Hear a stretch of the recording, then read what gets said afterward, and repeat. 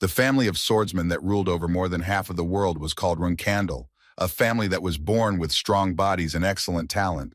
This allowed them to rule the world with their overwhelming power. Every battle they took part in ended with their victory. In any conditions, this family stood at the top, above their enemies. Thanks to this, they had absolutely everything. They enjoyed life and did it with joy. All this briefly described the lands where power rules, in which the strong devour the weak. And this is the family into which he, Jyn Randell, the youngest son of the Randell family, was born. Jyn was the child who chose the family sword in a selection ritual that could predict his future. He was the child who would receive his family's destiny. The guy always believed that only success and fame awaited him in the future. However, everything was not nearly as sweet as he could have imagined. As it turned out later, he had no talent for wielding a sword, and his family's blood was enough for minimal skills in handling a sword. Shame, dishonor, someone who is worse than the average representative of the Randell family, all this was about Jyn. One day, the boy's brothers came to his training and immediately noticed that he was aimlessly waving a wooden sword. They kept laughing at him the whole time and saying that the balisade, the sword he had chosen as a child, was not something he should play with. Jyn couldn't answer them and fight back because deep down he understood that they were actually right and he had not lived up to the hopes that were placed on him. But the older brothers clearly didn't like that Jyn continued to ignore them, so they asked him to answer the question again. Well, for motivation, one of them decided to hit the guy so that it would be easier for him to think, and he would find the answer to their question faster. They kept calling him useless and that everything he did was useless. Jyn decided to reach for his sword to fight them back. But this attempt was also successfully stopped. The older brother continued to assure the guy that he would never succeed and that it would be better for him to stop right now so as not to disgrace their glorious family anymore. They started going through his pockets and found a small notebook that contained basic sword fighting theory. And this caused even more laughter for these guys. They found it funny to realize the fact that the guy thinks that he can achieve something just by studying theory. No matter how much Jyn asked them to stop and give him back his things, they didn't listen to him and continued to break his things, saying that he shouldn't have been given a chance. It seemed to them that because he was once given a chance, the guy now doesn't know his place, and worst of all, that he has hope. Jyn tried to tell them that there was no point in breaking his things to get that across to him. But these words only further angered his brothers who took him on. They told him this for his own good, and he simply has no right to contradict them. And given that he continued his disobedience, they decided that they needed to teach him some manners. Their bullying and his absolutely worthless talent, he felt it every day. But this did not stop him at all, and he believed that if he continued to work and try, then one day the family would recognize him, and he would finally be able to become a full-fledged member of Randell. Jyn really believed this until his family decided to expel the guy from the family. When he was 25, he was expelled from his family and became a miserable nobody who wandered aimlessly. It was hard in that period of his life, but there was still one positive moment. He met a master, and then Jyn found out that he had talent too. But more importantly, it was a talent that was forbidden in his family, the art of magic. Exactly 3 years have passed since then, and Jyn was not going to stop developing his abilities as a magician. Moreover, he planned to combine the magical power that exists in nature and the magical power of a wizard. It seemed to him that in this way he would be able to strengthen his power. But at some point these experiments went too far, and the guy ended up in a place unknown to him. Jyn spent some time in this place, and at some point heard an otherworldly voice, which he introduced as Soldred, and according to this creature, he is the master of all shadows. Soldred, as it turned out, it was not for nothing that Jyn was called here. As the god of shadows, he intended to offer him a contract. According to this creature, if Jyn makes a contract with him, he will be able to use shadow technique, which means that he will be able to destroy any curse. Soldred noticed that it seemed like the guy had been accumulating hatred from other people since childhood. The Shadow King immediately realized that he was unable to show his talent because of this primitive curse. Jyn didn't understand what Soldred was trying to tell him, so the Shadow Lord explained to him that this curse was called the Blade Illusion, which suppressed his sword skills. Especially this curse was terrible for the guy because he was from the Randell family. Soldred decided that this was why he was so drawn to the guy and why they were talking now. He decided that from that moment on there would be no more curse that brought him pain, and after these words he broke the magic chain that was around the guy. But the Lord of Shadows decided not to stop there and decided that now he needed to make Jyn an unprecedented magician. According to Soldred, he will be very pleased to watch him. A few seconds later, Jyn found himself back in his room and just stood there for a while, recovering from the shock, because he sincerely did not understand what had just happened to him. But this did not last long, and as soon as he came to his senses, the first thing he decided to do was take his sword in his hands and try to remove the curse. Jyn ran out into the street, removed the protective cover from his sword, and was able to deliver a crushing blow. Everything was as Soldred said. The guy finally began to feel the strength in his hands. As soon as he raised the thing again, he began to feel new things with each new second. It literally made the guy crazy in this regard. It seemed to him that this sword had no weight at all. Jyn felt like he was just waving his hand. The weakest boy of the Runkendall family will finally be able to show what he is capable of. After the curse was lifted, he finally saw the fruits of his hard work. Moreover, he understood that he could add magic to it, and then his title of the weakest would miraculously disappear. But after some time after another battle, he lay on the ground and heard only screams. Jyn felt that his body was very heavy, and apparently his life was coming to its logical end. He tried to call his master and Soldred, but unfortunately no one answered him. Jyn understood that unfortunately there was no one here. He couldn't even imagine that he would die as a nobody. It seemed to the guy that this was all because nothing was supposed to work out for him.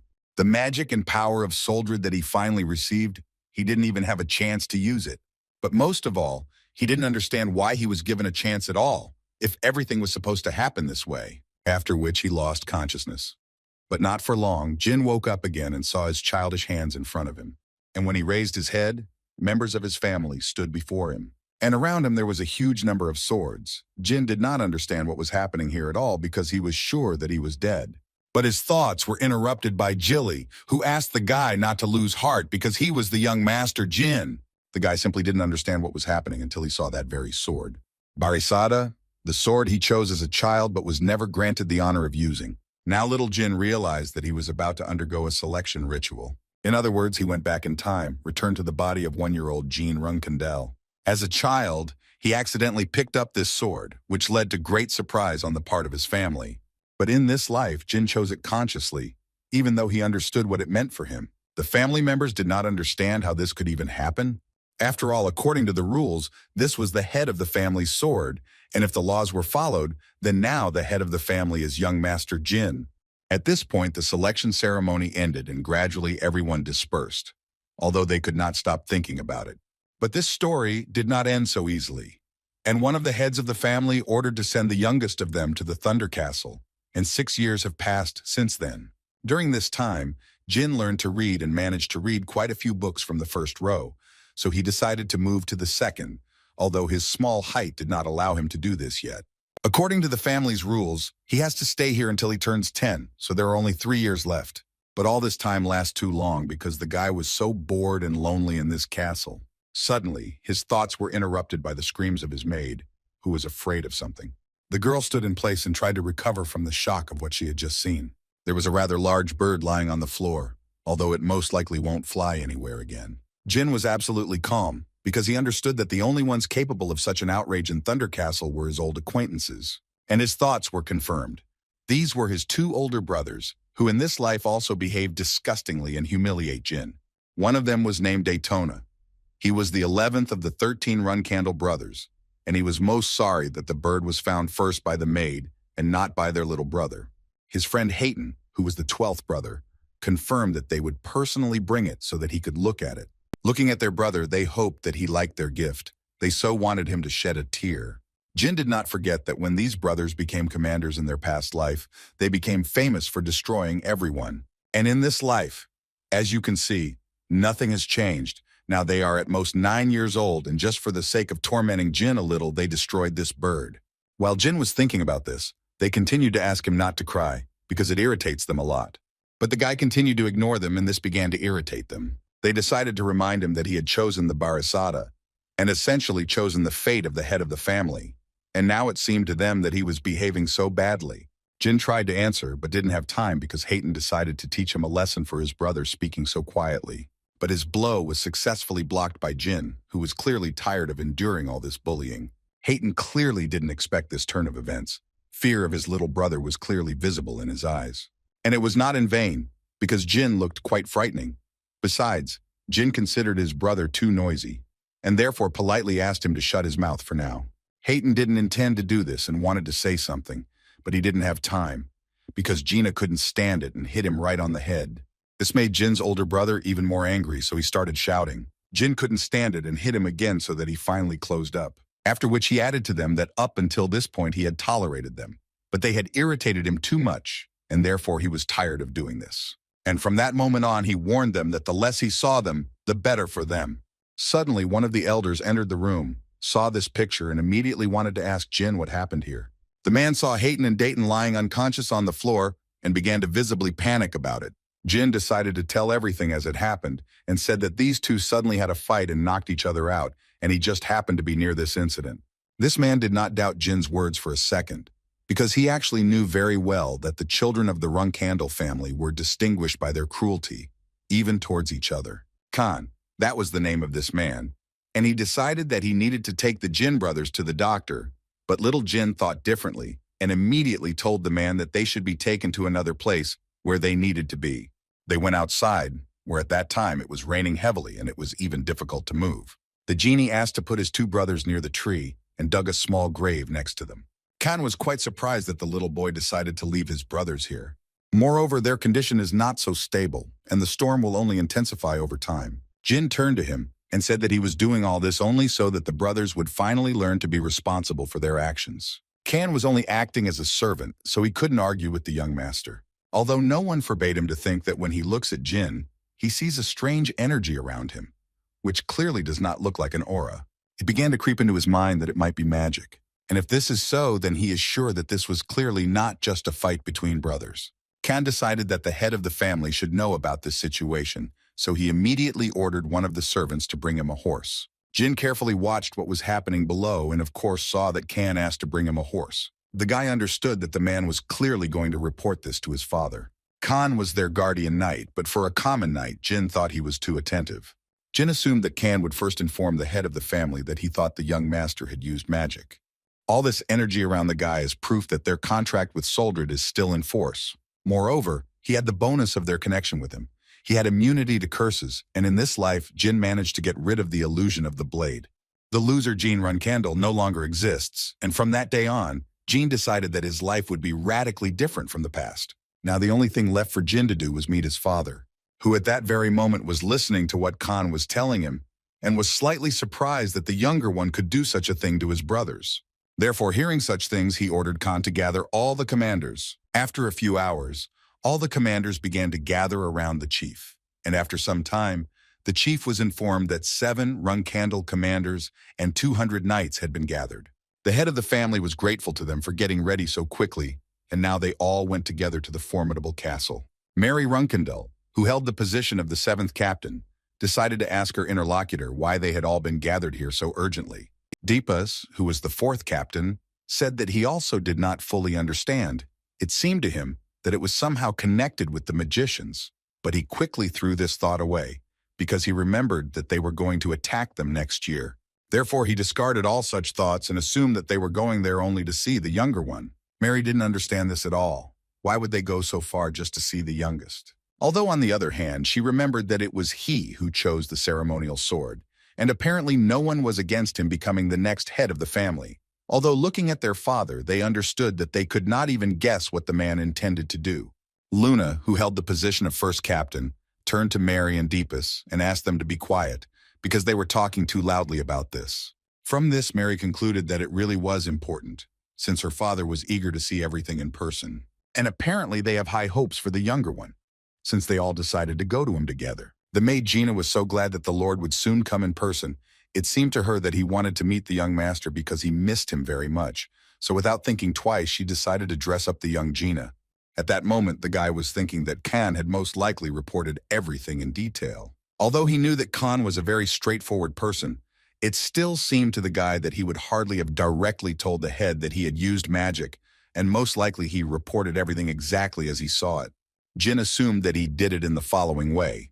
The youngest of the Randell used an unknown power that did not resemble either magic or aura, and therefore his father would personally come to see what it was.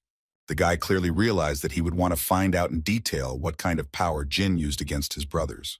And most importantly, the father will decide whether this power will be useful for the prosperity of the family or not. My lord and all his commanders arrived at the formidable castle, and the first thing he did was order the brothers Hyten and Dayton to be called to him. First, he told them that he heard that they had a fight with Jyn and wanted to know whose fault it was. Daytona immediately assured his father that they had not actually done anything wrong, and Daytona completely agreed with him, saying that Jyn had hit them first. Moreover, they told their father that the younger one did this using a force about which nothing was known. It seemed to them that it was clearly not an aura. And one of the brothers, at one point in the story, nevertheless decided to suggest that it was more like magic. They both understood perfectly well what would happen to the younger one if it really was magic, because it was forbidden in their family. Hayton and Daytona continued to claim that it was magic, and they furthermore believed that Jyn needed to be interrogated before he covered his tracks. But their father stopped them in time and told the boys to keep it all a secret. After which he looked at them and added that one cannot survive here with truth alone. He then sent Hayton and Dayton to rest and asked to call Jyn, who was already ready to go into his father's room. At that moment, the thought was in his head that his father was Jyn Randell, and he was stronger and more cold-blooded than everyone he knew.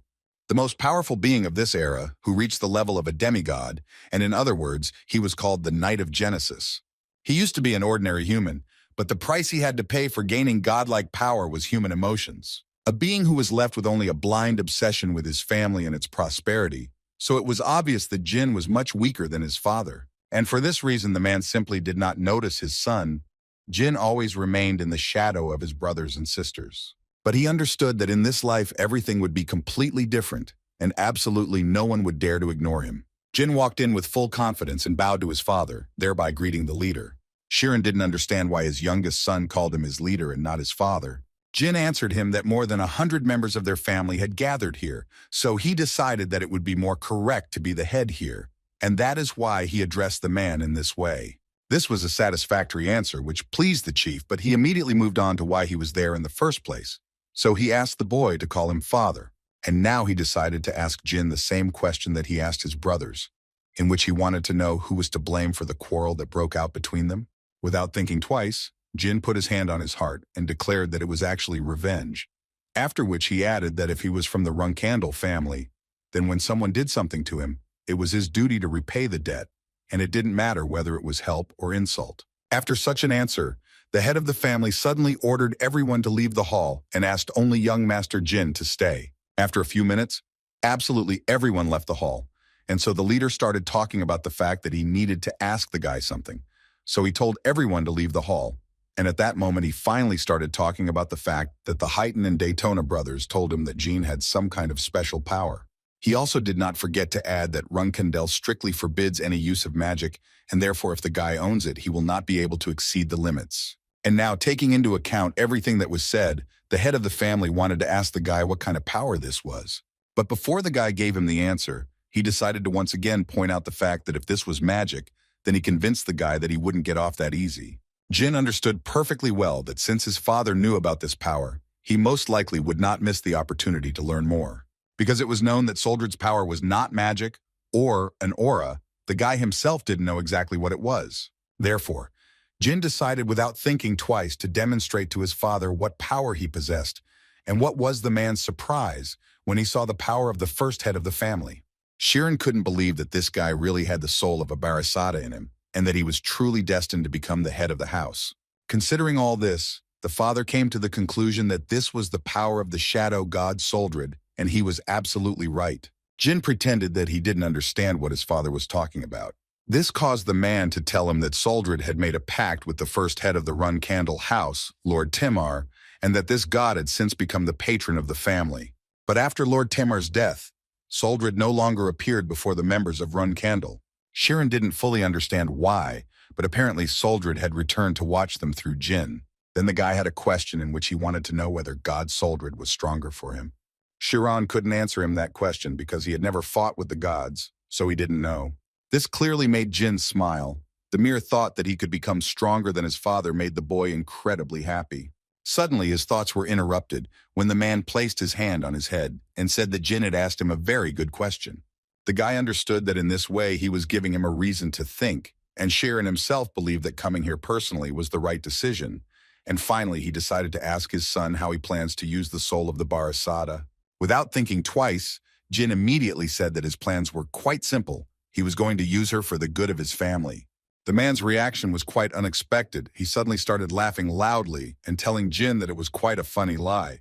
He thought so because just recently the guy beat up his older brothers, then left them lying on the street during a storm. And after all this, he tells him that he wants to use this power for the good of the family. Jyn knew that it wouldn't be that easy to fool his father, so he had to think of something to say. And he decided to tell the truth this time. So he said that he planned to use her to his advantage. Although the face of the head of the family changed, he still answered the guy that such an answer more than suited him, after which he was about to leave. But before that, he told his son that from that moment on, he would be under his supervision. And as soon as the man left, Jyn could finally breathe a sigh of relief. He had managed to survive this. It was enough to use this power as he pleased. But now his father would be watching him. Jyn could not even imagine that everything would go so well. And now it seemed to him that his new life would be radically different from the past. Sister Mary gave the boy a small gift before they left. According to her, it was a special gift that she had prepared especially for him, so the maid would take it because it was quite heavy. The only hint she left him was that Mary told him to cook it and eat it, after which she added that he needs to become strong quickly. Jyn didn't fully understand why she gave this gift to him, but as soon as he opened the box, he realized what was going on. Inside this box was a phoenix heart, an extremely rare item. Jyn couldn't quite understand why Mary would give something like that to a 7-year-old child, but he couldn't say he was particularly upset. Mary Randell, 7th Captain and 6th Rank Knight, is known as Storm Mary, and she also has a lesser-known nickname. But not many people knew this nickname, only those who managed to survive and called her the crazy woman of the southern lands. Thinking about it, the guy came to the conclusion that his crazy sister had given him such a valuable thing, and that the words in which she asked him to grow up faster, she had put a certain meaning into them. Jyn decided that if he ate the heart of a phoenix at such an early age, he would most likely increase his resistance to fire and, of course, speed up his growth. And if you think about it, the heart of a phoenix is required by experienced mages to safely summon phoenixes. Jyn did not deny the fact that perhaps in this life he would be able to summon his phoenix, which would obediently carry out his orders. Jilly distracted his thoughts when she brought him the prepared heart, for which Jyn was very grateful. The maid thought that Lady Mary had given him a wonderful gift before leaving, so she asked him to eat it while the soup was still warm. But the guy was not given peace by his brothers, who were watching him. And at one point Jyn could not stand it and asked them to immediately talk about what they wanted from him. Dayton answered him that in fact nothing like that. It just seemed to them that there was too much food for him alone. They noticed that Jilly was running around with such a huge pot and they thought that maybe there was enough food for them too. Jyn realized that they apparently wanted to eat this soup so much that they were ready to do anything to get it. Then the guy decided to let them do it, but first he wanted to ask them to fulfill one of his requests. After some time, the brothers did not understand at all why they were doing this, because there was nothing there. Besides, they were worried that something might happen to them when someone found out that they were digging here. But on the other hand, they understood that this shouldn't bother them, because if someone gets into trouble, it will be the little ones, and they will still get this soup. When both brothers returned back to the castle, Jilly was slightly surprised at what happened to them. They were in a terrible state. And Jyn even managed to make fun of them, saying that he had been waiting for them for so long. But they did not want to listen to this, and wanted to immediately get their portion of soup. Jyn didn't understand who he was, not to leave them some soup. So he got up from the table and said that they could start eating since they wanted it so much. But the plate was absolutely empty, and the brothers did not understand where he left it for them. But then they realized that he left them 2 teaspoons, and it seemed to them that this was too little for them. But Jyn did not understand why they were complaining, because he said that he would leave them. He just did not specify how much it would be. The guy thought that he had fulfilled his promise and therefore was about to leave. And of course, before leaving, he did not forget to wish them bon appetit. He went down into the tunnel that he had asked his brothers to dig and was extremely surprised that they took his request quite seriously and did everything as he asked. Jyn first knocked on the walls and determined that for such thickness, a first-tier spell would be more than enough for him. He couldn't wait for this moment anymore because he was extremely bored saving up all this mana and not using it, but finally he could do it. The guy used one of his most powerful spells, which allowed him to get into a secret place, and it was about none other than the secret library of Randell. In his past life, he never managed to get here, so he felt a little strange. It seemed to him that his older brothers were saying that a special phrase was needed to open it. And Jyn knew what phrase to say, so he said in a quiet voice, "The child of Randell came to console Moram." After these words, the doors in front of him immediately opened, and finally Jyn could enter this library. The Runcandle Secret Library is a place that holds many secrets from the clans that the Runcandle have exterminated over the last 1,000 years. Only Runcandle commanders were allowed to enter, and it was truly enormous in scale. In his past life, his brother immediately said that it was useless for him to know about this place, because Jyn was never able to become a commander. But he still managed to learn something useful, and as was evident, he made good use of this knowledge. Suddenly, his thoughts were interrupted after his short walk through this library, when he saw a man who was locked in a transparent prison. Looking closer, Jyn noticed that the man had scales visible on his face. That's why it seemed to him that he was simply not a person, but some kind of animal that his family had caught and put in this prison. Suddenly, he remembered the words he needed to say before entering this library. That's why he suggested that perhaps this is the Black Dragon Moram. Jyn heard that he lost to the first head of the house and fell into a deep sleep, but Jyn never thought that it was really true. In any case, he didn't have time for this now. He needed to find the clan's secret materials as soon as possible. After a few minutes, Jyn still managed to find the secret tomes of other clans. To begin with, he decided to read a tome from the once famous Kungan swordsman clan. But the content of this book was clearly difficult for him to understand with his knowledge of third-rank theory. He decided that it would be a good idea to take this book with him, but he was aware of the fact that he could be caught. So he decided that it would be best if he came here from time to time and rewrote the book little by little. And Jyn did this for quite a long time, until someone distracted him with their noise. It seemed to him that at this time no one would go to the library of the formidable castle now. But apparently he was wrong, because as soon as he opened the door to see what was happening in the corridor, he saw a man in front of him who immediately wanted to ask the guy what was going on here. Jyn immediately realized that Moram was standing in front of him, but he didn't understand how this was even possible. In his past life, nothing was said about him being able to wake up, so the guy didn't pay attention to it, but apparently it was a mistake. He tried to mentally force himself to calm down, because it was worth remembering that Moram was the guardian dragon of their family. So if he was polite and pretended to be an ordinary child, then perhaps he wouldn't do anything to him. So the first thing he decided to do was to greet the guardian of their family once again as the child of Randell. But for some reason this made him very angry, and he literally went berserk in 1 second. Moram started yelling at the guy because he thought that Jyn called him a pathetic guardian. He still didn't understand why people who don't know anything, treat him like some kind of guardian. According to him, he hated the Runcandles, and he did not understand at all how they dared to say such things to him. It was obvious that Moram wanted to take out all his anger on this poor guy, but he was still able to come to terms with it and calm down, after which he added that he woke up because he smelled a good smell for the first time in a long time, but only this scoundrel was there. Moram didn't understand why this guy smelled of spiritual energy and tried to sniff the guy from all sides, and it looked strange, to put it mildly. He went on to say that although he had slept for 1,000 years, he still remembered that smell very well, that thick aroma of spiritual energy. Such a smell can only be found in those who have made a contract like Tamar did in his time. Jyn did not expect that the reason why Moram suddenly woke up was his spiritual energy. Moram couldn't believe that this smell was coming from the little guy, so he carefully began to look around, trying to find where this smell was coming from. Jyn was watching carefully at this time, and thinking that perhaps it wouldn't hurt for him to check something. So he turned to Sir Moram, and he was sure that the guy clearly knew something, so he turned to him. Jyn created a small ball in which a lot of energy was concentrated and added that his father said that this was the power of the shadow god, Lord Soldred. Moram immediately began to shake with fear and asked the guy to tell him that it was just a joke, but looking at the expression on Jyn's face, he understood that it was clearly not a joke, after which he fell to his knees and began to say something about the treaty promised 1,000 years ago. Jyn didn't understand what this guard was talking about, but he still continued to listen to him attentively.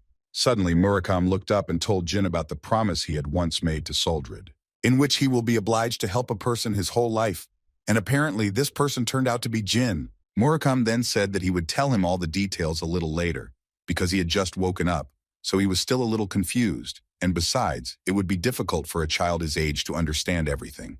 But still, he did not forget to formally introduce himself to the man whom Soldred had chosen. His name was Moram. He was Soldred's confidant, his friend, and the last descendant of the original Shadows, and following his 1,000-year promise, from today on he would be on his side.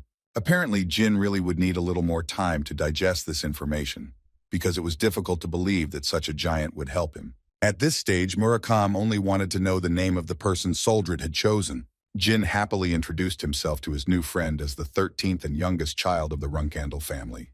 The name of the black dragon Murakan comes from the famous mountain on which the Thunder Castle is located. It was a powerful creature that ruled these lands for a long time. However, 1,000 years ago, the dragon fell at the hands of the first head of the Runkandle family, Tamar, after which the legend says that, having abandoned his lands, Murakan fell into a deep sleep. Now Jyn understood that he was not their enemy. On the contrary, Murakan was the guardian and good friend of the first head of the family. A man who has made a pact with God is accompanied by a guardian dragon, but nothing was known about Soldred's guardian dragon until now. Now the guy understood why no one knew about Murakan. The next morning, Jyn came back to Murakana with the thought that he would have a personal guardian dragon. And so he decided to get to know his keeper as best he could, so he decided to start with a small gift for him. He brought him some food that Jilly had prepared. After his awakening, Murakan did not leave the library for several weeks, and the first question Jyn decided to ask him was why he fought with Tamar. In response to this, the dragon told him that it was 1,000 years ago, and as it turned out, he did not remember the reason for their fight. The only thing Jyn could learn from Murakan that day was that he was madly in love with strawberry pies. At one point in their dialogue, Murakan decided to ask the guy what he was always doing there when he came, to which Jyn told him that he was copying books to take them with him, because if he took the originals, then they could find out about his visits to the library.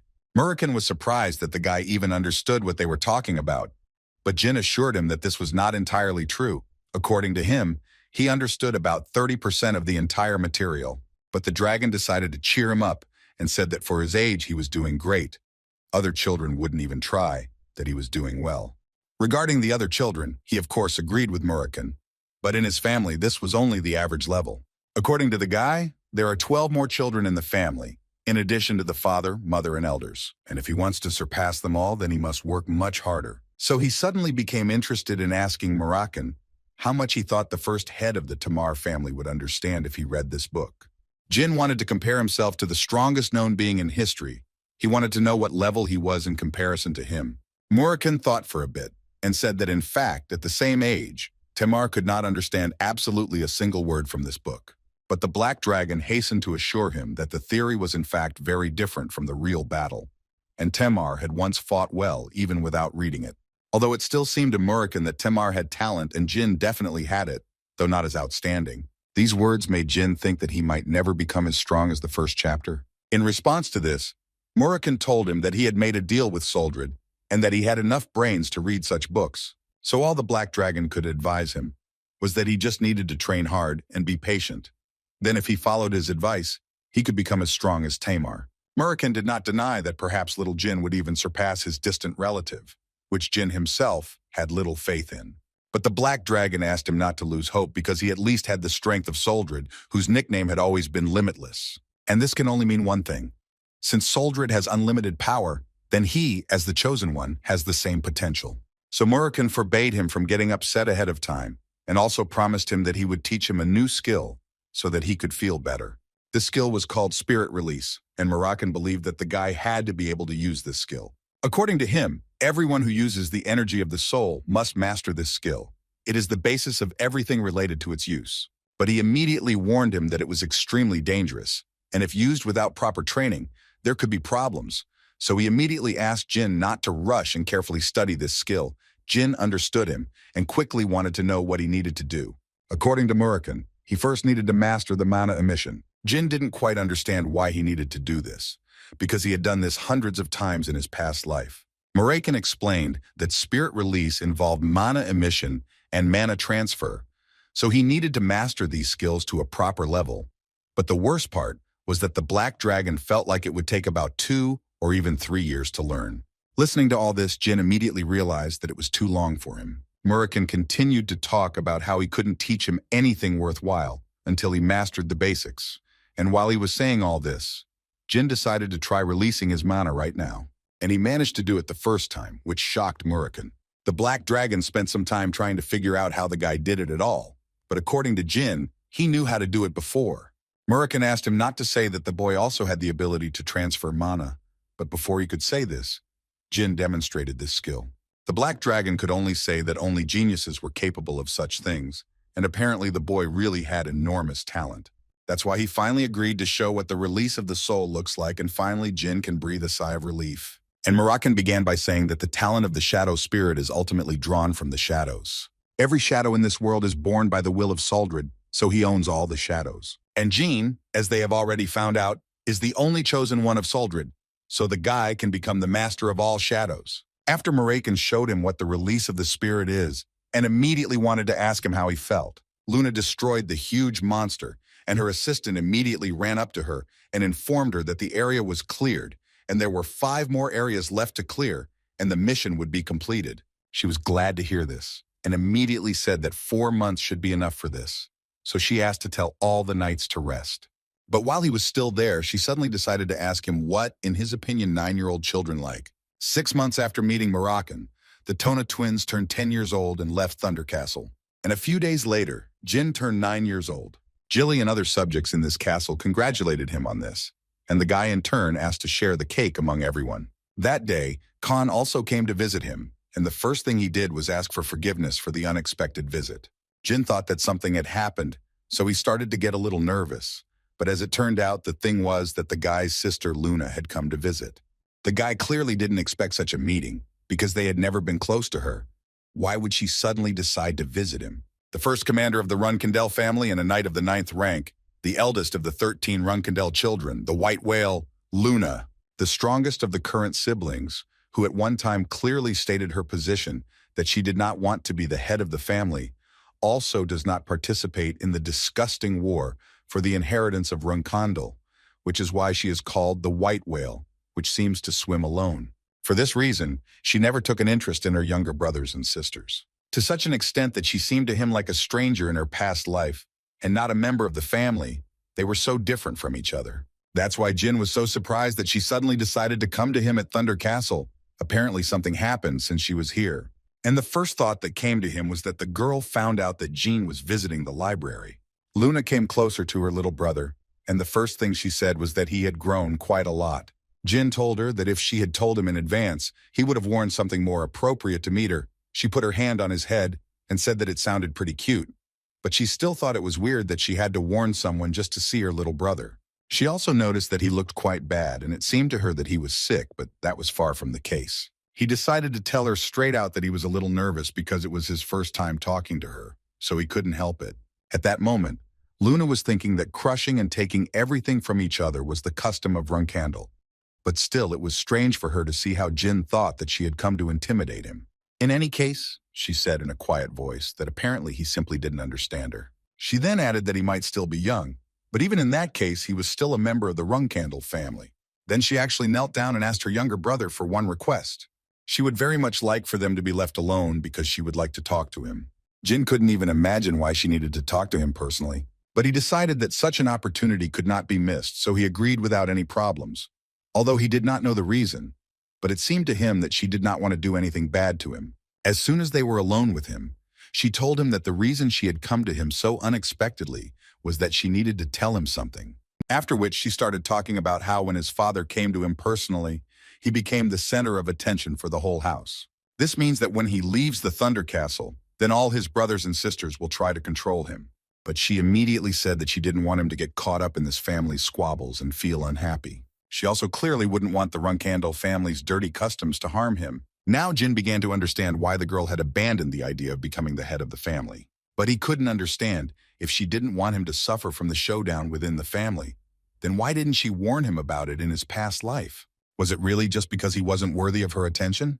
Or is it because his siblings didn't see him as a rival before? He had different thoughts in his head, but he still decided to thank his sister for warning him. But still, he already has a reason why he doesn't intend to participate in this. Luna immediately began to tell him that this was all serious.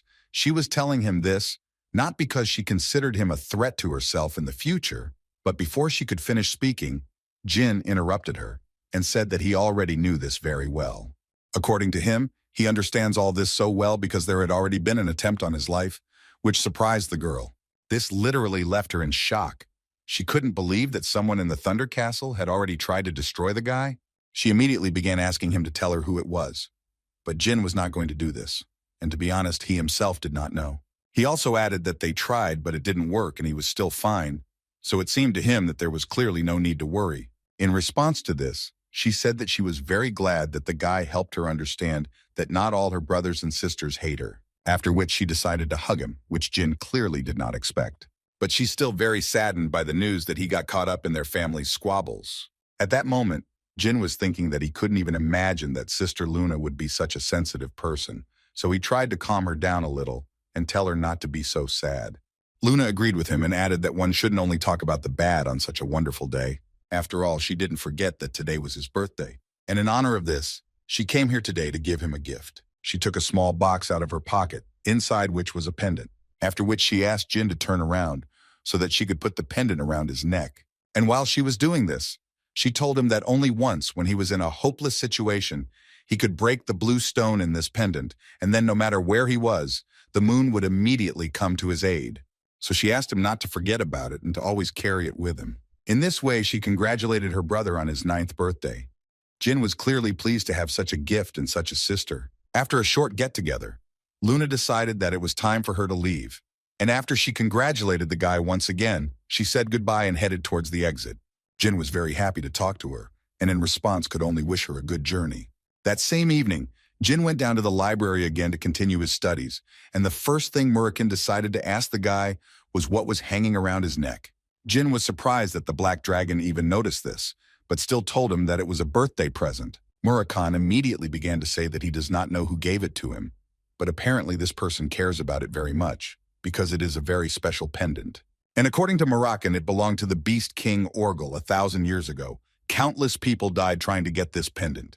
Besides all this pendant gives him resistance to any magical attack below the 5th rank, enhances the wearer's magical skills, and Murakan assumed that it also has a summoning function. Jyn was surprised that Murakan knew so much, but the Black Dragon asked him not to be surprised, because at that time, it was the peak of his activity. In any case, he assumed that this gift was given to him by the person with a strong aura who came here. Jyn confirmed that it was his older sister, and the guy was very surprised that he was able to feel her energy. Murakan confirmed this information, and moreover, added that his sister should have also felt it.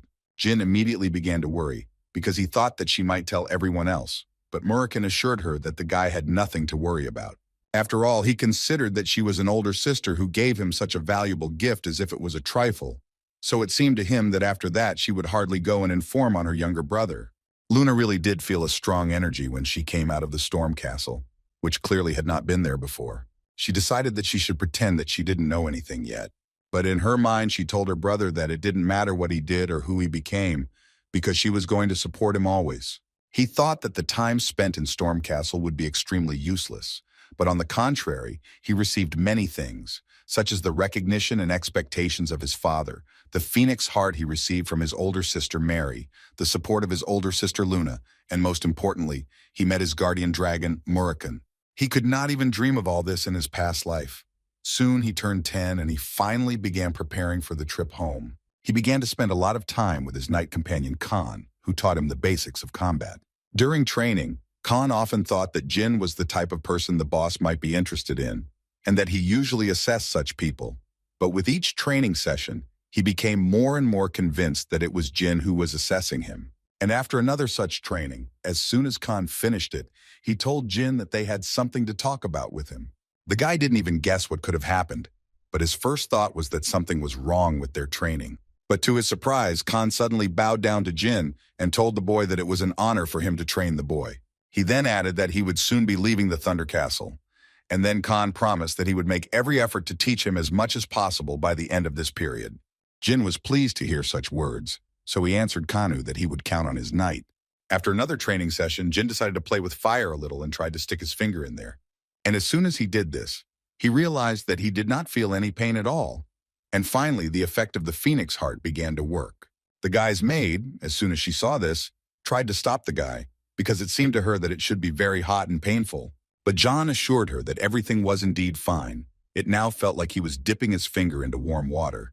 She was glad to hear that Lady Mary's gift had already had a positive effect. She had only heard about the effect of the phoenix heart and was seeing it for the first time in reality. Jyn was not much different from her and was also experiencing how it worked for the first time. But even in this case, he considered that this was not the maximum, and it seemed to him that he had only learned half of it so far. and he was thinking that most likely in a few years he would fully receive all the effects from the heart. His thoughts were interrupted by the maid, who once again reminded him that they were leaving the castle tomorrow morning, and therefore she asked him to warn her in advance if he needed anything. In response to this, he suddenly said that he urgently needed to go out for a short while, and this was really quite unexpected. He decided to visit Moram and remind him that they were leaving the castle tomorrow, but the Black Dragon did not forget about it even without him, because he had actually been waiting for this day for an eternity. But Jyn was still worried, because he couldn't even imagine how the Black Dragon would follow him. Moram immediately told the guy that there was no point in worrying about it, because he was at least a legendary shadow dragon. And at the moment, it doesn't matter at all how much he has weakened. For him, it's still as easy as pie. According to him, he will take care to follow the guy carefully so that he can't be noticed. Jyn didn't understand why he was telling the guy such important information only now, but Moram told him once again that there was no point in worrying about it, because he had been sleeping for the last 1,000 years, and it was normal that he was not in perfect shape yet. The guy suddenly began to wonder whether his guardian would be able to regain his former strength, and according to Moram, he would do it moreover. With the guy, he would become even stronger. After all, the whole point is that he is his guardian dragon after all. So Jyn also needs to hurry up and become a powerful mage swordsman like Tamar. Hearing this, the guy decided to ask again if his family was originally mages and swordsmen at the same time. The guy knew about this because in his past life, Soldred told him about it. Initially, the Randell family only had magical swordsmen, and the first head of the house was the strongest of them. But almost no one knows this, and this upset Jyn a little. Moram added that the reason why the current Randell rejected magic and began to study only swordsmanship is because of the humiliating pact made 1,000 years ago. According to the Shadow Dragon, people still called him the guardian of the family, but he was sure that they would be very embarrassed if he appeared in front of them. And if this had happened 1,000 years ago, he was sure that everyone would have run wherever their eyes looked and would have been horrified by the fact that he was next to the most respected creature in the world. Jyn was very doubtful that his family would do such a thing, but he still continued to listen to Moram. The Shadow Dragon was not surprised that the guy doubted it. In any case, there was no point in proving it now, and he only asked the guy not to worry about him, because he would hide very well. Jyn believed him, but he didn't know what to do with the capsule that contained Moram, because his family members could come in at any moment and notice that the Shadow Dragon was not there. Moram thought that this issue was too easy to solve with the help of dragon magic, with which he would create a copy of himself. For him, creating a copy of himself is such a trifle that he can do it with his eyes closed, so he assured Jyn that there was no need to worry. But still, he did not forget to note the fact that he had not yet regained all his strength, so maintaining it for a long time would be quite difficult. But he was ready to continue in the same spirit until Jyn grew up. The guy was pleased to hear this, so he immediately thanked his guardian for his care, and Moram asked him to respect him more after that. And just in response to that, Gina told him that he brought him something special today. The guy was talking about a pie that was made from the first batch of strawberries this year, and wine that he stole when Gilly wasn't looking, a kind of gift to Moram. But Jyn had one condition. He asked Moram not to make a bad copy while drunk. The Shadow Dragon's joy knew no bounds, and he immediately declared that he would do everything perfectly for such a gift. After some time, Gilly was already helping Jyn get dressed. And while she was doing this, she told him that when he returned home, he clearly should not expect quiet days, even if he had trained hard. After all, she thought that there would be more work there, and it would clearly be much more difficult for him, and she would no longer be able to cook pies whenever he wanted. Jyn assured her that there was no reason to worry about this, because he intended to work very hard when he returned home so that he would not have any problems. Gilly was very happy to hear this. Suddenly, their dialogue was interrupted by two knights named Jerome and Holtz. Today, their task was to help Jyn get home safe and sound. They would accompany him until he reached the safe zone, and Jyn himself was not against such good protection, so he did not say a word. After this dialogue, Jyn and his comrades finally left the storm castle. And the next stop of the young master was the main monastery of Randell, which was called the Garden of Swords. At one point on their journey, Gilly noticed that the snow had become very heavy, and she immediately suggested that Jyn wait out the blizzard in the nearest village. She felt like they wouldn't be able to get through the teleportation gate in this weather, and Jyn eventually agreed with her. Suddenly, their carriage began to shake, as if it had been caught in the middle of an earthquake. Two knights immediately began shouting to them that there was an ambush, and that it would be best for them to stay inside the carriage, which is what they did. At that moment, Gilly tried to calm the young master down as much as possible, saying that Jerome and Holtz were 7th-ranked knights, and that she was also next to him. But looking at her, it was clear that only she needed support. She saw that they were attacked by 20 magicians and the same number of warriors. Perhaps there were archers, but she didn't know for sure. Jyn, hearing this, realized that he and Gilly needed to get out of the carriage immediately, after which he began to talk about how the Runkhandle guards would never just abandon a child from a family without protection, and at least one of the two should be with him. Based on this, Jyn decided that these 2 knights were either fake escorts or simply traitors. In any case, the guy thought that it was not so important now, because some device could be installed in the carriage, and therefore they needed to escape urgently. Although the girl was incredibly scared, she still agreed with the young master's idea.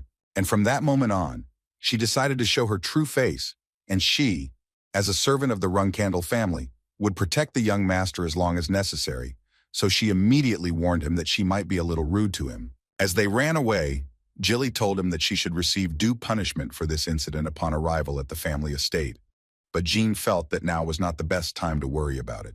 After which he asked her to go to those 2 knights, because he needed to check something. Gilly didn't quite understand why they were doing this, so the guy explained to her that those attacking guys could possibly be their allies. And if he had been their target, then as soon as they ran out of the carriage, they would have immediately tried to destroy them, but it was suspiciously quiet around. As soon as they came closer, just as Jyn had expected, they saw a coat of arms with a leaf and a pattern with a black beast. This is the Yuta family, a clan of magicians from Middle, and next to them were the mercenaries of the Black King. Suddenly their conversation was interrupted by one of the magicians, who shouted that he saw Gilly McCrollin and also confirmed that Jyn Randell was alive. And as soon as he said this, the head of the magicians immediately gave an order to all the squads that their main goal was to protect Jyn Randell. A few seconds later, a man appeared in front of them, who introduced himself as Mercayo, and he is the vice captain of the 3rd squad of the Black King's mercenaries, and at the request of the Runkhandle family, they will protect them. Looking at these 2 knights, Jyn understood that most likely this was not a betrayal. Rather, they were, initially, fake escorts. And if they were actually 7th-ranked knights, then dealing with these troops would not be difficult for them. Gilly couldn't help but start screaming at them because she immediately wanted to find out who they were and what their purpose was. For one of them, it was funny that they actually thought that they would tell everything to the Runkhandles. The girl tried to talk to them, but suddenly Jyn asked her to destroy one of them. He then asked Gilly to try and cut off the other man's arms and drag his body to him. The girl, hearing this, immediately went into battle and was ready to carry out the order of her young master. She was able to complete the first task in a matter of seconds, and one of them died immediately. The second one also did not wait long for his turn and lost his hand in the same way. And then, without thinking twice, Gilly took his other hand away. Then, as Jyn had asked her, she took him by the head and dragged him to Jyn, while telling this knight that it seemed his masters had greatly underestimated them. After she brought the body of this knight to her master Jyn, she finally told him that in order to become a servant of the Runkhandle family, one must be at least a 7th-rank martial artist. Jyn completely agreed with her and added that in order to destroy a child from the Runkhandle family, they should have sent at least 3 or even 4 8th-rank knights. The knight, who could still speak, began to shout and ask not to make him laugh, because in his opinion this was just a warning, after which he added that the era of Runkhandle's rule would soon end.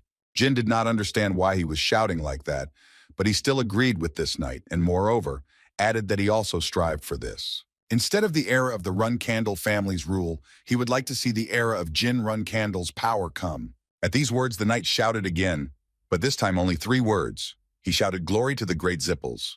The Zipples are a clan of mages that rule the rest of the world. They are essentially the opposite of the Runkhandle family, and while some strive to reach the peak of swordsmanship, others do the same with magic.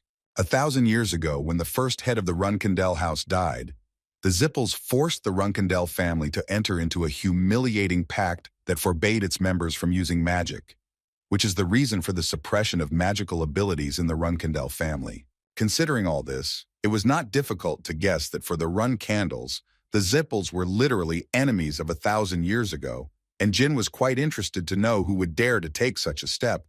But now, thanks to this stupid knight, he knows everything. After which he asked Gilly to throw him away somewhere nearby, because he believed that there was simply no point in interrogating him further. Of course, even for the Zippels, Runkhandle are sworn enemies, although they constantly terrorize Runkhandle. But today's incident is different from their usual antics. It clearly looks more like an attack by independent extremists. He carefully examined the crime scene and was sure that something was clearly wrong, but it was really difficult for him to find what exactly. Jyn knew that no matter how skillful his disguise was, it would still be extremely difficult to fool a 7th-rank martial artist. So considering all these facts, Jyn began to think that it might be the interference of that same guy. Jilly approached her young master and said that she had done everything as he had asked, in response to which Jyn praised her and said that she had done her job well. After which he approached Mercayo, who held the position of vice captain of the Black King's mercenaries, if Jyn remembered correctly. In any case, the guy approached him to tell him that thanks to the fact that they distracted them, he and Jilly managed to escape. And therefore, as soon as they get to their estate, Jyn will immediately report on their exploits, and the family will repay them in full. In the meantime, he asked the man and his men to take care of him until they reached the gate. Mercayo, after such words, was ready to do anything for Jyn, so he assured the young master that they would try to do everything possible. Although he thought mentally that despite the fact that he was a descendant of Runkandel, who left the castle for the first time, and that he was only 10 years old, all these facts were surprising because he was already confident in himself and behaved with dignity. So he began to wonder if perhaps the things he had said earlier about the Jyn Randell era had been more than just childish chatter. After these reflections, he approached his people and said that until they reached the gates, he asked them to control themselves and think about their actions. The mercenaries did not understand what kind of strange order this was, and such a sudden one at that, because they had absolutely not cared all this time. But he once again asked them to shut their mouths and do what he ordered them to do. Jilly interrupted their not-so-nice conversation and told Mercayo that they could move out. Mercayo listened to them without any problems, and at the same time put his heart to his heart, which greatly surprised his subordinates. On the way, Jilly was a little worried that they had just abandoned those imposters there. But Mercayo assured her that everything was actually okay, because it didn't matter whether they were found alive or not, they would still serve as a good example for their comrades. Jilly was glad to hear this, and she was also pleased by the fact that in about 2 hours there should be a village, Jyn suggested, waiting out the storm there. And since they were already talking, the guy decided to ask Jilly not to be upset about the incident with the escort, because she should understand that it was not her fault in the first place, because even the Knight Khan, who has the 9th rank, did not notice it. And for a warrior of the 7th rank, it is even more difficult. And for Jyn, it will not be difficult to tell her what a guardian knight should do. The Runkandel family's nannies share the fates of the children they care for. Jilly was Jin's nanny in his past life, and the family looked down on her because of him not having any abilities. But despite this, she never blamed the guy for it. When he was expelled, she was also ordered to leave with him, and even then she asked him for forgiveness for not being able to serve him worthily. This is how she was then, so Jyn most of all did not want to be rude to her in this life. But now everything will be different, and therefore the guy believed that Jilly should become stronger. While he was thinking about this, Jilly came up to him and said that she was ready to accept any punishment that he considered necessary for what happened. Jyn got tired of putting up with her constant apologies, so he started yelling at her, and as a result, he ordered her not to blame herself anymore, after which he added that perhaps she was his nanny. But he also asked her not to forget that she was the only guard he had now. And if even now such trifles throw her off track, then in the future there may also be problems with support. So he asked her not to make him repeat it again, and he hoped that she understood him. Jilly told him that she would try her best to improve. In her mind, she thought that the young master cared about her so much, so she decided that she needed to be on guard so as not to cause him any more trouble. Looking at Jilly, Jyn immediately noticed that his words clearly raised her spirits, even a little too much, but he was still glad about it. While Mercayo was booking 2 rooms for Jyn and Jilly, the guy was thinking that the man wasn't that clean. And if his guesses are correct, then most likely Mercayo is also involved in the situation with the imposters. At that moment, Jyn was thinking about the reincarnator Bubar Gaston, who was an excellent master of transformation. This skill is a kind of feature of dragons, but the problem was that not all dragons can transform perfectly. Moreover, it could be said that Bubar was the only one who was capable of this. And he also knew this, so he used this ability to commit many crimes, and thereby plunge the world into chaos. So, given all this, Jyn understood perfectly well that if Bubar was really behind all this, then it would be a real thorn in his side. But so far the guy really had no reason to think so because he hadn't done anything to give it away. Jyn remembered very well that in his past life he was arrested by the special squad Baimet when he was about 20 years old. But Jyn planned not to allow this, because he understood very well that if such a character became his ally, it would be extremely useful. But on the other side of the coin, he had no reason to trust a man who had already attacked him. So he decided that before Bubar got himself into even more trouble, the guy decided that he needed to find out if anything was different from his past life. Jilly turned to the young master to tell him that she would be outside, and if he needed anything he could call her. But before she could finish speaking, she noticed that Jyn had already fallen asleep, so she decided to be quieter and not disturb the young master. But Jyn never managed to sleep, because over time he was awakened by some noise from the street, which literally forced him to get out of his bed. He sat down and didn't even remember when he fell asleep, but the culprit of the noise was immediately noticeable. The guy thought that even despite his persistent training in the Thunder Castle, such loads were still too much for the body of a 10-year-old child. But then he decided to turn his attention to the one who was screaming, and it was a black cat, whose appearance made it seem like he urgently needed help. Although at that very moment the guy thought that perhaps it wasn't just a cat, he remembered Murakan's words, who told him that he would hide well and that Jyn had nothing to worry about. The guy was sure that this was his friend, the Shadow Dragon, and apparently this is what he meant when he said that he would follow him. Jyn was surprised that Murakana was so good at transforming. Until the end, the guy thought that he would turn into a servant or a rider, but definitely not into a cute kitten. But as soon as he returned to his appearance, he was no longer so cute and immediately began to shout that if he had done this, the knights from his family would have immediately understood everything. He decided to approach the guy to tell him the next plan, but he tripped over a piece of wood on the floor and, to put it mildly, did not land very well. Jilly immediately ran into the room, frightened for the young master. She saw a strange man next to Jyn who was screaming in pain. Therefore, she immediately turned into a not-at-all kind servant who did not understand how this worthless thing dared to threaten the young master. It took her only 1 second to put him on the ground and start demanding information from him. Who is he and what does he want? Jyn tried to stop Gilly and explain everything to her, but Murakan continued to lie with a very strange smile. After which he stood up and realized that Jilly was the same maid who baked those wonderful strawberry pies, and how glad he was to meet her again. Jyn was a little ashamed to hear this, and Jilly agreed with him. But she still stopped and no longer wanted to destroy this man and was even ready to listen to him. To begin with, Jyn decided to introduce this man and told Gilly that he was the guardian of the Runcandle family, the Black Dragon Murakan. After which he wanted to introduce Gilly, but Murakan interrupted him and said that he already knew her. She was his strawberry pie. Gilly decided to ask him for forgiveness for showing disrespect to the guardian of the family, but Murakan clearly did not intend to be offended. Moreover, he said that he would gladly forgive her. The girl decided to ask him why he calls her that. Murakan happily explained to her that it was because she makes these wonderful, amazing, and simply perfect strawberry pies. Jilly was shocked when she heard this. She literally couldn't believe that Jyn asked her to make these pies every day just because of Lord Murakan.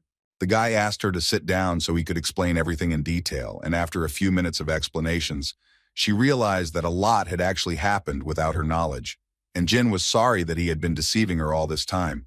But she was only surprised by how outstandingly talented Jyn was. All these things, magic, the contract with Soldred, and even the dragon as a personal guardian, all this amazed her. But considering all this, she could certainly say that she was incredibly happy to be his nanny.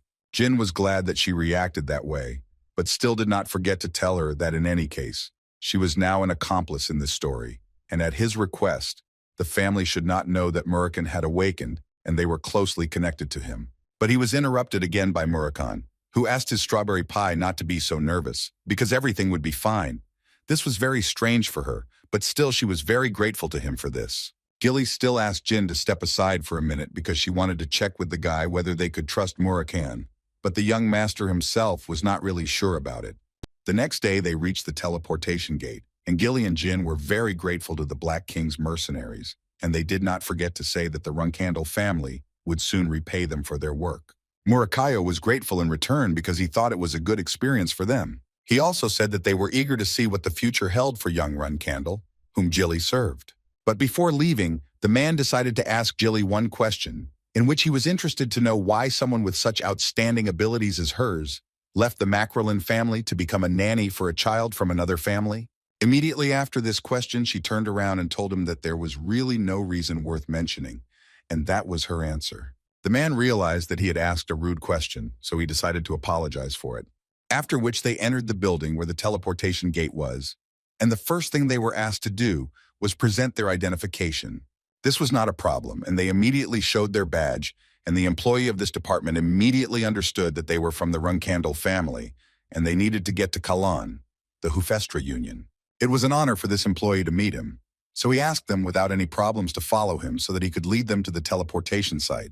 But everything was not so simple, because in order to move to the desired place in an instant, they had to wait here for 2 whole hours. However, they decided that it would be better to wait than to go there on their own feet. At that moment, Gilly decided to tell the young master that she was actually very worried about him, and specifically about the fact that they might find out about Murakana or something else, and then they wouldn't be able to keep silent about magic. After all, she knew very well that this was the only thing that was forbidden in the Runkandel family. But Jyn assured her that there was really nothing to worry about, because he also knew about it very well, and therefore would carefully hide it. Suddenly, their conversation was interrupted by the sound of footsteps coming from behind.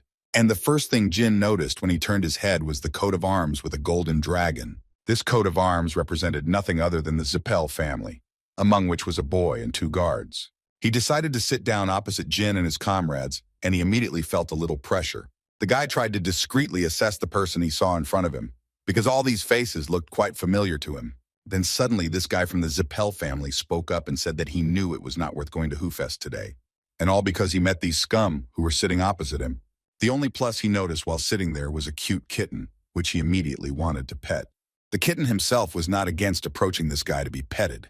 At least that's what it seemed like at first. After all, Murakana suddenly went wild and scratched Zippel's hand. His guards immediately ran up to eliminate the threat.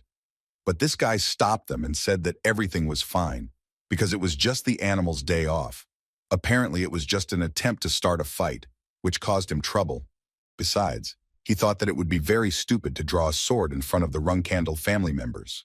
This guy, looking at Jyn, thought that he wanted to piss him off out of curiosity, but he didn't react even to direct insults. This could only mean that Runkandel's youngest son was very cold-blooded. The guy liked it, so he decided to come closer and introduce himself. His name was Veridin Zippel, and he would like to apologize for his rude behavior. Jyn had heard of this name, the general mage and a worthy contender for the position of head of the Zippel family in the future. He was very popular among young mages, because he had a noble character coupled with brilliant skills. And in his past life, there was a huge gap between them when Jyn was engaged in magic. He couldn't even imagine that he would meet this guy at such an early age. He even felt a little awkward. In any case, he decided to answer him, and told Veridin that he was also curious about what kind of person he was, and considering that he apologized, Jyn was glad to see that he was not just an idiot. Veridin decided to clarify why he decided so, and Jyn explained to him that if after his antics, his men had drawn their swords, then in the end, he would have had to wander around Hufester without protection, and perhaps he would have lost 2 more of his fingers. With these words, he made Veridin laugh quite a lot. It seemed to him that this was a very creepy joke. Jyn put on his most serious face and let him know he wasn't joking. Veridin still didn't stop smiling, and at some point decided to give Jyn some advice. After which he said that if he ever met Zippel again and found himself in a similar situation, he asked Jyn not to get excited and not to cut off anyone's fingers or something like that, because in the future, this could bring a lot of problems to both families. In response to these words, Jyn said that now this is a really funny joke. The boy found it funny that he actually thought that his father Chiron Runkandel and his father Keliak Zippel would start a war between their families over a child's fight. Veridin couldn't really disagree with the guy and said that even if he lost a few fingers, it would all end up with a small amount of money as compensation. Considering all this, Zippel decided that Jyn had taught him something today, so he promised that he would repay him one day. Jyn, hearing these words, told him that he would not need to return it later and wanted Veridin to do it immediately, and according to Zippel, he would do it with pleasure. The guy asked Veridin to remain silent and not say a word until the gate was activated, and he especially asked not to disturb him. It was an unexpected request for Veridin, so he thought that in a few years Jyn Randell would become a good guy. Veridin even thought that if it weren't for the feud between their families, he would have asked the guy to become his friend. But now, he can only become his sworn enemy, because he is Runkandel. Jyn, looking at how Veridin was acting, simply did not understand how he could act like that if he had recently almost lost his fingers. So he assumed that perhaps the Zippel family was all like that. In any case, 2 hours passed rather quickly, and they were invited into the teleportation room, where they were immediately warned that due to the teleportation wave, they could feel pain and fatigue, but these were normal sensations. And while Veridin was teleporting, he still decided to tell Jyn that it was a pretty fun meeting, and that's why he wanted to offer the guy to meet again. Without thinking twice, Jyn immediately told him that he was out and suggested not to do it. As soon as the guy arrived at his palace by carriage, he was immediately met at the entrance by the deputy chief butler Peter. He understood that the guy had a long and rather difficult journey, so he happily congratulated the guy on arriving at the main estate of the Runkandel family. The Garden of Swords is the place where only those who have achieved special heights and contributed to the prosperity of the Runkandel family were allowed to leave their sword. It symbolizes all the dreams and honor of the Runkandel family. And while Jyn was passing by this place, he thought that there was a time when he also wanted to leave his sword after his death. In his past life, he was weak because he had no abilities, and he had no leadership qualities or intelligence. So when he tried to do something, he obviously looked very stupid. But in this life, living in this hole seems quite expedient to him. The first of the Runkandel family to speak to the boy was the Black Panther, Rose Runkandel, who was the mistress of the Runkandel estate. She was happy to see her son again, and the boy reciprocated her feelings. The first thing his father wanted to know was what kind of cat was on his shoulder, and Jyn couldn't think of anything better to say than that he had tamed it. But the father clearly didn't believe him, and this was evident from the expression on his face. After which he added that he liked how Jyn responded cheekily, because Runkandel always expressed themselves like that when they received something. The cat immediately approached Rose and wanted her to take him in her arms, and the woman herself wanted to ask Jyn what he called this cat. Jyn expected this question, so he confidently said the name Nabi Runkandel, which translated means butterfly. And as soon as he said this, one of the brothers of the Runkandel family began to shout that he, of course, understands that Jyn is still young, but this still does not give him the right to give the surname Runkandel to some animal. The father asked him to stop shouting. First, he wanted to know from Jyn himself why he gave the cat his last name. The boy didn't understand why they were making such a fuss about the cat, but he assured his father and other family members that he did it to be responsible for it. He also believed that it might just be an animal, but it was the first living creature he had managed to tame, so he wanted his name to have some meaning. This was a worthy answer in the father's opinion, but he still decided to clarify once again whether Jyn understood what such a decision entailed. Jyn understood this perfectly well and decided to say out loud that if someone harms a Nabi, then this means that he must respond in kind. The man believed that Jyn simply had a talent for making enemies, and to confirm these words, one could only look at how his brothers and sisters looked at him. Jyn wasn't going to argue with him, but he thought it wasn't that bad, since it would allow him to learn how to get rid of his enemies much faster. This kind of insolence never ceased to please the father. He believed that since they all had to put up with their younger brother, then everyone was already on the edge. 4 years later, Jyn was already 14 years old, and by this time he had managed to obtain the rank of a second-rank knight. Today he finished another training session, and his coach told him that he has made noticeable progress, and at this rate he is quickly rising in rank. His instructor Garen Altamiro also reminded the boy that he also had training with Lady Luna planned for today. Jyn actually forgot about it, so he decided to go eat and return to Luna. Garen decided to tell the guy that it would be better for him not to eat with other knights, because his mother doesn't like it. But Jyn thought that everything was fine, because he just doesn't want to start a silent war with his relatives. Garen actually understood the guy perfectly and didn't even intend to judge him. Belub Schmitz was a primary school cadet who was aiming for the position of Runkandel Guardian Knight, and it was he who decided to help the young master today, and therefore brought him food. Jyn was very grateful to him, and while they were eating, the guy thought about the fact that Belub Schmitz was an ordinary 13-year-old boy who would soon be kicked out of the Runkandel family. At least that was how it was in his past life. The guy still felt sorry for him, because he was deprived of his cadet rights and simply expelled without regret, which Jyn clearly didn't like. But then he couldn't do anything about it. But Belub is actually a good and kind guy who was just unlucky. He also always talked about how grateful he was to the Runkandel family for giving him the right to eat meat quite often, and he was also very grateful to the young master for always sharing meat with him. Jyn noted that he says this every day. Has he really learned this phrase by heart? The young master tried to convey to Belub that he sometimes needed to be more laconic because people despised him because he chatted too much, something the cadet clearly did not expect to hear. Jyn confirmed this once again and asked him to raise his nose and gather the rest of his dignity. He asked him to be proud of the fact that he is a cadet of the Runkandel family's guardian knights. Belub noted that it was hard to think like that because his grades were below the plinth, and he hadn't even reached the first rank. But according to Jyn, being a cadet of the Runkandel family was already a heavy burden. What he was trying to tell him was that even if Belub was at the bottom here, he was elite compared to the rest of the 13-year-olds in the world. During the conversation, Jyn understood why the family abandoned him, because this guy is too submissive. But in the future, he joined the Heron family, another family of swordsmen, and became a loyal dog of the Bement Empire, walking the true path of a heartless butcher. In his past life, Jyn was more than surprised to learn that he had become part of the Imperial Guard, and was soon saddened by the news that he had committed suicide, which is why the boy so badly wanted to intervene in Belob's fate so that history would not repeat itself.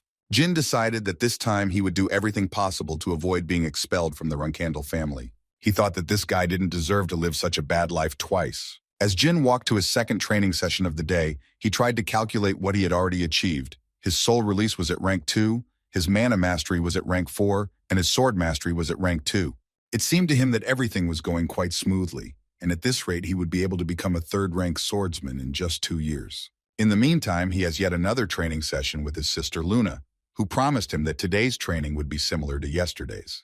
But she immediately told him that he should perceive the same workout differently every day. She asked him to follow the call of his heart, and then she believed that he would definitely succeed. Jyn understood that today, he would probably have to come up with a way to get through this training that he had never heard of. He repeated in his head that he needed to follow his heart, and that learning this skill was very important for those who walked the path of the sword. Before the training began, Luna asked him to concentrate and under no circumstances to open his eyes. In this way, she wanted him to concentrate. The guy had thoughts in his head that the call of the heart is a stage of enlightenment for knights of the 7th rank and above, and his sister is clearly trying to teach him despite the fact that he is only 2nd rank. It was nice to realize this. But will he succeed? Moreover, he was well aware that this skill was very similar to the emission of aura, but Luna did not use aura during training, so he slightly did not understand it. But on the other hand, he had already told her that he trusted her, and so he was sure that she had some kind of plan. So he just needed to concentrate on training, and one day he would be able to understand what the essence of this training was. After some time, Luna announced that their training for the day was over, and she praised him, saying that he tried hard today. Luna had always expected her little brother to be good at it, but she was also happy that he always exceeded her expectations. 680. The girl immediately noticed the fact that he had amazing concentration and stance that you wouldn't see among other 2nd-rank knights, so she was sure that in a few years, his potential would definitely be recognized. She just mentally asked him not to stop and to continue to grow as quickly as he does. The next day at cadet training, everyone was on edge and couldn't help themselves. After all, the point was that today's sparring would bring the most points for the final assessment, and a good final result would help them all quickly become the guardians of the family. All this was told to Jyn by one of the cadets, who also added that today was also a special day for the young master, because Mrs. Rosma said that if he could defeat the 10 strongest people among the cadets today, then next year he would be able to get into the advanced group. Jyn heard about this for the first time, but it was still great news for him, although it was not noticeable from his facial expression. The thing was that he was worried about Belub, who was again in very bad condition, and apparently this time he was nervous before the fight. Although the young master still thought that it was not that important since he would make sure that he was not kicked out, it still wouldn't hurt for him to be more confident in himself. Their instructor also told them all that today, each cadet would have 3 sparring sessions, and after each fight they would change partners. Also, the top 10 fighters will fight against young Master Jyn in a one-on-one fight. A few minutes after the instructor told them all this, the guys started sparring. Jyn watched them closely and immediately noticed that they were all not so bad, and it seemed that the right to be a cadet of the Runkandel family was not given for free. After some time, the instructor was able to select 10 people who would fight with Jyn, and he asked the rest to return to their places. The first fights for Jyn went quite successfully. He quickly dealt with the first guys who decided to go into sparring with him. During sparring, he thought that the record for consecutive sparring was 8 people, so he would need to win 2 more. And to do this, he only had to be wary of Mesa Milcano, who was a primary school cadet for the position of Guardian Knight. She is an elite fighter who will complete the cadet training course in the future and immediately become a Guardian Knight. The girl hadn't changed a bit from her previous life, and she was still just as sharp-tongued, and the first thing she did after she went out to spar with Jyn was to assure him that she would definitely win. The guy himself understood perfectly well that sparring with Mesa was the most important fight in this place for endurance. But still, this did not frighten him at all, and he happily answered her that he was looking forward to her attempt. These words smoothly turned into a fight, and Jyn immediately had to defend himself from all the blows of the girl, who was clearly fighting with full force. As soon as the fight began, Jyn noticed after the first blows that Mesa had become much stronger, but it still didn't seem like he could lose to her. Besides, she was only the second opponent, and after her, he would need to defeat 8 more people, meaning he needed to finish her off as quickly as possible while using as little energy as possible. During their fight, Mesa couldn't understand why the guy was only using basic attacks, because before that she had seen him use various combinations of attacks. She couldn't believe that he was doing this on purpose, but even if so, why would he do it? But then it dawned on her that the guy simply thought she couldn't beat him. He was literally looking down on her. These thoughts made her angry, so she decided to show the young master everything she had learned at the academy.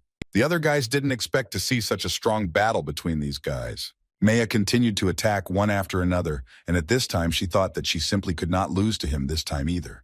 But her overconfidence at some point played a cruel joke on her, and Jyn was able to catch her and thus broke her sword. The girl clearly didn't expect this, so as soon as Jyn did this, she literally froze and didn't know what to do next. And the guy understood perfectly well that their fight was over, and all he could tell her was that they had just had a great fight. After this fight, the guy thought that he needed to change his sword because it was all cracked and would soon fall apart into pieces. And then it dawned on May that all this time their swords had clashed so many times, but the guy still managed to hit the same spot all the time, and apparently that was the only reason he used basic attacks. She understood that they did not have a big difference in strength and endurance, which meant that she lost only because she lacked persistence and accuracy, and this led the girl to think that the guy really was a descendant of the Runkandle family.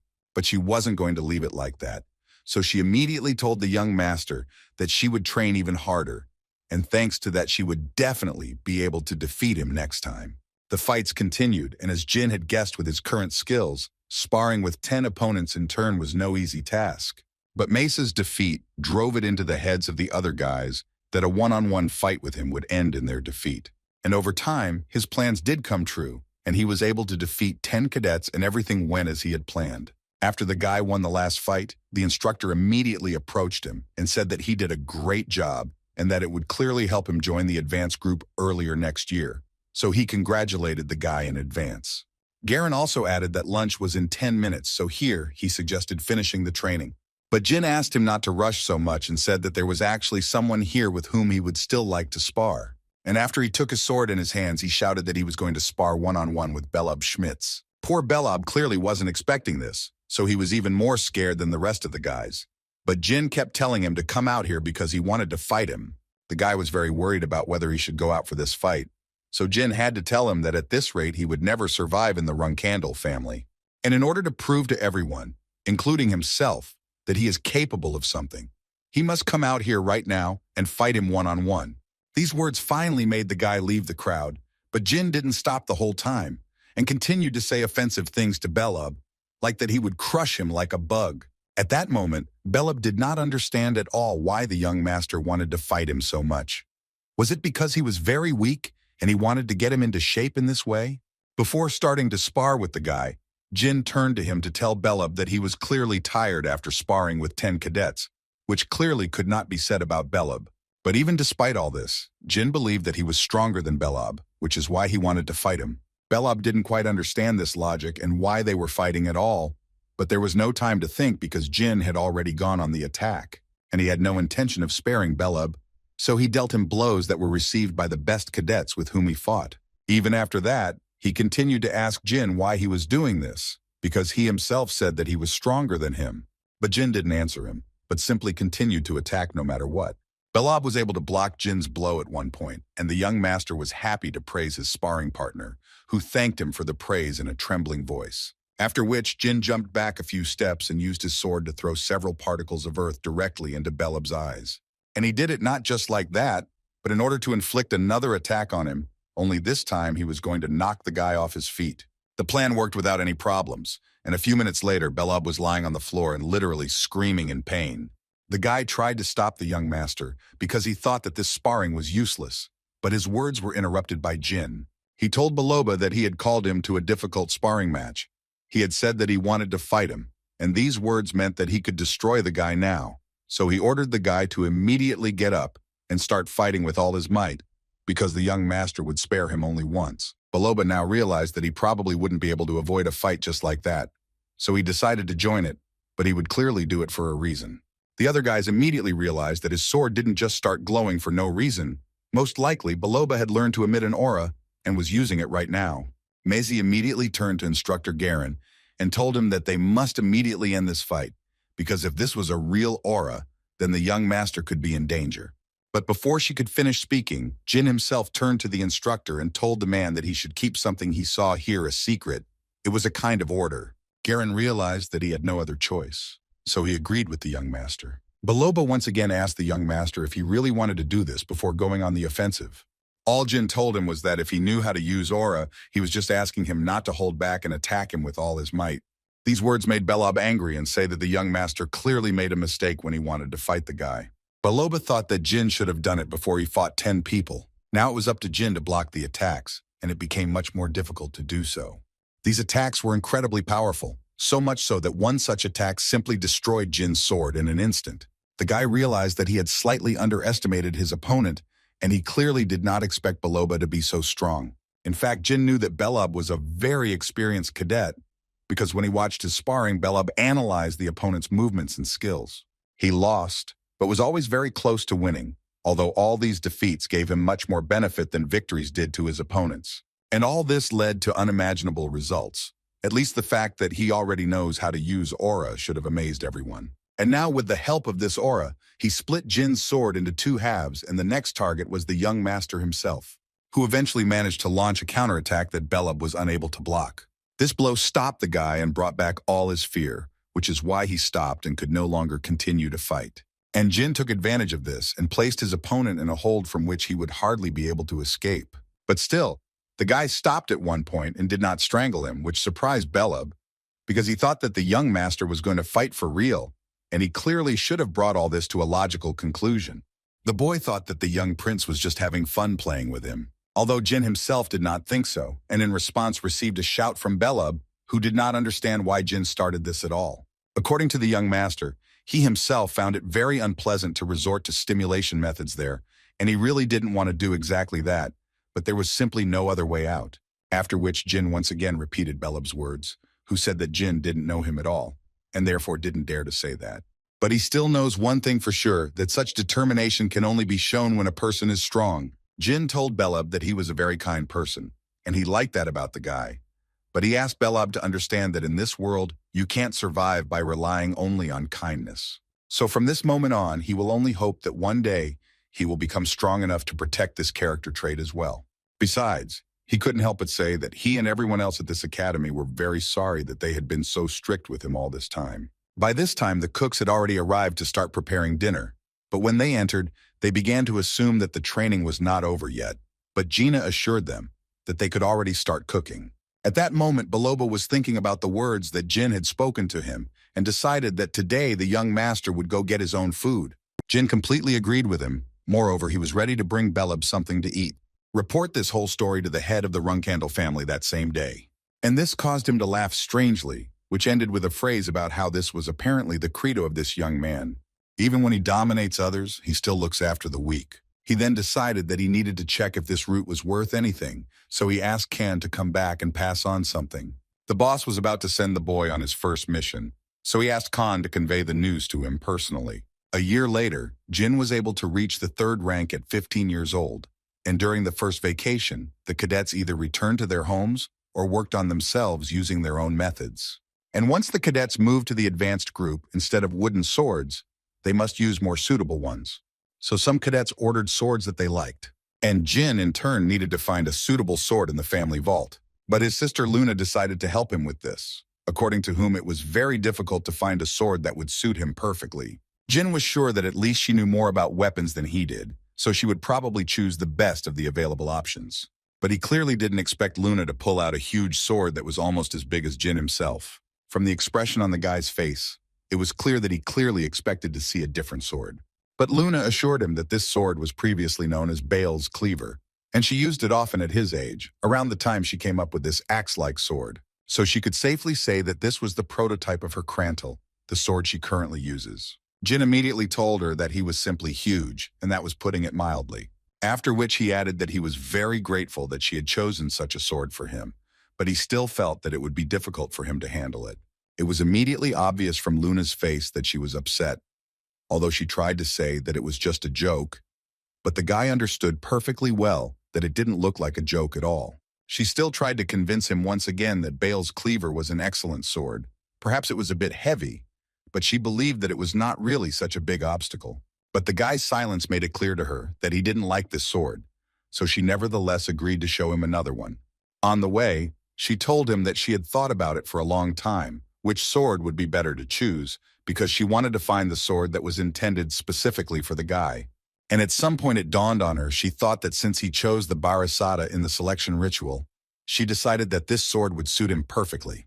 The sword that Luna took out was very similar to the Barasada, the sword used by the head of the Bradamante family. Jyn immediately liked this sword, and it could be seen with the naked eye.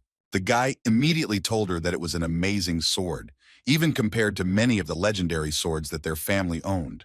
Jyn believed that this was the weapon that he had to get no matter what. He couldn't even imagine that she would personally give him Bradamante. Everyone in the Rundacandle family knew that Bradamante and Barisada were the swords that were best suited for using spiritual energy, and if Jyn had chosen it, it would have soon had to be given up due to the protests of his siblings. The guy told his sister that this was the sword that the rest of the relatives wanted to get, and she still chose it for him, so he didn't even know how to repay her for such kindness. But Luna immediately made it clear to him that he clearly didn't need to do this, and also noted that apparently he hadn't yet decided how he felt about her. And these thoughts make her very sad. But Jyn immediately tried to assure her that in reality, everything is different. Luna leaned towards him and said that there was no point in telling her anything anymore, because she was already sad, so he would have to console his sister's sad heart. He didn't quite understand what she was talking about, but according to her, he didn't need to understand. After which she asked him to close his eyes so that they could begin another training session. After which she said that she would teach him something else, and if her words are to be believed, then among Jyn's brothers and sister, who are constantly engaged in feuding with each other, there are those who unconditionally love him. So she asked him to remember this well, and not to make his sister sad anymore. Now Jyn understood everything.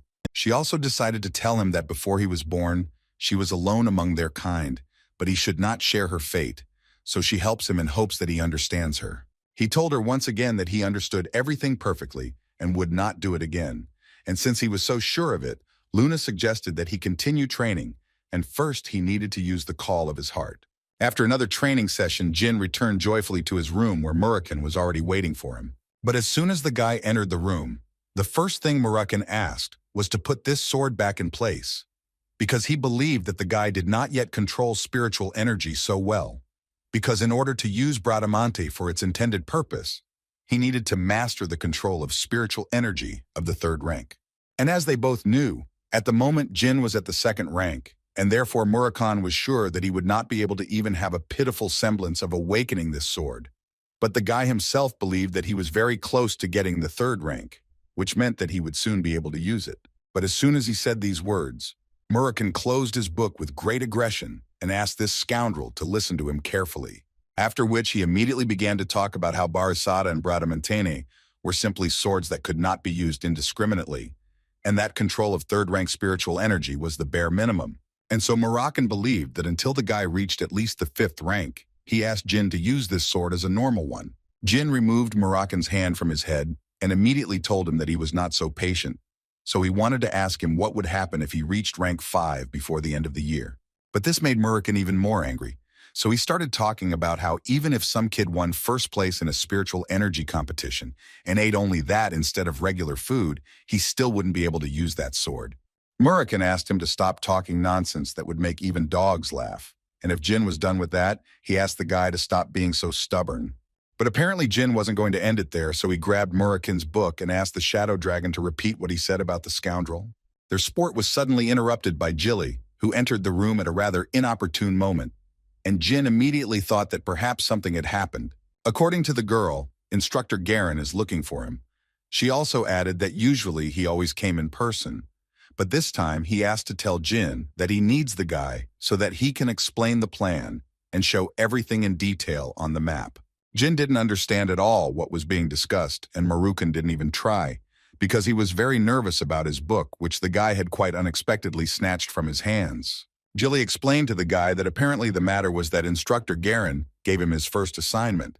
He says that Jyn is leaving as soon as the holidays are over. It was quite unexpected for the guy, but he still thought it was about time, considering that he had become a third-rank swordsman, although leaving at the end of the holidays was quite strange. Jilly thought it was because the assignments were quite difficult and were usually assigned to those in the advanced group, while Jyn thought it was most likely because his transfer was approved. The young master wanted to check this out, so he asked Jilly to stay here with Marukan. The first thing Jyn did was go to Garen's office to tell him that he had been given a message that he had been assigned a mission. Garen confirmed this information and added that the task was also given to the 9 remaining junior cadets. He also mentioned that they would be divided into 2 groups. This is a reconnaissance mission in the districts of the southern border with the Kingdom of Jyn. This is near the lands of the Beastmen, and the marked territory belongs to the possessions of the White Wolf tribe. Jyn listened carefully to the meaning of this task, and with each passing second, he became more and more convinced that this was not really the place where junior cadets would be sent. And he didn't even take into account the fact that they were assigned a task earlier than usual. And this seemed difficult to him, as for the first mission. In addition, the guy saw in his group cadets with below-average grades and Belob, whose grades were not stable. Having put all these facts together, the guy came up with the idea that everything looked as if someone had deliberately distributed people like this. Jyn began to suspect that his father found out about his fight with Belob and that he wanted to test him in this way. And if this is so, then Jyn was absolutely ready to show everything he is capable of and that there is no hesitation in his choice. 4 days later, at the southern border, Jyn announced the purpose of the mission to everyone. According to him, they needed to find the heir to the Jyn kingdom from the Bill family, Sember Bill. And upon arrival, they would set up a camp in the central part of the border. Also, when the preparations are finished, each group will begin to search. And once a day, a person must be sent back to the camp with a report. And the most important thing is that from now on, he is not a young master for them, but a captain. Therefore, they must follow his orders without question. Those who are injured will remain in the camp until they recover. And that's where he ended. They stopped at a small pass, and one of his group approached Jyn to report that they had seen a water tail from the Beastman's territory nearby.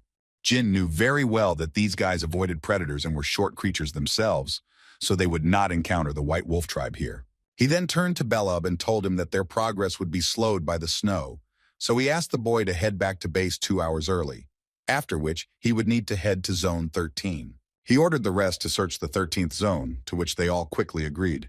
At this time, Jyn couldn't help but think that something was clearly wrong here, because he guessed that this task was assigned by order of his father, but so far everything was going too smoothly. The guy thought that this task would be a test for him, but so far everything is leading to the fact that he was simply mistaken, and this task is real. He understood that if they went beyond the boundaries of the 13th zone, they would most likely end up in the territory of the Beastmen, and considering that they were low-ranking cadets, a fight with them was clearly beyond their capabilities.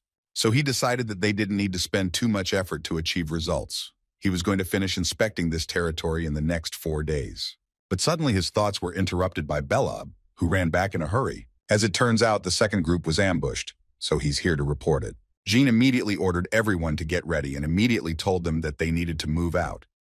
Belob also added that it was known that the second group had retreated and they had split up, and one of the escapees had reached the main camp and reported the situation. Belob saw that they were attacked by ordinary people.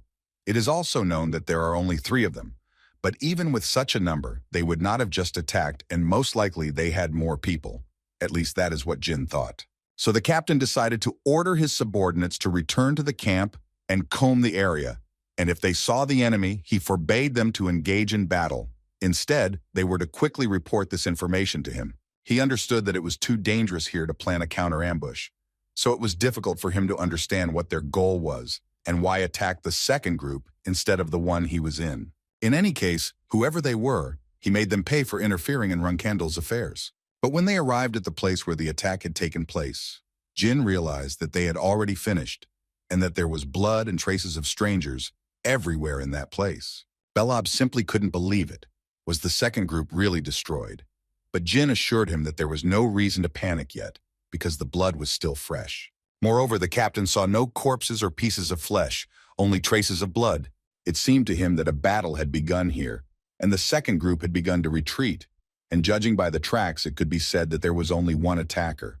Suddenly, one of his squad said that she found used bandages, and they were similar to their medicines from Hufester, and she found them on the western side.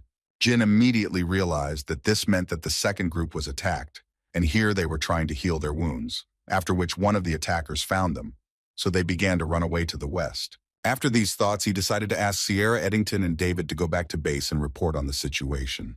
And he took Belub with him, and they set off on the fresh tracks of the second group. After some time, they were still able to catch up with them, and Belub saw the second group, but they didn't want to rush the guy.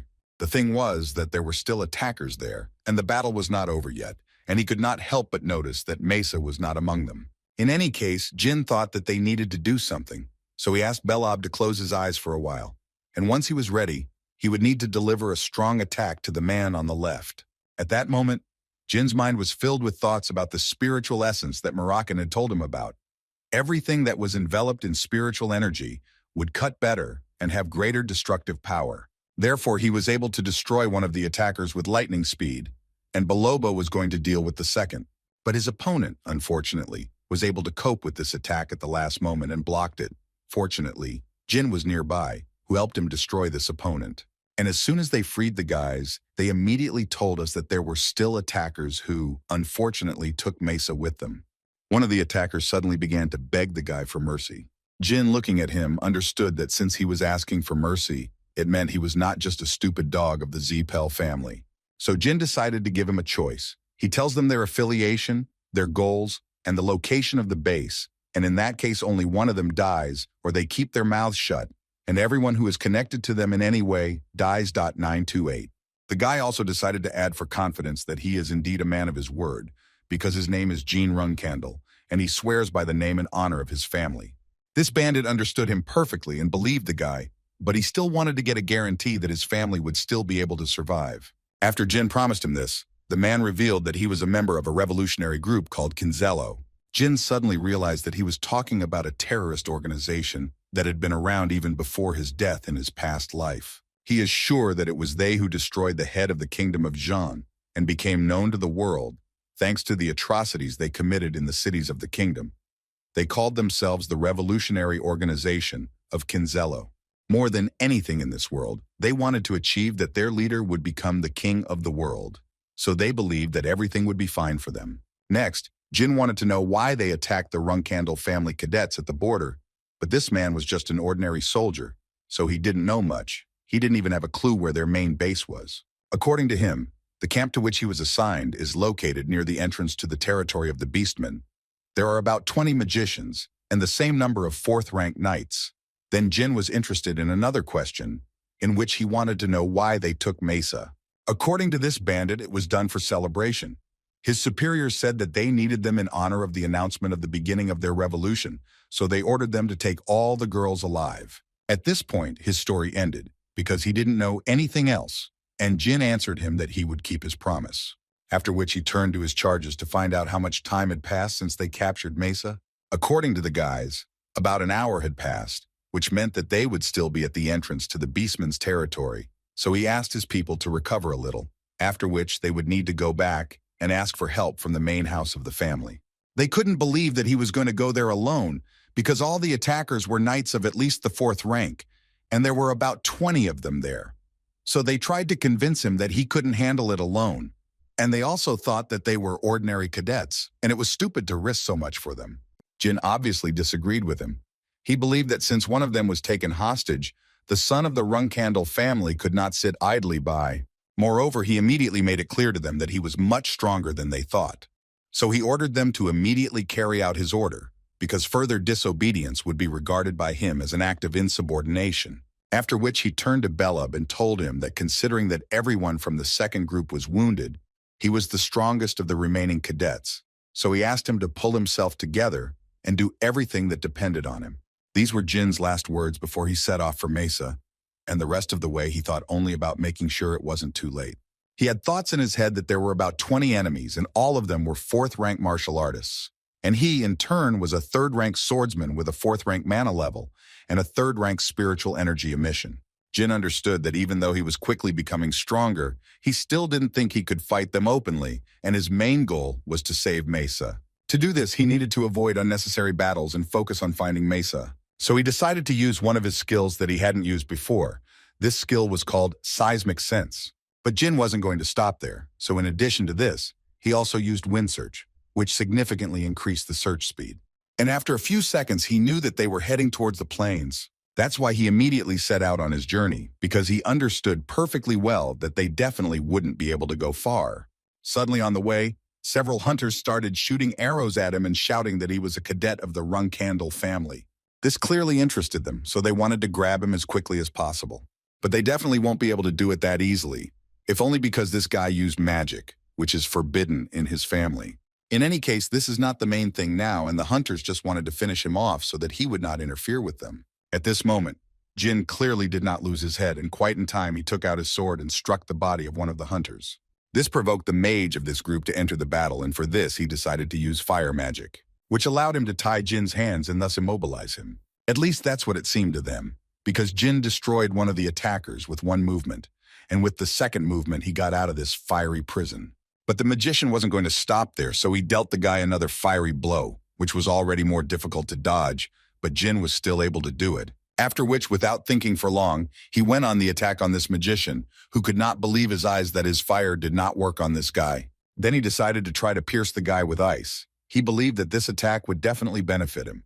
But unfortunately for him, this attack did not work. Jyn, with the help of his sword, was able to destroy all the ice arrows that flew in his direction.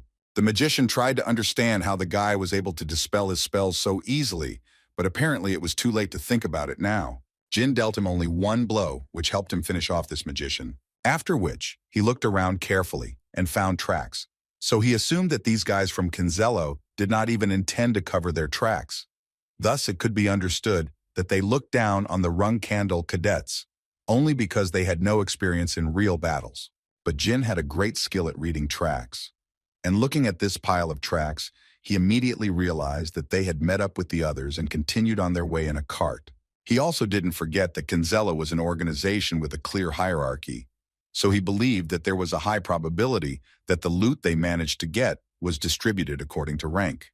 Considering they won't touch anything that's meant for high command, this is the only chance to save Mesa before they do anything to it. Looking at the map, he realized that he was approaching the territories of the Beastmen, which meant that their camp should be nearby. In that case, he decided to distract them, and for this, he would use the confusion to save Mesa. Using magic, he set fire to a huge area of the forest, which would clearly cause panic. Jyn was counting on the fact that when they saw such a huge fire, they would have to come to put out the flames, and then the guy would take advantage of this. A few minutes after the guy set fire to several houses in this camp, people ran out of them and immediately began trying to put out the fire. One of these bandits started shouting that they were all stupid because they couldn't put out even such a small fire, so he had to tell everyone what to do. He tried to convey to the magicians that they needed to use ice and water magic and put out a bigger fire. He ordered everyone else to take water and put out what they could. Jyn realized that apparently this guy was the boss here. No wonder they call him the boss. In any case, he was the most savvy, because he immediately said that in such weather a fire was simply impossible, so those who started it should be nearby. So he ordered them to find him immediately, but apparently it was already too late. Jyn was already too close, so the big guy couldn't block the guy's blow, and the young master was glad that he finally found a way to get inside. He was a little scared to walk around these places, but still he was here for Mesa, so he had to, when suddenly he discovered the entrance to the basement. And as it turned out later, this is what he needed, because there he was still able to find Mesa. She clearly didn't expect to see him here. Because it was so dangerous here, Jyn immediately told her that she didn't have to worry about it, and the first thing he wanted to know from her was whether she could walk. According to the girl, she could walk, but she immediately said that she could not run. In any case, Jyn didn't expect her to be conscious at all. So at least that, but as soon as they decided to leave, suddenly there was too much noise above them. After that, Mesa asked the guy to promise her something, although Jyn did not want to listen to her, because now was not the best time for this. But she still asked him that if his situation got out of control, then she asked him to leave her, because he definitely shouldn't die here. In response to this, Jyn remained silent and then asked her to get up and finally get out of here. But as soon as they went outside, they noticed that there were bodies of their enemies lying around, which someone had clearly destroyed.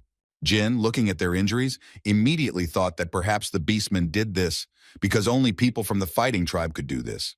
And when they finally turned around, they saw a huge wolf, and now Jyn had no doubt that the White Wolf tribe had been at work here. The girl tried to say that she could buy him some time to run away, but before she could finish, Jyn hit her. This wolf immediately turned to the guy because he believed that it was he who made such a fire, and therefore he was not going to leave him alive for such behavior. Jyn was not going to run at that moment. He confidently stood up on his feet and told that wolf that he was the son of Shiren Runcandle Jyn. And before they started this fight, he wanted to know the name of this beast man. But the wolf enjoyed what he had just heard. He really liked understanding that in front of him were the offspring of the Runcandle family. A few days before the mission, at the Runcandle family's main estate, Jyn tried to use all his strength to gain some mastery over his new sword.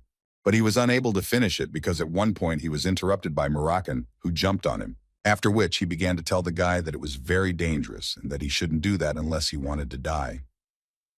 He had to repeat to the guy again that his level was not high enough, so if he thoughtlessly awakened the sword, then he would most likely get stuck in the flow of spiritual energy. So he looked into the boy's eyes again and told him that if he didn't want to die from this, then he shouldn't even think about trying to awaken the sword anymore. At present, Jyn stood before a huge wolf who told him that the day had come when the greatest prey in the form of Runcandle's son had finally fallen into his hands. And this wolf's name was Quasito Truca, and he came from the Truca tribe. White Wolf tribe. It is said that they are a tribe whose members are born only for slaughter and battle. The skill of an adult white wolf is approximately equal to the 6th rank. The White Wolf tribe is also known for their hatred towards the Runcandle family, and the reason for this is because the first head of the house destroyed the great white wolf Javier, whom they revered as their god. Therefore, taking all this into account, Jyn understood perfectly well that it would be simply impossible to escape from this monster with Mesa. And while he was thinking about this, Quasito was already shouting that he would sacrifice his body on Javier's altar and thereby make his soul happy. But before that, he offered the guy a choice, whether they would clash in a fair fight or whether he would simply tear him to pieces when he decided to run away with his tail between his legs. Jyn didn't think about it for long and almost immediately said that they would fight one-on-one. Quasito was glad to hear this answer because it meant that today he had come across a guy from Runcandle who knew about honor, and it was especially pleasant for him to destroy such people. After which he launched his first attack, and along the way, asked the guy to show him what a real fight was. As expected of a member of the White Wolf tribe, blocking even one attack seems to be quite a difficult task. And this is just the beginning of the battle. Jyn understood that he urgently needed to come up with something, otherwise he would definitely lose this fight. He had thoughts in his head that he could still win. It seemed to him that he had aces up his sleeve that his enemy knew nothing about, and it was the very same pendant that his sister gave him. But then he suddenly realized that the pendant should not be used for such a minor problem, because if he could not overcome even such an obstacle, then he would definitely not be worthy of rising above the rest. As we know, he also cannot use magic because 4th rank magic is not capable of penetrating the skin of a white wolf. Besides, he understood that if his family sent a detachment to investigate Kinzello's camp, the night guards would find traces of magic, and then he would be exposed, and the family would find out that he had violated their ban. So considering all this, Jyn came to the conclusion that he had only one option left, and that was to use spiritual energy. The guy was going to awaken his new sword, which would help him destroy this wolf. But for now, it was quite difficult to do this, and he had to block his opponent's attacks. And he constantly repeated that Jyn had a very bad sword, and it was not worth resisting him with such a weapon. Besides, it did not really suit the emblem of his family's black sword. Before Jyn could answer him, he suddenly saw a huge hammer above him that would literally crush him if he couldn't dodge the blow. At that very moment, he was visited by the feeling of the awakening of the sword that he felt that night. And while the guy was trying to do at least something, the beastmen literally went crazy with the idea and thoughts about how he would sacrifice the guy on the altar of Javier. But Jyn wasn't going to give up just like that, and was going to do everything to defeat this monster and remember how he tried to subdue the sword. Suddenly, Quasito's confidence disappeared and fear could be seen in his eyes. And this, to his great regret, was the last thing he saw before Jyn dealt him several dozen blows at once. After which the guy started talking about the fact that he himself didn't know until recently why the sword emblem was black, but now it seems he understood. Quasito couldn't believe his eyes, but it was too late to change anything, and all that was left to tell Jyn was that it was a good fight.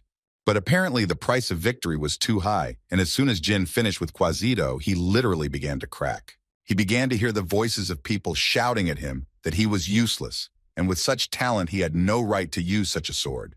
He was just a disgrace to the family, who had problems with understanding reality, and in general they were ashamed that they were of the same blood as him. These words literally destroyed the guy morally from the inside, until at one point he heard Murakan's voice, which reminded the guy of what he had already told him about the consequences of this sword.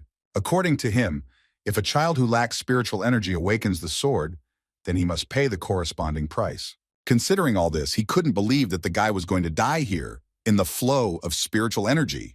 But if he still didn't plan to do this, then Murakan asked him to finally wake up, because if his mind leaves his body, then everything will be over forever. Murakan had already told the guy several times what he needed to do in such a situation, and Jyn remembered very well that he only needed to throw out a particle of spiritual energy, although it turned out that doing this was not so easy. He couldn't use this skill fully because of the spiritual energy floating around, but he kept convincing himself that he couldn't let himself be consumed and needed to try again. So he put all his efforts and tried to do everything right, but first he needed to calm down, although it is quite difficult to do this in such a situation. After several attempts, he still seemed to be able to do it. Jyn could not fully believe that he managed to get out. The pain inside him disappeared so suddenly that he even became a little nervous, and his body seemed to be filled with spiritual energy. After a few minutes on the ground, he began to think that there shouldn't be any problems with movement, so he decided that he needed to go back with Mesa. But suddenly his thoughts were interrupted by some strange noise that came from not far from him. As it turned out, it was a simple resident who was watching everything carefully and was trying to hide all this time. But he realized that it was apparently useless to do so, so he decided to try to ask for mercy. Jyn initially thought that he might be a survivor of Cancelo, but the man assured him that this was not the case at all. The man immediately introduced himself and said that his name was Sember Bill, and that he was from the Bill family, which was located in the kingdom of Jyn. Jyn didn't expect to hear this, because he was the one they were tasked with finding. As soon as Sember heard this, he immediately began to rejoice and scream with happiness, because he understood that in front of him was a member of the Runkandel family, and he managed to survive all this horror. Although in fact, because of the mess with Cancelo, Jyn completely forgot about his original goal. While they were walking back home, Sember repeated several times in a row that he was in his debt to him, so Jyn had to ask him not to worry about it, because they were paid for this work, and now they just need to go back. But before that, Jyn wanted to ask the guy how Cancelo managed to kidnap him, and the answer was quite unexpected according to the man. He simply went here for his beloved. Although this was not the essence of his story, because as it turned out, he went not just for his beloved, but for a girl who died 2 years ago. Although he was still sure that her face, voice, even 2 moles on her wrist, all of this was exactly the same as in life, he understood that perhaps this sounded crazy, but he repeated once again that this was the pure truth, because he would never confuse her with anyone else. Jyn listened to him attentively, and thoughts crept into his head that it seemed like these were the tricks of Bubar Gaston, the reincarnator. Most likely they kidnapped Sember for money, but Jyn did not fully understand what connected Cancelo and Bubar, because this was the second time that he came to mind. So Jyn had a bad feeling, and he wanted to meet him personally to understand what he was really planning. The first thing the boy thought about was the workshop he runs, which is located in the capital of the Kurano Duchy, and he decided that he needed to find a way to get there while he was a mid-rank cadet. After which, Jyn added that his family would soon send reinforcements, so they should return quickly. Sember was surprised that even knights were called for him. Jyn decided not to tell him that it was not for him, but apparently Sember was really very grateful, because he repeated that he would remember today's meeting forever, so he was ready to help Jyn in any way he could at any time. Jilly was so happy when she finally saw Jyn after he returned from his first mission that she immediately began to congratulate him on his first successful completion of the mission. She knew he would most likely be very tired, so she made sure to prepare a bath for him in advance, which was good news for Jyn. Although before that he still decided to approach Murakan to pet him a little. But this was definitely a big mistake that the guy made, because as soon as he came closer, Murakan immediately bit him with all his might. Jyn couldn't resist and immediately threw this impudent cat against the wall so that he would think about his behavior, after which they started yelling at each other. Jyn yelled because the cat bit him, and Murakan yelled because he threw him into the wall. But their quarrel did not stop there, and the cat continued to climb up to the guy and beat him for using the release of spiritual energy. Although he repeated to him that this could not be done, he did not even want to listen to the guy, although he clearly had something to tell. Murakami wasn't going to listen because he didn't understand what the guy was thinking, because what could be more important than the life of the person Soldred chose? Gilly tried to stop Murakami, but he asked his strawberry pie not to interfere, because it was a man's conversation. The girl realized that it was better not to interfere and made the right choice, because the Shadow Dragon Guardian began to torment the guy even more, and tell him that he was a stupid boy who could not even use the pendant that his sister gave him, although he knew perfectly well that it was not just to hang around his neck. Jyn was clearly fed up with all this, and he started shouting back that all this was just some kind of circus, because no one knows what kind of opponent he might meet in the future and how strong he will be. So he decided to keep this pendant until worse times. Because of these words, Murakami almost lost consciousness. He thought that the guy clearly did not understand what he was talking about. Jyn decided to get off topic, and therefore decided to ask Murakami how he found out that the guy had awakened the sword.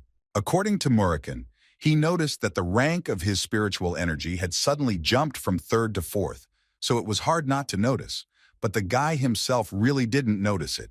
He just had the feeling that his body was overflowing with spiritual energy, and it turns out that he had increased his rank by 1 level.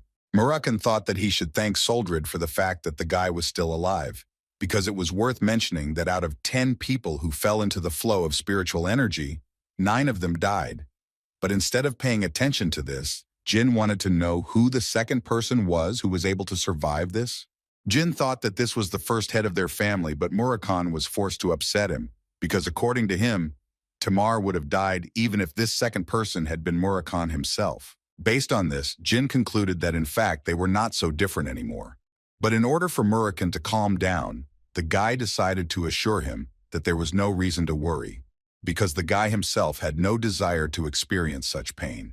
But this did not suit Murakami at all, so he began to tell Gilly that she should deprive him of food until he learned this lesson. But she also did not intend to listen to him. Besides, she just had to go to prepare food for the young master. The older siblings couldn't understand how the young 3rd-rank knight Jyn was able to defeat a member of the White Wolf tribe, so they began to assume that it was just a bandit who had donned a wolf's skin. Jyn Randell, who held the position of 9th captain, believed that there was a theory that might be true, and perhaps the one Jyn was fighting might be particularly weak. Randell, the 8th captain of the family, believed that even in this case, nothing was working out, and what alarmed him most was that their mother so easily believed this whole story. And Hayton and Daytona, who stood peacefully nearby and nodded, completely agreed with Mu. Although Daytona still decided to check with his brother if this was true, it seemed to them that although Jyn was strong, this was too much even for him. Moreover, Haytona believed that the main problem was not that he had destroyed a member of the White Wolf tribe, but that he was already moving to an advanced group. And this was what angered them the most, because they knew they would be finished if he managed to pull this off. And this was depressing them too much when suddenly their thoughts were interrupted by Anne, who called them. She wanted to ask them what they were whispering about. Were they really worried about Jyn moving to the advanced group? They immediately gave her the answer that they didn't care. But Anne was not going to let them go so easily and asked them not to lie to her, because more than anything in her life, she dislikes being lied to, and it makes her want to rip the tongues of such people out of their filthy mouths. They realized that it would be easier if they told everything, and when they did this, Anna offered to help them a little. Haytona and Daytona were roughly speaking not against it, but did not understand how she would do it, until she said that they would lend them their slaves for a while. In the Randell family's advanced cadet group, only the strongest survive. This group was made up of cadets from rank 3 to rank 5. It trains both newly arrived cadets and those who have not been able to move on to the next group for more than 10 years. Mu and Anne managed to get to several of the stranded cadets in the group and make them their slaves. So they were willing to give these slaves to Dayton and Hayton to use against Jyn, because they had a bad feeling about him too. But she also immediately warned them that if they failed to properly handle this task, then there would be consequences. So she immediately asked them to prepare for this. Jyn was getting out of the shower at this time and was thinking that since his first mission was successful, his transition to the advanced group was guaranteed, and he had also managed to raise his spiritual energy to the 4th rank. So it seemed to him that there was only positive news around. He also understood very well that in order to properly manage his spiritual energy, he needed to reach the 6th rank in swordsmanship, at least within the next 5 years. This level means that he has become an excellent swordsman, and starting from the 7th rank you receive the title of Swordmaster. But this designation is only for ordinary people because starting from the 8th rank, a person receives a special status, and this changes everything. While there are no more than 100 people of the 9th and 10th rank out of 2 billion on the entire continent. And only one person in the whole world was able to rise head and shoulders above the rest. He was called the Knight of Genesis, equated to the demigods. But what's most important is that Jyn was going to reach that rank in this life, and maybe even surpass it. This means that his first obstacle is promotion, because he knew perfectly well that the twins Hayton and Daytona are already in the advanced group. Jyn already knew, even though it hadn't shown up yet. But once he joined the advanced group, not only the twins, but also his parents would try to keep him in suspense as much as possible. The initial groups were full of kids of similar ranks, so there was a friendly atmosphere, but in the advanced group being soft is not an option. In a place where skill and brute force decide everything, he has only one goal: total domination over the advanced group. And Jyn planned to do this with the help of a force that he thought would be enough. Before continuing his studies, Jyn entered his mother's room at her request. The first thing she started with was that she heard that the guy was able to successfully complete his first task, and she thought that this was an excellent result. But she called him here because she read the head butler's report, and judging by it, Jyn refused her offer to change rooms. Therefore, she decided to personally call him to him and remind him that living in this room is only allowed for those who may become the head of the family in the future, and it has been empty since Joshua left. And considering all this, she once again decided to ask him to settle in this room. Jyn was very grateful to her, but still he immediately told her that he was forced to refuse such an offer. She wanted to know the reason for such a refusal, and according to the guy, perhaps it really is a great room, but in the end it is just a room, and to the guy it seemed too big for him alone, so he was forced to refuse. Rose asked him again if he really didn't want to live there, and Jyn once again confidently answered her that this was his final decision. After this answer, she decided to let him go. And as soon as he left the room, she began to discuss whether her son lacked greed or whether, on the contrary, it overwhelmed him. After all, she offered him the eldest room, a room that only the one who will be responsible for the entire family in the future is allowed to live in. And Jyn most likely knows that as soon as he steps foot in there, everyone will treat him properly. But at the same time, he will become the #1 target for the children who were not given such an honor. But she still leaned towards the option that the guy simply realized that it was a test, which he successfully passed. Now she just wanted to see how he would cope in the advanced group that Jyn was moving to tomorrow. The guy knew that there were many different groups in it, and since Jyn would not be there alone, but with his friends, he decided to tell them right away that together they would have to endure any ridicule and dirty tricks from the other guys in this group. But he immediately decided to calm them down, and therefore said that he would not leave it like that, and all these jokes and dirty tricks would end when he conquered the advanced group. Until then, he told them that they were to stay in groups of at least 3, even outside of training hours, and to refrain from walking alone, which they clearly understood. Jyn Randell, the elder of the Randell family, he was an 8th rank knight and the younger brother of Sharon Randell. He was the one who introduced the advanced group classes. And before the start of the next lesson, he announced in front of everyone that this year 10 new recruits had joined them, and 27 students had left them. The first thing he said was that all newcomers should learn the advanced group's procedures from their elders, and his main task was to teach and evaluate their sword skills. He also told them that any situation other than destruction should be resolved only between them, and none of the senior knights would interfere. And now he asked the older guys a question. He wanted to hear from them what he always told them. And they all shouted in one voice that Randell doesn't need weaklings. Jyn noticed that they were shouting so loudly and with such great anger, as if they were doing it in order to immediately break the will of the newcomers who had just arrived here.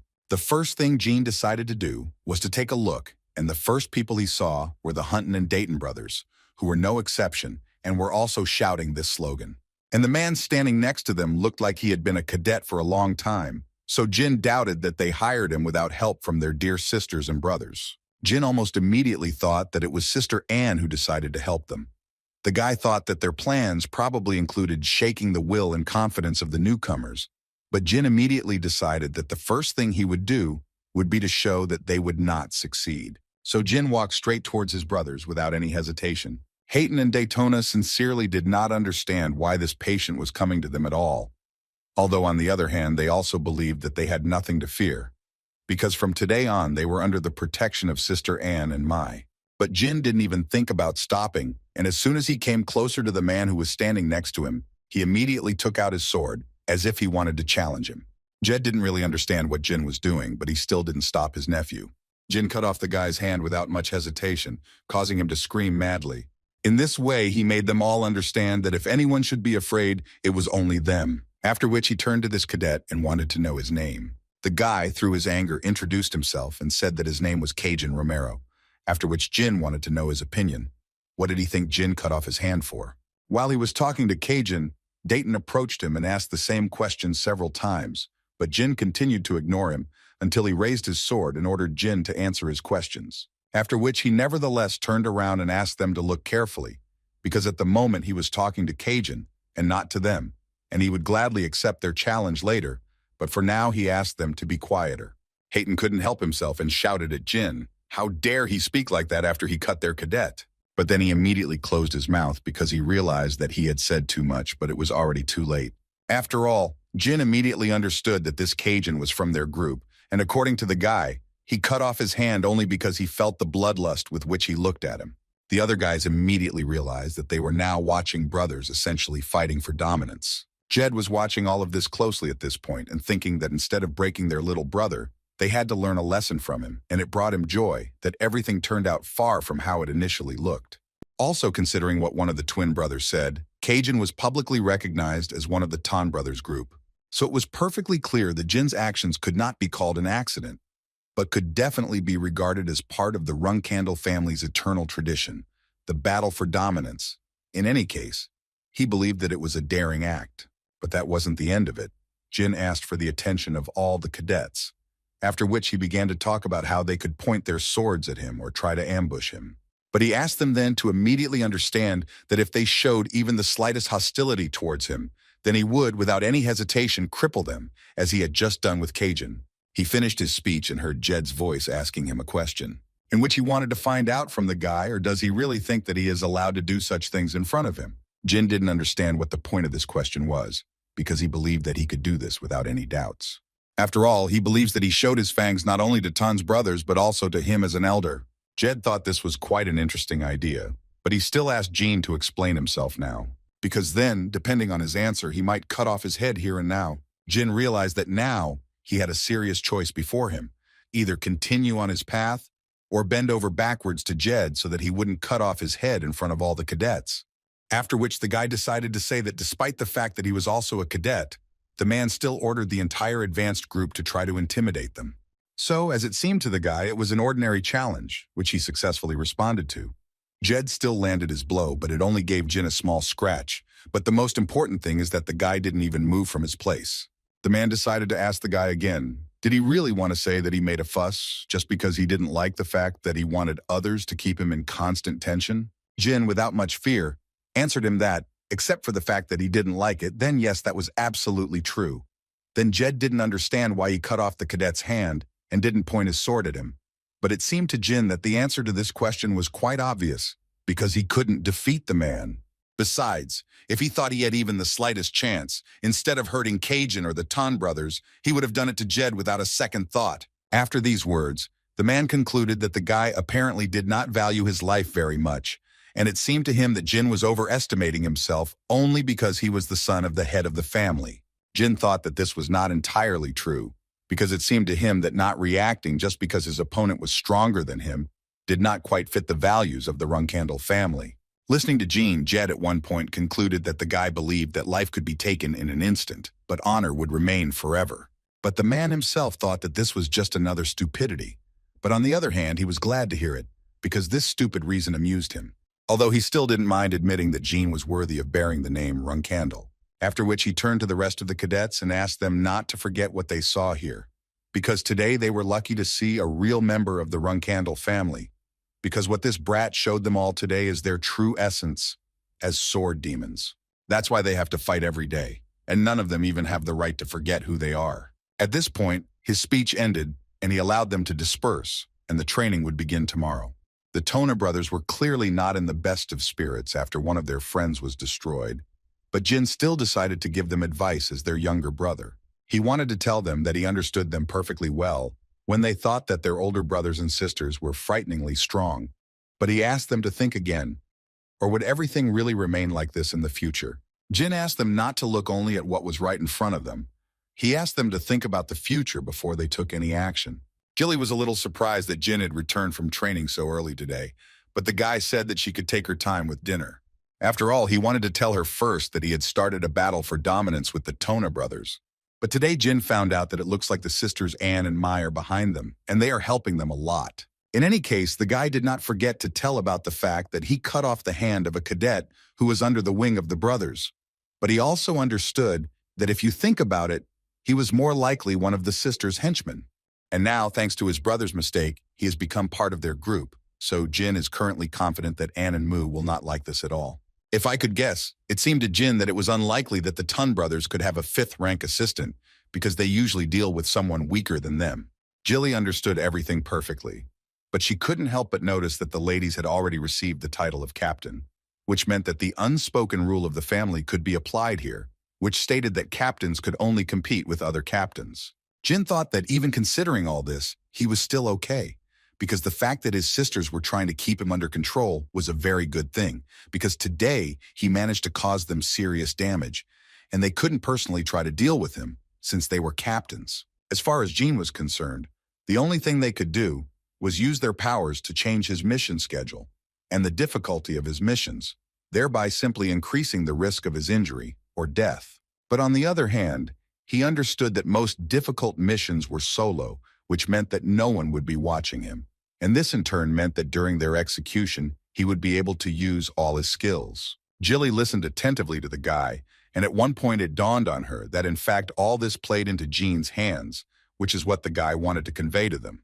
He also promised not to forget that he would thank his sisters when he reached new heights. He also planned to take his beloved cat with him, who would clearly be useful to him. Jyn immediately told Moroccan that he was not going to take him on missions. He just needed him to do some things. But the guy will tell them about this later.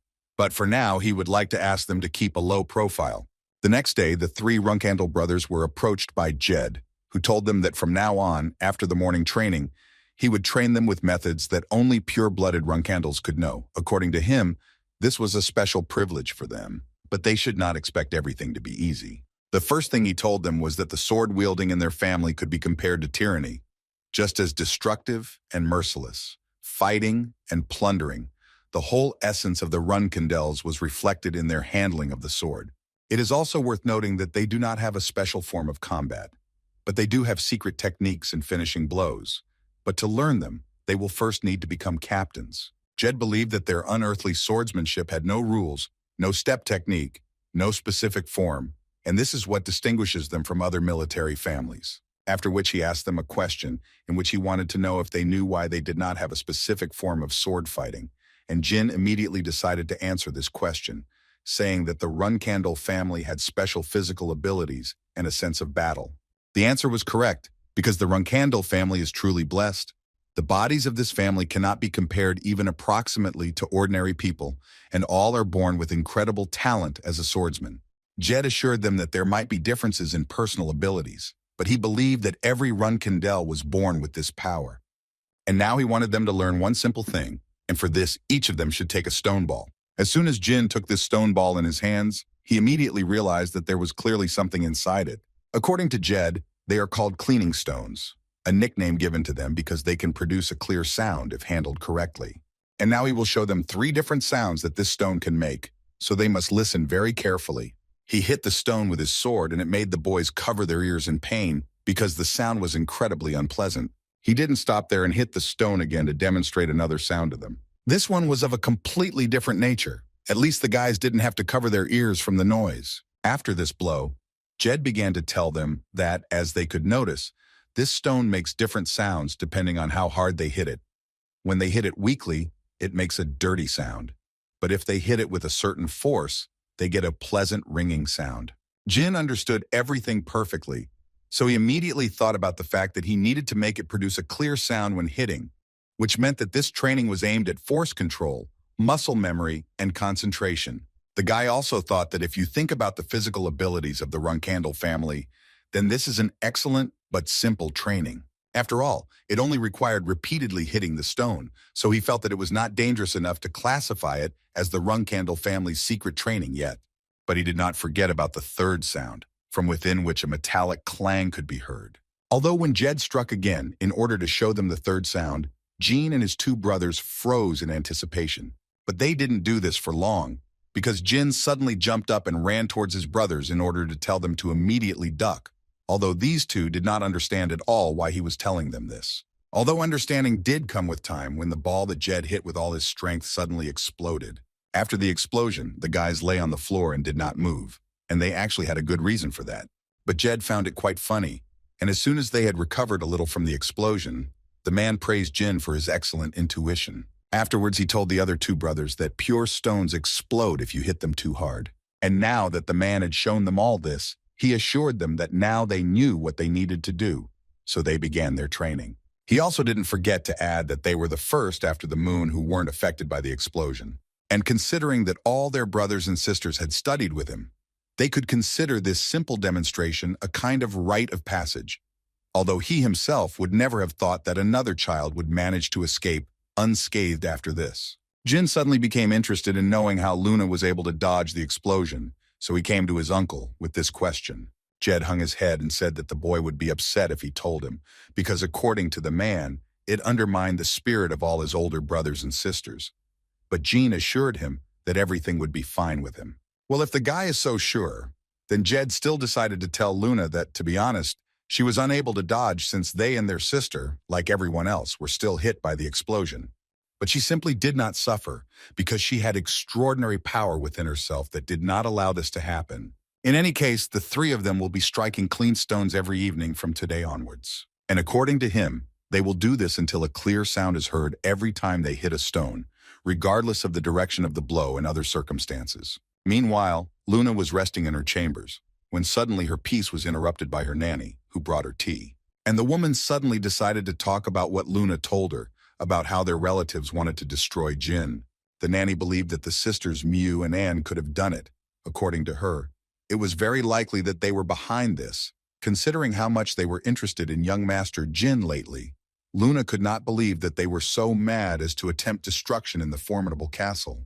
Moreover, Luna noted that the battle for dominance was forbidden with Runkandle, who had not yet left the Thunder Castle. She also believed that if this had reached her father, he would most likely have turned the entire estate upside down, and in that case, even their lives would have been in danger. In response to this, the nanny decided to ask a question in which she wanted to know from Luna whether they could consider the possibility that young Master Jyn had lied or made a mistake. Luna responded to this by saying that he was only 10 years old at the time, so she believed that both scenarios were possible. But to be honest, they investigated for 5 years after that incident, but they have no evidence. But she still didn't think that Jyn could lie because at that time the younger one was still afraid of her, so it seemed to her that he was afraid to lie. Luna understood that perhaps he was not afraid of her, but human nature would not allow him to do this either. Then the nanny suggested that Luna learn more about the affairs of Lady Mu and Lady Anne, and the girl agreed to this without any problems, but she had some kind of bad feeling, so she asked the woman to try in this matter. But the woman assured the girl that she should worry about Luna, because she thought that the girl's relatives might try to harm her again, but the girl believed that there was definitely no need to worry about this. Now she is more interested in how things are going with Jyn, so she decided to go to him so that he can show her the result of his heart's call training. She believed that the explosion from the pure stone would be a very useful lesson for him, although she did not rule out the possibility that he could handle it, and at this point in her life, she was most interested in watching her younger brother grow up. The next day, Jyn had a 4-hour workout, which he thought was the hardest he had ever had. She made him feel really bad. The only thing that saved him and the Tan brothers were 5-minute breaks, which were very rare. Jyn thought in his mind that the purpose of training was to learn how to control physical strength, willpower, but he was clearly wrong, because from the very beginning, he needed to focus on increasing the destructive power of the aura. Since he clearly saw how his uncle was able to break a pure stone without using aura, but he still had to train his aura to compensate for his lack of physical strength. He knew he had to train her until he could hear a clear sound and break stone. Mentally, he tried to calm himself down and constantly repeated to himself that there was no hurry, and in order to do this, he first needed to calm down, because he did not forget that even his immature brothers managed to do this in their past life. So he believed that he was guaranteed to succeed. Jed was watching the trio closely at this time, and he immediately noticed that they were doing quite well with control. Moreover, they were still able to do something after so many hours of continuous work. But still, of the three of them, he couldn't help but single out Jyn, whom he considered a special specimen. The uncle was so confident in him that at some point he thought that this guy could even break the moon's record. After the training was over, the two Tan brothers collapsed unconscious, and Jed called them worthless, and also asked Jyn to tell them tomorrow that if they did the same thing, they could never come here again. In any case, when they left, Uncle thought about the fact that they fell later than he had expected. And in the end, even in their case, Runkandel remains Runkandel. But as for the younger one, thoughts about this guy made the man very nervous, because he did not understand why this particular guy had achieved such success. The mere thought that if only this guy had been born 10 years earlier, he would have had a talent that could outshine the entire Runkandel family scared Jed very much. So he didn't understand what to do with this guy, although on the other hand, he understood that in fact, it wasn't that important, and it was better for him to forget about it. A month later, at the training ground of the advanced group, the first tasks that had already been distributed this year were announced. Therefore, whoever the guy on the stage calls, he asked the cadet to step forward, and to begin with, he decided to hand out the escort task, in which they would have to guard the newcomers of the Blacksmith Association. Time passed, and the tasks were gradually distributed, and time smoothly reached the third task, in which the cadet would need to tame monsters, and the first targets would be orcs. He also mentioned that the mission would take place in the unprotected area of the Carano Duchy, and they sent Mesa, Belob, Scott, Taimont, Kiko, Zhu Shen, and a few other guys who would come later on this mission. According to the curator, there were 25 orcs in total, who tend to move in groups. They also regularly move from place to place, and this must be taken into account. So he asked them to prepare and try to complete this task. This clearly surprised the other cadets, who had been in the advanced group for several years, since none of them had been tasked with taming orcs in their first year of training. Some guys even said that they should probably prepare coffins for these guys, because they clearly wouldn't be able to handle such a task. The other guys actually started making fun of him, saying that they should probably go and ask their young master Jyn for help to save them, because they were scared. Messi decided to ask her friends to ignore these statements, because she soberly assessed the situation, and she believed that they clearly did not have enough strength to compete with these guys. And since the task had not yet begun, it would be a big problem if any of them got hurt. One of them didn't really want to listen to her, so the girl had to raise her voice so that he could understand everything. She believed that they should accept the task they were given as a fact and return after it's safe and happy that they were able to complete it. Only in this way she believed they could raise the rest of the cadets to the ground, but no other way. Meanwhile, Hayton and his two brothers continued to train hard and hit the stone. Then suddenly, at one fine moment, he managed to strike this stone so hard that it began to explode, which at first made the guy happy, and then he realized what he had done. But not only did this stone explode, it also released a beam of light that had an insanely strong energy that flew past Dayton. And in the end, it hit Jyn, who clearly didn't expect such a blow. Hayton was completely fine, and even for a second he felt sorry that because of him Jyn received a blow. But the young master assured him that everything was fine with him, although he still asked Hayton to do the exercise away from him. It had been a month since they started training with pure stones, and his brothers also started to explode them. Jyn was surprised because he thought it would take them much longer. But at that moment he was more interested in what he had just felt. The guy just had the path of this wave's flight drawn in his head, and he saw it so well, as if the trajectory of a flying arrow had been drawn in front of him. Considering all this, he began to understand that if something like this ever happened again, he would be guaranteed to be able to dodge the explosion of this ball. He wondered if this feeling was directly related to Luna's training. In any case, he understood that before he forgot this feeling, he urgently needed to repeat it. But just as Jyn was about to hit that stone, Jed interrupted them and told them to listen carefully because they had been assigned a task. The Tona brothers, as soon as they heard their assignment, immediately began to cry because they already felt sick and tired, because for the assignment they would have to wear banquet clothes, and they were so wooden, even Jed sympathized with them. But the uncle believed that thanks to them, the older brothers and sisters would not have to dance at the ball. Jed got tired of these sighs, So he changed his face to the most serious and told the guy that he has no right to sigh when he has a task, and immediately warned him that if he sees such an attitude again, he will make sure that he wishes for death instead.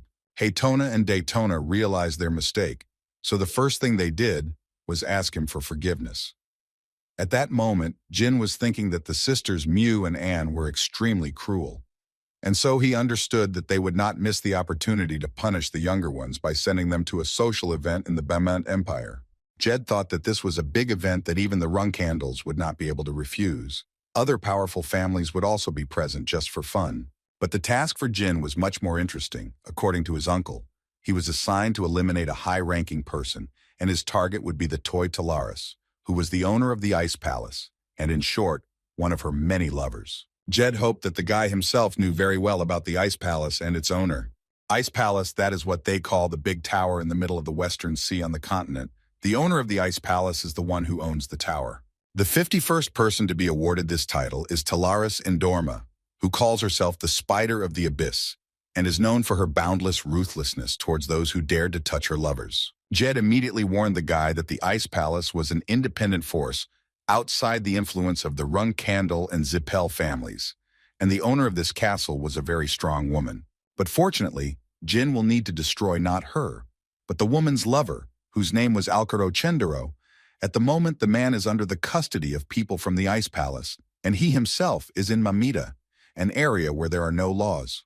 The Tona brothers immediately realized that if the goal was in Mamita, then this meant that they wanted to test everything that Jyn was capable of, and it seemed to them that this was too much for him. Looking closely at the case, Jyn noticed that the clients were the Chendero family, and it wasn't hard to guess that the family themselves hired them to destroy their own child.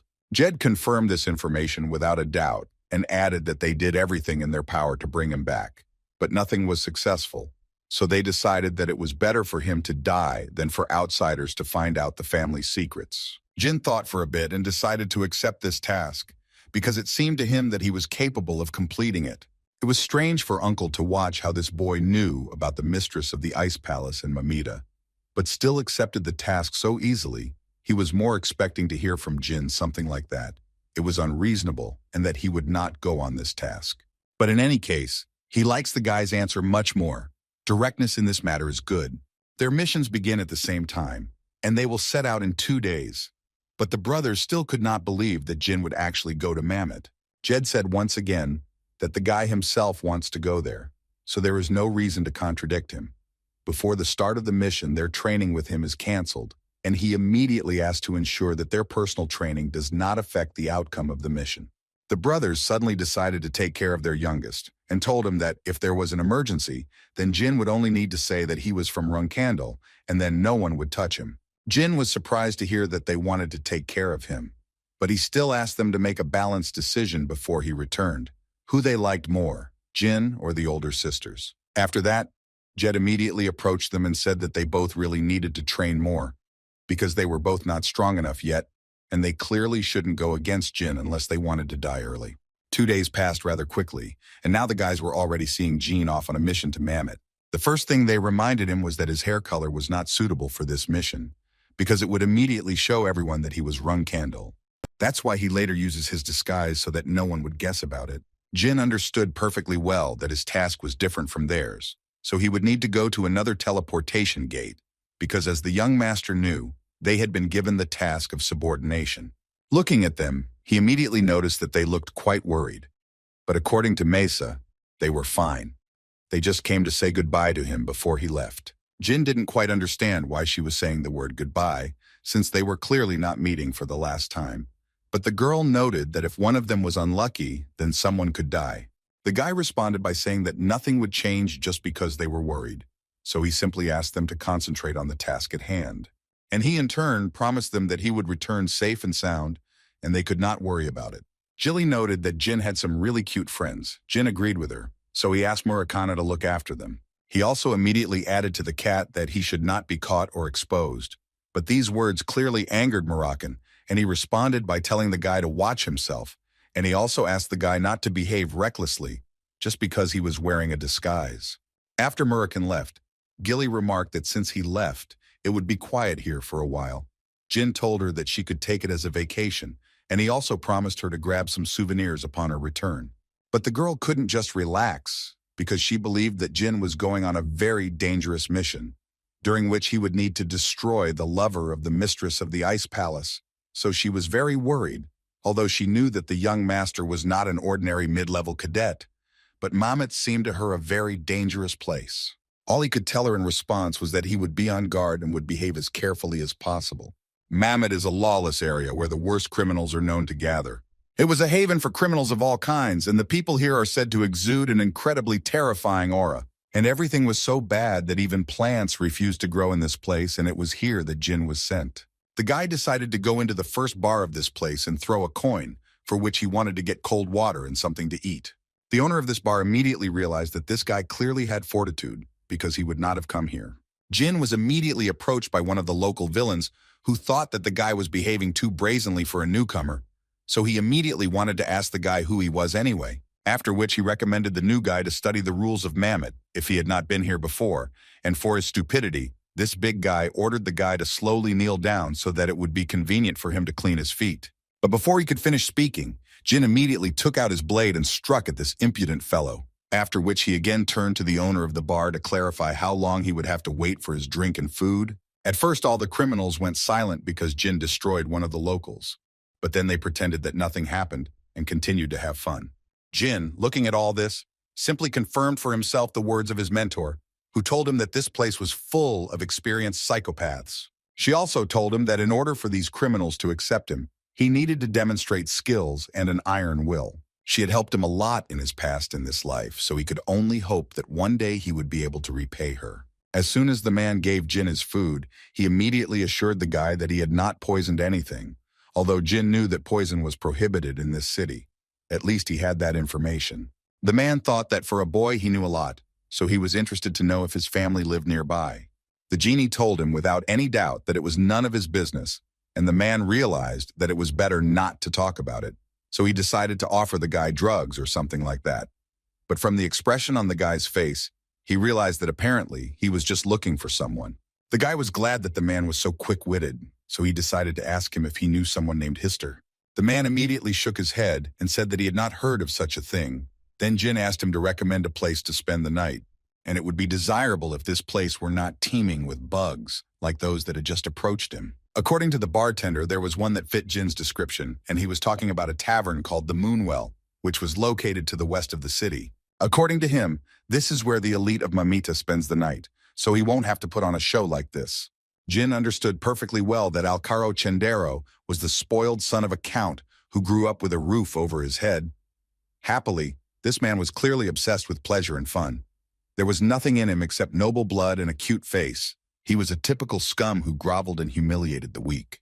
The guy believed that the only reason he was staying in this dangerous city was most likely to attract the attention of the mistress of the Ice Palace, who was currently busy with another lover.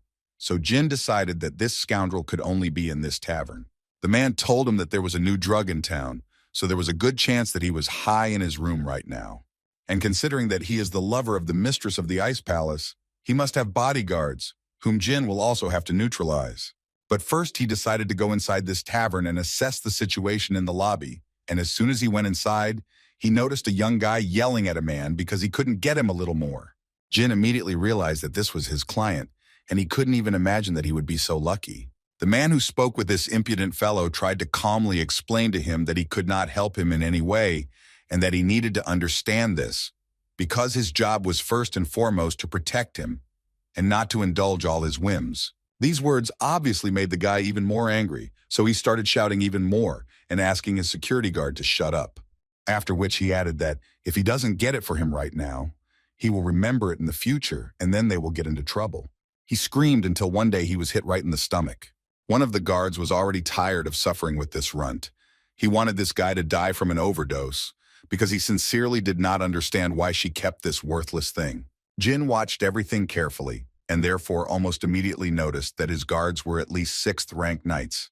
So he understood perfectly well that destroying Alcaro was a simple task.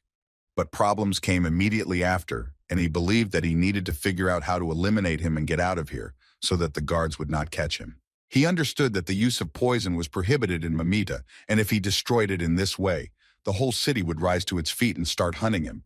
But on the other hand, the guards prevented him from going head-on. So Jyn had to come up with some other hidden way to destroy Alcaro in the Moonwell. Milady wanted to know how many bodyguards they had, and according to her assistant, there were only 6. As soon as she heard this, she immediately decided to ask them for forgiveness for having to work so hard because of a scoundrel who forgot his place.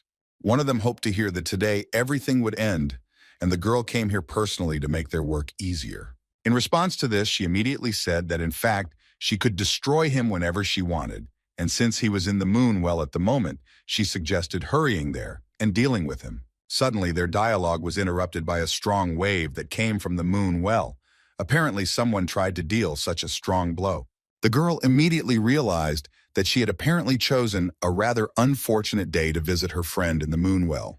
Jyn thought for a bit and still decided to use magic in his room to sow panic among the guests. Although he only had the 4th rank, but if he added spiritual energy, it seemed to him that he could cast a spell with a power of at least the 6th rank. This made them think that there was at least a 6th rank mage going on here, and since he was a brat, no one in their right mind would think that he was the one doing this. He also understood that due to the peculiarities of using spiritual energy after casting the spell, there would be no traces that it was Jyn who did it, so I would not be able to reveal it. He was going to make it look like they were attacking from the outside, so he decided that summoning lightning would be the best option in this case. By gathering all his strength into his hands and concentrating, Jyn was able to release as much spiritual energy as he needed. At that moment, all he could think about was that he had actually managed to come up with an incredibly sinister plan that could work. Cirrus Indorma, captain of the 7 swords of the Ice Palace and daughter of the mistress of the Ice Palace, was at that moment in the very epicenter of this explosion, and her guard immediately began to say that it seemed that someone in the Moonwell had incurred the wrath of a high-ranking magician. But Cirrus wasn't going to listen to her assistant, because she felt like this attack might be aimed at the Ice Palace. So she immediately rushed into battle without any hesitation. She thought so because she only had to remember that there were 6 of their people in the tavern, and that didn't include her mother's lover, Alcaro. So she ordered her men to go there immediately, and she didn't care at all what happened to Alcaro. She just wanted to focus on finding their soldiers. When they got closer to the Moonwell, they saw ruins, and they had no idea who could have done this. But that wasn't the worst news, because as soon as they took a step towards the Moonwell, they had to hold on to anything to avoid being blown away by the blast wave. Cirrus understood that the force of this blast wave must be the last attack, and it would be relatively safe from now on. And she could only hope that everyone who was inside was able to survive, although she had doubts about this. Jyn himself did not expect that he would be able to deliver such a powerful blow. It seemed to him that perhaps this was due to the fact that the last lightning was completely saturated with his spiritual energy. In any case, this spell was similar to the 7th rank, and only thanks to his sister's pendant, he managed to avoid serious injuries. He also noticed that all the guards of the Ice Palace were able to survive, but he was more interested in Alcaro, who was nowhere to be seen.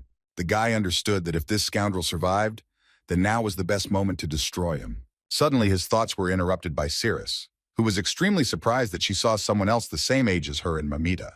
Jyn didn't expect to see a girl here, and while she asked how he was feeling and whether he was badly hurt by the attack, the guy just remained silent and looked at her. In any case, she suggested that he get out of here as quickly as possible, and at that very moment, one of her people approached her, who was happy to report that all of their people escaped with minor injuries.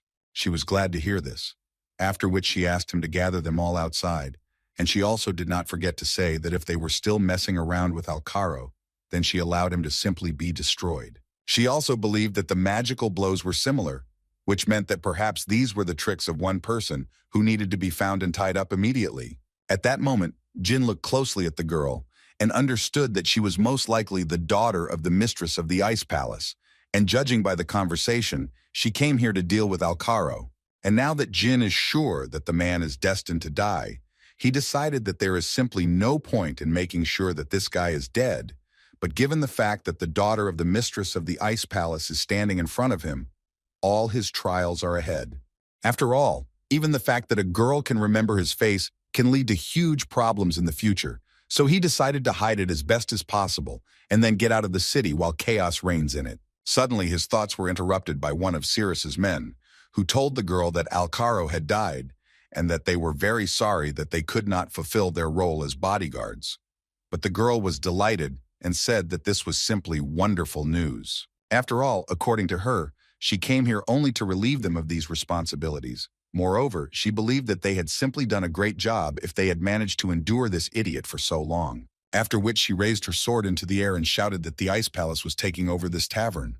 And she, as the daughter of the mistress of the Ice Palace, had the right to declare that everyone who disagrees with this decision will become enemies of the Ice Palace. There were characters who were against this. Men started shouting that they didn't care that she was the daughter of the mistress of the Ice Palace because they were in the center of Mammoth, and here it was impossible to take control of the situation instead of the kings of Mammoth. This was a kind of abuse of her authority. Moreover, they did not rule out the fact that there was a possibility that they were attacked from behind the Ice Palace.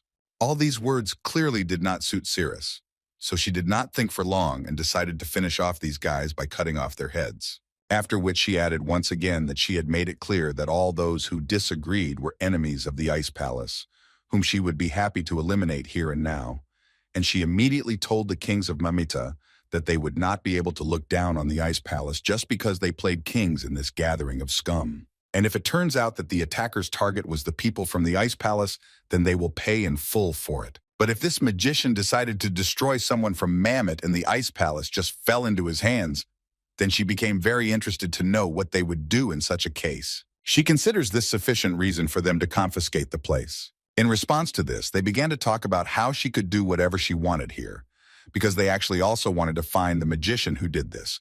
But they immediately told her that there was not a single magician among them. She wasn't surprised by this, but she still thought that there was a chance that one of them, the scum of humanity, had incurred the wrath of a powerful magician and had done something wrong somewhere outside of this city. After which she again turned to Jyn with the words that she'd already told him to get out of here. The guy smiled at her in response and said that he was just a little scared, and that his leg was also injured. Cirrus found him rather timid for a guy and rather small for a swordsman, but she couldn't help but notice that he was lucky to survive this attack, so she decided to help him and heal his wound, and if he didn't understand, then the great Cirrus was healing him, so the guy could consider it an honor. Jyn understood everything perfectly well, so he decided to ask her how he could repay her for this, but the girl assured him that in fact there was no need for this. Besides, she didn't understand how someone like him could repay such a great person like her, so she assured him that he could consider it a pleasant memory, and at least sometimes he could bow towards the Ice Palace. At this point, she was ready to say goodbye to him and wished him a speedy recovery. Jyn also waved back and thanked her again for helping him get better. Although as soon as she left, his face immediately changed, although mentally he was glad that he was able to complete his first independent mission. Meanwhile, his guys were able to destroy 18 orcs, and one of them even suggested that they would be able to complete the task without unnecessary casualties. They were glad that they would be able to return in one piece, and thus show those cadets what kind of stuff they were made of. Mesa immediately calmed them down and gently asked them not to relax. She wanted to remind them that there were still 7 orcs left, and that was still a large number. She noticed that the orcs, who usually walk in groups, decided to walk alone this time, and this played into their hands. So it seemed to the girl that God himself was watching over them in this way. Or maybe it was just Master Jyn's words that blessed them so much and brought them such great luck. In any case, she was not going to let her guard down, so she ordered the guys to reconnoiter the area again and concentrate on the task. Murakhan was no less happy for them, only 7 orcs, and he could finally return home. A few days ago, on the day Jyn's group was sent on a mission, Murakhan came to the orcs and ordered them to listen to him carefully, after which he ordered them to move one by one. And if any of them dare to form a flock, then he will destroy them all. And if they understood him, then he asked them politely to go their separate ways, which these guys did. Murakhan understood that most likely in the future the brat would often order him to do this kind of thing. He couldn't believe that Jyn thought he was a big shot because he was the man who made the deal with Soldred, when it had nothing to do with it. In any case, he decided that when Jyn returned, he would definitely need to ask for something as a reward for his work. After all, he believed that he had done quite a lot of work. For example, thanks to him, none of these guys were ever hurt. And Merkin thought that this was the least he could do for him. But suddenly his thoughts were interrupted when he heard a very strange sound. And then he felt a rather strange energy that was coming from different directions. Merkin noticed that someone was approaching very quickly in their direction. Therefore, he had to take his true form, and he did not understand at all why he was coming here. but it was absolutely clear that he would hardly leave here later. In any case, he had good news because all these brats were third rank and none of them were able to notice the barrier he would set up. Baloba, still sitting in place, suddenly noticed that the sky had become much darker. He assumed that it might start to rain now. And while they didn't suspect anything, Murakami decided to deal with the one who was passing by, but radiating incredibly strong energy. As soon as Murakami appeared in front of this creature, he immediately asked him who he was that he decided to appear on his territory without his permission. But when he looked closely, he saw not something alive, but simply a relic from the past, which was previously called a grave giant. He was sure that the dragons, got rid of them 2,000 years ago, but apparently this is not so. In any case, there was only one question in his head. What was the thing that was supposed to protect the tombs of the gods doing here? Although on the other hand, it was absolutely clear that whatever it was, this meeting was clearly not a pleasant one. So Murakami decided that it would be best to destroy this creature with one blow, after which he carefully descended to the ground and noticed that he had not used his power seriously for a long time. Because of this, his whole body clearly hurt. But now in his head, there were thoughts that he would never believe that this was just an extra grave giant that was left over. It seemed to him that the Zepel family was involved in this. He decided that he wouldn't tell Jyn anything for now, because at the moment, he would be able to protect him if something happened. Besides, he believed that if Jyn could grow at such a rate and become stronger and stronger every day, then in 10 years they would be able to calmly fight with the Zepel family and finally show them who was stronger. The shapeshifter Bubar Gaston spoke to his Lord Bishkel about his masterpiece, the grave giant, being destroyed. The vice president of the revolutionary group, Kinzello Bishkel Ibriano, was already aware of the incident. He also heard that the grave giant fell in the middle of the night, and Bubar was even more upset by this, because he believed that no one was capable of such a terrible act, especially at night. But Bishkel immediately told him that at the moment it did not matter, because the one who destroyed the grave giant was a dragon, a shadow dragon, and he decided so because he personally inspected the scene. Bubar felt sick because he thought that the dragons already knew about their grand plans.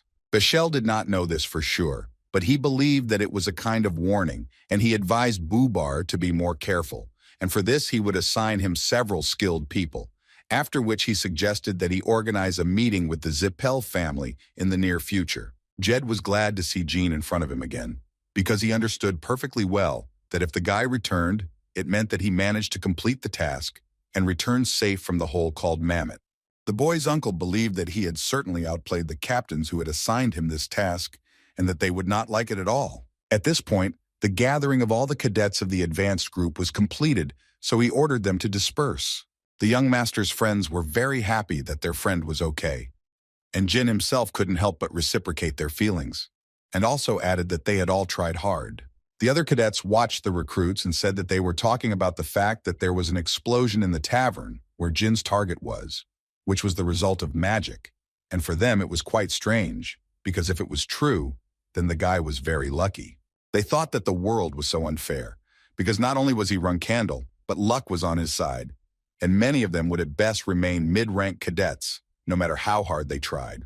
But what confused one of them the most was that the young master was at best 4th rank, and his charges were 3rd rank, and therefore it was strange for him to see that Kajin was going to leave all this so simply.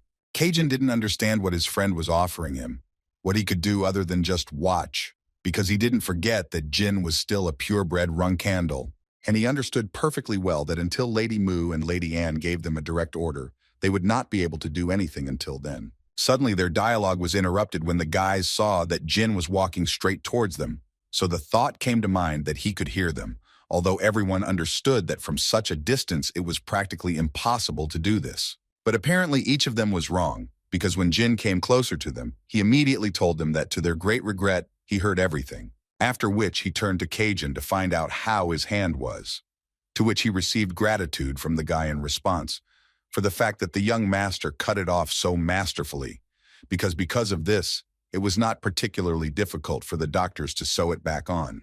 Jyn was glad to hear this, after which he noted that they had a very interesting conversation here. Kajin decided to tell him that they were commoners, and all they could do was talk behind the young master's back. That's why he hoped that Jyn would understand them and forgive them. But the guy thought that there was nothing to understand. He wasn't a captain yet. And this means that he is technically not yet higher than them in status. But Kajin believed that this was not entirely true, because one word from the young master and such a low-ranking person as he would be flogged and maybe even destroyed completely. Jyn didn't really understand why Kajin thought he could do that, but the guy thought the answer to that question was pretty simple, and then said that the reason could be at least because he was showing disrespect at least now. Then he stood up and told the master straight to his face that he was not pleased to see everyone praising him when he had managed to complete the task by pure chance. Jyn immediately told him that apparently the guy simply didn't understand him, because Jyn called him an eyesore, not because he didn't respect him or because he was making fun of him. The thing is that Kajin, as a 5th rank knight, is one of the most experienced people in the advanced group, which means that he is perhaps even stronger than the young master. After which Jyn took out his sword and wanted to ask the guy why all he does is throw mud at him behind his back. After all, it seemed to Jyn that he had made it quite clear to him that the guy could challenge him at any time. Kajin thought that Jyn was not being serious, but the young master insisted that he take out his sword because he would not get off easy, and he would have to fight with dignity. This sounded to Kajin as if Jyn did not want them to have any restrictions in using the aura. Jyn replied that the guy understood everything correctly, and as soon as Kajin heard this, he immediately told the young master that he would make him regret it, after which he went on the attack. The guy immediately noticed that Kajin's blows were quite heavy, but on the other hand, he understood that in fact this was nothing compared to those he would have to fight in the future. But his thoughts were interrupted by Kajin, who literally flew above the young master in order to strike him more seriously, and prove that Jyn was not yet at the level to challenge him. Jyn barely managed to block this blow, although apparently it was not important to do so, because the power of this blow was really much stronger than anything before. But Kajin was not going to stop there, so he continued to attack his opponent, although he continued to skillfully dodge them. Jyn was not mentally in the fight at that moment. He was thinking about the day when Haytona's steel ball flew at him. He began to see the trajectory of Kajin's attacks. He also remembered that there were an infinite number of possible directions to attack with a sword, but only a few of them could be used by a 5th rank knight, especially when his opponent fights him with a full sense of hatred. And when Jyn finally counted, he realized that in order to end this battle, he would only need 3 moves. But first, he decided to tell Kajin that he had read all of his attacks, so he assured the boy that he could not defeat him. And this caused even more irritation in Kajin, which again only played into Jin's hands. In any case, this was a signal that he should start his attack right now. So he decided that he should first strike the left side, then parry the attack from below upwards. And in the end, he had to deal a blow that a knight of such rank could not block, and for this he used a 4th rank aura. This plan worked perfectly, and within a few seconds the sword flew out of Kajin's hands. The guy sincerely did not understand how this was even possible, because he was 100% sure that he was much stronger than Jyn. But his thoughts were interrupted by Jyn, who spoke about how he thought it would take him at least a few years to reach a 5th rank aura. Kajin thought that this was all a lie, and he was clearly not of the 5th rank. There was simply some kind of catch in all of this. But the guy assured him that there was no catch. It was just that he didn't get involved in fights. He knew he would lose. The Tona brothers arrived at the scene of the fight too late and only saw the end, so they were very interested to find out what actually happened here. But they clearly didn't expect to see the scene they saw. Could Jyn really defeat Kajin, who is a 5th rank knight? Sisters Mu and Anne did not want to believe that Jyn was able to crush Kajin at such a young age, but the boy had no other explanation, although they still continued to say that he was simply bribed, or he succumbed to him because he was Randell, although Kajin had already answered several times that this was not the case. At that time, they didn't understand at all why he did this. Was he seriously saying that Jyn had mastered the aura of the 5th rank at such a young age? The guy told them that everyone who was present at the training saw it, so he was not the only witness. It seemed to him that it was probably a 5th rank aura, after which the sisters told him that he did not live up to their expectations, so he could go free. Anne thought that this was probably Jyn showing them his fangs, but Mu thought that he did it not only for us, he essentially challenged the whole family. Mu believed that for their little brother's next mission, they needed to send several of their people along with him, to a place that will become his grave, no matter how talented he was. The next day, when Gilly brought the young master food, she noticed the fact that the sword garden was not quiet because everyone was very surprised by his achievements. Jyn was actually very pleased to hear this, and he also assumed that Father and Sister Luna were the only ones who were able to reach the rank of 5th rank knight by the age of 15. And it turns out that he has the 5th rank of sword mastery, the 4th rank of magic mastery, and his spiritual energy, is the 4th rank. To receive the 5th rank at such a young age, even Jyn himself did not expect this. After all he did was train hard with pure stones, and apparently he just didn't have time to come to his senses before he became a 5th rank knight. And now it seemed to him that all 3 skills that he possessed, spiritual energy, magic, and aura, influenced each other every time one of them became stronger. When he was almost drawn into the flow of spiritual energy, the flow of his aura and magic opened and strengthened due to this. But he understood that little was known about this, since he was the only one who possessed all 3 skills. But these 3 powers were closely interconnected in him. When suddenly he noticed the flowers that Jilly said she brought here after they were given to the guy. She offered to remove them, but Jyn allowed them to remain because he sensed no magic or curses on them. Now he was worried about another question, what his relatives thought of him, because he quite unexpectedly revealed to everyone that he became a knight of the 5th rank at the age of 15. It seemed to him that his relatives were now on the edge, including his older brother Joshua, who was touted as a possible future head of the family. Joshua Randell, Jyn's older brother, who after the first Captain Luna renounced her right to the throne, he immediately reached the necessary level of power to claim the place of the head of the family. For now, with the help of Rosa Randell, their common mother, he is gradually expanding his sphere of influence. Of course, considering all this, Jyn knew that it would be a good idea for him to hide his skills a little longer, but he decided that it would be more advantageous to show his level of strength now. Because he revealed the achievement of the 5th rank in front of many people, rumors would spread not only among the Randell family, but also throughout the world. Moram, listening to all this, noted that the guy was praising himself too much, but be that as it may, he was still right, and his brothers and sisters would have to hold their horses for now, because he was now the center of attention. Jyn added that what was more important was that his father would personally come to the Garden of Swords, and all because he did not want to see Joshua as the heir to the throne, because he was not satisfied with any of his children for this position after Luna. The only one to whom he gave due attention was not interested in becoming an heir. Because of this, the father decided that she could not be the head of the family. Then Joshua began to make every effort to be recognized as the next head, and brother Deepus and sisters Runtia and Mary became secondary candidates, thus forming a line of heirs to the title of head of the family. But the appearance of a new player in the form of Jyn completely turned the game upside down. Father is the kind of person who gives everyone an opportunity, regardless of age, so he will probably order him to do something, just like in the elementary group. Regardless of his decree, 2 things are known in advance. The first is that this will be a test, and to see if he can overcome the age difference with his brothers and sisters, who have already been nominated as candidates for the position of head.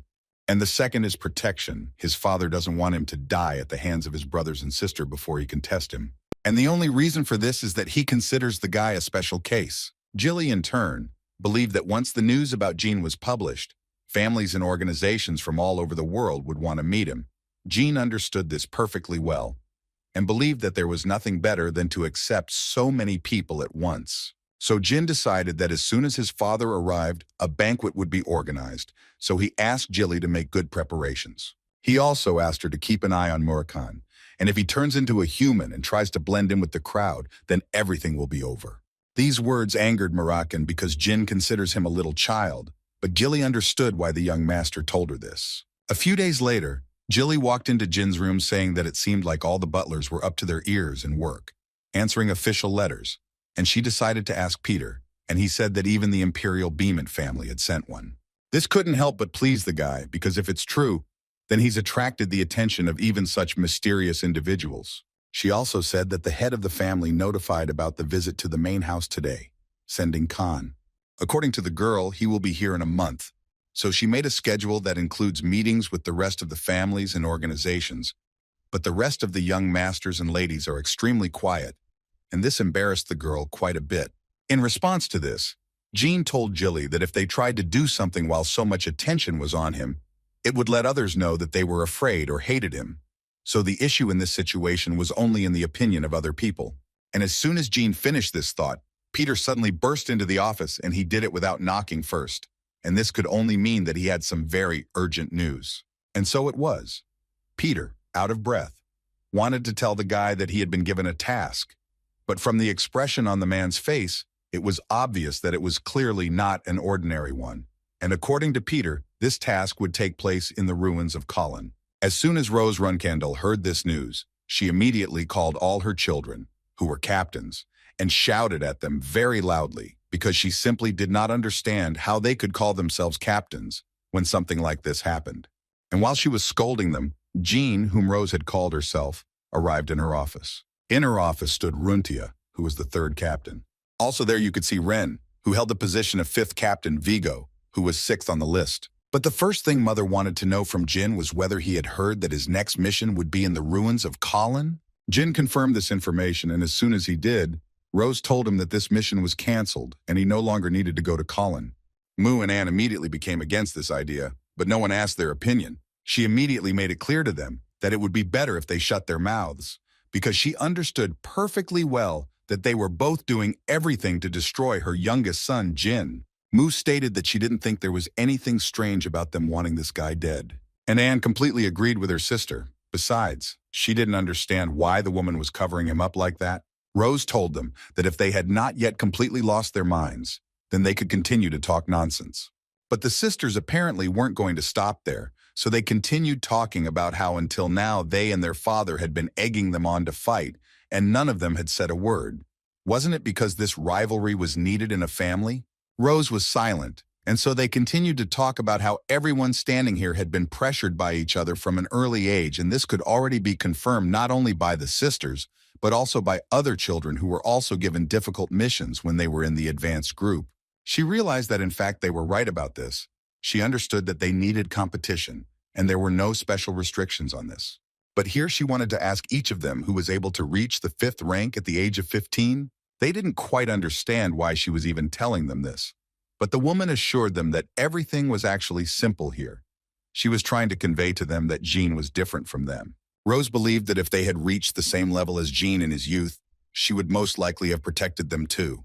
And if they still didn't understand, then she decided to say it straight out, that they were unworthy of her protection, and given their behavior after they became captains, she would not regret anything.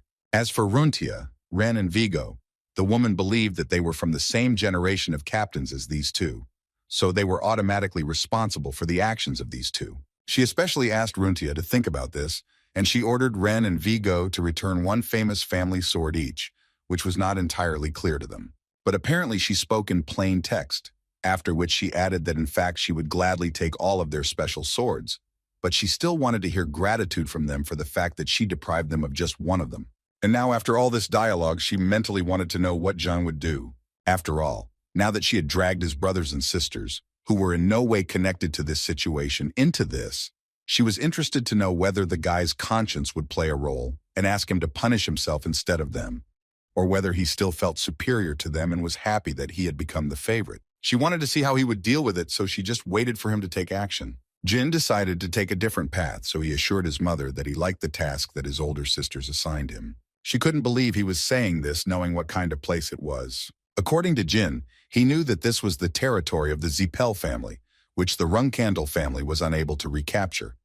And he also understood perfectly well how dangerous it was. But he also knew perfectly well that he had no intention of retreating. He would also like to say that he knows that this is a dangerous place, but he does not consider it unfair. On the contrary, it seems to him that this can be regarded as recognition of his strength by his sisters. Rose thought that the guy was too self-confident when she heard his opinion, or did he just want to test his own mother? But Jyn tried once again to convey to her that this was not the issue, but that if the task assigned to him suddenly changed, then the followers of their family might get the impression that the hierarchy and balance of power in the Runkandel family was very flimsy. Rose thought that this reason was not entirely justified, because they had no followers who would doubt the family's actions because of such a trifle. And she saw this task as another opportunity for his sisters to harm him. And she also took into account the fact that they could not fight him directly. They could only use the power given to them. Jyn agreed with her, moreover. He said that this was exactly what he was getting at, because he understood perfectly well that if he fought with the older sisters now, he would undoubtedly lose. Therefore, in order to put these two upstarts in their place, all that remains for him to do is complete this task. In short, he has only one battle in which he has a chance to win, and that is the task they gave him. All Rose could say was that any mistake in the ruins of Colin could be fatal, but even after that, Jyn declared that he was completely confident in his abilities, after which he added another request, in which he wanted the swords that his brothers had to return to be given to him. He considered this to be an insignificant reward, since he once again noted that she herself admitted that this task was very dangerous. The brothers didn't quite understand why Jyn needed their swords, because if he wanted a sword so much, they could give him one of theirs. But for that, it would be better for him to refuse the mission. One of his brothers actually believed that he should at least live until his father came here. In response to Jyn, he could only say that his brother was telling him rather strange things. Jyn asked them a rather logical question, because if that was the only issue, then he wanted to know why they didn't stop Mayu and Anne when they assigned him this task. Rose decided to end this argument and said that if Jyn could successfully complete this task, she would give him the swords of his older brothers, after which she ordered everyone to disperse.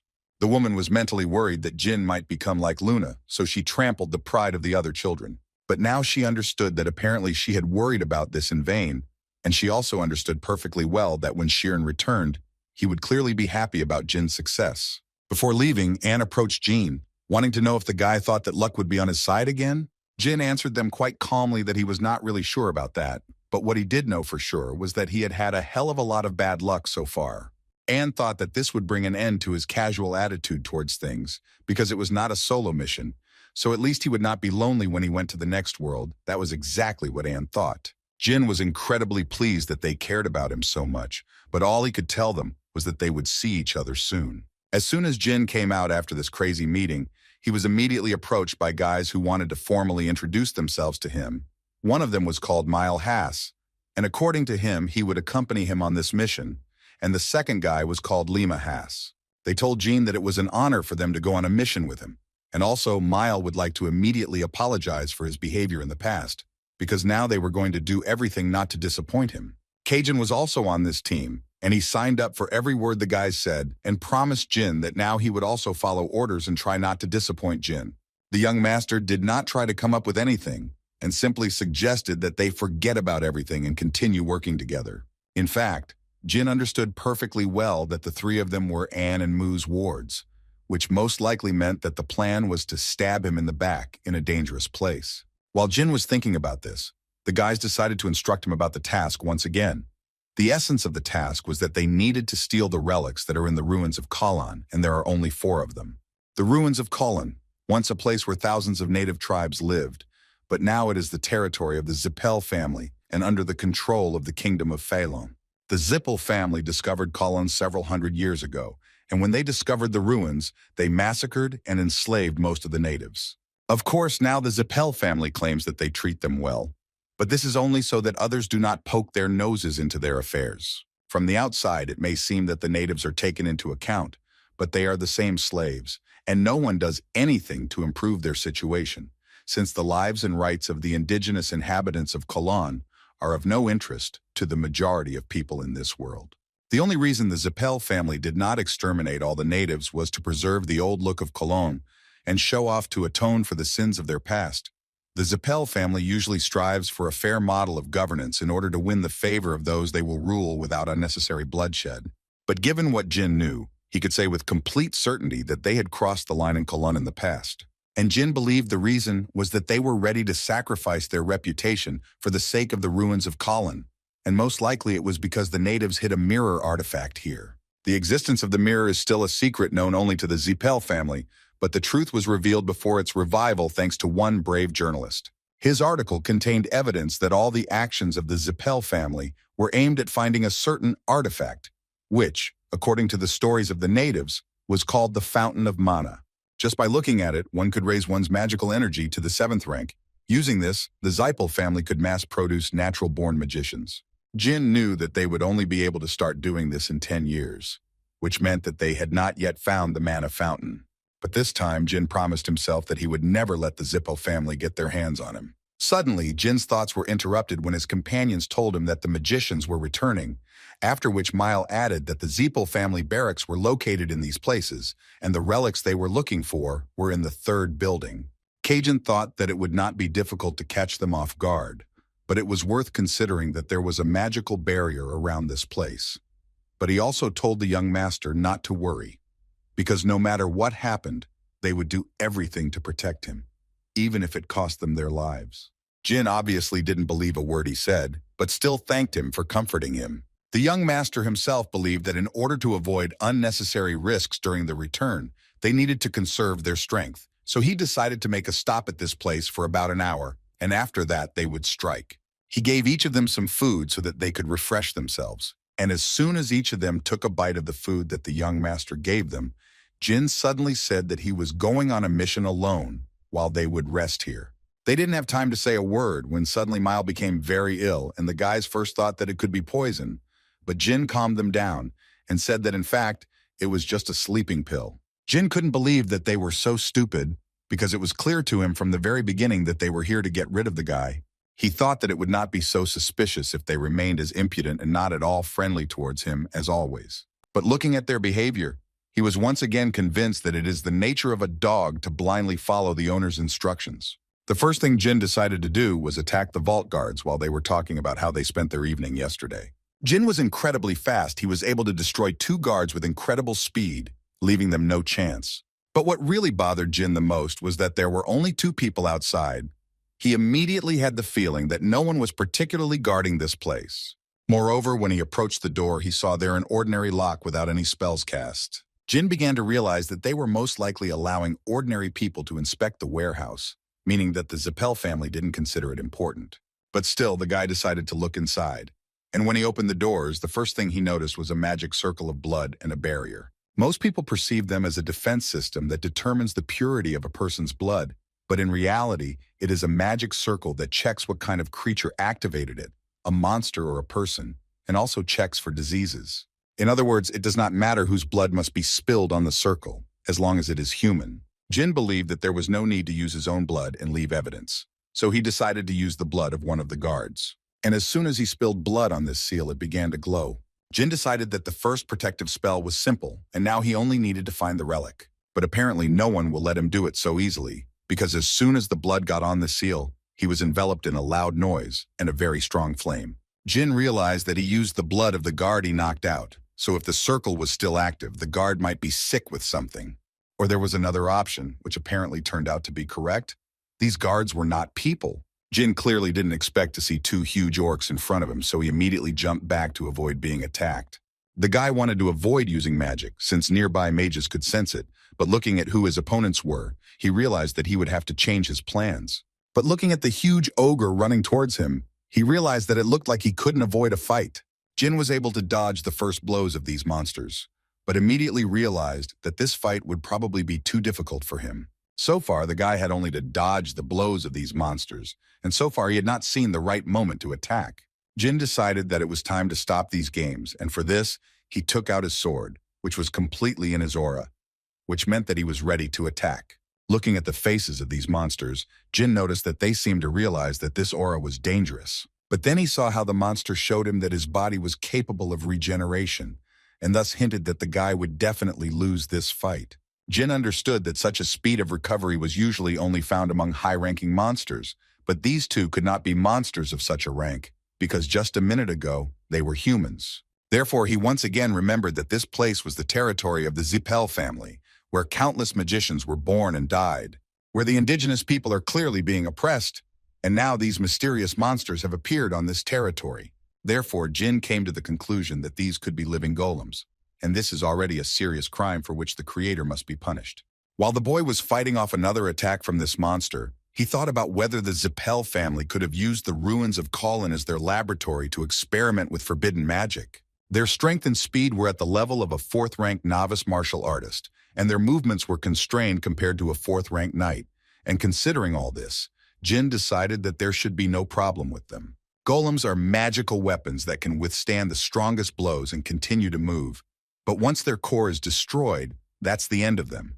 Usually the core is located in one of 3 places: the head, heart, stomach. So Jyn believed that golems created with the help of forbidden magic would be an exception. In that case, he decided to start with the head of one of the golems to check if the core was there. But after such a blow, Jyn noticed that his strength and speed did not decrease. On the contrary, he became even more aggressive. Although in that case, he still had 2 options of where to strike. So he didn't hesitate to deliver a direct blow to the stomach of one of the golems. But this time it didn't work either until Jyn moved his sword straight to the heart and thus finished off one of them. After that, he stood and looked at the body of this golem for a while, and still could not believe that the Zippel family decided to do something like this to people. And while he was in thought, the second golem had already crept up from behind and was about to attack. But the young master was more than prepared for this, so he was able to quickly react and attack this monster right in the heart. At this point, both golems were on the ground, and the guy managed to get through before his spell wore off. He was really lucky this time. As soon as he was about to leave, he suddenly heard a human voice coming from one of the golem's bodies, which literally begged Jyn to destroy it. Jyn did not refuse and dealt the final blow to this poor man.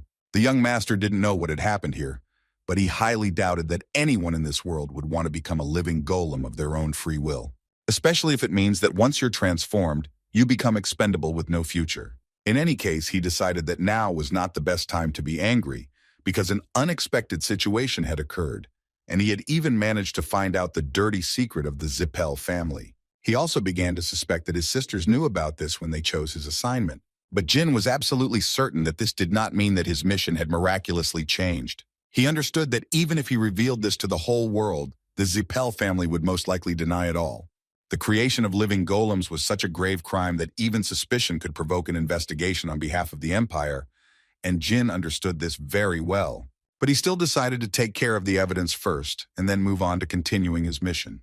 Because Jyn knew very well that with the power that the Zippel family possessed, it would not be difficult for them to discreetly influence the investigation.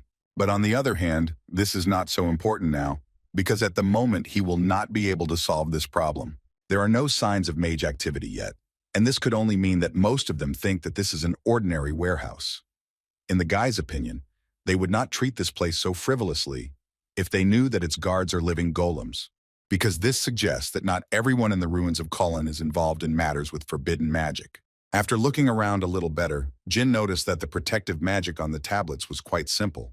But they clearly tried hard on one of the bowls, and in order to dispel the protective spell, you need to tinker a lot. At least that's what Jyn thought. But with 2 dead golems, no matter what the guy does here, the Zippel family will have to hide everything anyway. And so with all this in mind, he decided to turn up the heat a little while he still had the chance. And for this, he used his spell, which was called Fire Explosion. And from the name, it was clear what it was needed for. Anne and Mayu suffered at the hands of their older sister, who decided to punish them for sending Jyn on a mission to the ruins of Cologne. Luna tried to understand why they did this because he was 10 years younger than them. They were surprised that she didn't know, but the girls shut their mouths and asked them to assume that she was asking precisely because she really didn't know, or were they like 2 captains fighting for dominance with Jyn, who had only recently moved to the advanced group. They remained silent. And at that moment, Luna once again reminded them that captains fight with captains and the rest fight with the rest. This is the simplest rule that they can remember. After all this, she added that they should be ashamed, because she was damn ashamed of them for calling themselves captains after everything they had done. Anne immediately reminded her that Luna had never interfered in these matters, so she believed that even she had no right to do so.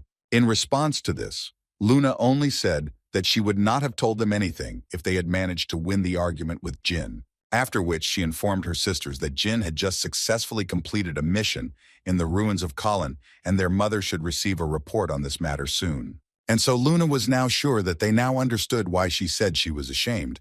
After all, they just helped him move even further. She even wondered if there was a history in the Runcandle family where captains were disgraced after trying to oppress the youngest, after which she drove them away.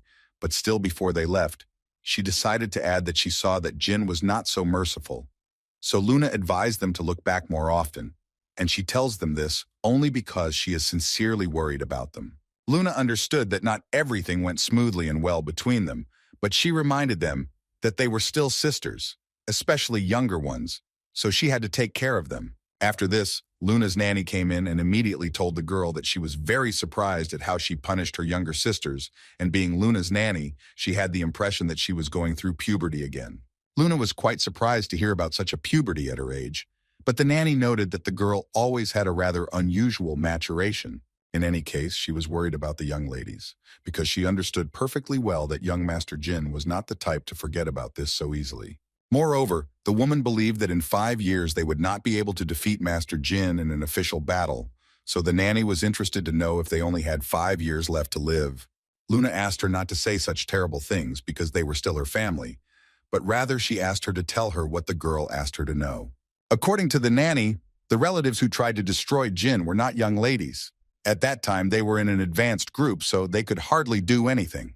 Luna agreed with her and added that it couldn't be Mary, Yona, or the Tona twins. This means that young Master Joshua, young Master Deepus, Ren, and Master Vigo remain, and of course, young Lady Runtia. The nanny immediately said that it would be difficult to find out about the rest, except for the young masters Ren and Vigo. And Luna understood this perfectly well because there was a fairly solid foundation under them all. So there was a good chance that they would get nothing from them except a headache. And so Luna decided that for now, the best option would be to simply observe, because they could get into trouble if they dug into them without good reason.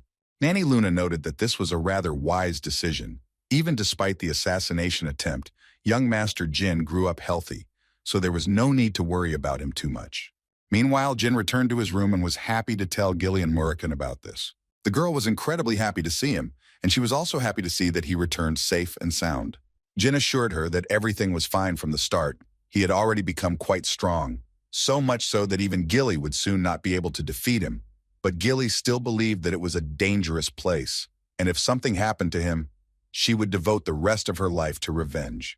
Murakan immediately intervened in this dialogue and asked the strawberry pie not to say such terrible things, after which he wanted to ask Jyn if he had filled out the report properly. Jyn replied to him that now everyone thinks that everything worked out thanks to outside help, but he doesn't give a damn about it because at the moment, there is something more important.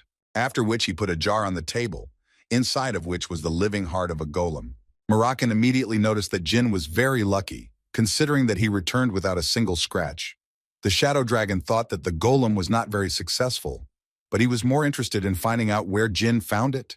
According to the guy, 2 warehouse guards turned into monsters and attacked him. He also did not forget to mention that they regenerated no matter where he hit them, and when he pierced their hearts, this fell out of them. Murakan was clearly not happy to hear that Jyn had encountered a living golem after all. First he saw a grave giant and now a golem. He didn't even have a rough idea what these guys from the Zippel family were planning. He then told Jyn that if what he was saying was true, then it was the work of the Zippel family. Murakan also asked the guy not to make a tight schedule for himself, because they would probably need to go back to Cologne. Because Murakan thinks it's worth asking them personally what they're up to? Jyn, hearing this, thought that he really didn't want to go back there. But on the other hand, he would go there with Murakan, so he most likely wouldn't be in any danger. He also didn't forget that if they were very lucky, he might even be able to find a mana fountain. So he agreed to Murakan's offer and promised him that he would try to devote his time to it. After the mission was completed, Cajun and the Haas brothers themselves returned to the Runkandel family. But Mew and Anne revoked their status as cadets and expelled them from the family. And as you know, expulsion is a very severe punishment for cadets who technically completed their mission, but no one argued with them.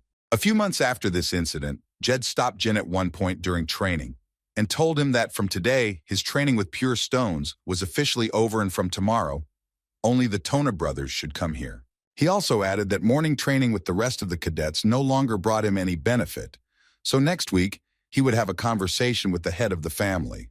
The Tona brothers couldn't believe that their father was going to promote Jyn to the rank of provisional captain so early. They also knew very well that being in this rank, he would have to leave the Runkandel family in order to gain enough honor to become a full-fledged captain, and all this time, he would have to act alone without the support of his family. Jyn, although he didn't show it, was actually very happy about this news, because now he wouldn't have to worry about the others, and he could finally become stronger as he wanted. The leader and his small army were returning home, and one of his wards informed him that they would arrive at the Sword Garden within 2 hours. In response to this, Chiron said that his youngest son continues to interfere with his training, and he would like to stay in the Black Sea for at least 10 years. If his assistant's words were to be believed, he had immediately felt that young Master Jyn had been an extraordinary child ever since the time of the formidable castle. But even he had not thought that it would be to such an extent, because the young master's actions in the Sword Garden were especially shocking. His fighting spirit is abnormal, and when he first entered the Thunder Castle, despite being a child, his eyes were full of discontent. Although Chiron then noticed that he tried in every possible way to hide it, he still failed to do so. The man didn't think he could forget how Jyn provoked his brothers and sisters as soon as he entered the Sword Garden. Although no one taught him this, he literally instinctively understood how to break his opponents. The other children of Chiron knew about this very well, and even tried to keep Jyn under control. But one look at this guy was enough to understand that they failed. Even though his elders sent him to his death, he still continued to come back stronger, becoming a 5th-rank knight. Shirin was most surprised by the first mission, rather than Mammoth or the ruins of Kulin, because he won the battle against a warrior from the White Wolf tribe. Shirin could of course imagine that Jyn would destroy this wolf using his subordinates as a shield, but for him to destroy him alone, that was a surprise for him. The man believed that with this action he had succeeded in proving the essence of his principles. Although Shirin's charges did not believe that the boy could single-handedly deal with the warrior of the White tribe, the man still wanted to meet this guy as soon as possible and talk to him. During these conversations, they quickly arrived at the Sword Garden, where the head of the family was greeted according to all standards. Rose was the first to meet her husband, saying that they were all really looking forward to their head of the house, in response to which Kiran praised her preparation for the meeting. But the woman immediately told him that in fact she did nothing, because their eldest son took care of all the preparations, so there was no credit for it on her part. Shirin was of course glad to hear this, but he still wished that they would first of all behave appropriately so that he would not have to leave the Black Sea. After which he turned his attention to Jyn, or rather to his belt, on which hung 2 swords that were quite familiar to him. This provoked him to turn to his 2 other sons, Ran and Vigo. He wanted to know from them whether they had given Jyn the swords that he had allowed them to take. Ran was the first to answer this question, and without any hesitation told them that Jyn literally took these swords from them, because they were supposed to give them to him if he succeeded in the mission in the ruins of Kulin. This caused Shirin to laugh incredibly loudly. It was so loud that at times it even frightened everyone around him. After he calmed down a little, the man decided to say that sometimes it seemed to him that Jyn was not his son. That evening, Jyn and his father stood in the hallway and talked about how this would be Jyn's first banquet. Although the guy didn't forget in his mind that in his previous life, he had attended banquets of different families, thanks to his teacher. This was the first banquet in his own family. Before, he always had to hide during banquets as if he were a criminal. But this time he is the star of this show along with his father. But what is most surprising is that for this to happen, Jyn only had to die once. Suddenly his thoughts were interrupted by his father, who wanted to tell the boy that their family does not often hold banquets. According to him, the reason is that they hold them only when there is really something to celebrate. With these words, he wanted to show how unique Jyn's achievement was, and the guy was incredibly pleased to hear it. After which the father decided to ask the guy how many guests there would be today. And in Jyn's opinion, there were about 1,000 people there. The father confirmed this information and also added that this was 200 people more than at the previous banquet, which was 7 years ago. And they both understood perfectly well that this could only mean one thing, that their family's influence had increased over the past 7 years. Banquets of 1,000 people are not uncommon in other families, but all the people present here are exceptional. The only thing Shirin did during these 7 years was destroy monsters and train in the Black Sea. Therefore, he believed that the reason why their clan's influence continued to grow was because he was the only Genesis Knight at the moment. In other words, Shirin believed that everyone gathered here would turn away from Runkandel. Jyn actually agreed with his father, because without him, their clan would not have been able to accumulate such great respect. They are called the 2 great families, along with Zapel, but Jyn understood that as soon as his father disappeared, the gap between Zapel and Runkandel would sharply increase, and then Zapel would become the sole ruler. So Jyn decided to tell his father that if he was gone, and they turned their backs on Runkandel, things would most likely get to the point where they wouldn't be able to fight back against the Zypel family. And then Jyn assured his father that if this happened, he would leave the clan. Shironi couldn't believe what his son had just said. So Jyn repeated once again that if the family fell apart due to his absence, then the reason for the clan's downfall would be the incompetence of the next head. But he wasn't going to die a dog's death under such a leader, so he thought it would be better if he simply left this clan. He would also like to know from his father how many weaknesses are known to their family. The father did not quite understand what Jyn was telling him, so the boy explained that in exchange for returning the sword to Vigo's older brother, he made him show him the contracts entrusted by the families, which only the captains can see. The head of the Byrne family deceived the emperor and stole the imperial treasures, but he can participate in this banquet thanks to them. The greatest martial artist of the Cliver family previously requested them to destroy the mage of the Zippel family. The daughter of the Gerald family secretly sold her family's treasure due to gambling addiction. In other words, just by looking through, Jyn was able to find a ton of weapons that weren't swords, and so he's sure that there are a lot more of those weapons in the secret contracts that only Shironi and Rose have access to. And his father realized that Jyn was trying to say that he could protect their family using these if he were gone. Jyn just wanted to say that if the next chapter is not at the level of a Genesis Knight, then everything will depend only on negotiating skills, which was hard to disagree with. But Chiron also noted that they are not the only ones who keep the weaknesses of their enemies, because the Zippel family should have as many weaknesses as they do. However, Jyn believed that they had no justification for exploiting these weaknesses, but Chiron did not quite understand what his son meant. So the guy said that he meant that the role of the villain belongs to the Randell family. In any case, even with so many weapons, if the next leader cannot use them properly, he will not hesitate to turn his back on the family and leave.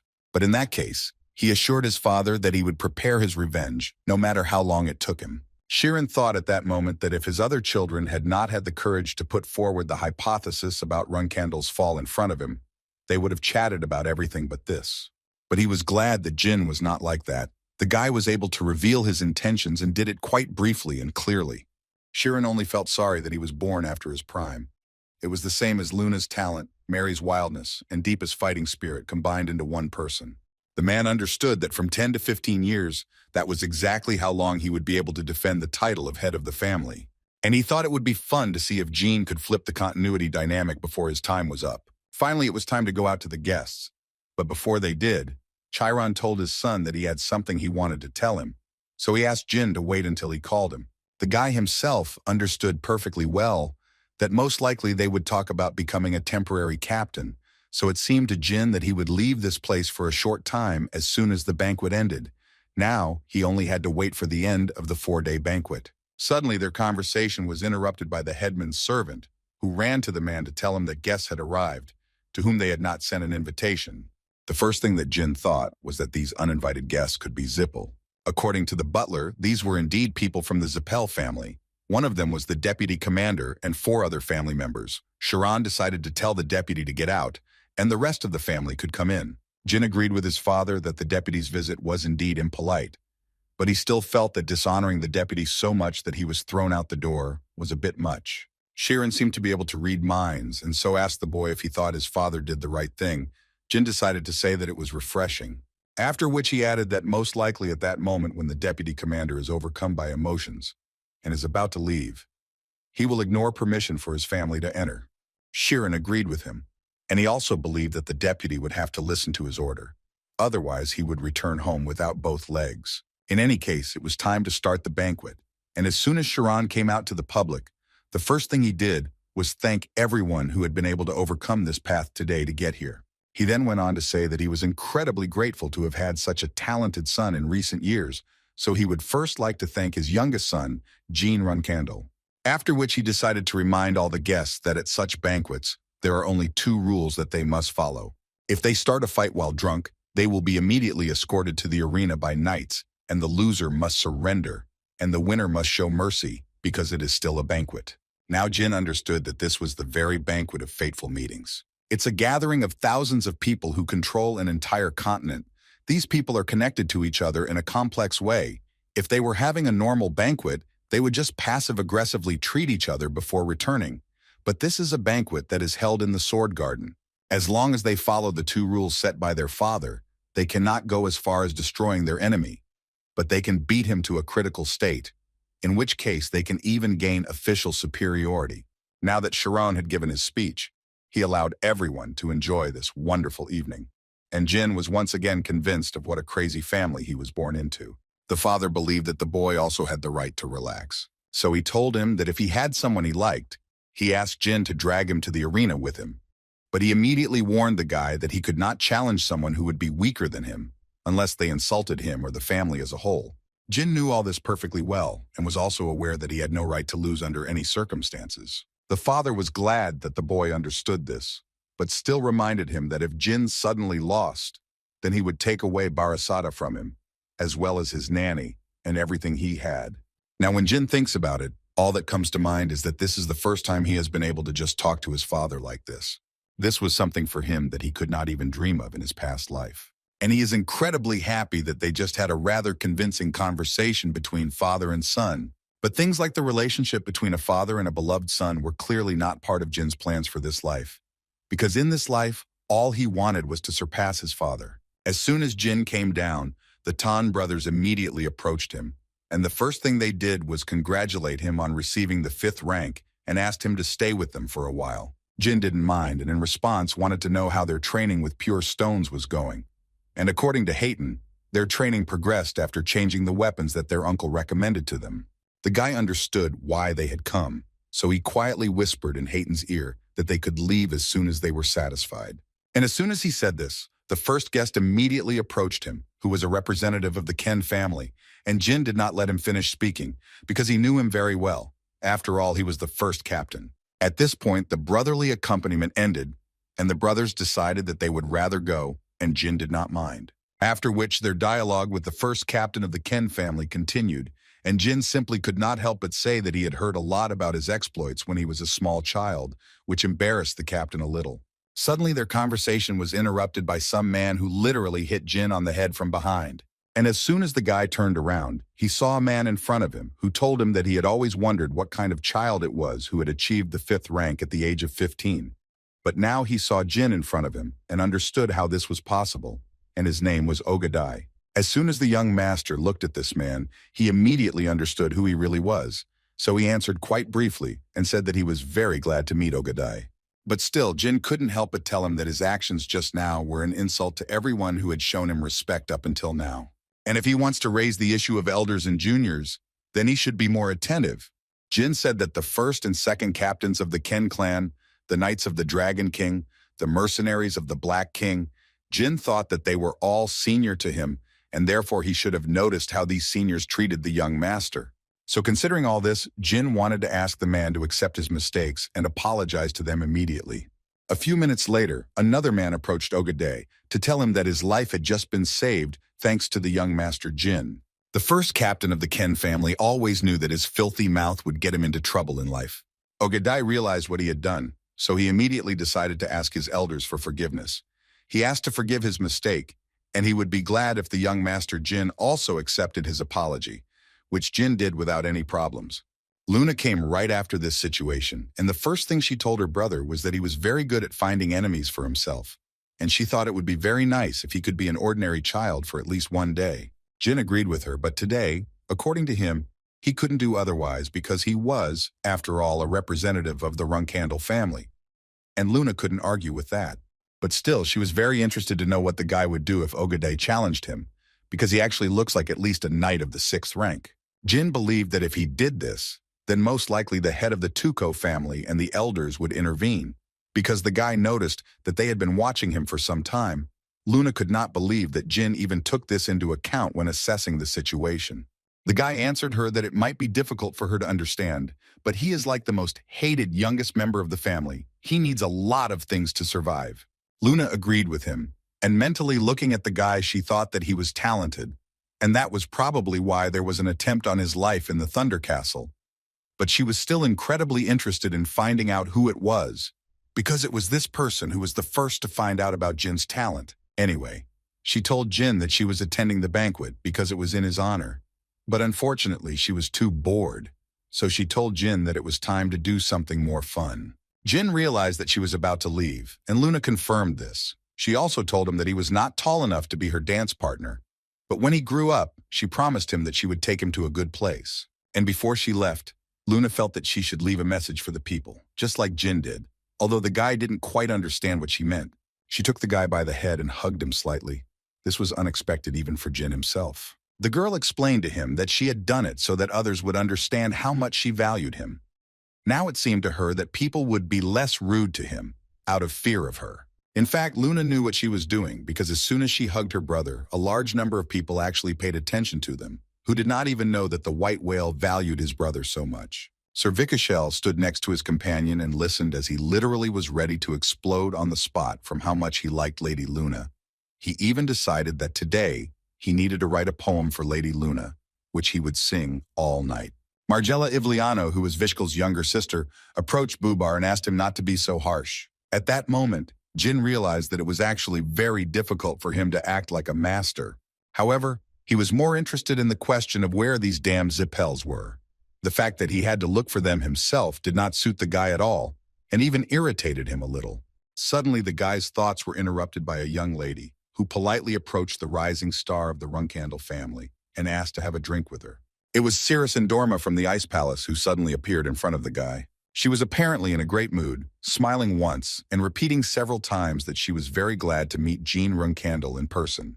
Jyn responded by telling her that she was the daughter of the mistress of the Ice Palace, and that it was, on the contrary, an honor for him to meet such a person. The girl wanted to ask the guy, first of all, how he was able to achieve such skill at such a young age.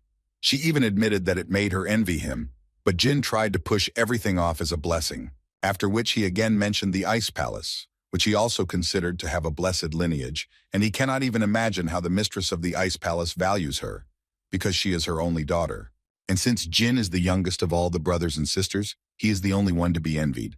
He honestly admitted to her that having so many relatives was incredibly tiring, and in his mind he was sure that she recognized him. But he did not understand why she did not mention Mamet. Jyn was sure that it was impossible for her not to recognize him, because there was a little ash on his face. When suddenly his thoughts were interrupted when she said that she wanted to ask him something, after which she put down the glass with the drink and asked her question, in which she wanted to know from the guy how his injured leg was doing. Jyn answered her without hesitation that she was completely fine, and all thanks to the amazing person who personally rubbed the medicine into him, for which he was incredibly grateful and did not even know how to repay this service. Cirrus was only surprised at how shameless the guy was. And now that they had figured it out, she wanted to ask the guy why he was in Mamita. Cirrus thought she deserved an explanation. After all, according to her, they were never able to find the terrorist magician, and this greatly hurt her pride, and also made her wonder whether the culprit was the young man she let go. Jyn smiled and reminded her that he was from the Randell family, and as she could see, he didn't look like a suspect at all, since he was sure that she knew about his family very well. She immediately stated that she did not consider him a suspect. She just wanted to say that it changes everything if he was on a mission for Randell and hired a mage because they could not cope themselves. She also said that among the people who were in the inn, the only ones who could be a target for the Randell family were the members of the Ice Palace, and she, as the captain of the 7 Swords of the Ice Palace, could not leave such things without personal attention. Jyn understood that the girl thought wrongly that he was hunting for a member of the Ice Palace, and she was not entirely wrong, since he injured them while trying to destroy Alcaro. But he still answered her that he didn't quite understand how this testified against him.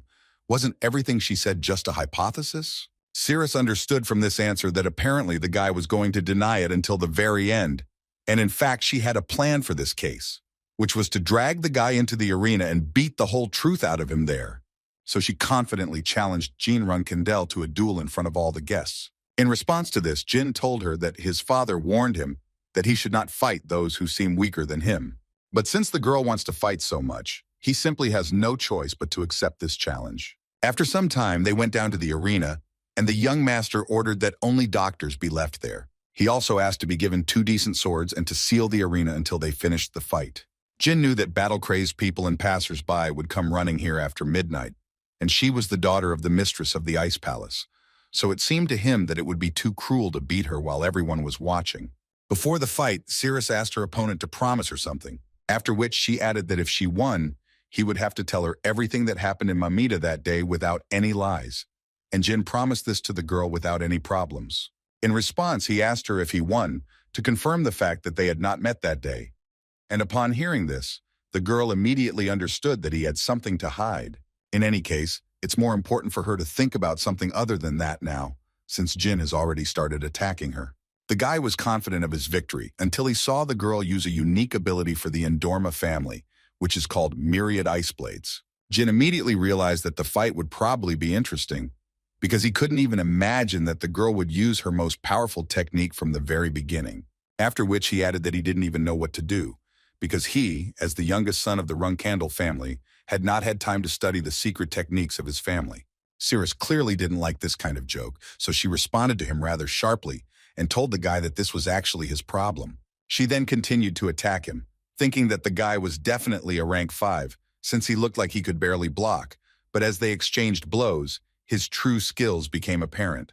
But she still thought it was useless because she thought that the difference of 1 rank could be easily compensated by performing the 3rd form of Myriad Ice Blades. Since she understood that she was weaker and had less stamina, she would hardly be able to handle this fight, so she decided that when he tried to counterattack after reading her attacks, she would switch and finish him off. At that moment, Jyn understood that Cirrus was still a 4th-rank knight, and even if she could use myriads of ice blades, she would still lag behind him in attack and defense. Realizing the difference between them, Jyn was sure that she was preparing a strike to change the course of events, so he bet that she would use her secret technique.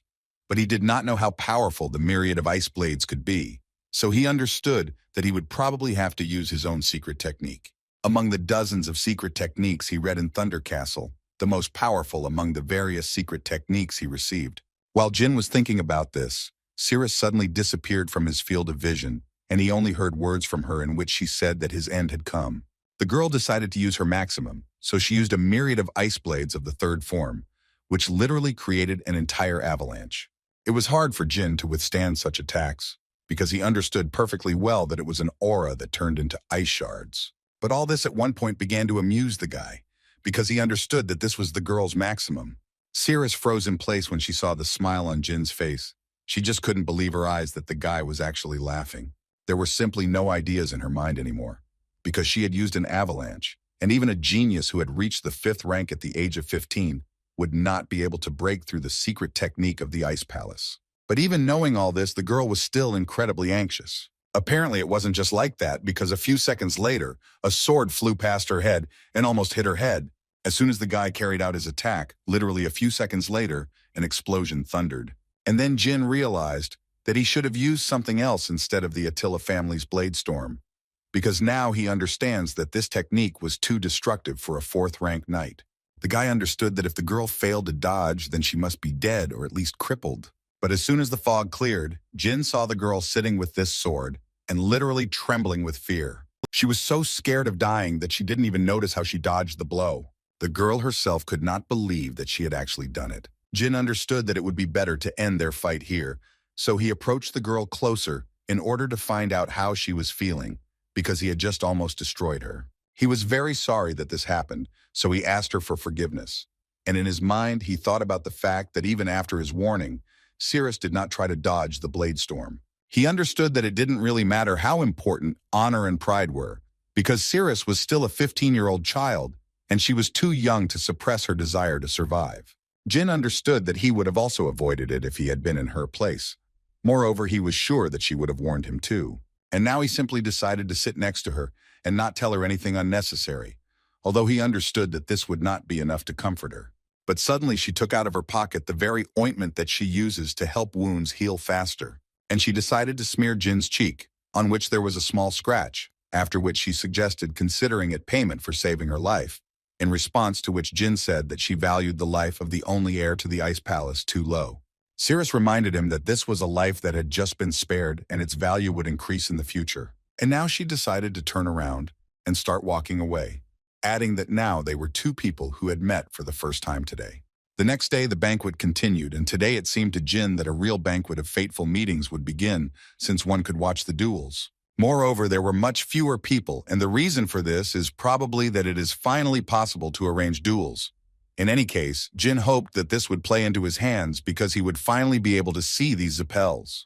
He had already heard that all the guests were between 15 and 20 years old, and that was great since their ages were similar, so he thought it would be appropriate to compare their levels in magic. There were also things that Jyn wanted to ask about the Colin ruins, but it seemed like a bad idea to him for now. But it wouldn't be a big deal if he didn't find out, since he would have a lot of free time once he became the temporary captain, so he could explore the Colin ruins with Murakan later. Jyn was confident that with his friend Murakan, finding a mana fountain would be much easier, and this time those damned Zapels wouldn't have the ability to mass produce mages. The mere thought that Jyn could prevent such a terrible incident made the boy worry. Suddenly Jyn saw his sister Runtia playing with a cat, who for some unknown reason ended up at the banquet. She immediately read that his name, Nabi, was written on his badge. Jyn was already clearly seething with anger, and Murakan understood this perfectly well, but still, while Runtia was here, he couldn't show it. Suddenly, Jyn heard a voice shouting in his direction and saying that he knew he could find him if he followed this cat. When Jyn turned around completely, he saw a guy running towards him and saying that they had finally met. But the young master did not quite understand who this guy was, which clearly disappointed him. But Runtia was most surprised, who perfectly understood from what family this guy, whom his younger brother supposedly should know, was from. This guy started giving Jyn hints and said that his name starts with the letter V. Runtia realized that he was just a weirdo that she had to run away from, so she took Jin's cat and started to leave. Moram completely agreed with her. Jyn didn't even know who he was, even after the guy told him that they met for the first time in the teleportation gate in the Kingdom of Middle. Veridin was surprised that Jyn had such a terrible memory, so he said his name and hoped that after that, Jyn would finally remember him. Jyn removed his hand and said that he thought it would be obvious that he was pretending not to recognize Veridin. The young master couldn't believe that in his past life, this blockhead actually became a 9th rank mage at the age of 30 and was nominated to be the future head of the Zepel family. In any case, if we believe Veridin's words, he had been looking for Jyn since yesterday, and today he had been looking for him for 2 hours. But he still couldn't find him. The young master thought that the banquet hall wasn't big enough to look for a person for 2 hours. Veridin noted that he would have found him immediately if he could use magic, but this was out of the question since this was Randell territory. Jyn still thought that Veridin was just a fool. And Zepel meanwhile continued to say that he was very glad to see Jyn, because about 5 years had already passed, and he always knew that Jyn would achieve a lot, but he did not think that it would be so quickly. But Veridin didn't forget to praise himself and told Jyn that all this time he hadn't been idle and had managed to reach the 6th rank of magic. If you believe the words of this guy, then he owned magic a whole rank higher than Jyn with his sword. The young master could not believe it, because Veridin was supposedly the most talented Zepel, but even he was only at the 6th rank at 18 years old. Jyn was sure that at that age he would already be at least rank 7, and so the thought occurred to him that perhaps this guy was deliberately underestimating his level. While Jyn was thinking, Veridin started talking again, and finally noticed that judging by his friend Jin's face, it was not in vain that he had been looking for him for so long. Moreover, he was waiting for the day when they could fight, so he asked Jyn to catch up with him faster. But after these words, Jyn was finally convinced that the guy was not lying. In any case, now in Jin's head, the thought was that if Veridin was really the 6th rank at 18, then after Kiliak Zepel, their current leader, he would be the one who would reach the pinnacle of magic, and he was sure of it. And meeting Veridin was a good opportunity to take a look at his dormant talent. After all this thinking, Jyn finally told his interlocutor that he had already told him this before, but apparently it needed to be repeated that Veridin had better learn to shut his mouth and keep his tongue behind his teeth. And all that Zepel could answer was that his father told him exactly the same thing. Jyn assured him that everyone would tell him about it, however. He wanted to know from Veridin why the Zepels had come to the banquet without an official invitation. Veridin answered the guy that in fact the reason was only in him, because it was he who convinced his uncle that he needed to go to this meeting, because Veridin really wanted to meet with Jyn. But the young master was very doubtful that their deputy had arrived in enemy territory just because of a childish tantrum. But Veridin could no longer be stopped and continued to talk about how he had heard news of the banquet while they were traveling through Hufester. So he thought it was fate. In any case, Jyn reminded the boy that he should be grateful that they let him into the banquet. But Veridin thought that Jyn was being too cold towards him, because he knew very well that Jin's father was merciful to his uncle. And since they were already talking about it, Veridin decided to promise Ju that even if he came to the Zepel banquet one day without warning, he would not harm him. He could even say that he would not touch Jyn, even if he would terrorize them. And even if a fight started, he would not participate either. When suddenly Jyn stopped and said that it was all so stupid, Veridin at first thought that he was telling him this, but apparently that was not the case. After all, the young master noticed how some man was looking at him from the very beginning of their conversation, so he turned to him to ask what was the matter. Bubar didn't expect Jyn to notice him, so he didn't know what to answer him to this question. But I still gathered my thoughts and decided to find out when Lady Luna would return. Jyn didn't quite understand why this man needed his sister, but at some point he took out a small book and said that he would like to give it to Lady Luna. According to him, it was a collection of poems that he wrote all night, all of them filled with love, and therefore he was sure that Lady Luna would understand when she read them, that he was a much better person than it seemed at first glance. In the near future, he even expected to call Jyn his brother-in-law. After these words, Jyn literally boiled with anger, so he snatched the book from his hand and tore it into small pieces. He then replied to the man that for such words he should be beaten up well, because not only did he dare to mention the name of his older sister, but he also began to dream about some kind of marriage, which led the guy to think that the man did not have a very high opinion of their family. But Jyn didn't want to hear another word from this man, so he ordered the guards to immediately take this man to the arena. The man tried to prove to Jyn that he did it only to express his love, and in this way he definitely did not want to offend anyone. A few seconds later, he literally begged the young master not to do this. Besides, he considered it a mockery of the guests. Bubar thought that all he did was say that his older sister was beautiful. And would he really be punished so cruelly for that? Jyn didn't want to hear another word from him. All he said was that their duel would be hand-to-hand combat. The man did not fully understand why Jyn was doing this. He had one option, that Jyn somehow guessed that it was he who organized the attack on him 5 years ago, but it seemed to him that this was simply impossible. Velman couldn't understand what was going on here and why Bubar was suddenly brought out to duel with Jyn. He couldn't believe that Bubar had finally done what he had dreamed of for so long, so he immediately decided to come closer, and his sister was not against it. Veridin, meanwhile, once again convinced himself that pestering his uncle to let him come here was probably a pretty good idea, since he didn't even think he'd be able to meet the heir to the Ice Palace, but Cirrus apparently didn't really want to talk to him, so she immediately asked him to leave. And then the center of attention at this banquet was rising star Jyn Randell, who would be participating in the duel. There were some problems with introducing Jyn's opponent because no one had ever seen the man before. Veridin had only heard that this man had arrived with a group from the Ivliano family, and despite his appearance, the boy thought that he could be a very capable fighter. Bubar was still trying to ask young Master Jyn to at least introduce himself before the duel, but apparently Jyn was not going to give him such a chance, because he had already started attacking him. And before the man could introduce himself, Jyn struck him right in the face. The young master asked him to shut his mouth because he didn't even want to know the man's name. This caused excessive anger in Bubar, who finally realized that this conflict could no longer be resolved with words, so he decided to also start attacking the guy. Although Jyn managed to dodge the first blow, the guy noticed that his opponent was about rank 6, and that was already problematic. Cirrus also noticed that young Master Jyn had chosen someone stronger, and it seemed like the fat man's main focus was on fighting. Bubar still managed to land a precise blow to Jyn's face, and as soon as he did so, he immediately began to shout at the guy that he didn't dare raise his hand against him with such meager abilities. He also wanted to say that he made Jyn lie on the ground and cry for mercy, but he didn't have time. The young master began to strike him with dozens of blows, which Bubar barely managed to block. Veridin immediately understood why Jyn had started a series of attacks after forcing him to let his guard down. He thought it was a great idea. Cirrus thought the end of this fight was very near. Margiela suddenly started talking to her older brother about how she understood correctly that the winner had already been determined, and she couldn't believe that Jyn could beat someone like that after he had already lost the duel. Besides, she believed that Bubar was much weaker than the young Master Jyn, and she did not understand why her brother just sat and watched all this, although Vishkal tried to prove to her that Bubar was not weak. But she didn't even want to hear it. All she needed at the moment was for her elder brother to teach young Master Jyn a lesson, using more noble methods than young Master Jyn. Vishkal couldn't believe that his sister wanted exactly this from him, but he still had to agree, so he turned to Jyn and asked him to let the poor fat man go and fight him better.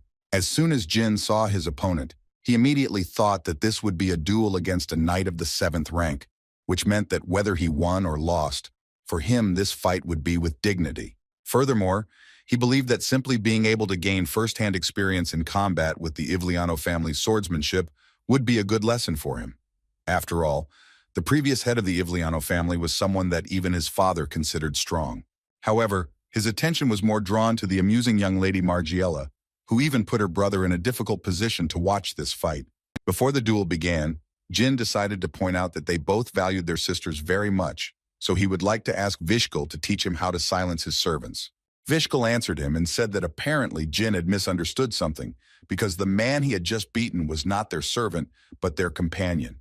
This was clearly not what Jyn expected, and Vishkal also didn't forget to add that Bubar had only arrived to help his sister, who had mobility problems, and his abilities weren't very suitable for the Randell banquet.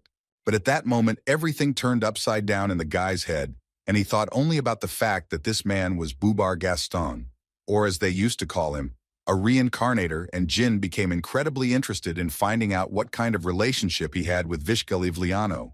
The young master tried to remember something from his past life, but he was sure that in his past life there was nothing about the connections between the Ivliano family and Gaston when he was arrested. And now the main question that was in Jyn's head was, does Vishkal know that Bubar is a transformation mage? Although Jyn was able to find Bubar, now he only had more questions. But at the same moment, he realized that he could not afford to be distracted when his opponent was a knight of the 7th rank. Vishkal suggested that Master Jyn give it his all in this battle, and Jyn completely agreed with him, adding only that he would like to learn a lot from his opponent during this battle. These were the last words before the battle actually began, and Vishkal went on the attack. From this attack alone, Jyn could already tell that this guy was far from rank 7. In other words, the guy understood perfectly well that his strength was not something that Jyn was ready to resist at the moment. The spectators were truly surprised that the fight was developing in this manner, although they all knew very well that the Ivliano family sword style was known for its cunning and unconventional nature. Cirrus was the only one who behaved quite calmly, because she understood perfectly well that these run candles shine brighter in such situations. The girl believed that if the sword of the Ivliano family was like a cunning snake, then the sword of the run candle family was an attacking rhinoceros. And this meant that even if it broke, Jyn Randell would still not stop moving forward. Jyn himself understood perfectly well that Vishkal most likely simply felt sorry for him. He could have finished this fight a long time ago. However, the guy thought it was right to note that he, too, was able to fight with dignity against someone above the 7th rank, although he was only a 5th rank. Jyn noticed that he was slowly starting to reach his limit, but at that moment, a strange feeling began to overcome him. The same feeling as in the fight with Kajin, when the guy almost lost to him. But while Jyn stood there trying to figure out what was going on, Vishkal decided it was time to end this fight, and so he immediately began attacking Jyn, saying that it was actually a great fight. Jyn tried to block this attack, but it didn't work out as he wanted, and his sword literally crumbled into small pieces. And after a few seconds, the sword was already near Jin's neck, and thus it was obvious who won this duel. Vishkal Ivliano was declared the winner, but the man stood like a statue in place and felt fear inside himself. Jyn passed out from exhaustion and fell to the ground, and Vishkal stood there for a while and thought about what that was at the end, and how Jyn even managed to scratch him on the neck when his sword was smashed to pieces.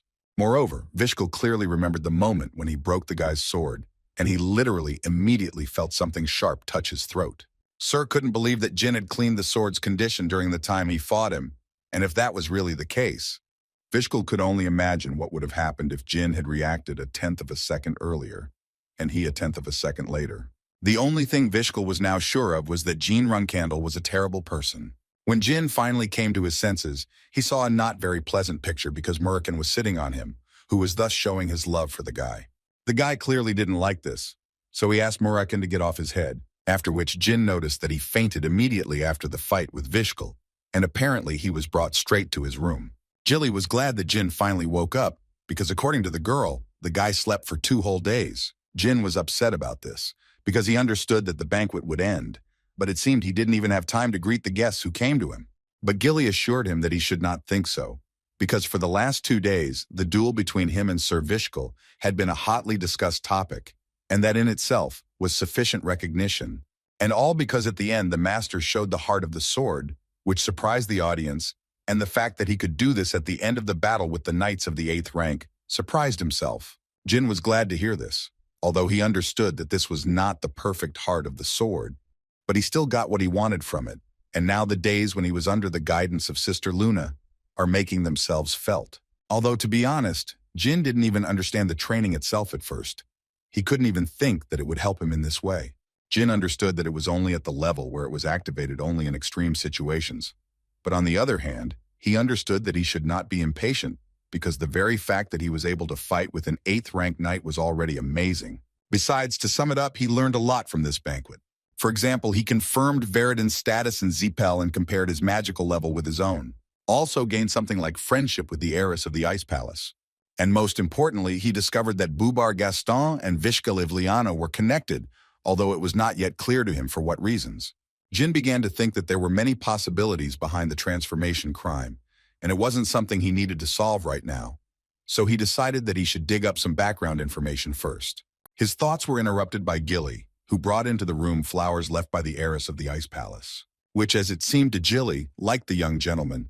But Jyn assured his nanny that this was a kind of symbol of the Ice Palace, because the meaning of flowers is an endless battle. And it looks more like Cirrus just wants to fight him again. Gilly also conveyed to the young master that the chief had ordered him to meet him as soon as Jyn woke up, and Gilly believed that the time had finally come to prove his worth. At first, Jyn was a little scared, but then he realized that he would probably soon be away from his family for some time, and this made him happy, after which he quickly got ready and immediately went to meet his father to listen to what the man had to say. Sharon, looking at the guy, realized that apparently his youngest son had already foreseen the fact that he would have to live away from home for some time. And Jyn confirmed this, which is why he came to him in such comfortable clothes. And looking at the expression on his father's face, the guy noticed that the man clearly liked this answer. And Jyn himself realized that after reincarnation, it became much easier for him to read his father. Sharon decided to ask the guy if he knew where they were at the moment, and Jyn answered him without a doubt that they were in the mausoleum. People who have done great things for the family can enter this place through the sword garden. Also buried there are the heroes of the family who achieved greatness. In other words, Sharon would call it a land for those who have protected their family for thousands of years. And what is interesting for the head of the family is that the first head of Temar Runkenettel was not buried here, and his grave is also not in the Garden of Swords. After which Sharon added that the dark power that Jyn currently possesses is the main reason why they cannot read the first chapter. After his death, they entered into a humiliating agreement with the Zipel clan, after which they would never be able to use magic again, and would not be able to honor the ancestors who did so.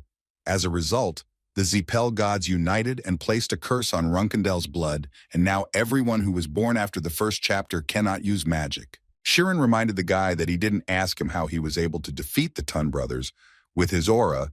Jyn remembered this very well, because then he even lied that he would use this power in the name of the family. Now Sharon would like to know if the guy hears Soldred's voice, and according to the guy, the dark magician calls him a contractor, although Jyn mentally understood that in this life, he did not hear his voice. The man also thought that this might actually be unfair to his brothers and sisters, but he still wanted to find out from the guy if he could use this power to defeat his brothers and sisters and thus take over the family. Jyn was ready for this question, so he prepared the answer in advance. The guy wanted to see the rest of the world first, and if there was nothing more worthy than Runkendel, then he would do it. Sharon liked that his son was so confident, but he still couldn't help but say that in order to be acknowledged, the other contenders needed to leave the sword garden, and the boy was essentially leaving to find an aspect of the family that needed to be acknowledged. So the man wasn't sure if he should be proud of the boy being so arrogant. Thinking about this, Sharon decided to give Jyn 5 years. During this time, the guy should either get recognition or recognize the family. In any case, he should come here and give his final answer. Jyn was grateful to his father for this opportunity, so he decided to take out his sword and promise his father that in 5 years, he would greet him. After that, he went out the gates of the Runkandel estate, where Murakan and Gilly were already waiting for him, who first of all wanted to know how their conversation with his father went. Jyn assured them that everything had actually gone well, and all he had to do was leave. Gilly was also going to leave with Jyn, because instead of creating their own reputation, nannies like Gilly are judged by who their master will become, so she once again assured that she was going on this trip only for him. After which Jyn looked again at the Runkandel Palace, and finally they were able to set off, and so began the story, which lasted 5 years. As soon as Jyn left, Sharon thought about how he had reached the level of a demigod with just his sword, and yet he had failed to break the oath his ancestors had made to the Zipel family. But the contract with Soldred and the shadow energy lead him to believe that the younger one may be their only hope. After all, it seemed to the man that this child could have the power that would free the Runkendel family, and therefore he really wanted to see what awaited him in the future. That same evening, they sat down on a small pass, and at the first convenient moment, Gilly decided to ask the guy if it was okay for him to leave without any goodbyes. The girl meant that he didn't say goodbye to his cadets, with whom he was in the same faction, and as it seemed to Gilly, young Lady Luna must also be very disappointed. Jyn thought that there was nothing to worry about, because in the end, Luna herself was also quite freedom-loving. He felt a little offended for the cadets, but still he wanted to remind her that he was not going to die, and sooner or later he would still return home. Besides, the guy suspected that if he had told the cadets about this, they might have let him through with raised swords. Gilly understood him and wanted to know where Jyn was going to go now. From what she heard, most captains chose Mammoth as their first destination. She assumed it was because dealing with villains was the most effective way to gain fame. The reserve captains of Runkandel, before they became captains, they had to go out into the world and build their reputation from nothing to be recognized as captains. Furthermore, the condition is that they must not expect the slightest support from the family. For example, Sister Mary defeated all the strong people in the southern regions of the continent and became known as the Mad Woman of the Southlands, or the Storm Lady, before she became a captain. Unlike him, Jyn's brothers and sisters all returned within the 6 to 2 year range. But his father gave him a total of 5 years, and Jyn felt like there was only one reason he did it. And this reason is that Jyn needs to learn everything he needs to know about shadow energy during this time, and then return. So considering all this, Jyn decided that they were heading to the Arkan Kingdom, and Gilly assumed that by the Arkan Kingdom, he meant the nation that was associated with the Lutero Magic Federation. But the girl also knew very well that this was Zippel territory, and therefore she did not quite understand why Jyn would go there. So Jyn told her that when he went to the ruins of Kallan on a mission, he heard that a fair number of unregistered mages were rampant in that area. Jyn thought they were teaming up with the fighters and causing a lot of trouble for the people of Arkan.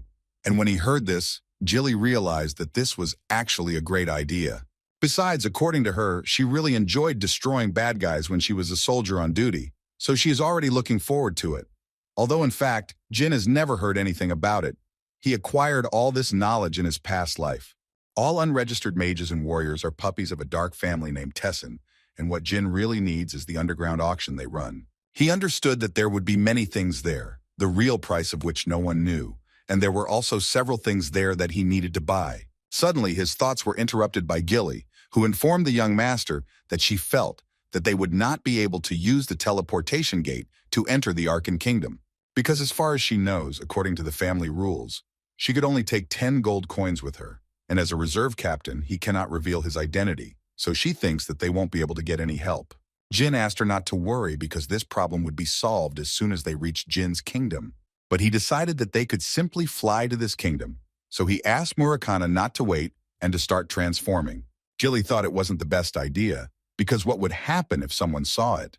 But Jyn assured her that everything would be fine, and they should try it at least once. So after a few seconds, a huge shadow dragon appeared in front of Gilly, who was actually happy to finally take on his true form and fly a little. And all he could tell them was to hold on tight, because he was going to fly with all his might to get to the kingdom of Jyn by tomorrow.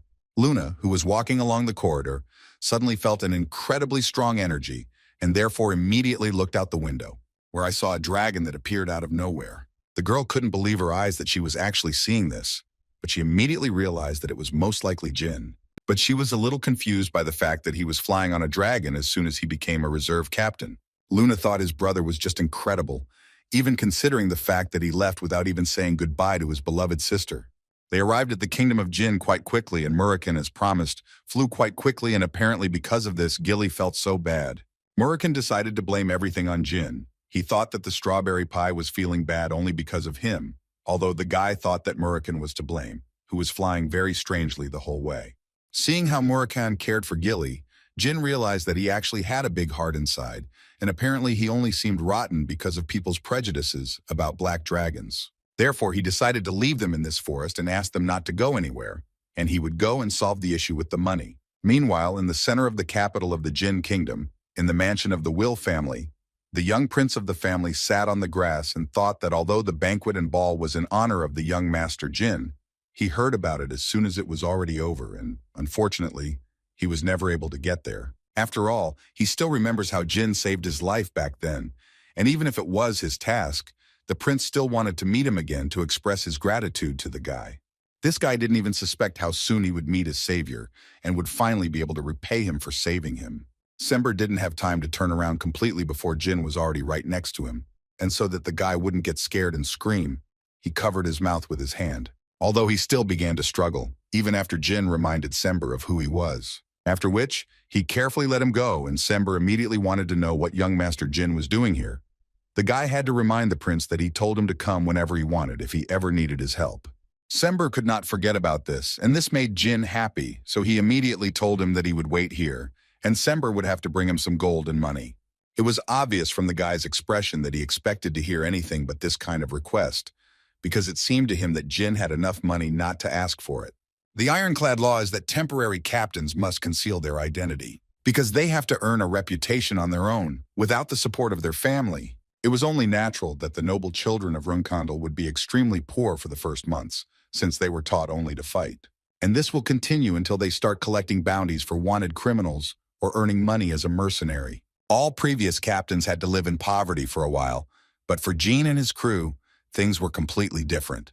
The most surprised was Jilly, who immediately said that she was preparing to starve for several days, like the other temporary captains. But it was an easy start, and all thanks to the young master Jyn. Moram noticed that yesterday the girl spoke completely differently, and if his memory serves him right, she called it extortion. But now, she had abruptly changed her mind. In any case, Jyn tried again to explain to them that Sember was able to pay off his debt by giving him money, so in essence, Jyn earned it. He was more concerned about the fact that Moram was eating too much, so he decided to remind him that they were heading to a teleportation gate, where he might throw up again. Moram immediately asked him to close his mouth because he considers himself a glutton and therefore he will eat as much as he wants, even if he vomits afterwards. Jyn reminded him once again that if it weren't for him, Moram would have starved for days, if not longer. In response to this, the Shadow Dragon told him that if the guy didn't want to see him throw up, he could fly on him. But no, it was the guy who insisted on using the teleportation gate. Jilly intervened in their dialogue and noted that most likely it was because of her that Jyn so badly wanted to use the teleportation gate. Jyn told them both that all of that was on the list of reasons, but he assured them that the real problem was something else entirely. He reminded them that the place they were heading to was the Kingdom of Arkan. According to the guy, this place is connected with the Magical Federation, which is headed by Zippel. Besides, as we know, there are about 80 living dragons on Zippel's side, so flying on Moram's back without their permission would essentially be a declaration of war. But Moram couldn't help but say that more than half of these dragons are ordinary cowards who shrink just by hearing his name. He also believed that these worthless people held their heads too high. The world, as it seemed to him, had definitely changed. Jyn, of course, agreed with him, but he once again reminded him that it was better not to change form so suddenly. The current Zippel family is supported by the dragons and the gods who created these dragons and dozens of Zippels who have made a contract with these gods. On the other hand, the Rungkandel family only has him as a contractee, and if it weren't for Jin's father, the Zippels would have wiped the Rungkandel family off the face of the earth long ago. How did this fact suddenly make Jyn wonder how Zippel managed to gather so many contractors? It seemed to him that it was actually impossible to collect so many in one generation, so he decided that it was too many to be a simple coincidence. With all these thoughts in mind, the guy and his team quietly approached the teleportation gate, where he presented his documents and Gilly's documents, in which their names were Jean Grey and Gilly Peaton, respectively, and according to him, they were heading to the Kingdom of Arkan for tourism. The guard at the entrance carefully examined their documents, after which he finally let them through, and when they were already sitting in the teleportation hall, all the passengers were informed that they would soon be teleported to the Kingdom of Arkan.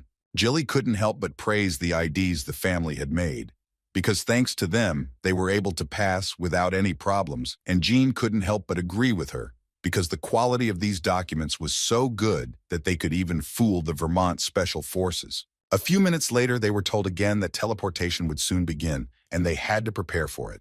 While they were teleporting, Jyn thought that he had once been to the Kingdom of Arkan, but 15 years had passed since then. The teleportation was quite fast, and after a few seconds they were greeted in the Magical Federation of Lutero, the Kingdom of Arkan. Jyn couldn't get the thought out of his head that before his reincarnation, he spent the last year of his life in the capital of the Arkan Kingdom. And despite the difference of 15 years, the landscape had not changed much since then. Everywhere you can see street vendors and homeless people, people with grim faces who fill this city. Gilly was here for the first time, and it immediately seemed to her that this was some kind of gloomy city. Jyn understood perfectly well that this was because of Teesing's tyranny. The guy even remembers hearing that it was especially bad during this period. In any case, he suggested that they first find a place to stay for the night and then look for prey. They found a small house that was in the center of the city, and Jyn decided to stay there. Moram categorically disagreed with him, because he sincerely did not understand why they should live in such a bad house. Jilly tried to tell him that maybe Jyn had some kind of plan, but Moram immediately told her that this guy was incredibly rich, so it wouldn't be difficult for him to rent a nice house. Jyn thought that this was not a very good idea, because they were not registered people in this city, and if they started showing their money, they would clearly attract attention. Moram still thought that this was far from the reason why they should stay overnight in this dump, in which even orcs would refuse to live. But Jyn politely asked him to shut his mouth because they would still stay here, after which they safely entered the hotel and found the owner sleeping at the entrance. They tried to talk to him to rent a room here, but in response they only heard strange sounds from him. Looking at this guy, it was immediately clear that he was incredibly surprised when he saw guests in his hotel. But when he looked closely, he saw in front of him a man, a novice swordmaster, and a beautiful woman servant, which caused an incredibly strong smile to appear on his face, after which he immediately offered the guys some cool drinks because he was sure that they were very tired after their journey. He was also glad to meet them at the Jeddah Hotel, which, according to this guy, had many free rooms. He noticed that the guys were not very willing to make contact, so he once again suggested that they take orange juice from their hotel, and then they could choose the room they liked. As soon as Moram took this glass, he began to hear the thoughts of this handsome hotel owner, who was thinking that as soon as they drank a glass of this juice, they would immediately start a new life in the underground auction. This obviously angered Moram, so he, to put it mildly, dropped his glass of juice on the guy's head, which was quite unexpected for the hotel owner. He didn't say a bad word to him, but only offered him a glass of juice. But Moram wasn't going to stop there, and he then hit the guy on the head. Jyn and Jilly didn't understand what was going on until Moram shouted a question at the guy, asking how dare he even think about poisoning him. The man pretended as much as possible that he did not understand what Moram was telling him, but the shadow dragon didn't care at all what he said, because he was literally going to destroy the owner of the hotel. The frightened man tried to stop Moram and asked him to stop and not do this, because it seemed to him that they could just talk to him first. But apparently Moram wasn't going to talk to anyone. He just wanted to destroy someone, and apparently he found a suitable candidate. Jet, a self-proclaimed informant with high-quality information, the one to whom Jyn once owed his life. But Jet did not recognize him because they had not yet met in this life. In his past life, when Jyn was expelled from his family without a penny in his pocket, he was able to settle here in Arkan, and all thanks to Jet's help. Because of this in his past life, they were able to get closer. But unfortunately, it was not for a good reason. Jet had deceived him countless times in his past life under the pretext of introducing him to Tessing's underground auction houses, and in the end he managed to take everything from the naive Jyn except his clothes.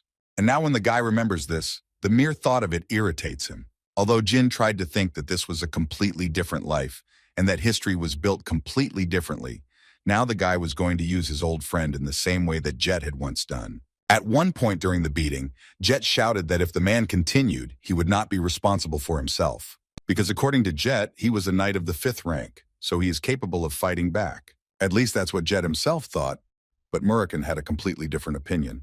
The shadow dragon beat him until the man suddenly said that it was not poison, but a regular sedative. Jyn, hearing this, decided that perhaps this amount of blows would be enough, so he asked Moram to stop so that they could listen to what Jet wanted to tell them. Moram didn't understand Jyn because it seemed to him that they shouldn't listen to this guy at all because he was trying to poison them. Jet at this moment tried to turn to Jyn and ask for his help. Jyn still decided to give him a chance, but immediately warned him that if he lied, he would die immediately, but if he told the truth, he would survive. The young master immediately told him that there was no point in lying because he would judge his answers subjectively, based on his feelings. The guy was completely willing to accept such conditions, if only they would stop beating him, and the first question Jyn wanted to ask was what the man was doing. Jet first introduced himself, after which he added that he is the owner of this building, and at the same time, he is an informant. But that was not all. Jet immediately admitted through fear that he also trades people and that he is a fraudster. Then he fell to his knees and began to tell Jyn that if he spared him, he would be very useful to him in the future, because he knew absolutely everything about Arkan. Jyn noted that apparently the reason he wanted to poison them was because he wanted to sell them somewhere, and Jet completely agreed with this. Next, the young master wanted to know from Jet where he was going to do this, and the man immediately answered him that they were doing it in the underground auction house of Tessing. But Jyn needed to know all this in detail, and Jet told him that Tessing is a dark organization that runs auction houses where, according to him, you could find anything: slaves, illegal drugs, other stolen goods, and even artifacts. This is essentially a place where there is everything.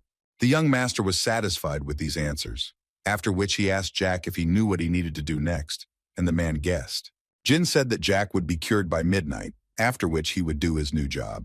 Moram thought it was stupid to spend money on medical bills for such trash, and Jilly completely agreed with him, because if they cured him, then most likely this guy would try to deceive them again. In response to this, Jyn told them that there was nothing better than to destroy the dark organization and the underground auction house. and they would have time to get rid of Jack at any time. That's why the young master suggests that they trust him, since they needed a guide to Arkan anyway. And to begin with, he decided that it would be best to find someone who could cure this swindler. Jyn himself couldn't help but think that it was incredibly difficult for him to act like this when he knew absolutely everything. But he still didn't plan on not telling anyone about it, so he would have to act like this. After some time, the doctor left this hotel after he was able to cure Jack. In the end, this doctor was someone from the Luther Federation of Mages, and Jyn could not even imagine that the person they found on the street would turn out to be such a talented person, because Jet really looked great, and even all of his teeth that Moroccan knocked out were in place. Jack at that moment was only thinking about the origin of these people.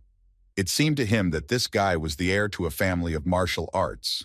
In any case, he came to the conclusion that it did not matter, because there would be nothing left of him anyway if he tried to betray them. Suddenly, his thoughts were interrupted by the genie, who told Jack that since he was ready, they should hit the road, namely to the underground auction house. After some time, Jet, together with his new friends, was already near this house, and as soon as they came closer, the security immediately decided to ask the man why he decided to bring so many people today.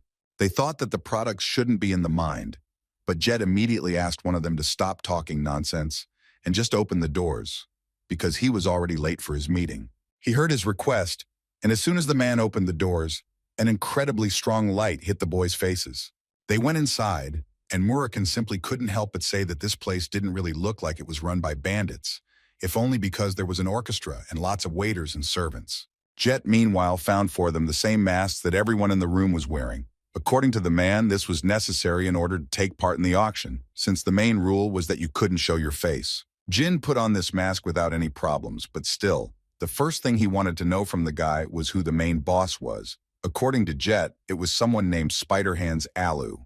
The place is decorated to his taste, but that's because he wants to hide the fact that he is an uneducated bandit. According to Jet, not only does Alu have the ability to pacify these dirty streets, he is also a 7th-rank martial artist. And recently, Jet also heard rumors that this guy is directly related to the purebred Runkandle family, which is located overseas, a fact that Jyn clearly did not expect to hear. Moroccan immediately advised Jyn to ignore it and not pay attention, because it seemed to him that those guys were in no way connected with these low-level neighborhood bandits. Gilly agreed with Moroccan, no matter what she thought, but it seemed to her that there were no such people in the Runkandle family.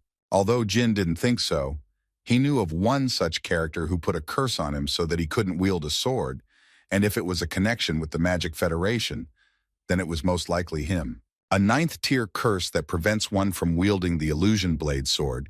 Jyn didn't think that Tessing was a mage who could cast such a high-level curse, but in 10 years in Thunder Castle and 5 years in the Sword Garden, he had not been able to obtain a single street. So he felt that he had to do everything he could to at least grasp at one straw.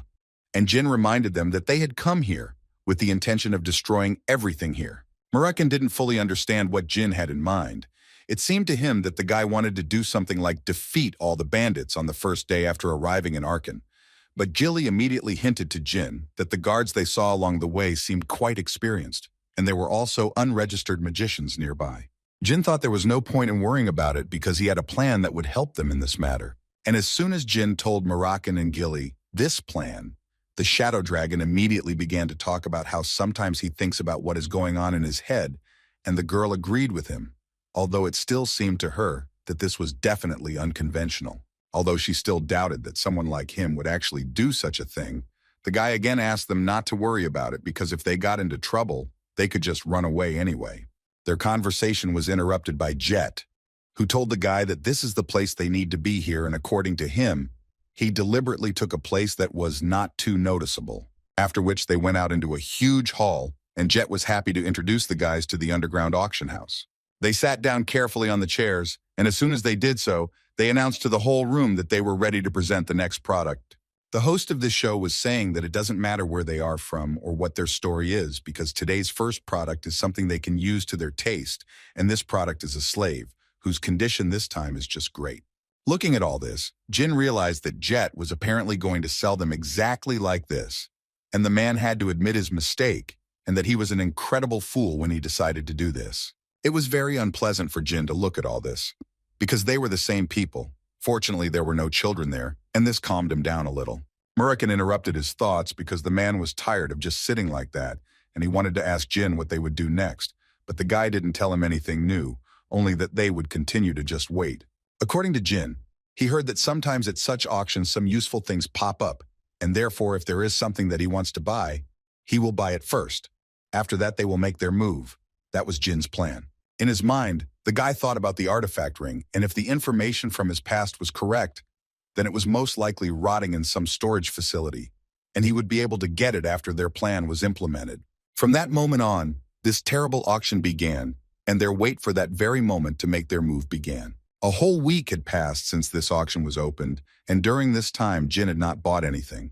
So Jet had to approach the guy and tell him that if he did not make any purchase, the people from Tessing would cause him some problems. Jyn thought that this was an incorrect question, because as far as he remembered, it was Jet's job to make sure that this did not happen, and the man literally had no other choice but to agree with him. Although mentally, he was far from agreeing with this, and he believed that it didn't matter who this guy was, because at this rate he would most likely just be kicked out of here, and along with him Jet.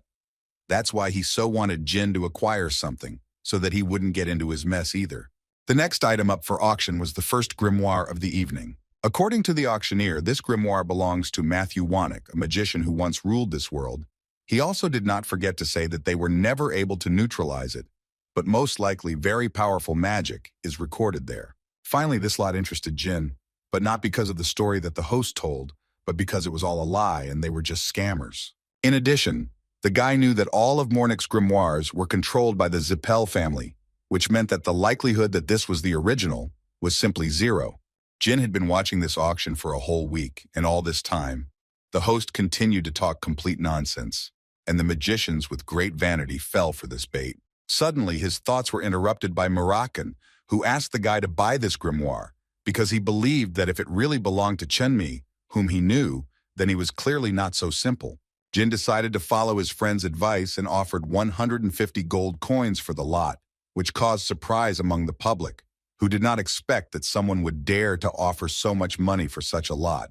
The guy understood that if the dragon himself recommended that he buy this grimoire, then he probably knew something, although it was clear from Moram's face that he simply could not understand what this item was doing here and how it even got here. But suddenly all of Jin's attention was drawn to the next grimoire of Shujil Hister. So Jyn stood up from his chair and immediately made a bid, and a pretty high one. He offered 200 gold for the thing. At that moment, the entire hall was shocked by such a proposal, so they immediately began to talk to each other and try to find out who this guy was. Moram also didn't understand what made Jyn say 200 coins from the very beginning. Could this really be the grimoire that he knows about?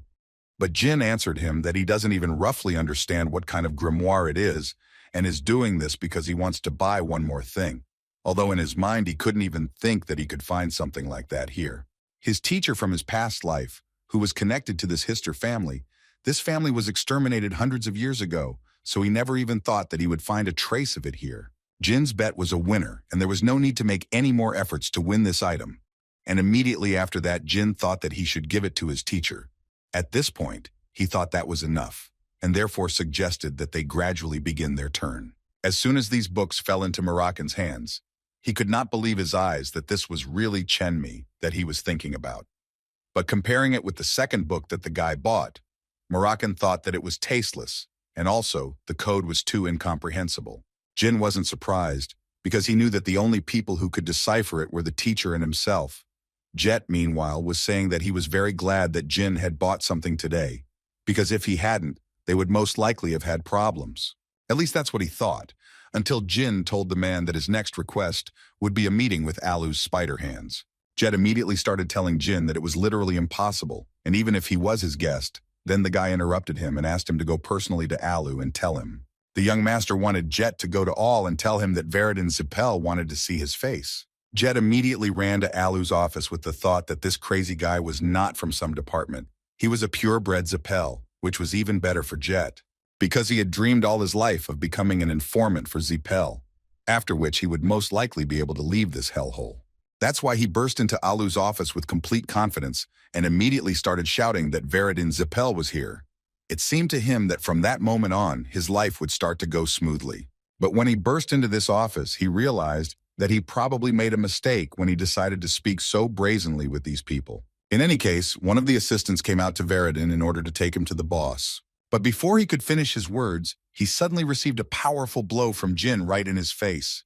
Afterwards, he used his magic and literally started yelling at them because they thought they could make fun of him, but he wanted to immediately assure them that this would not happen. The assistant realized that they were apparently dealing with a serious person, so he began to ask him to calm down a little, because Sir Alu told him to take the three of them to him, and that is why he is here. According to the guy, this was the wrong answer, after which he threw a fireball, after which he reminded them that he had revealed his name, but Alu still dared to send him his subordinates. Jyn decided to get into this role as much as possible, and said that he would repeat for the last time that he had to come here personally, and now he had to do it by crawling on all fours to his feet. A few minutes later, Jin's order was carried out and Alu was already kneeling in front of him, who asked him for forgiveness, and along the way, told the guy that he was the same Alu who was looking after Tessing. He tried to prove to Jyn that he didn't recognize him, and that's why he's very sorry, and asks him to forgive him. Jet stood to the side at that moment and thought that if someone else had called himself Veridin Zeepel, he would most likely have laughed. But this guy standing in front of him was clearly different. The man immediately noticed that his aura was completely different. Also, the fireball he used was at least rank 5. Besides, he understood very well that being able to use magic above the 5th tier would be difficult for everyone except Zeepel to do so. A week ago, when the guys were just going to this auction, Jyn told them that he was going to pretend to be Veridin Zeepel, which Gilly and Murican clearly did not expect. Jyn believed that even if this Alu knew someone who was familiar with Zeepel, it would be some old servant, which meant that he would not be able to prove that he was not Veridin. Gilly was thinking at that moment that the real issue was not whether he would be exposed or not, but that if the family found out about this in the future, then very unpleasant consequences could happen. The genie ordered all to stand up and look carefully at these 2 books, after which he wanted to hear the man's opinion on what they might be about. Alu assumed that these were magical writings, and he immediately began to ask for forgiveness for the fact that he requested ancient magical writings without Zeepel's permission. Jyn continued to confidently conduct this dialogue and told the man that what he brought here was highly valued in his family. So Jyn immediately wanted to know from the man how much money he earned in this way, and according to the man it was an excuse, but he was a master of martial arts, and he was stupid enough not to recognize the value of magical writings and therefore the reason for his inconvenience. Now he can only promise that he will try his best to get them back, so he asked to give him a chance. But Jyn thought it would be better if he got them back himself than to trust a person like him. So for the moment, Jyn didn't want to hear another word from him and ordered him to bring the account book and the list of clients. And all this is necessary so that his family can begin an investigation tomorrow, and from the expression on Alu's face, it was clear that he was very scared. Jyn understood that this was the end, because no matter how hard he tried, Tessing in the Kingdom of Arkan, he was just a local gang compared to Zeepel, and if during the investigation, something came to light that would irritate Zeepel, it would be the end of Tessing. A few seconds later, they were already in Alu's office, and the man was telling them that all these things that they were seeing were at an auction today. Jyn didn't really believe that that was all there was, so Alu had to tell him that there were also those who were strictly guarded in the warehouse. After which he also added that these things are stored in the employee's residence, and if Jyn allows him to leave temporarily, he can bring them immediately. All this, according to him, will take no more than 2 hours. But Jyn didn't even let the man finish speaking before stopping him and telling him that he didn't need to say such nonsense, because the young master understood perfectly well that he was going to go destroy important documents, then check if he was real. And why did Veridin Zeepel come here at all? But still, after this short monologue, Jyn decided to let Alu go and said to do it immediately. Although before the man left, Jyn, on behalf of Veridin, reminded him to remember that he was still in his hands. Alu, taking into account all these words, nevertheless turned around and said that he would return soon, and he also asked his assistant to take Sir Veridin around the warehouse while he was gone. And when he came even closer, he ordered his man to keep this guy in the mansion until he returned. When Alu went out into the corridor, the only thoughts in his head were that this guy was incredibly arrogant, especially when he says that he controls everything that happens. Anyway, it all made him so angry because he had spent an incredible amount of money in his business, so he was going to find any way to buy it back. As soon as Alu left, Murican began to throw all the things around and told his strawberry pie that she could take whatever she wanted, because all of it was at least stolen, so there was no need to worry. Books and various things flew from the shelves to the ground, and the assistant who left Alu was shocked by such behavior. Moroccan decided to mentally clarify with Jyn what the guy was going to do when Alu realized that he was a fake Zippel. The genie answered him that in fact everything was simple. They would take what they needed and then leave before Alu arrived. And during these conversations, the guy suddenly came across a box, inside of which was a ring. After looking at it a little, Jyn realized that this was the very ring he had been looking for so long. Jilly at this point decided to ask Jyn if they would continue to do such reckless things, because she was still in shock. But instead of answering this question, Jyn told her that he would take it as a compliment. Their dialogue and search for things was interrupted by Jet, who shouted that he had finally returned here. As it turned out, he ran here so quickly only because he found the accounting documents on the slaves that Jyn had requested. He also tried and wrote down all the places of birth and ages, and this work satisfied Jyn, so he thanked him. That's why Jyn at that very moment approached Alu's assistant and told him directly that they were done with this.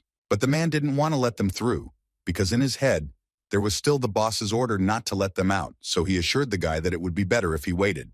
Besides, the boss would soon bring the accounting books. Although apparently this was a mistake, because before the man could finish speaking, Jyn immediately struck him. It only took one blow to knock the man out and put him to rest. Jet did not miss the opportunity to praise the young master, who in his opinion could not only use magic, but also fight. Although he did not mentally understand why Jyn had just beaten up his subordinate Allah, suddenly his thoughts were interrupted when Jyn turned to the man and asked a question in which he was interested to know if Jet had a family. Jet did not understand what this question was about, but he still said that he had a son. And after that, Jyn recommended that the man take his son and immediately run away from here, preferably to the Bement Empire, which clearly shocked Jet. Jyn also asked him to give them the bills and introduce himself as an informant. Only in this way he and his son could survive. Jet immediately assured the guy that he was ready to be with him until the end, although mentally he understood that he had worked incredibly hard for this chance. So he asked the guy again to let him serve his great deeds by his side for the rest of his life. He just wanted to finally succeed.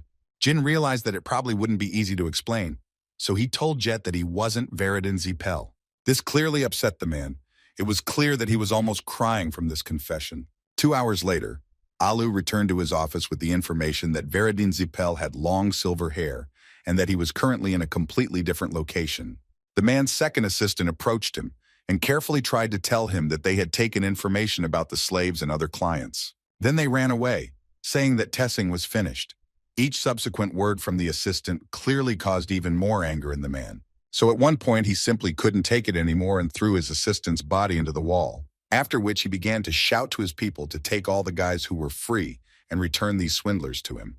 According to him, he was going to rip their skin off personally, and from the expression on his face it was clear that he was not lying. Moroccan wanted to ask the guy the reason why they were just sitting and doing nothing, especially near Alu, but Jyn thought that they should check if Alu was connected with Runkandel. The Shadow Dragon understood him. Besides, he still couldn't believe that Alu gave him Chenmi's grimoire and even gave him a masterpiece. He was literally in shock. He saw this thing in his hands when he left the auction. Therefore, Moroccan was extremely interested to know how he even found out about something so old and managed to come to the place where you can get these things. But before Jyn could answer him, they began to hear the voices of Alu's people, who were not shy about raising their voices and saying that they had finally found them, and therefore it was high time to call the boss, and this really infuriated Moroccan. Then Jyn decided that the best way to shut them down was to go and talk to them. A few minutes later, Alu was already standing in front of Jyn and his friends and talking about how they were just scammers, and that's why he really found it funny that they actually thought they could escape from him. The man did not hold back and immediately promised them that he would hang them in the market and make an example of how not to treat the great Alu. In other words, he was going to show them what happens when they get involved with the head of Tessing. In response to these cries, Jyn simply began listing the things that Alu had stolen: the tome that contained the names of the kidnapped slaves from Bement, the transaction log of the ancient grimoire that the Zippel family was looking for, and the client register that listed all the nobles who had turned a blind eye to him.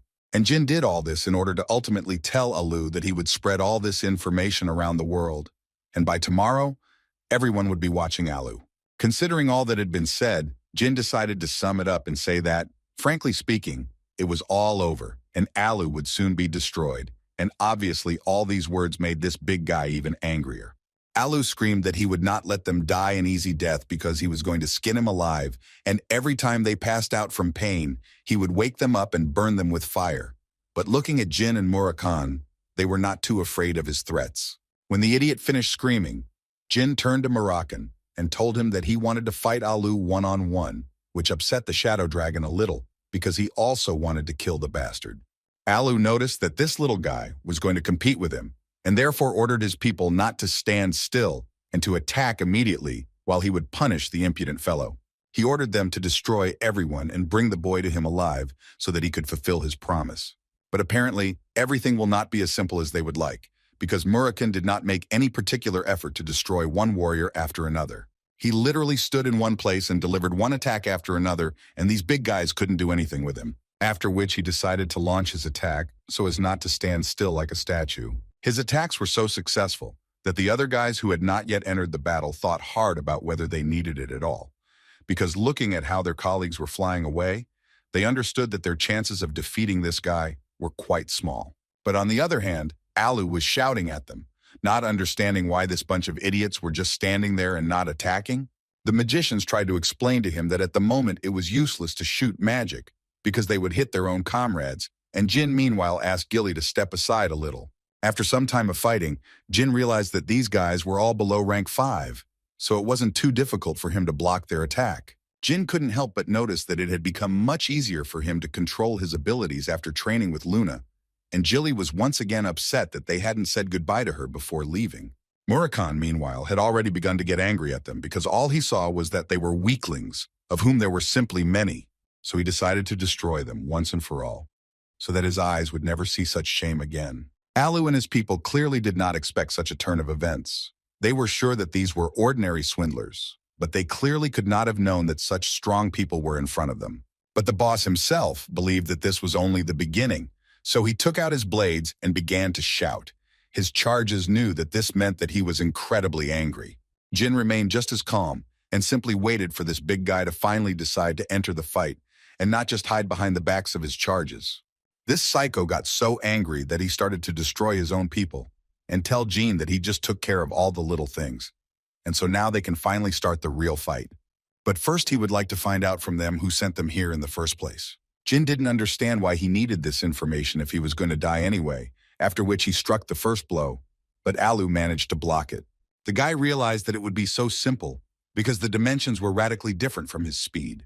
All Alu was sure of was that he wasn't going to get it from a guy who was barely 15. Jyn began to realize that the rumors about this 7th rank man were probably true. Moram also decided to tell Jyn that this man would be clearly different from the Vishkal he had fought before, as this character would be eager to destroy him once and for all. So he could only ask Jyn to give it his all, and most importantly, he asked him not to die.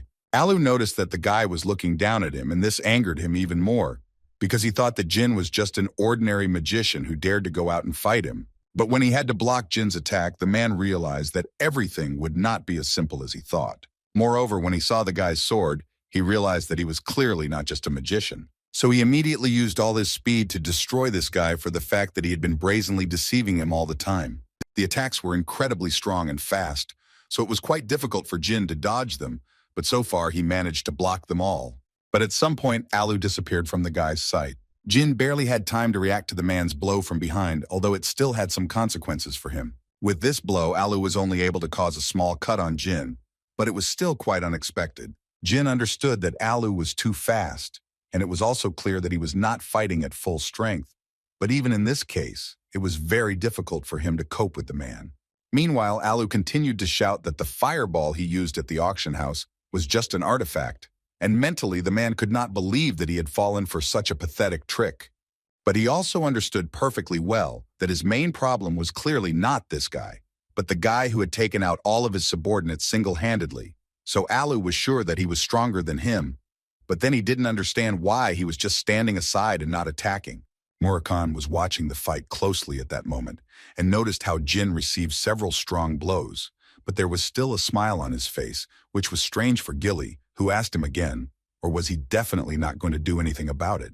She understood perfectly well that this might be the young master's desire, but she still thought that it was a little early to fight a 7th rank knight. But Moram assured her that everything was actually okay. The Shadow Dragon believed that Jyn should know how precious life was. And Moram didn't want to say it, but he couldn't believe that Strawberry Shortcake was thinking about Jyn losing. Meanwhile, Jyn and Alu continued to fight, and the battle was clearly not the easiest for both swordsmen. But at one point, it began to seem that the big guy had found the key to the guy and was finally ready to destroy him once and for all.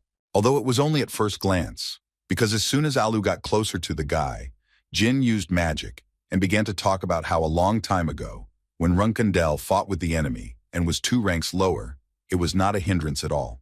And right now, the guy was completely ready to prove it once and for all. After which Jyn released a huge stream of fire that could destroy any creature. Now Alu understood that Jyn really used magic back then, and it was not just an artifact, but real magic.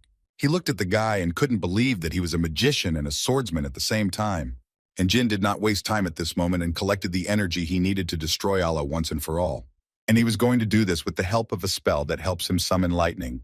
Alu was still able to block the blow with his huge sword. After which he started shouting that all these attempts that the guy was making were simply ridiculous to him. That's why Jyn decided to use his new item, which he found in Alu's office. A few seconds later, Jyn appeared behind Alu in his new form, who was not going to spare his opponent. Jyn was able to master the shadow version of his powers and is now able to summon a shadow shell. Moram actually expected something like this from Jyn, because he understood that the guy was using the Mevolta rune. Gilly didn't really understand what the shadow dragon was talking about, so he told her that 1,000 years ago, Mevolta was an item made for Bement, the first emperor who was a demon's lover. At that time, there was a war. It was a masterpiece that blocked all attacks below the 7th rank. Rune of Mevolta, Jyn understood perfectly well that the item that would be offered to the Emperor of Bement in 5 years. At the time, the Academy and the press were in chaos over the helmet, so Jyn remembers well the location and the date it was first discovered. And now, with the help of this item, Jyn was able to defeat the 7th rank swordsman Alu, to whom he wanted to ask one more question before the man died. After which Jyn began to talk about how he heard that Alu had connections in the Randell family, and he wanted to know if this was true. In response, he received laughter from Alu, who guessed that it was Jyn Randell standing in front of him. After which he added in a very quiet voice that Jyn had actually failed, and that he would ultimately not be able to stop that man. Moram didn't understand at all what this madman was talking about, but Jyn continued talking to him anyway. Then the guy repeated once again that he was a 7-rank martial artist, the head of a gang, and that's why Jyn thought he had connections with the Randell family. Although Moram thought it wasn't as strange as he thought one of his ancestors, who was a 9th rank man, could just run a bar. Jyn himself understood this, but he still wanted to know who this person he was talking about was. He needed to know this, because sooner or later, he would become the head of the family. He thought that if Alu knew who he was, then his failure probably had something to do with the blade illusion, and the reason he pointed out that he was the youngest and that he couldn't stop that person was because he was aware of the power struggle between his siblings. Jyn remembered that Yona's older sister had left the family, so Jyn eliminated her from the options, as well as Mew, Anna, and the twins, since they were too young and inexperienced, and the others weren't smart or diligent enough to do these tricky things. He understood that most likely it was the person who was most sensitive to the title and pulled the strings when he learned about his talent early on. Considering all these facts, Jyn guessed that most likely this person was the next heir of Randell, Joshua. After all, it is obvious that there is no person more influential than him. In any case, Jyn understood that he would soon find out whether he was rushing to conclusions or not. The next day, all the news in town was about Tessing being eliminated as a result of a joint investigation by the Zippel and Bement families, which obviously brought a lot of joy to the people. And it was not surprising, because this evil gang, which disturbed absolutely all innocent people, but still it caused some surprise that it was destroyed in just one day. Reading all this, Jyn noted that Jet had done a pretty good job after they had parted ways. The young master clearly understood that he would be persecuted by the Zippel and Bement families, and the boy thought that this was a small price compared to the price of his life. Although Moram still thought that this trash should have experienced much more pain. One way or another, Zippel and Bement took all the glory. But looking at Jyn, he understood that the guy would also get something in this case, and he was absolutely right, because he received a new artifact in the form of a ring, and, in addition to everything, he fought with a knight of the 7th rank and was even able to defeat him in a real fight. Gilly decided to say that just because he was a 7th rank knight didn't mean he was up to standard, and so she thought that Jyn shouldn't be careless just because Alu was defeated, and next time she thought he should be much more careful. Jyn agreed with her, and he also didn't forget to point out the fact that thanks to Jet, no one would even think to look for them. so the guy suggested that they rest, after which he would head to their next destination. And before Murakami could ask where their next destination was, Jyn told him that it was Taikon, which had always been an independent city, and as soon as Gilly heard this, she immediately assumed that the reason for this would be the 7 colors, and she was absolutely right. Murakami didn't know what the 7 colors were, and Gilly told him that it was a large information house in Tikon. Besides the information organizations Runkandel, Zipel, and Bementa, this was the most reliable place. The first thing Jyn did was find transport to the city, and it turned out to be a ship. And as soon as he stepped on board the ship, he immediately thought about the fact that from that moment on, he needed to set the right goal towards which he would go step by step. After all, the thoughts that things connected with Vishkal Ivliano and Bubar, Alu's past, which is connected with Runkandel, the ruins of Kalon, forbidden magic. All these were things that he needed to study, and for this, the 7 flowers in Tikon seemed to the guy the most suitable place. After some time on the ship, Murakami approached Jyn to tell him that he had found out what kind of magic was left of this Chenmi. He believed that it was light magic, which clearly surprised Jyn because he always thought that it had disappeared in ancient times. Murakami was also of the same opinion because at that time, Chenmi was an enemy of the Zipel family. They erased those who irritated them from history. This is a trait of the Zipel family and the reason why there are no records, and therefore Murakami believed that if Jyn could not break through the limit of his energy, then the Runkandel family would become one of the erased in the near future. Therefore, Murakami decided not to wait long and again show the guy a few techniques that would most likely be very useful to him soon. And according to the Shadow Dragon, he was looking forward to it, as he believed that this could be the magic that he needed most right now. So he immediately asked him to open his eyes wider and look carefully. Jyn understood that he was showing him light magic, but the guy sincerely did not understand why it was black. But after a few seconds, he realized that this was only the beginning, because then this black light turned into an incredibly strong and bright light. This magic didn't last long, because Murakami decided to have a little fun, and as soon as he showed this light to the guy, he immediately removed it and began to say that it was simply incredible, because Jyn looked at him for only a few seconds, and his eyes were already swollen. Although the guy didn't like such jokes, he understood that in theory he could use it for both attack and defense. According to Murakami, he called this technique a flash, and it was Chenmi's most valuable magic. After which he wanted to ask the guy why he took the second book, which was written in an incomprehensible language even for Murakami. He was even sure that there would be nothing good inside. Jyn wasn't too keen on answering his questions, so he asked Murakami to leave the book alone, as the boy was going to deal with it a little later. A week later, they finally arrived in that very city, and Gilly was incredibly surprised by the beauty of this city. Tikon was indeed one of the most beautiful cities in the empire, as it was a city on a small island in the north of the central continent that was not related to either the Runkandel family or the Zipel family. Even though it has a small population, it is still a popular tourist destination because in this city you can see the ocean anywhere in the city. As soon as they arrived at the port, it immediately became obvious to them that the whole city was alive, just like the name of this place. It was immediately noticeable that this was a truly independent city. Gilly suggested that they first find a place to stay overnight in this place, and Jyn absolutely agreed with her, so he suggested that they first go to the city center. Suddenly, Murakami entered their dialogue, who transformed again in the city center, although Jyn had already told him many times not to do this, but he was most interested in the place where they would live, because he did not want the guy to choose some basement again. Murakami once again repeated to Jyn that absolutely all people don't care about him, so he can transform anywhere. But apparently he was not entirely right, because they noticed how a little girl was looking at them, who noticed how the cat turned into a human. Then she came closer to ask her uncle how he did it. Murakami and Gilly clearly did not expect such a turn of events, so they did not know how to answer this girl. But the girl continued to repeat it a bunch of times and ask her to teach her to do exactly the same thing. Jyn had to treat this girl to ice cream and persuade her to forget about everything she had just seen. And he also tried to convince her that a cat simply cannot turn into a human. But she still continued to be sure that she had not imagined it, and that she had seen how the black cat turned into an uncle. Jyn tried to prove to her that he was not lying, but the girl clearly did not intend to even listen to him and continued to claim the opposite.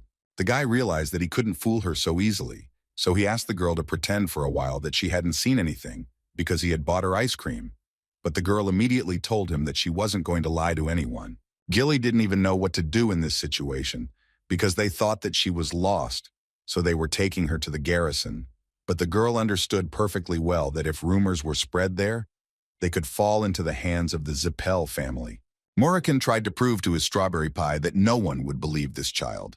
But before he could finish speaking, he saw the expression on Gilly's face, which clearly made it clear to him that if he had listened to the young master, then nothing would have happened at all. Suddenly, they stopped near the information center, and Julia started talking about how she didn't like the garrison. They tried to figure out what was going on, but the little girl didn't want to say a word to them. Julia just kept repeating that she didn't like him because they were bothering her mom and disturbing her. Jilly suggested that they were using violence and exploiting ordinary people, and Jyn in turn thought that the child's mother might be a criminal. Suddenly their dialogue was interrupted after one of the guards saw Julia and shouted that the leader needed to be brought here because young Mrs. Julia was here. Jyn was surprised that the man knew this child, but according to this guard, this is their leader's daughter, so he more than knows her. Julia interrupted Jyn's thoughts with her screams when she saw her mommy finally emerge from the information center. Looking at this woman, Jyn understood that occupying the position of leader of this center was clearly not the only thing this woman was doing, although she looked quite frightening, but not with her daughter, whom she was incredibly happy to see. The woman immediately reminded the girl that she had already asked her not to go far from the house, but Julia did not know what to do because her mother did not want to play with her, although the woman tried to explain to her that she was simply busy with work, and as soon as she was free, they would be able to play. After which she decided, albeit belatedly, but still she introduced herself as Alicia Badger, who held the position of garrison leader in Takana. The guy introduced himself as Jean Grey and added that they were passing through. Alicia immediately started talking about how she should somehow thank them for bringing her daughter home. So Jyn decided not to waste time and immediately asked the woman to recommend a place where it would be better for them to stay. Before the woman gave them an answer to this question, Julia decided to whisper something in her mother's ear, after which she asked for paper and a pen so that she could write something. As it turned out, Alicia had written a letter of recommendation with the seal of the garrison leader, which meant that wherever they went, if they showed it, they would be treated well. Alicia also didn't forget to thank the guy again for finding her daughter, and Jyn did the same in response and said that she clearly helped them out. As soon as Jyn and his friends left, Julia, without thinking twice, told her mother that the cat had turned into a human, but those people tried to hide it from her. So she decided to pretend to believe them, but in reality she didn't, and this act made her mother very happy. Although Alicia still thought mentally that this man was apparently capable of using transformation, and she, like no one else, knew that only dragons could perform this skill. That same evening, the guys were able to check into a pretty good place, and Jilly immediately started talking about how the service here was top-notch. Because she only received such service when she was in Huvester. Moram completely agreed with her, because this hotel even had a soft bed. That's what the power of a letter of recommendation means. They had no idea that things would go so well in T-Con, and that they would have such good luck immediately after their arrival. Jilly suddenly turned to the young master and asked him if she could have ice cream like Julia.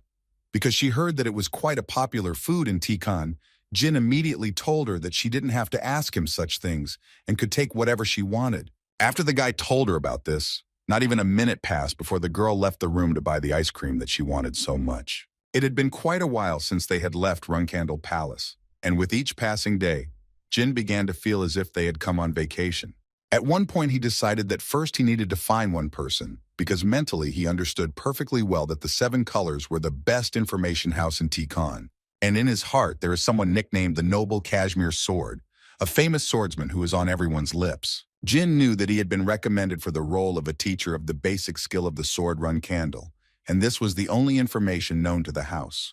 But after 10 years, he will reveal that he is actually the Emperor of Bement, and uses the information gathered from the Seven Flowers, after which he will receive ruling and sovereign power from Bement, the Zippel and Runkandel families, and then gain support as the first king of the independent country of Tychon. A meticulous man, Jyn knew that he was not only skilled in swordsmanship, but also had enough skill to hide for so long. So in the guy's opinion, he could support him as the top of the Seven Flowers. The only problem is that Jyn does not know how to approach him. Suddenly his thoughts were interrupted when Jilly burst into the room and began to say that they apparently had problems. According to her, there is no one in the building. All the employees and guests have disappeared. But before she could finish speaking, someone suddenly appeared behind her and grabbed the girl by the shoulder. It was the same noble cashmere sword that Jyn was thinking about, and the guy was going to invade this place. Jyn sincerely did not understand what he was doing here, so he did not even have time to notice how Murakun, who was sitting next to him, jumped up from his seat. He literally lost his mind when he saw this impudent guy insulting his strawberry pie.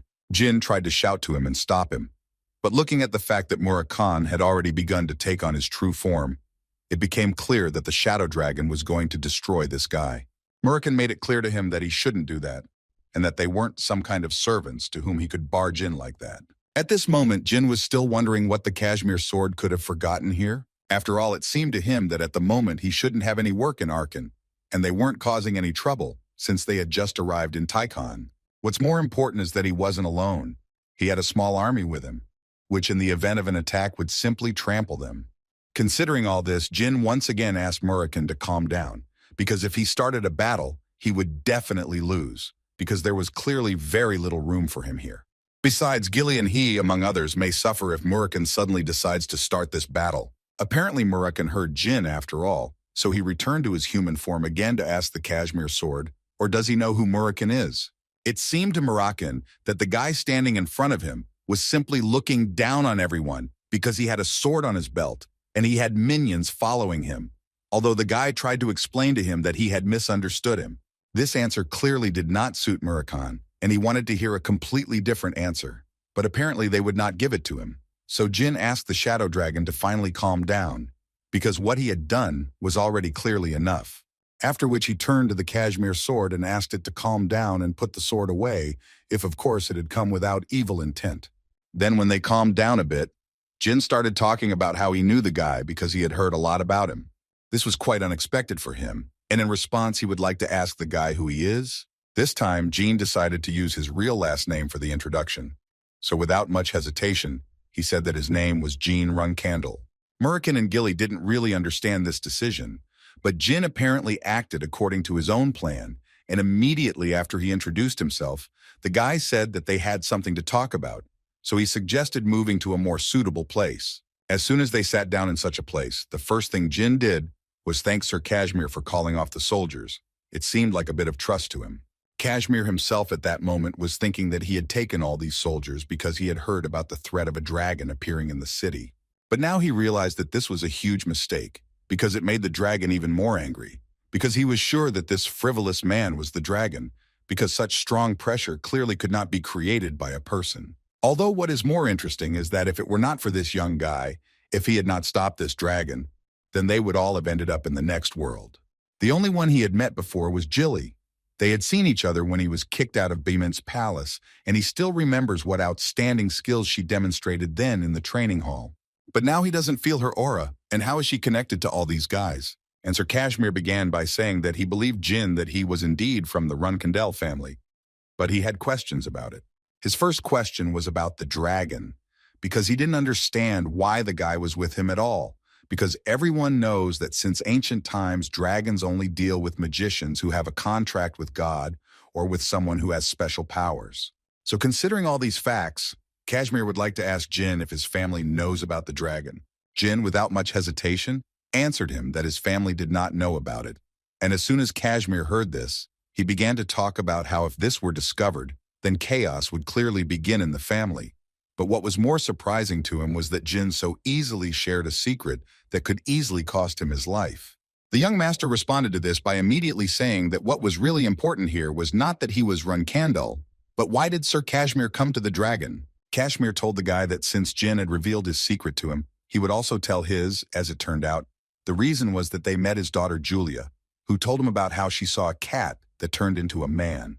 The man immediately added that her daughter is not an ordinary child. She's a contractor for Asmila. Jyn couldn't believe he was talking about Julia being a goddess of the gaze, and Kashmir confirmed it and added that there was simply no chance that his daughter could see that something was wrong. The young master heard this and decided to ask Kashmir a question, because he probably knew that there were many influential people in the world who wanted to become contractors for Asmila, so he was interested to know if he was afraid to let them in on this. But before Jyn could finish his question, Murakun suddenly tensed up and said that something was wrong with Kashmir's story, since his daughter really was a contractor. So where was her dragon, since he clearly didn't feel its energy next to her? Murakami also added that the Asmilla dragons were known for being overprotective of the contractor, so he couldn't believe that he would leave her alone. The man lowered his head and could only say that Julia's guardian dragon had suddenly disappeared a year ago, and most likely the Zippel family or the Bement Empire had a hand in this. But these were just his guesses. Murakami literally boiled over when he heard these words, because he believed that no dragon had yet been born stupid enough to be kidnapped. Suddenly he calmed down and repeated once again that it happened a year ago, as if he remembered something. After which he began to talk about the fact that if Julia is actually Asmilla's contractor, then this means that without a dragon at that age, she will most likely go crazy and become disabled or even die. Sir Kashmir clearly didn't expect to hear this, and it was evident in his eyes. But Murakami had not finished yet, and added that Asmilla's contractors were able to see the future. The shadow dragon told about something that people do not know, but this vision causes great damage to the dragon's psyche. But now Julia is too young to distinguish a dream from reality, so nothing special has happened yet. Murakami said all this to mean that if she continues to see the future without protection, as is happening now, then in a year or two her eyes will become uncontrollable. He also said that the matter here is in the principle of causality, because the one who knows the future must follow it, and if she does not do this, then the punishment of Asmilla begins. In other words, contractors who violate this rule will ultimately be destroyed. And looking at the expression on Sir Kashmir's face, Murakami realized that he had hit the nail on the head when he added that from the very beginning his daughter had lived in a world that was clearly different from theirs. In any case, all that Murakami could advise him was to find her guardian dragon as soon as possible and return it to the child. There was simply no other way out. These words made Kashmir get up from the table and sit on his knees, after which he began to talk about how he runs the Seven Colors Information Center, and he is confident in his abilities. But for a whole year he was still unable to find the guardian dragon. Murakami understood what he was getting at, and immediately guessed that in fact the meeting with his daughter upon arrival in Taikon was not just a coincidence. It was obvious to the shadow dragon that Asmilla was asking for their help for his young contractor. Then Sir Kashmir decided to ask the great dragon for help, but Murakami immediately told him not to do this, because he could not do anything about it. And the thing was that first, he had to ask for help from their leader, that is, from Jyn. The first thing the young master did was ask Sir Kashmir to get up from his knees. Even though they had just met, the question still concerned the life of the child. So first he asked him not to lose his mind, after which he himself suggested that the man look for Julia's keeper together. Sir Kashmir could not restrain himself, and in response to these words immediately told Jyn that he would not forget his kindness. Jyn, meanwhile, mentally could not believe that everything turned out even better than he planned. Although on the other hand, he understood that if even the Seven Flowers could not find his location, then they would have to turn to the Zippel family or the Runkandel family for help. But doing this was quite problematic. Murakami interrupted his thoughts at this point to clarify whether Taikon was by chance part of the Zippel family's domain. But according to Jyn, Taikon was simply a city that was not attached to anyone. After which Murakami turned to Kashmir and began to tell him that if they were such capable guys, then they must surely have information about dragons, and Kashmir agreed with him, because in fact they knew what kind of dragon and on what continent it was located. Then Murakami immediately asked to give him all the information about the dragons in the Bement Empire. The shadow dragon thought that this method he was going to use was something like their last chance, because in fact there was nothing that dragons didn't know about. At this time, Mrs. Keekantel was enjoying her drink, when suddenly she was interrupted. It was Enya who brought news about Sir Jyn, whom she thought was amazing because they were the same age, but he had already managed to reach the 5th rank. Mrs. Keekantel reminded her that she too was a contractor of God and therefore could be just like him. The woman also added that, unlike the child from the family with the black-haired guardian, she is a contractor of Ulta, the goddess of time, who is much, but suddenly stopped and could not finish, because she was overcome by fear. After a short stupor, she immediately ordered the girl to lock herself in her house and not come out until she returned to her. Enya immediately realized that something had clearly happened, but according to Mrs. Keekantel, nothing serious, just one blot that had appeared, which the woman was obliged to deal with. Murakami was flying incredibly fast, so after a few minutes of flight, he told Jyn that they would soon arrive at their destination. After which he said that he was going to get closer and release his energy. Then the dragons of Bement would show themselves. At least that's what he thought. But before he did this, he asked Jyn to hide properly so that he would not be seen. Murakami came as close as possible to the water and began what they had just talked about. Some time ago, Kashmir gave Morakan and Jyn a list of active dragons in Bement territory. When Morakan read this list, he was slightly surprised that some dragons were hiding in such rather non-obvious places. Jyn, looking at him, noticed that apparently some nuances had appeared, since the man was talking about it so uncertainly. Morakan assured him that there were no problems. The only caveat might be that this matter might be a little dangerous, since this was their personal dragon business. But before they left on this mission, Sir Kashmir decided to thank the Shadow Dragon once again for his help. He was so excited that he decided to say directly that he essentially entrusted the salvation of his daughter into the hands of Morakan, and would hope that he would be able to save his daughter. Before leaving, the Shadow Dragon decided to tell Kashmir two things. Firstly, from today until his daughter's dragon returns, he must tire his daughter out all day. And if she is exhausted, then Asmil's power will naturally weaken, and when she wakes up, then he will need to play with her again. In fact, he must do anything to make her tired and fall asleep. The man understood him perfectly and repeated this point in his head, after which he wanted to know what the second thing Morakan wanted to tell him was. The second request was that he should bring ice cream, as one of their team members couldn't eat it because of him. Gilly couldn't believe her ears, although she always knew that Sir Morakan was quite kind. Morakan thought she wanted ice cream, but what she really meant was that he had just said so many things to Sir Kashmir, and it was all just to calm him down, although Morakan himself clearly didn't notice. Jyn recalled this situation while Morakan performed his ritual. And the guy thought that his black dragon was only pretending that he didn't care about people, although in fact he was very attentive and caring. His thoughts were interrupted when Morakan informed him that the dragons he had summoned were approaching him. When he looked closer, he saw Labus and Until flying towards them, but the main problem was that he offended them the most. So he asked Jyn to put his helmet on himself first. Jyn couldn't even imagine how many times Morakan had beaten them, that they literally came galloping here, hearing his energy. According to the Shadow Dragon in the old days, those who flew into his territory were beaten in the same second, and these guys were some of those whom he punished several times. That's why one of them immediately recognized Morakan and immediately started shouting at him, because he was incredibly interested in finding out why he was here. Morakan did not hide that he had some business, so he woke up from his long sleep, and here he is to ask them for help. It was noticeable that these dragons were thinking very hard and were not sure whether they should help Morakan. So they thought for a moment and told him that they didn't know what his problem was. But they thought that now was not the best time for this. So they asked him to take care of himself and leave immediately, because their young contractors were nearby in this territory, and they didn't want to create problems in the seas of Bement.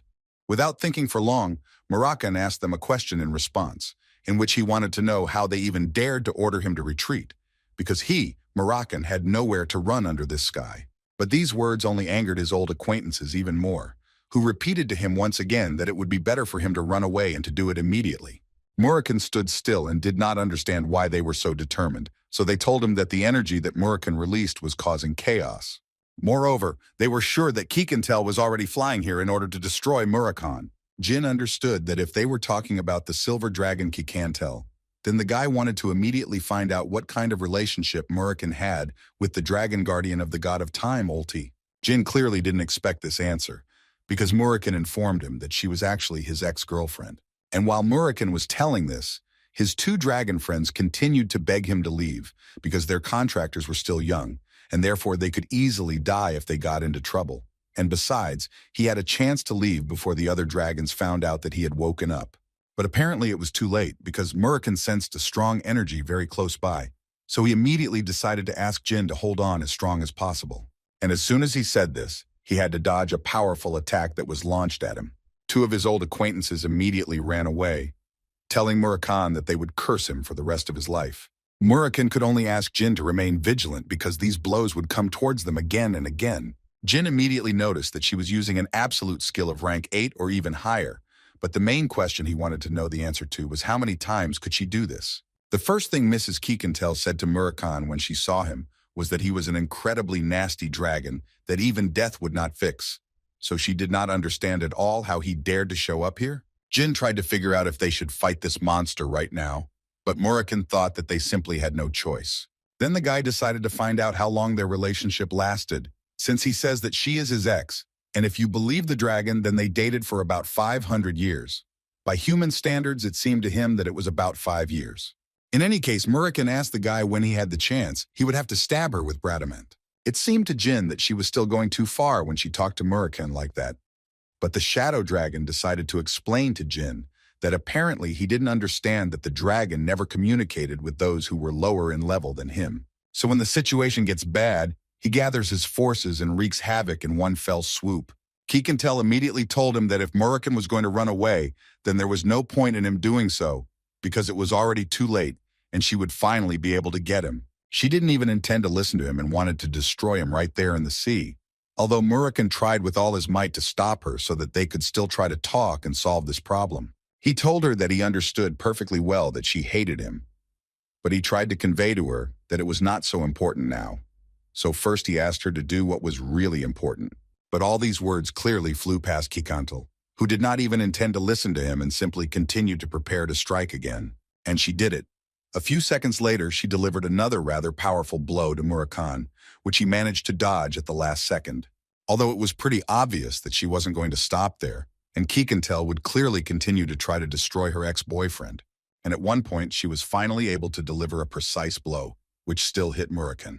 Then she tried to bite off a piece of it, but she didn't manage to do it because the shadow dragon was able to dodge it in time. Murakami still couldn't believe that she had gone so crazy that she was ready to literally destroy him. But apparently she wasn't even going to listen to him, she just wanted to destroy him, so she charged her blow again. He had to dodge the blow using his shadow abilities. In this way, he was still able to gain a little time. Jyn thought that it was not in vain that he went with him, because if it weren't for the guy just now, then most likely Murakami would not have been able to use shadow abilities, and then would have died at the hands of Kikantel. But the shadow dragon didn't think so. He was sure that he could not die in any way, and no matter how strong Kikantel was. In any case, he understood perfectly well that it was very difficult to find an approach to her, since it was not easy to get her to talk, and it was necessary to find another way to calm her down. At that moment, she was telling him that using shadow energy would clearly not help him and that he might not even try. After which, she began to call him names and say that he had become too stupid to understand that he had become too weak and how wrong he was if he thought that he was in the same shape as before. Murakami did not answer her anything about this, but simply tried to tell her once again that it would be better to stop now and end it here for the sake of old times, because in fact he came here only because he wanted to ask about something. Kikantel wasn't even going to listen to him, especially when he mentioned the old days. After this phrase, she immediately became even angrier and began to tell him that if he remembered what had happened before, then she would definitely not stop at just tearing him apart. Murakami realized that talking and trying to negotiate in this case was simply useless, so he decided to strike while Kikantel was distracted, and he actually managed to do it. But even at that moment, he asked her to calm down, because he sincerely did not understand why she was going so far when all they had done was break up. Kikantel couldn't stand this for long and immediately struck back at Murakami, saying that they didn't just break up for no reason, because this is the reason why she beats him. But all this was in order to distract Kikantel, so that Jyn could subsequently enter the battle. The young master entering this battle thought only about the fact that the outer shell of this dragon was so strong that even Murakami could not bite through it. So if he managed to do this, it would be incredibly difficult. However, everything is not so bad, because there is a place where Murakami has already made one successful strike, in which even his shadow energy remained, so Jyn decided that this is the place where he should strike. Therefore, as soon as he had the opportunity, he launched this attack and simultaneously emitted an incredibly large amount of shadow energy to strengthen his blow. Even Murakami didn't expect such a strong blow from Jyn, because the guy managed to cut off one of Kikantel's arms with just one blow. When Murakami picked him up on board, he assumed that the guy had exhausted all his energy. But even so, the shadow dragon thought that the guy had done a great job. Now Murakami will hope that she at least calmed down a little after such a blow. These words made Jyn go into a state of shock, because he could not believe that this might not be enough to calm her down. Murakami answered him that an ordinary dragon would most likely die, but Kikantel, according to him, is completely different, because dragons that can control time do not die so easily. He also added to Jyn that they might actually go missing while fighting this dragon, so it's not that simple. Jyn, looking at all this, could not believe that she was really able to rewind time. Murakami added that this is why power and magic are separated, but he immediately asked the guy not to worry too much because even though it is a scam, it also consumes a lot of energy. But just in case, he asked Jyn not to move at all, which is what the guy did. Kikantel transformed into her human form, and Murakami began to hope that she had finally calmed down a little. He didn't know that she still had feelings to the point that she would go crazy, although it seemed to him that they parted on a good note. Kikantel couldn't take it anymore and started screaming again because, according to her, Murakan just left her without even the opportunity to talk, and she couldn't believe that he was calling it a breakup on a good note. Murakan noticed that she became even angrier when they talked about breaking up, so he decided to say that he didn't cheat on her. It just happened that way. It seemed to him that their characters didn't match. Jyn couldn't believe that he was now standing and listening to a conversation between two dragons who had lived for over 1,000 years. In any case, Murakan was trying to convey to her that he didn't come here to fight. He came here to ask her something. But before they start, Kikantel suddenly wanted to know if this man was by any chance a contractor of Saldred's. Murakan responded to this by immediately saying that it was not so important now, because one of them was now in danger. Kikantel felt unpleasant when he said one of them, because she had long considered him an outcast. After all, at one time, he destroyed an incredibly huge number of dragons, and now he is trying to say that he is one of them. In response to this, Murakan said that among all those he destroyed was the enemy of her older brother, and he did it for the sake of someone he didn't even know. After which he realized that it was probably a mistake to come here and ask something from Kikantel. It seemed to him that it would be better to ask another dragon, and as soon as he turned around to leave, the girl stopped him. She wanted to say that when she sees him, she always becomes emotional. So she asked him to just ask her what he wanted, and that's all. Murakan did not miss this opportunity to have a normal conversation with her, so he told her that recently, one of the guardian dragons of Asmilla had gone missing, and finally Jyn was able to wait until they got to the main topic. Kikantel actually understood what they were talking about, and could only say that this child had recently been taken by Vuletta. As far as Jyn knew, Vuletta was a wind dragon. It was the ruler and guardian dragon of the prince of the Zippel family, Andre, and this could mean that the Zippels were to blame for everything again. Kikantel was also almost certain that they had said that they would teach Latri the magic of the dragon language. But in order to continue this conversation, Kikantel first suggested changing their location, because they could go back a little, and then they would bypass the trap and be able to enter Bement. Thus she invited them to her home so that they could discuss everything calmly there. In the forest on the outskirts of Bement, there was a small house in which Kikantel lived. The first thing Jyn did when they sat down at the table was to introduce himself and tell him that he was a contractor for Soldred. But before he could finish speaking, Kikantel interrupted him and said that she knew about it, and also that he was a descendant of Timar. Moreover, she knows that he is the youngest son of Runkandel, which surprised Murakan because he couldn't even imagine how she could know this. Kikantel did not understand his surprise because the same energy was clearly emanating from the guy as from Tamar, with whom they were often together 1,000 years ago. And she actually just assumed that he was the youngest, but looking at the reaction of the guardian dragon, she realized that she was right. In any case, they were not talking about this now, and she suggested returning to the main topic and told them that Vuletta had taken Latri a year ago. Murakan thought that the idea that they took her away to study dragon magic didn't sound very good, but Kikantel assured him that it might actually be true. In response to this, Murakan told her that Asmilla's current contractor was too young to control the force. Then Kikantel suggested the same thing as Murakan had a few hours ago, that without a guardian dragon, it would be too dangerous. She then told Murakan that when Vuletta took Latri, she stopped at the Bement outskirts and said that she would introduce Latri to her. But she continued to obsess over her contractor, and so at one point she asked Kikantel to agree to meet her for no reason just once. According to Kikantel, she simply had no other choice, since the identity of her contractor had already been revealed, and since there were many people here, they needed to look for someone who was close to Zippel among the high-ranking officials of Bement. Jyn entered into the dialogue and once again said that the identity of her contractor had been revealed. But Asmilla's contractor, as far as he knew, had not been revealed, and therefore it seemed rather suspicious to him how they had found out about this and approached Latri. Murakan completely agreed with him, because it also seemed strange to him, because was the magic of recognizing a contractor created while he was sleeping? Kikantel immediately said that this was impossible because no one could find out about a contract until the contractor personally showed force. Jyn believed that in this way they could benefit in two ways. Firstly, they could minimize the danger and eliminate contractors outside their territories. And secondly, if they destroy the contractor, then the Zippel family may get the opportunity to make a contract with God. In fact, it is not just an opportunity to make a contract, so Jyn was sure that they have a certain method, and in his past life, a contract soldier of Ulta, the goddess of time, officially appeared at the stone statue, and 10 years from that day, the contract soldier was a pure-blooded Zippel. Therefore, he was almost certain that they could make a contract with God if they destroyed the contract holder. And this was the reason why Julia's guardian dragon was kidnapped, since he had not heard anything about Princess Takana in his past life. But Kikantel still couldn't accept this fact, because it seemed to her that they already had so many contract soldiers. Jyn interrupted her and said that he did not know how dragons behaved, but he asked them to believe that people's greed has no limits, and even if they reach the top, they will not be satisfied and will do more. They are also people who have ruled for thousands of years, and whatever they do, it is not strange at all. Therefore, the young master was sure that the top brass was clearly planning something, but he could not understand why Kikantel was pretending that she supposedly did not know anything about it.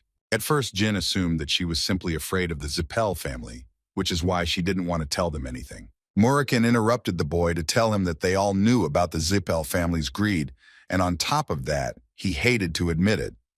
But they were all capable people, so considering all that, he told her that there was really nothing wrong with being careful, and he wasn't going to ask for her help if she was truly afraid.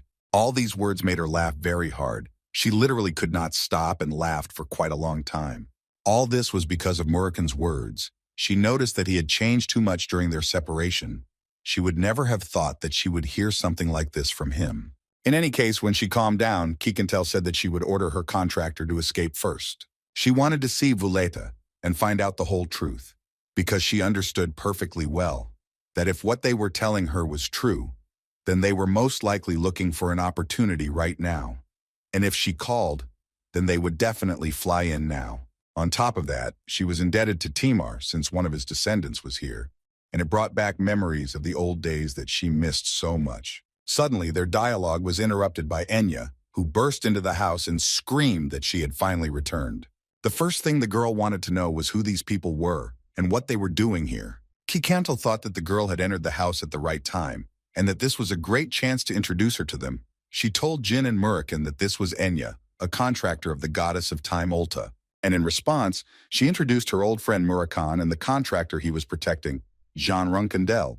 As soon as she heard that Jyn Randell was sitting in front of her, she couldn't believe it for a while. Kikantel forgot to warn the guy that Enya was a bit of a fan of his, but she didn't have time to do this, because the girl herself would have literally just a little more jumped on Jyn with words about how she had so dreamed of meeting him. Kikantel suggested that the girl maintain her dignity as a contract soldier and not behave like that, but apparently the girl did not care at all about the woman's words. After which she came to her senses and asked for forgiveness, because when she saw Master Jyn in person, whom she had only seen on paper, she was a little confused, although it was already late. But she still decided to introduce herself, and after she gave her name, she told that she was a commoner from the academy. All Jyn knew about Ulta was that she valued the blood of contractors, and apparently this girl was really talented since she chose her. So the guy told her that in fact she didn't need to apologize, because he thought that there was no need to be ashamed of such an enthusiastic greeting. And as soon as he finished speaking, Kikantel once again reminded the girl that she had forbidden her to leave the house. But for some reason the girl did it again, so she would like to know the reason. Enya said in a quiet voice that she was very sad and lonely at home, so she thought that she might feel better if she saw Kikantel. But suddenly, young Master Jyn appeared before her eyes, so she believed that she had made the right choice when she came here. Jyn was thinking at this moment that the Bement nobility most likely bullied Enya, so the guy never got involved with these people even during his past life. In any case, Jyn came closer to Miss Enya to tell her that the real reason he came here was because there was a possibility that someone was stalking her. Therefore, he would like to immediately offer her to go with him, so that he could always protect her. These words caused Enya to fall into a state of shock, so she remained silent for a while. And then her condition changed to an emotional explosion. She began to scream with joy that she would finally be taken away from here, and that it would be done by Jyn Randell himself. Kikantel tried to stop the girl, but apparently it was already completely useless. After all, she has already moved on to the point that she agrees to go wherever the guy tells her to. She even began to pray to the goddess of time until Kikantel came closer to the girl to calm her down. The woman carefully knocked her out. Apparently, she understood perfectly well that this was the only way to calm her down. According to Kikantel, she was always very worried that the girl would not want to go, But it seems she was worried in vain, because, seeing her like this, the woman understood that Enya would follow the guy even to the basement prison of Candle. Jyn did not understand what she was talking about because he did not know about any prison. Kick-and-Tell told the guy that he really shouldn't pretend, because there was a dragon here too. Now Jyn didn't understand anything at all. So the woman had to tell Jyn that the reason she said she would help him was not to keep him safe, or Enya safe. The main reason was Murakun, who fell asleep while they were talking. The woman thought that he had become too weak. And in this state, she was sure that he simply would not be able to resist Vuletta. Therefore, if they still have to fight her, then only she will do it. Jyn couldn't believe that Vuletta was so strong, and Kick-and-Tell confirmed this, saying that Murakun was definitely no match for her now. And she thought so because all of Kick-and-Tell's attacks would have been a dud for Murakun 1,000 years ago. And since the woman started talking about this, she decided to tell Jyn that they both needed to hide somewhere before Vuletta arrived. And as an option, she offered her house. Jyn was not against it, if only Kick-and-Tell herself wanted it. But the woman immediately told the guy that he would have to convince that dragon to calm down, because it seemed to her that he would definitely start causing a fuss. After all, this was his ex's house. At this point, Jyn thought that compared to his first impression, she was quite caring, so he decided to happily agree to her terms. As soon as they talked, she said that Enya would wake up in about 10 seconds, and then she asked him to carefully explain the whole situation to her. Although it seemed to Jyn that the girl would be unconscious for a very long time, because she hit her quite hard. But apparently he will have to take his words back, because exactly 10 seconds later, the girl opened her eyes. Therefore, looking at the girls, Kick-and-Tell explained to him that in this world there are things that go beyond common sense and reasoning. When Jyn began to explain to the girl what was happening, she finally realized that someone was hunting for Tikon's contractors, and as far as Enya understood, she could become the next target. She believed him without any doubt, because for her, he was young Master Jyn, and besides, for her it was all quite romantic. Jyn tried to tell her that she couldn't possibly take things that way, but she still thought it was better to think positively. So she had to say goodbye to her family in Tikon, so she wanted to know when they were leaving. The guy told her that it all depended on her. Enya thought for a bit, and decided that then she would be ready to leave tomorrow, because the only family she had was her 7-year-old younger brother and an elderly dog. Kick-and-Tell told her that since she understood everything, it would be better for her to leave and start getting ready, and the girl absolutely agreed with her. After she left, Kick-and-Tell decided that she would tell the academy that Enya was simply sick, because if she said that she was dropping out, they would most likely start an investigation. In that case, they only had to worry about Vuletta when suddenly their conversation was interrupted by a knock on the door.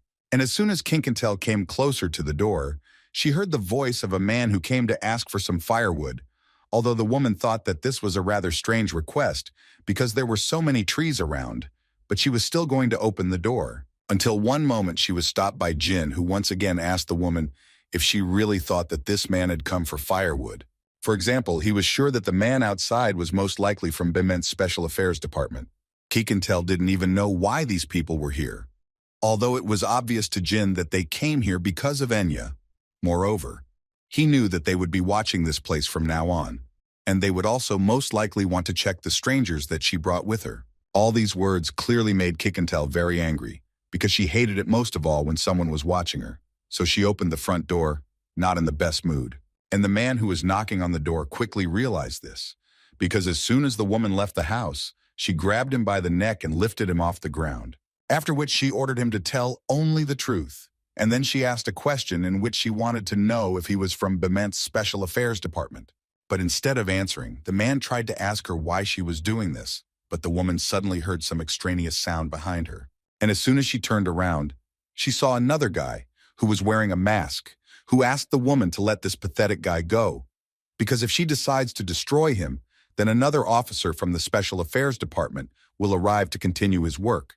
Kick-and-Tell did not torture him and immediately let this guy go, because she realized that the real goal was now standing right in front of her. And she understood that if she needed to destroy someone, it was him, and then they would no longer come to her house. But when she dealt a pretty strong blow to this guy's head, he didn't even try to block it.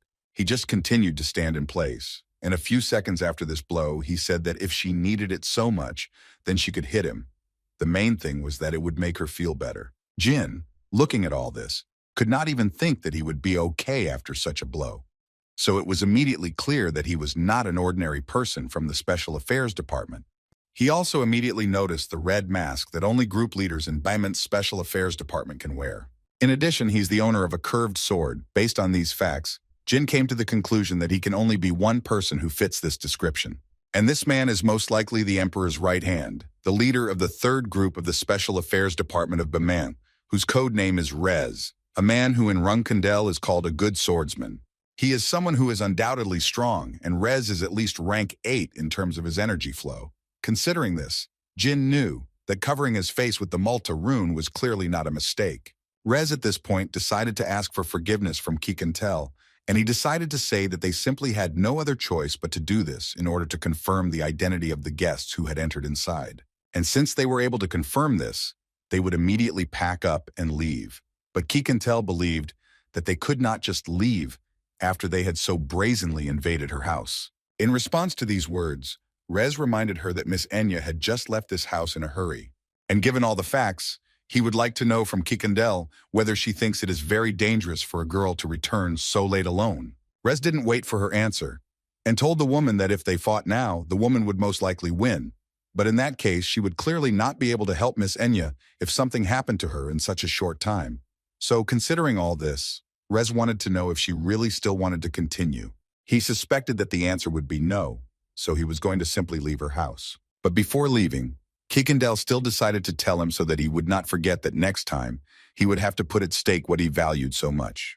The woman wanted to convey to him that everything he had defended with his life, he should prepare to lose it all because of what he had done today. As soon as they had gone some distance from the house, Rez told his assistant that he had confirmed the appearance of the smugglers, so he would like to immediately know their identities. He also added that for the time being, all observations of the Silver Dragon will be suspended. This surprised his assistant very much, because it seemed to him that they should watch Kikantel's actions. The leader in response to this made it clear to him that if they provoked the Silver Dragon even more, then it would only get worse for them. So he was going to take full responsibility and told them to come back again. Although in his mind he was sure that they were clearly up to something. So he added that they would all be in danger, so he ordered them again to stop observing from a close distance until any unusual movements appeared. Kikandel was very angry after meeting Rez. She felt guilty for leaving Enya in this miserable town. It was quite easy for her to imagine what would have happened if it weren't for Jyn and Moroccan. Jyn remarked in response that it was good that they were able to avoid that for now. So he suggested that they make taking care of Miss Enya their top priority, to which Kikandel quickly agreed. But she decided to add that they should set out tomorrow morning because she was not sure that Enya would be safe. The next morning, they were already near the seashore, from the beach from which they would be sailing any minute. At this point, Jyn was saying that it was a great relief to him to learn that a merchant ship was heading to Taikon. He also thought it was important to say that there was nothing to worry about because he had given a lot of money to the captain, so he definitely wouldn't neglect Enya. On top of that, Moroccan will be accompanying her, so there is no reason to worry. But in fact, this was the reason she was worried, but she simply didn't see any other way out. So she decided to contact Valletta right now, and Jyn would be able to meet her as soon as Moroccan returned. A week later, Moroccan was already standing near Kikadel's house and could not yet decide to enter. Suddenly, his thoughts were interrupted by Jyn, who first told his guardian dragon that he had done a good job. In response, Moroccan could only say that Kikantel was much tougher than he could have imagined. With these words, he provoked Jyn to find out what happened. Moroccan told the guy that they both built this house when they were still together, so he knows why she asks them to stay here. Jyn, listening to all this, thought that his cold heart simply began to melt. But these words made Moroccan even more angry, because he thought that this was clearly something ridiculous. And even if he was right, it would be incredibly difficult to revive old feelings. He thought that these were just memories. He remembered how they had the good old days with Tamar and Kikantel 1,000 years ago, in exactly the same house. Suddenly, his story was interrupted at one point by the fact that his head began to split. Suddenly, out of nowhere, Kikantel also appeared, who was so sorry that he stopped, although she still decided to assume that he was tired from a short flight, which is why he was behaving like this. All these words made Moroccan even more angry, and he asked her to shut her mouth already because he did not consider himself a weakling. In any case, she came here to tell that a response had arrived from Valletta, and according to her, it would be tomorrow night on an uninhabited island off the northern coast of Baimente. The first thing Murakan wanted to know from Kikantel was what she would do when she saw Valetu, and according to her, she was going to tell her that she had called her to find out the location of the guardian dragon. Well, if she decided to pretend to be innocent, then Kikantel was going to beat her. Murakan liked her answer, after which he added that if it were his boy, he would have simply avoided such a boring situation. But in her case, Enya is not there, so she can do whatever she wants. Kikantel decided to clarify once again for Murakan that he should not do anything because she was going to fight alone, and his help was clearly not needed. These words drove him even more into a state of madness, because it seemed to him that she sympathized with him, although the woman assured him that she did not mean anything like that. The next day, when they came to this meeting, Jyn and Murakan hid and just watched, and the guy at that moment thought that they would hardly come alone, because if they really stole Latria and were planning to suspiciously conclude an agreement, then it seemed to him that most likely they would come fully prepared. Suddenly his thoughts were interrupted by a strange voice, which said that it was a great honor for him, because he could not even imagine that he would meet the Silver Dragon of Time, Kikantel. After which he finally decided to introduce himself, and as it turned out, his name was the Wind Dragon, the prince of the Zippel family, and the contractor of Melcher, Andre Zippel. This turn of events clearly did not suit Kikantel, because she thought that Valletta would come alone. In response, she received a dubious story. According to her, when she received her letter, she was with Andre. And since she was interested in the story about the contractor Olta, Andre also seemed very interested. So considering all these facts, she would just like to ask for understanding from the Silver Dragon. Kikantel noted that she had been very rude lately. Valletta clearly did not want to hear all this, and therefore suggested that she move on to the main topic of discussion, because she believed that she clearly had something to talk about, for example, about Olta's contract. The first thing the Silver Dragon wanted to know from her was where Raturi was now. This made Valletta even more angry, because she decided that she had been fooled right then and there. Kikantel got even more angry and started yelling at Valletta to give her an answer to her question, because she herself guessed that she took Raturi a year ago, and since then, Asmila's contractor could not find his dragon protector. Valletta could only smile in response, because she didn't know what answer would satisfy her, but she could assure her that Raturi was fine. These words were the last straw before Kikantel lost control, because she hated it when someone started to make fun of her. But Vulet didn't care about her screams. She still continued to say that it was better for her not to interfere in Zippel's affairs. The Silver Dragon couldn't believe that she actually stole a dragon that didn't really know anything about the world. Jyn and Murakan, listening to all this, were also not happy. But apparently she won't have to listen for long, because Valletta got tired of listening to all this and decided to end this dialogue immediately. Valletta allowed herself to make an offer to Kikantel, in which she wanted Kikantel to hand over the contract to her, and in exchange she would allow her to live. But all these words were more like nonsense. Kikantel thought that she was just an old lizard, which she clearly wasn't going to be afraid of. And as soon as she said these words, Valletta immediately struck her. But it is obvious that such an elementary blow did not cause any serious damage to the Silver Dragon, and Vunisa realized this when she heard the voice of Kikantel, who began to say that she also had a proposal for her. The gist of the proposal was that she would like Vunesa to return Raturi to her right now, and then she would perhaps allow her to leave without pain. Andre Zippel started laughing incredibly hard after these words, although there was no particular reason for it.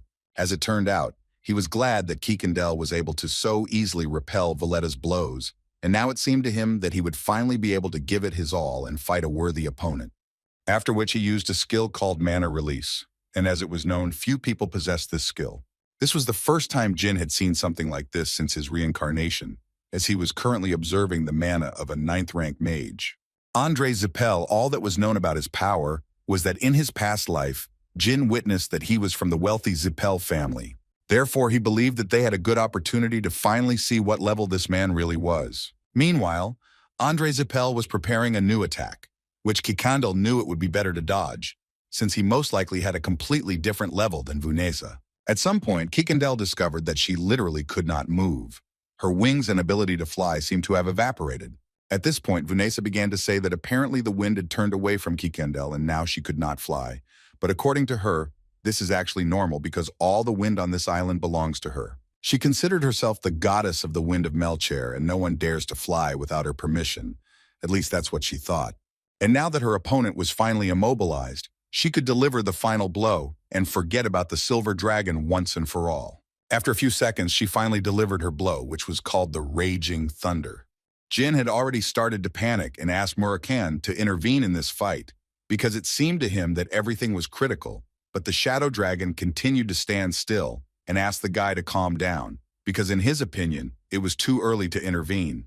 He then added that Kikandel had been complacent from the start of the fight, but more importantly, that her opponents had greatly overestimated their strength. And apparently Murakami knew his old friend well, who used one of her strongest skills to repel this attack. The point of this attack was that it literally stopped time, giving her a little time to think about how to counterattack. Even Andre Zippel was delighted. He was not shy about saying that he had not seen a force for a long time that could control time and even stop magic. But suddenly he had to remain quiet, because he heard a voice from the side which convinced him that today she would shut his filthy mouth.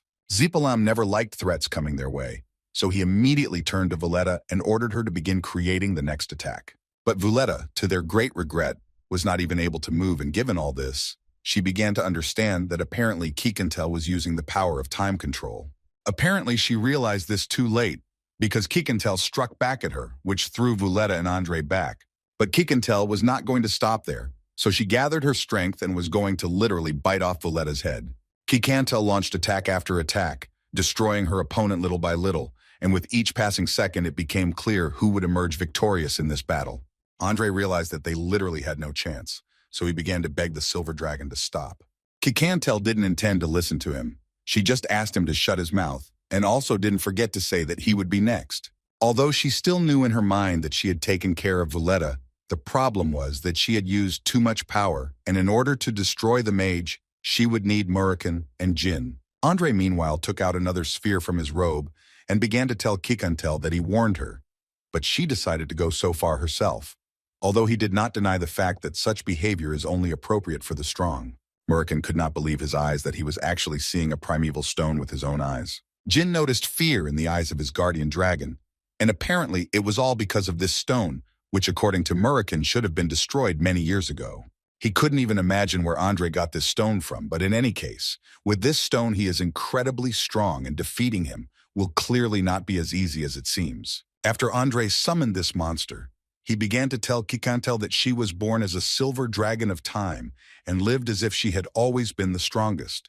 But now he told her that she was clearly wrong, because people, dragons, and even gods, in the end, everything falls into the hands of Zippel. And at the moment, all that is needed from her is to stop denying it and finally accept this fact. The primeval stone, when danger befell the world, the gods created it as a safety measure to prevent the end of the world. In the end, the stone that contained the powers of all the gods was destroyed by those same gods, because it was so strong that it could easily destroy the world. Murakami literally went crazy from the thought that the stone that was supposed to be destroyed was now in the hands of a magician. While they were talking, Andre had already dealt the first blow to Kikantel's body, and unfortunately, she was unable to block it. The man was going to show the dragon where his place was, and in this place the weak must fall before the strong. But Murakami didn't think so, so he entered the fight without any doubts, and the first thing he did was tell Andre not to touch Kikandel. As soon as Zippel saw the black dragon, he decided to assume that it was Murakami, who is the guardian of the Randell family, and the guy standing next to him is apparently his contractor. Jyn took off his hood, and Andre recognized him. It was the youngest of the Randell family, who had only recently left home. Now that he realized this, he suddenly said that he originally came here to pick up Ulti's contractor, but now his appetites had clearly increased. But before they started the real battle, he decided to wake up his sleeping friend to even the odds a little. After the monster, Andre whispered something into Valletta's ear. She miraculously woke up, even taking into account the critical hits that Kikandel dealt her. But now, looking at her body and Valletta in general, one could say with confidence that her strength had clearly increased, and now she was not the same dragon that she was 10 minutes ago. Without thinking twice, she immediately decided to confront Murakami, whom she had not seen for so long, but all this time dreamed of fighting him in a fair fight. Murakami understood perfectly well that this was not Vunesa. This was a corpse, Andre's puppet, which he was using for battle, so he asked her not to interfere in the battle and to disappear. But in response to these words, she could only offer him another blow with her power. Murakami could only use his shadow vanishing technique at this point to dodge such a blow. Vunesa didn't expect this, but she immediately stated that it was actually a good thing, because she would have been too disappointed if he had turned out to be too weak. She believed that she would be remembered after this fight as the one who was able to destroy the legend. Moram, in turn, asked her to just stop deceiving herself with empty hopes because this definitely would not happen. Andre, meanwhile, suggested to Kikandel that they also continue the battle, although he wanted to be a little softer with her. But since she had already seen this face, he would still have to destroy her. He also didn't forget about Jyn Randell, who was also there the whole time. The guy tried to attack from behind the scenes so that Andre wouldn't notice, but it wasn't that easy. But he still tried, even though Andre shouted at him that the child's intervention wouldn't change anything anyway. They ran at each other with pre-planned attacks and were incredibly eager to destroy each other. Jyn was ready to go all the way when suddenly he heard Murak's voice, who shouted at the guy to dodge and not go all the way. But apparently Murak shouted to him too late, because at the last moment Vanessa managed to hit Jyn with her tail. It was a pretty strong, and most importantly unexpected blow, which caused the guy quite a lot of damage. But that wasn't his main problem because right now a huge snake, Andre, was approaching him and was going to finish the guy off once and for all. Jyn realized that the situation was more than critical, so he took out his pendant and crushed him right in his hands, only he understood what was about to happen. As soon as he did this, a huge stream of light immediately appeared in front of him.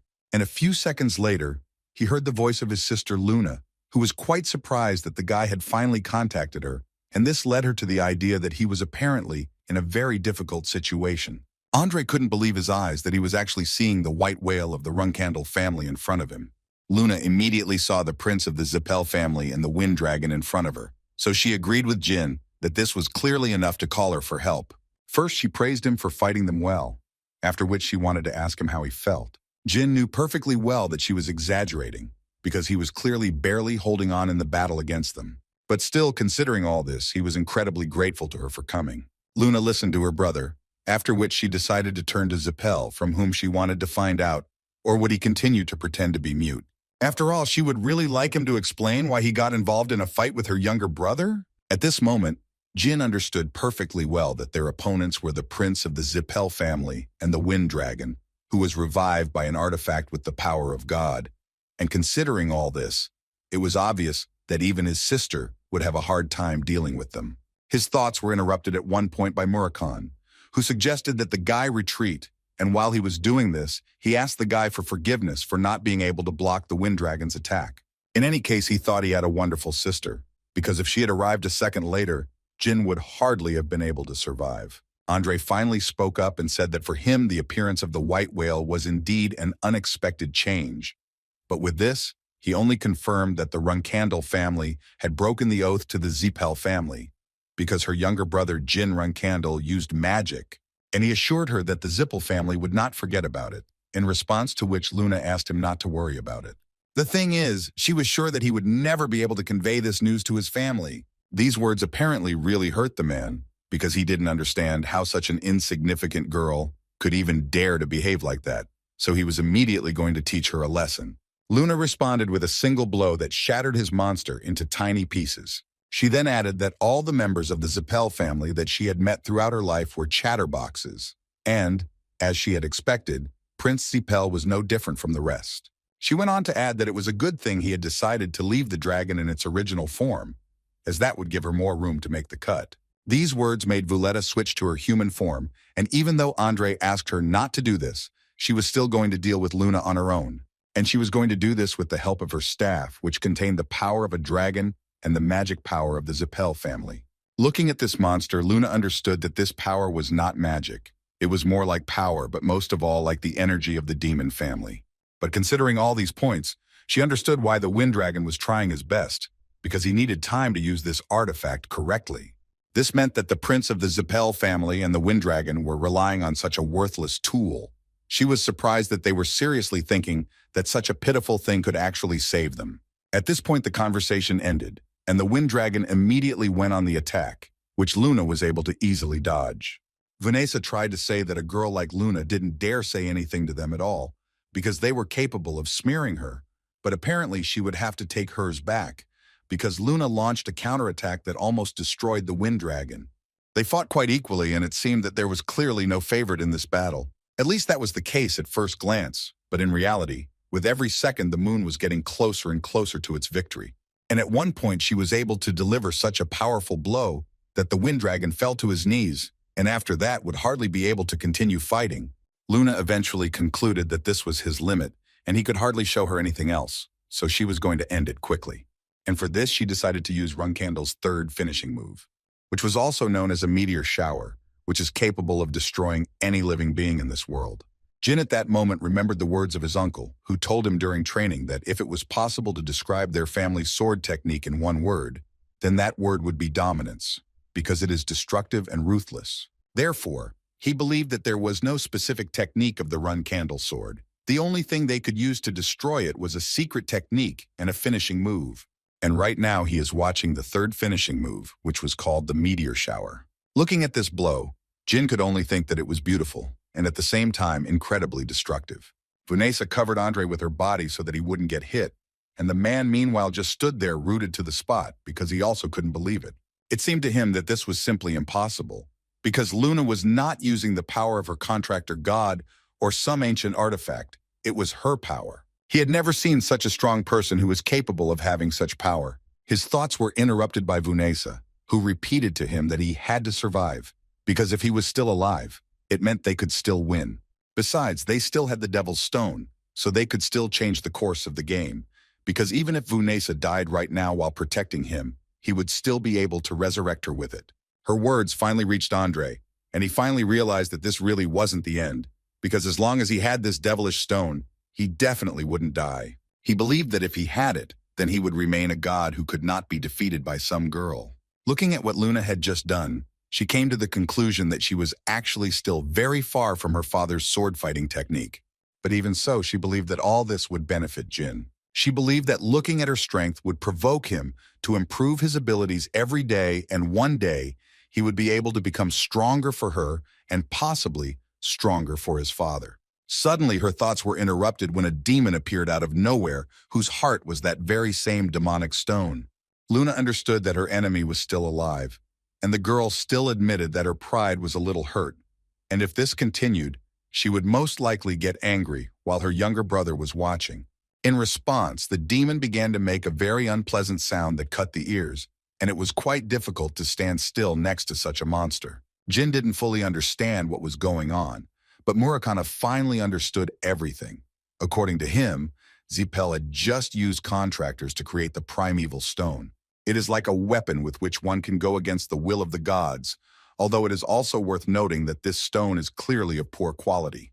But even so, he was still very dangerous, so Murakana warned him that they had to be extremely careful. And considering all this, Murakana decided that they needed to leave immediately, although Jyn tried to stop him. Jyn thought that they had to fight too, and they couldn't leave someone so dangerous to their older sister. But Murakana had a completely different opinion. He thought that his sister could handle it on her own, and if they stay here, they will clearly only get in the way and cause some discomfort for her. After he made a contract with Soldred and was reborn, he met Murakana, and now it became clear to Jyn that apparently he had more strength and luck than anyone else from the very beginning. But now when he looked at himself, at a person who was about to retreat without the opportunity to fight back, it all reminded him of a situation from his past life. So from that second on, he decided that he no longer wanted to feel helpless. And to do that, he needed to become much stronger. Murakana, looking at the guy, understood that he was clearly not scared. Moreover, he was angry because of everything he had just seen. This made him proud of the guy. After all, Murakana knew better than anyone how important fighting spirit is. So he mentally asked Jyn not to lose it, and if he continues in the same spirit, he will soon be able to become the best. Until then, he as his guardian dragon will try to protect him. At this time, Luna was telling this demon that if he thinks that his form has changed, and now he can destroy her, then this is definitely not true. The demon did not respond to Luna's words, but simply decided to attack her. Although she was able to dodge this attack, the demon still decided to shout that he had 12 gods with him, and the girl, as it seemed to him, had nothing but a sword, which was too big for her. He believed that the best option for her would be to admit it and finally give in, because even if her father were standing right in front of him, he would also lose. Luna was not verbose in her answer, so she simply said that for a swordsman, one sword is enough. After which she added that if he used the magic that he had accumulated throughout his life, he would only be able to see half of her combat techniques. And now she was going to show him how strong a sharpened sword was against something as pathetic as him. The demon couldn't believe that he was seeing a red aura in front of him. He had fought with a huge number of knights in his entire life, But in fact, this was the first time he had seen something like this. But on the other hand, he understood that it was not really that important because he had already reached the level of a god. So he was going to show where this self-confident girl's place was. While he was screaming and trying to prove that he was the strongest, Luna used her strongest punch, which could cut this demon in two. But everything was not so simple, and this demon really turned out to be much stronger than she assumed. So, at one point she noticed that if she did not come up with something, then this core would literally suck her in like a black hole. Suddenly she heard the voice of her brother Jyn, who flew to the battlefield on Moroccan. He was going to help her, so they flew closer so she could grab his hand. Luna couldn't even imagine that today her younger brother would save her, but apparently it was a mistake to exclude this option. Rez said that a strange vortex also engulfed the surrounding area, and a large amount of mana was found around the area. He also reported that there were people involved as well, but the magic power of the Silver Dragon and Wind Dragon was felt the most, so their department suspects that it was Vuletta from the Zipel family. But what is most important is that apparently the Wind Dragon came out the loser in this fight and died anyway. As for the human mana, they believe that it was the contractors and their guardian dragons and the ominous energy points to the thing that they create. After this story, Rez's boss wanted to immediately find out what was going on with Andre, but according to the man, they were still looking into the matter, and this made the man angry enough that he hit the table. After which he said that he noticed that recently, many things began to be removed from the reports, and he was worried that they had not yet determined who Keekantel's guests were that day. Rez tried to say that he could not be forgiven, but apparently this was clearly not what his captain wanted to hear. After a short pause, the man asked Rez to make sure that they did not give anything to the press, and if they were unable to find Enya by that night, he asked that a missing person report be filed. He also didn't forget to order more people from the Special Affairs Department to be sent to the Zipel territory, and along the way they should make sure that they were strong enough. Rez listened attentively to all this, and after the man finished, he promised that he would definitely justify all the expectations of Emperor Bement Amir. Bubar and Vishekel said that there was a major battle on the coast between the Silver Dragon and the Wind Dragon, as a result of which the island disappeared, and a whirlwind formed in place of the island, so they were sure that it was a broken demon stone. Bubar didn't understand how they dared to destroy his creation just like that after all. He told them not to use it so carelessly until it was completed. He was eating and talking at the same time, so his interlocutor was not particularly pleased to hear that he could not forgive them, and therefore suggested that he go there right now in order to scold these stupid magicians. Vishkal agreed with him, and mentally thought that Zipel had really made a mess. Because of them, he would have to postpone the destruction of this pig. Anyway, according to his information, the leader is incredibly angry because of this, and he wants to reconsider the alliance with the Zipel family. So for now, they should ignore them. Meanwhile, Keliak could not believe that Andre Zipel was dead. Her guardian dragon told Keliak that he had to leave with Voletto. He also took the demon's stone with him. Keliak believed that either the power of the Silver Dragon had exceeded their expectations, or someone else had been drawn into this. She recalled that it was the Shadow Dragon who destroyed the graveyard giant in Kinzello, and that's why he thought that it could be Murakana's sister, because if it was her power, then it explained everything. She wouldn't be scared by the Devil's Stone. In addition, Misha is not a stranger to Murakana's ex-girlfriend. Kadun assumed that Keliak wanted him to find her, but he immediately reminded him that if black dragons want to hide, then no one will be able to find them. But he asked him to immediately stop being a child, because this is far from true. In any case, Kadun wanted to know how he was feeling, despite the fact that his younger brother was dead. Of course, she was quite sad, but she knew it would happen anyway, although she was surprised to hear that he had recently attended Sharon's banquet without telling her. Jilly carefully opened the door to see who had arrived. And what was her surprise when she saw Jyn and everyone else there? She stood at the entrance, rooted to the spot, and couldn't believe her eyes. Jyn decided to distract her a little and asked her to cook something for them, since they hadn't eaten anything while flying here. But the girl couldn't resist and fainted when she saw that Luna was also there. The first thing she had to do was take her to her chambers so that she could rest a little, and Luna immediately noticed the fact that Nanny Gina clearly didn't understand something. But she immediately added that this means that she is very worried about Jyn, which in turn means that she is a very good nanny, while the guy himself thought that she was too good for him. Suddenly, their dialogue was interrupted by Sir Kashmir, who arrived as soon as he learned that Jyn and Moroccan had returned from their mission. Jyn decided to introduce his sister, Luna Runkendel, first. The girl herself had heard a lot about Sir Kashmir. The noble sword is apparently very famous in the Runkendel family. Kashmir couldn't believe that the girl knew him, and he was even more embarrassed that she called him a noble sword, because it was such an honor for him. The other person was Miss Enya's guardian dragon, the silver dragon Kikantel. Kashmir didn't expect to see another dragon here, so he first ducked out of respect, then introduced himself as Kashmir, the head of the 7 colors, and an acquaintance of Master Jyn. Kikantel didn't care about all these greetings and so on. She just wanted to know where Enya was. Kashmir responded by telling him that Latrius had returned 3 hours ago and was now with his daughter and Enya. But what's even stranger to Kashmir is that Latrius has no memory of him going missing, which also surprised Jyn. When Latrius arrived home, he didn't understand why they were all so scared and why they were all telling him that he was missing, because all he remembered was that Valletta told him that they weren't going to teach him dragon language magic. According to Kashmir, Latria is in too good a condition to say that he was threatened by the Zippel family, so he had a sneaking thought that perhaps he had not really been kidnapped. But Kikantel said that was definitely not the case, because she personally received a confession from Zippel. Moram could only say that they were sweeping up the evidence, and it seemed to him that they were most likely erasing everything connected to the Devil's Stone, including Latrius's memories. It's the Zippel family's specialty. When things don't go according to plan, they erase everything. Only Jyn did not understand what they were trying to achieve in this case, because it seemed to him that the reason here was not only the Devil's Stone, and why did they make an imitation of the primeval stone? Moram believed that everything here is actually simple. They want to become gods. It seemed to him that they wanted to gather all the powers of the existing gods and then destroy everyone who was against them in order to become the only gods who would rule the world. Kashmir asked them to rest for now, and in the meantime he would study as much as he could with the power of the 7 colors.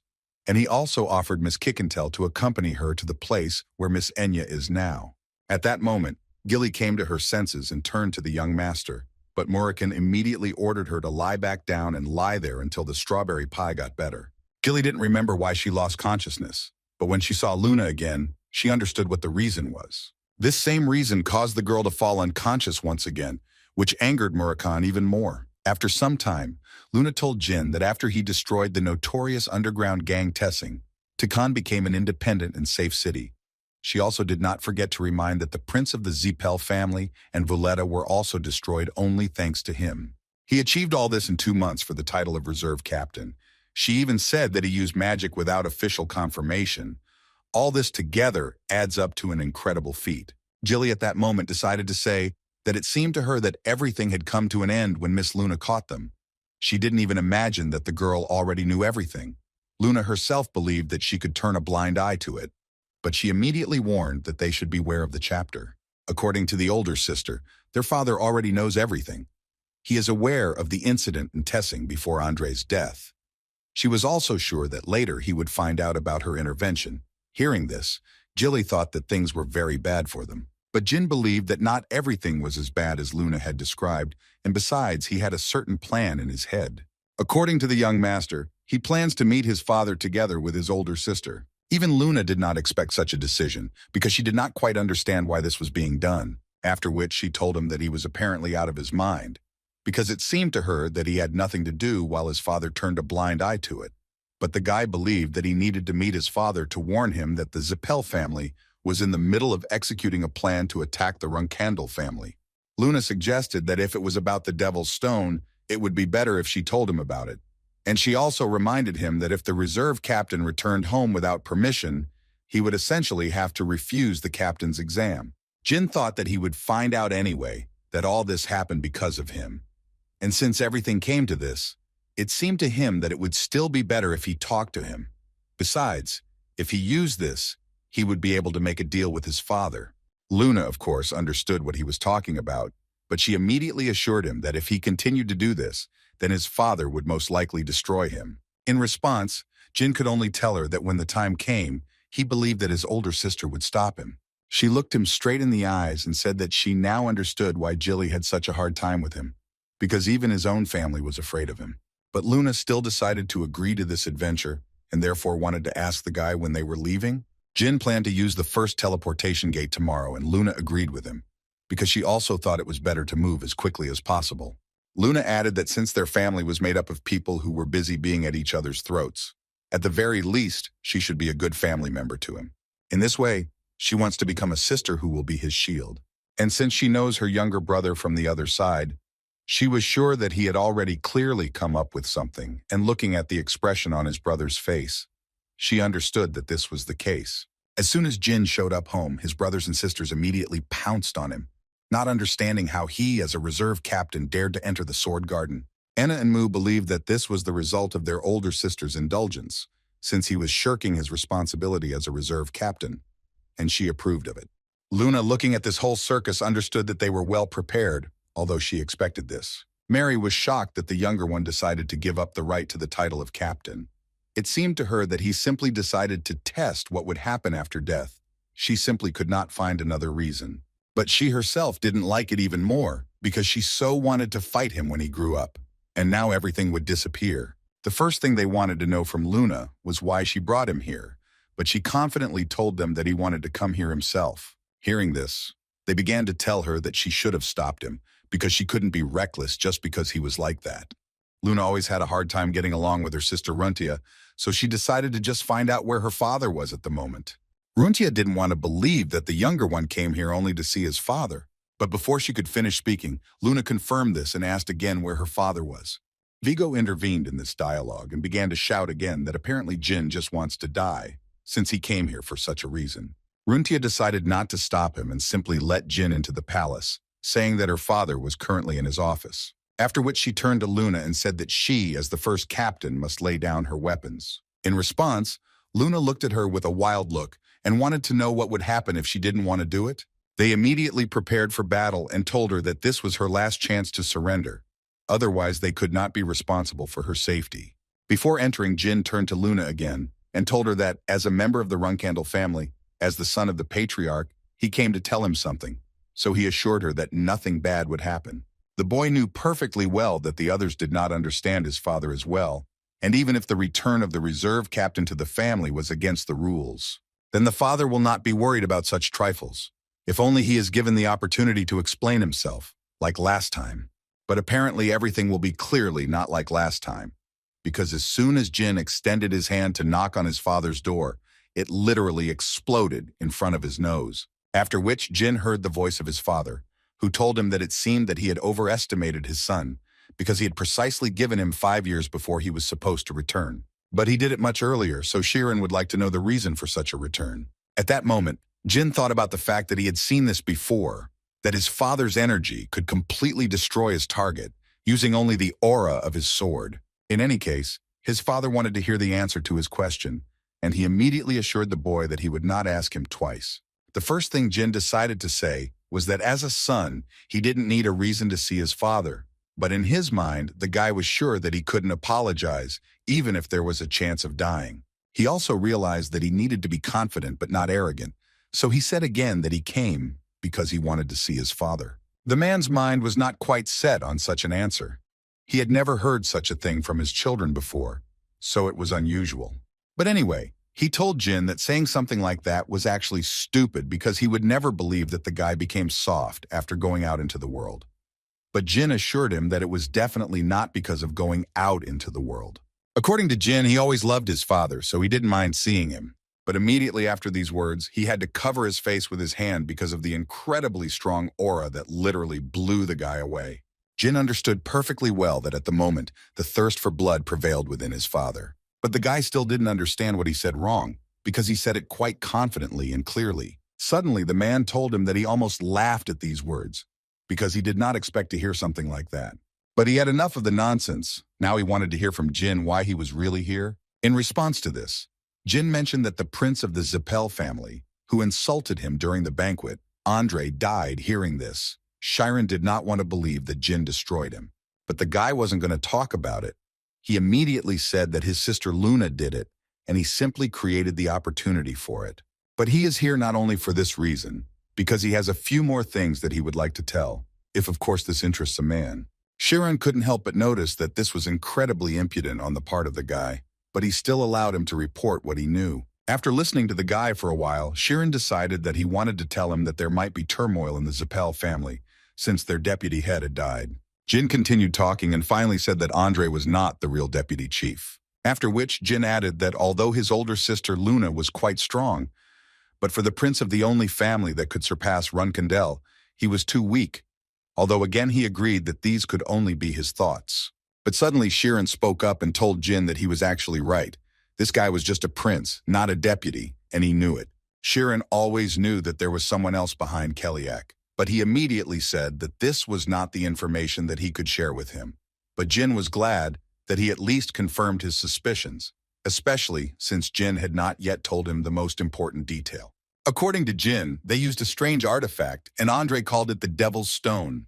According to the information that Jyn collected, it is an imitation of the primeval stone that was created by the gods long ago. Father thought for a bit and asked Jyn, or did Murakan tell him this? The guy was not aware that his father had such information, but as it turned out, the man also knew that he could also use magic. Jyn always knew that his father would one day know about magic, but he didn't know that his father knew about Murakana. This caused Shironi to laugh quite loudly because everything he said about Murakana was just an assumption, and in fact Jyn himself confirmed this information. Jyn realized that he had made a mistake when he said this, and his father, meanwhile, could not believe that the boy had actually turned the great black dragon into a simple cat.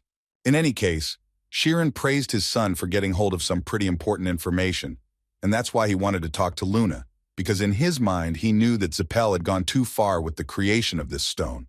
But what was more dangerous was that this power was incredibly huge if used correctly. He immediately became interested in finding out if the kings of the Black Sea knew about this, because they are a fragment of the primeval stone, and therefore he was sure that if they were aware of this, they would most likely do something. So he decided that he urgently needed to visit the Black Sea. He also told his son that he would overlook the fact that he had disobeyed the rules. But he knew that this would not be enough for the boy, so he allowed him to name one thing that he wanted to get. Jyn expected that this would be the case, so he prepared his wish in advance, and this request was that he would like his father to forbid any member of Runkandel from entering the independent city of Taikan for a while. Sheeran understood perfectly well that this was probably the place where Jyn had seriously settled down at the moment. But before the man fulfills his request, he would like Jyn to pass a test that he will give him, and this task was to make Kashmir one of his people. After that, come back to his father and prove it to him. Well, if Jyn manages to do this, then Sheeran will definitely not allow any member of the Runkandel family to set foot on Tikon territory without his permission. The time limit for this task was exactly 1 year, during which time Sheeran would like to see evidence that Kashmir is now on their side. But before Sheeran could finish the terms, Kashmir was already standing in front of him, looking at the head of Runkandel with both eyes. Sheeran himself was slightly shocked that Jyn was able to complete this task so quickly, because he himself once wanted to get Kashmir into his teachers, but he was too arrogant, so nothing worked out for him. Kashmir at that moment could only think that Sheeran Runkandel was the strongest knight in the world. Moreover, in his head he called him the most worthy person in the whole world. Moreover, he had indigestion just from looking at him, but then he realized that he was just a guest of the young master Jyn, and therefore he should not be afraid of Sheeran Runkandel. So he decided to bow again as a sign of respect, and Sheeran immediately realized that he was the one who was called the Noble Sword Kashmir. But the knight himself asked the head of Runkandel to skip all these formalities and call him simply Kashmir.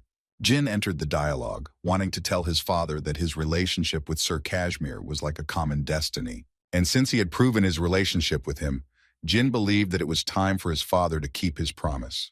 When Kashmir heard the word common destiny, he assumed that in Sheeran's head at that moment, there were thoughts about Tikon finally becoming part of the Runkandel family, which did not quite suit him. In response to Jin's words, Sheeran could only say that he was actually a devious child who was calm even after he managed to fool his father. Jyn didn't understand what his father was talking about, because he never wanted to fool his father, and besides, he was just lucky. In any case, it doesn't matter anymore, because Sheeran himself agreed that Jyn was able to pass the test, and from that moment on, no Runkandel will enter Tikon territory without his permission. Kashmir couldn't believe her ears that she was actually hearing such words, and now she finally understood what the words to share fate meant. Suddenly his thoughts were interrupted by Sheeran, who told Jyn that if he had nothing more to say, then he could leave, because now he would like to talk to Kashmir one-on-one. Jyn did not argue with his father and decided that it would be better for him to wait for Sir Kashmir outside the palace. The noble sword of Tikon was clearly not ready for such a turn of events. He certainly would not want to talk to Sheeran Ranukandel one-on-one, but apparently he simply had no other option. As soon as Jyn left his father's office, Tona's brothers immediately ran up to him, wanting to learn how to do it from their younger brother. They would also like to know from him why he was causing such a fuss. At that moment, Jyn, looking at them, understood that apparently they had been hiding all this time somewhere because of the bad atmosphere. Jyn realized that this was the best time to ask his brothers for one request, which concerned his faction cadets. He would like the Tun brothers to look after them until he returned. They didn't fully understand what they needed to do, but Jyn didn't care. He had already turned around and started to leave. They couldn't believe that he could be so calm after meeting his father. Although on the other hand, he seemed to have always been like that, so they weren't so surprised anymore. After he left the palace, the first thing he did was turn to Luna and say that her father had asked her to come in so that he could find out a few things about that day. The other brothers and sisters couldn't believe that their little brother was still alive, and how could he even smile after talking to his father? While they were shouting, Jyn noticed that Sir Kashmir had also already left after talking with his father, and the guy first asked him how their conversation went. Kashmir replied that their conversation had gone much better than he could have expected. Mu continued to scream, and this time she did it towards Kashmir because she didn't know who he was, and therefore thought that he was an outsider who had illegally entered the territory of the Sword Garden. Renutia suddenly asked her to close her mouth because she realized that the leader had finished what he wanted, which meant that they did not need to go further. Before leaving, Jyn wanted to thank his older sister for her hard work for which he would always be in her debt, but she assured him that all he could say to her was thank you. Before leaving, he told her that he was planning to immerse himself in training for a while, and she fully supported his decision, so she could only wish him good luck and ask him to be as careful as possible. After which he turned to his other older brothers and sisters and promised them that they would see each other soon. A month later, in the underground training hall in the Kashmir mansion, in the 30th duel between Jyn and Alicia Badger, the guy managed to lose for the 30th time. But he didn't even intend to give up, and after each fight he asked for a rematch. Early the following year, the Zappel family officially announced the deaths of Andre and Vuletta. Since the reasons for their death were not announced, rumors began to spread that they were destroyed due to internal political problems. It was also said that they could have died in a battle with the Cold Group. They also decided to spread a rumor that they upset Emperor Bement, for which they were destroyed. However, every resident of the empire believed in one most common rumor, that they died in battle with the Runkandel family. Therefore, people expected the war between Zappel and Runkandel to start, and began to discuss whether the sword or magic would win. But the answer to this question would be to whom and when the existing neutral forces would turn their backs. So the heads of both families began to receive gifts and offers of support from different families. So, 5 second-rate mercenary groups came to the head of Runkandel from the Prince of the Shukern Kingdom, and Shirin decided to accept their requests and also asked to give the Shukern Kingdom a worthy sword that would take the throne.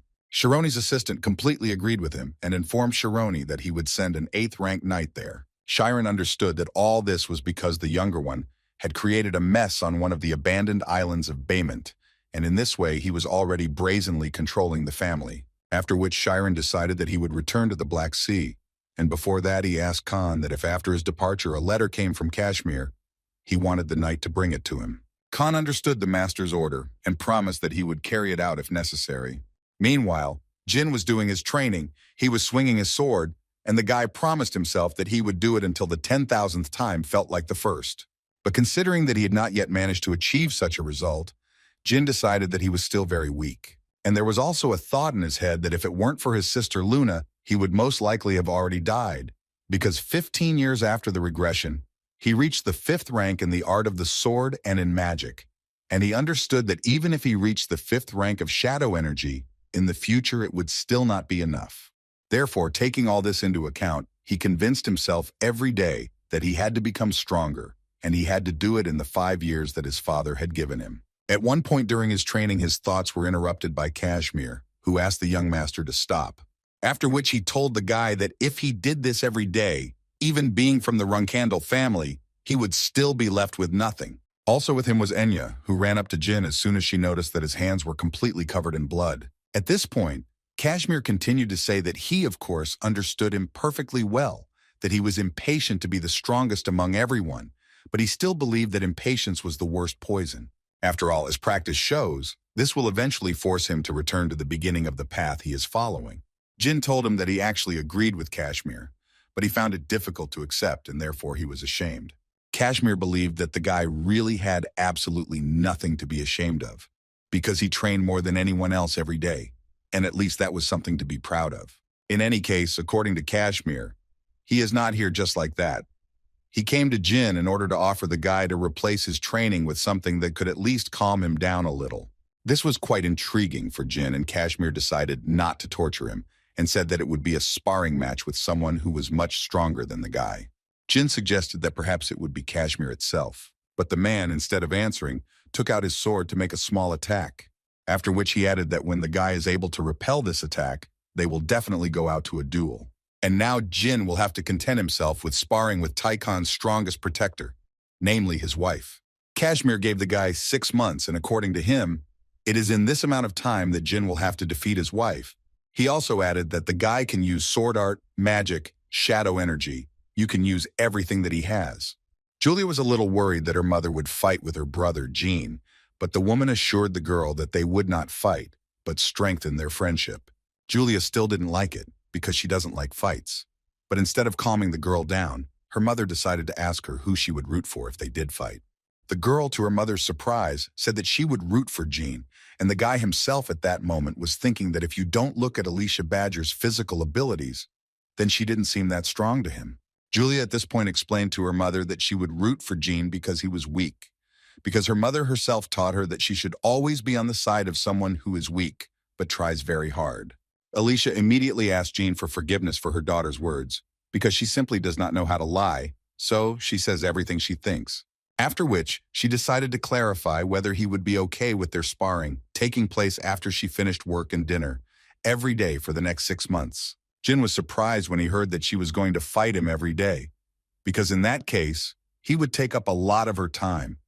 But she assured him that in fact there was nothing to worry about, because in her opinion, the sparring would be short. 2 days later, Jyn sparred for the first time against Alicia. Looking at her, the guy realized that apparently her appearance was wrong, and she really was a serious fighter.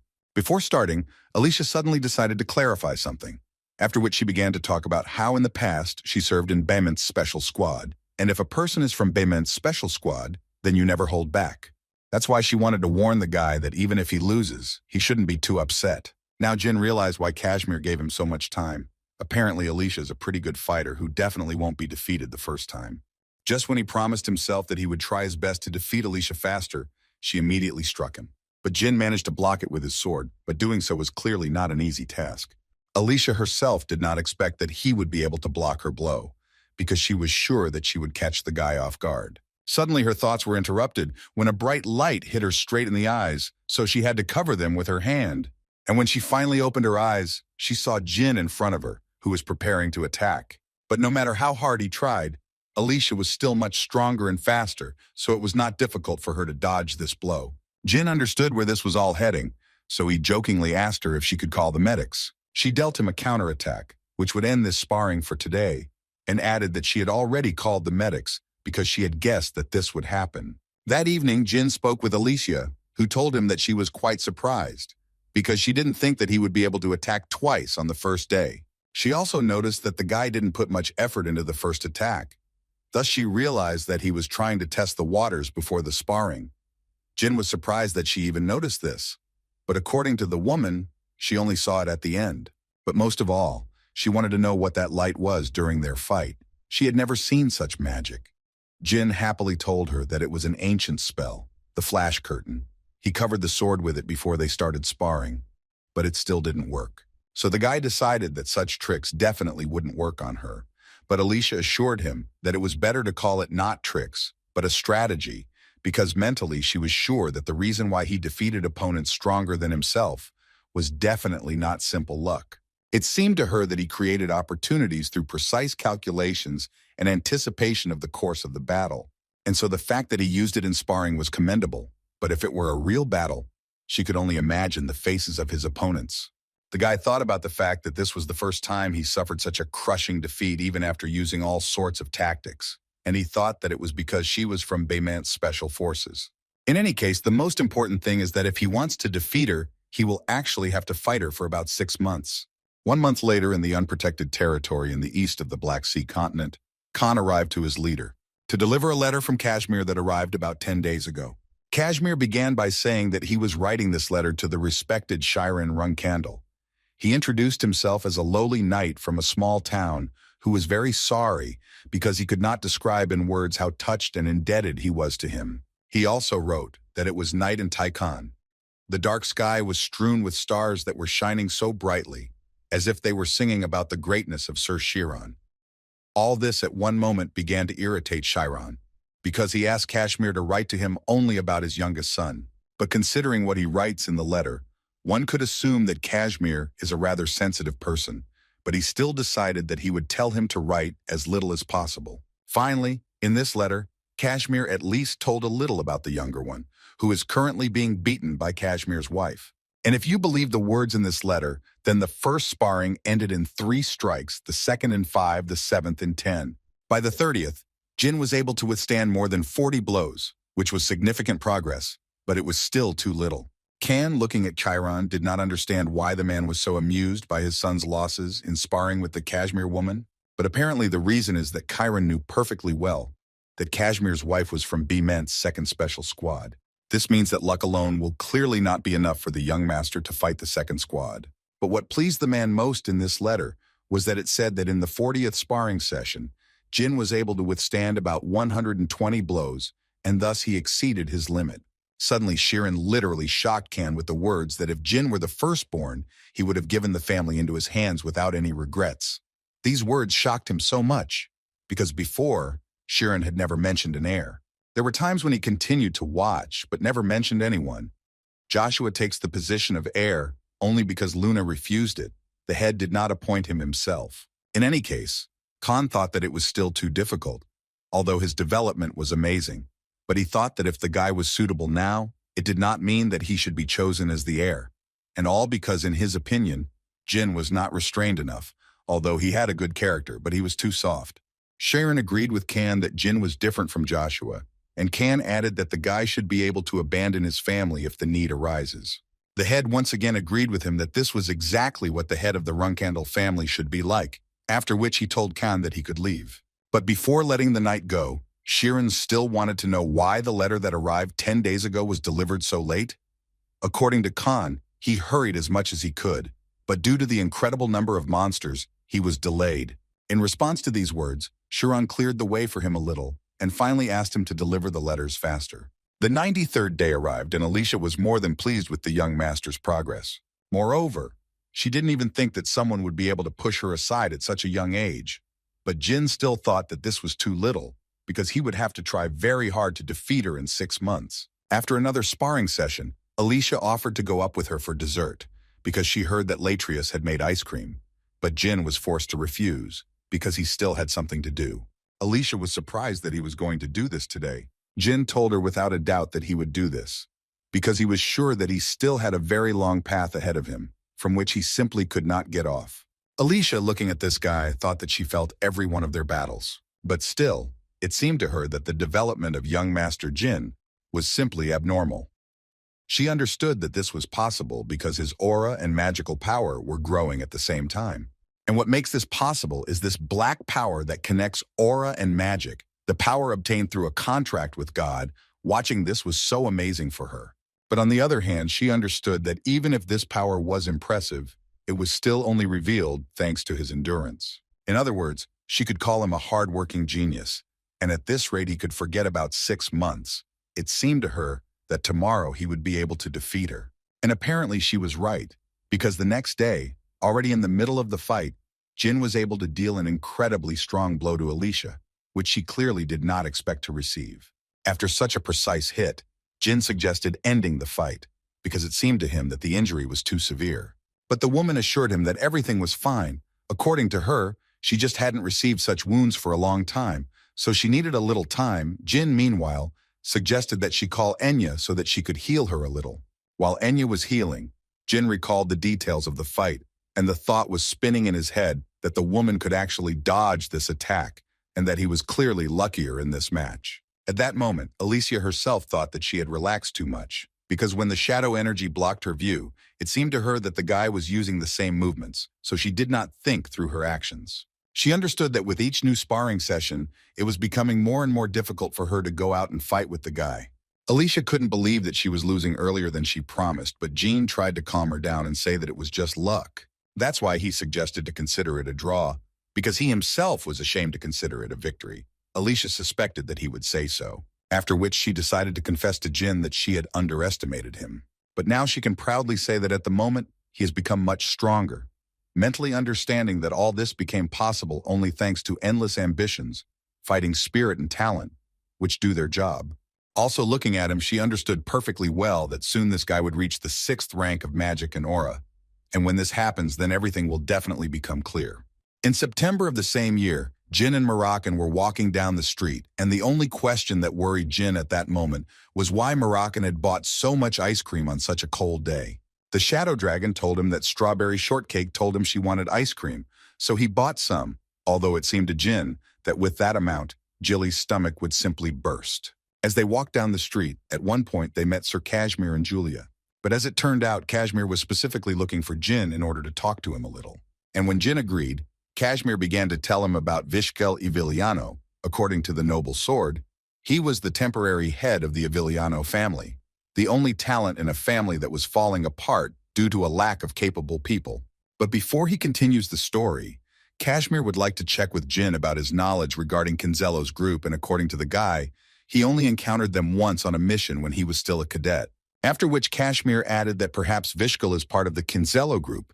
It became known that he visits the state of Kurano once a week, and each time goes into a workshop with a strange name Expulsion as an art. And the owner of the workshop is Bubar Gaston, who is also the head of Kinzello. One thing was obvious, that they were very closely related. But Kashmir also believed that since Vishkel brings bread and food there, it could mean that Bubar's position is higher than Vishkel's.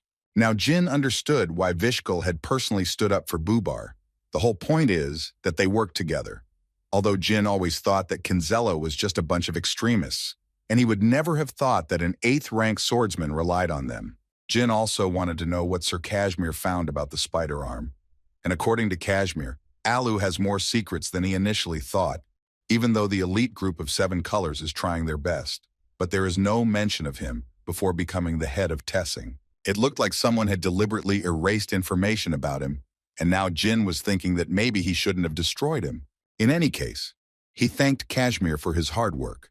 It wasn't difficult for him, especially since the informants did the main work, but he still said that he would try to get more data on Kinzello, after which he would inform the guy about how things were going. Jyn was, as always, very grateful to Kashmir and as always remains deeply in his debt. Kashmir was glad to help, but he still decided to say that if Jyn was so grateful to him, then he would not mind if Jyn played at least a little with Julia, who wanted it so much. Jyn would gladly do this, but he soon has a sparring match to which he also invited Sir Kashmir, who wanted to come there himself and see how much young Master Jyn has grown. The guy assured him that there would be something to see, because according to him, he had recently begun to understand something that would clearly help him in this sparring. Alicia was a little surprised when she saw her husband here and therefore wanted to know what he needed. Kashmir didn't understand why there were such strange questions because he just came to look, especially since Jyn had called him. In response, she said that he could be here. She just really didn't want him to see her defeat. Such words clearly shocked Kashmir. After all, it seemed to her that today would be the last sparring match, and she so wanted him to remember her in the future as a good opponent. Jyn didn't understand why she was talking about herself as a good opponent, because he was going to remember her as a good teacher and friend. Kashmir didn't understand what they were talking about at all, because a little more than 3 months had passed. It seemed to him that Jin's victory at this stage was impossible. But looking at how Alicia was preparing for the fight, he realized that she was apparently very serious. The first sparring sessions clearly did not take place in such an atmosphere. As soon as they started the fight, Jyn immediately used his summoning skill. Kashmir watched their fight closely, and from the very beginning he realized that Jyn had already made incredible progress.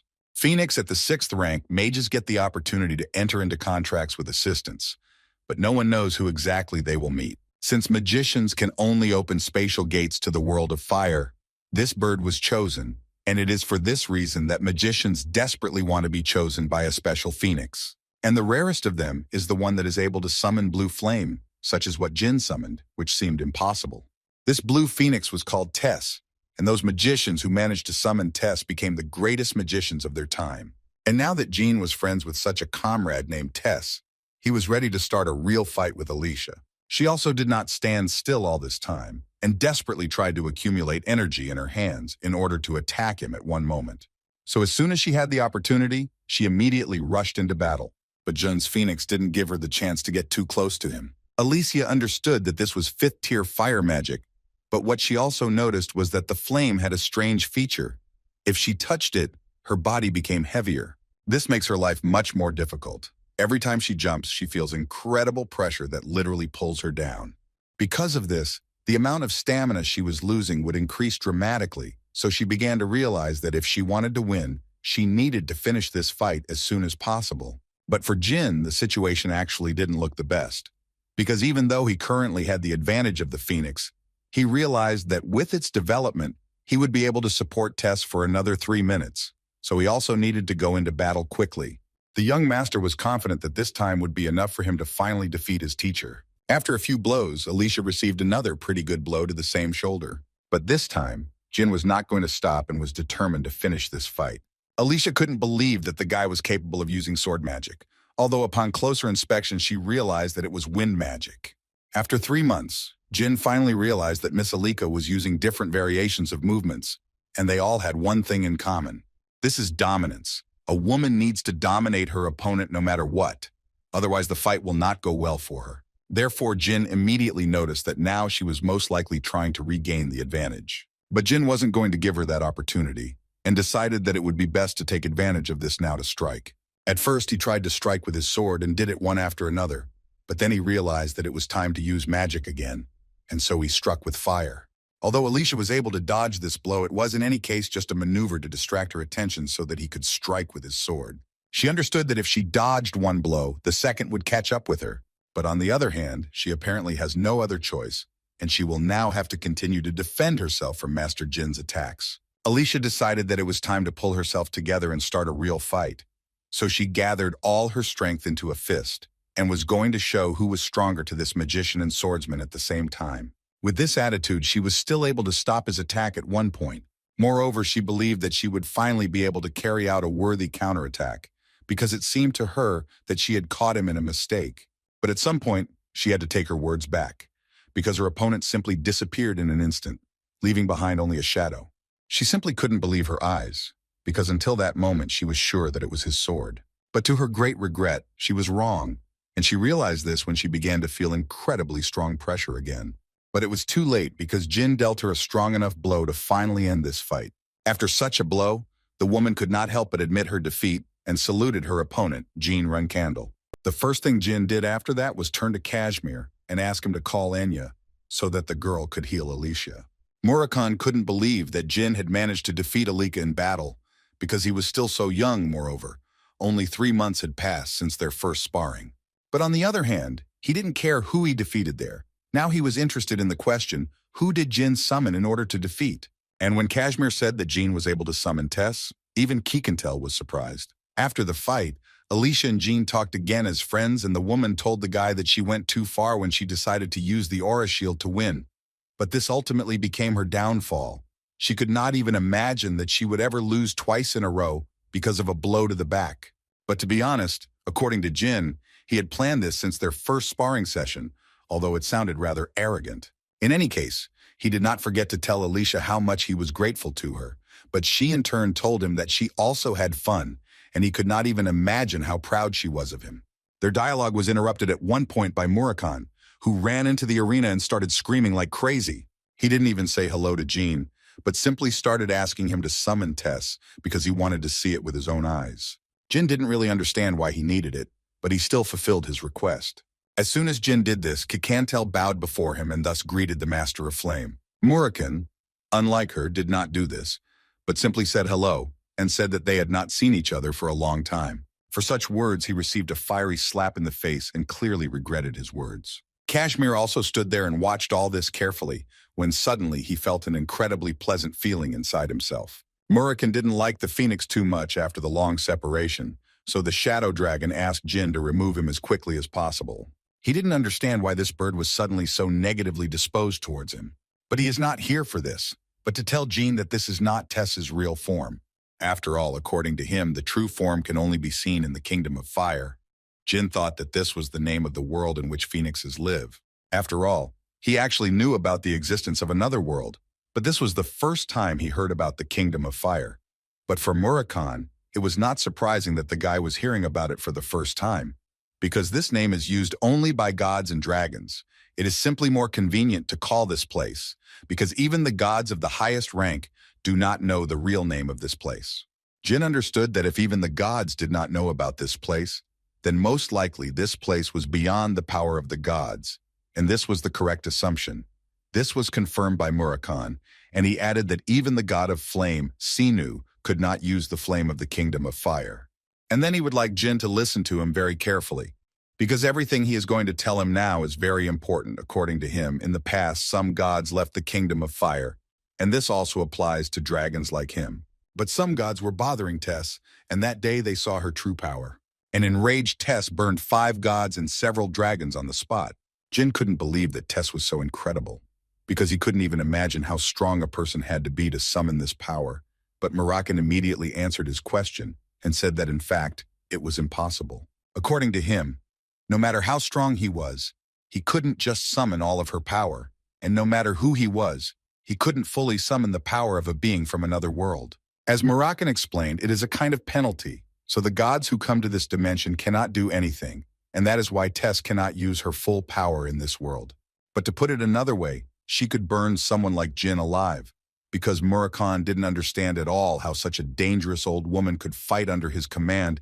Immediately after being summoned, he wanted to tell the guy that they were shocked when they found out that Jyn had summoned her, because she could easily burn him. Although later he immediately answered his question, because if you think about it a little, it becomes clear that she would not have chosen a guy if she wanted to burn him. After which he conveyed a message from Tess, and if Murakami was not lying, then she asked to tell Jyn that she really likes him.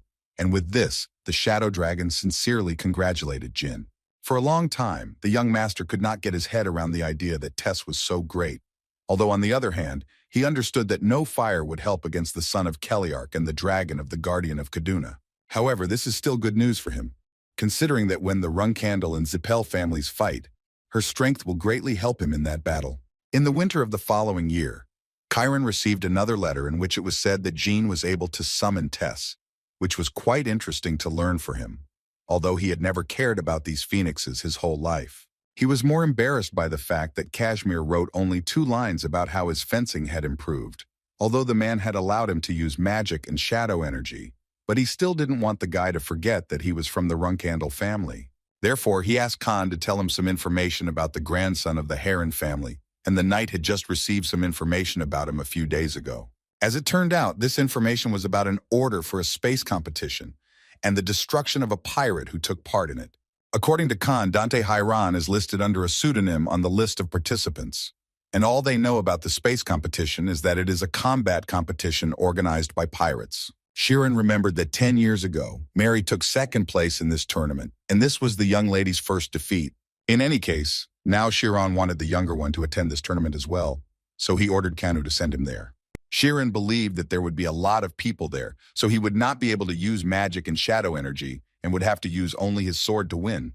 The leader believed that when Jyn went into battle with a genius who had honed his swordsmanship, he would realize something. He wanted Jyn to finally prove that he was Runkandel, and to do this he needed to show the true power of his sword. Kashmir, after another training session with Jyn, approached him with a small piece of paper and asked the guy to look at it. According to him, there was an application for participation in the space competition. Kashmir also added that this is what he recently prepared for him, and according to the information of the 7 colors, it seems that Dante Chiron from the Chiron family will take part there.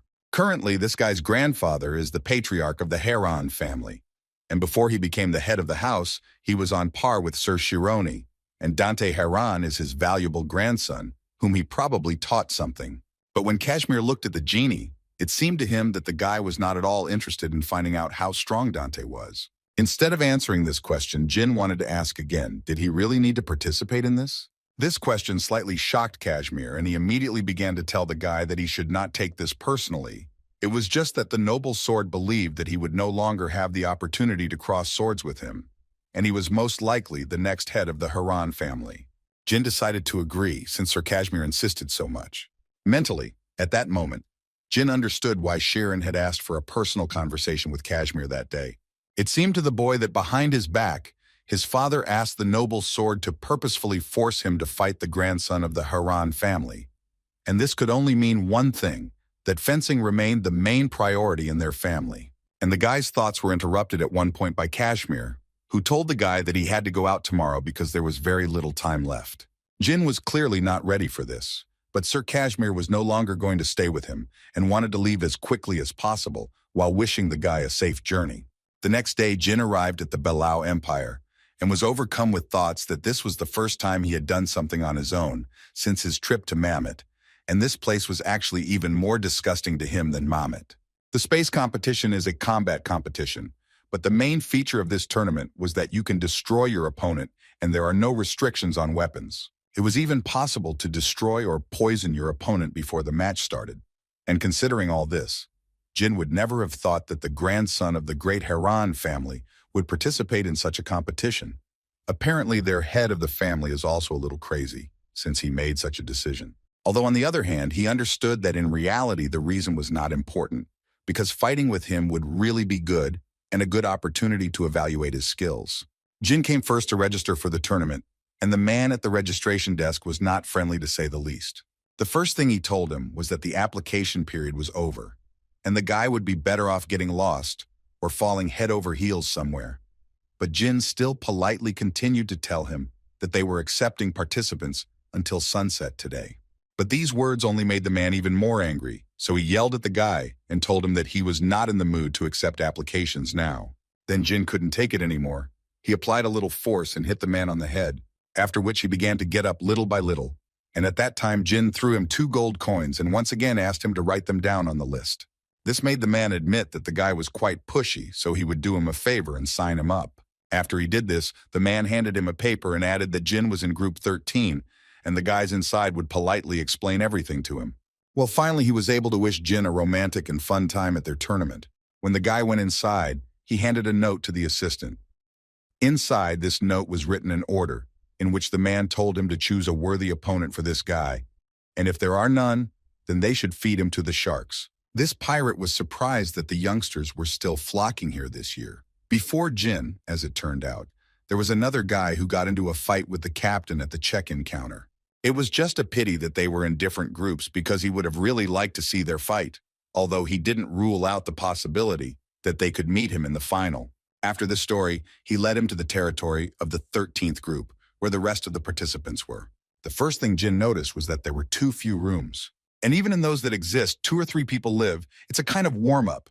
Do they want the participants to fight in cramped rooms? At first, it clearly looked more like the Hunger Games than a fighting tournament. But his thoughts were interrupted by another participant who did not understand what Jyn was doing here. After all, it seemed obvious to him that there were already 3 people in this room, so there was no way he could fit in there. In response to this, Jyn carefully placed his sword on the ground and told them that he was going to count to 3, and when he said 3, their spirits were to be gone. One of the men didn't understand what was happening, but it took him too long to understand, because Jyn had already said the number 3, and now someone would clearly be in pain. A few seconds later, everyone heard a noise in the room where Jyn entered. A few seconds later, the genie fulfilled his promise, and within 3 seconds, each of them got what they deserved. After which he went out into the corridor to ask them if they wanted to stay in the room with him. But with these words, he only provoked them, and literally a second later, about 6 or even more people attacked him. It was clearly a mistake on their part, but they could be understood. No one suspected that the little guy was capable of fighting so well. All that Jyn understood in such a short time spent here was that no matter how much they spit on the laws here, in any case, this place cannot compare to Mammoth. And apparently he won't be able to sleep in this place. After Jyn dealt with all those who wanted to show him their strength, he sat down to read a book when suddenly one of the pirates came to visit him. Who wanted to find out from the guy, or is he accidentally planning to destroy all the warriors before the tournament starts? Jyn laughed at his words, but still said that it was just a warm-up before the upcoming fight. Now the pirate understood why the captain told him to find a worthy opponent, because as it turned out, this guy was really assertive. In any case, the pirate did not forget to add that the fights of the first and second groups would soon begin, and he said this in order to notify the guy that he would later fight with one of them, so he could go and look at his future opponents.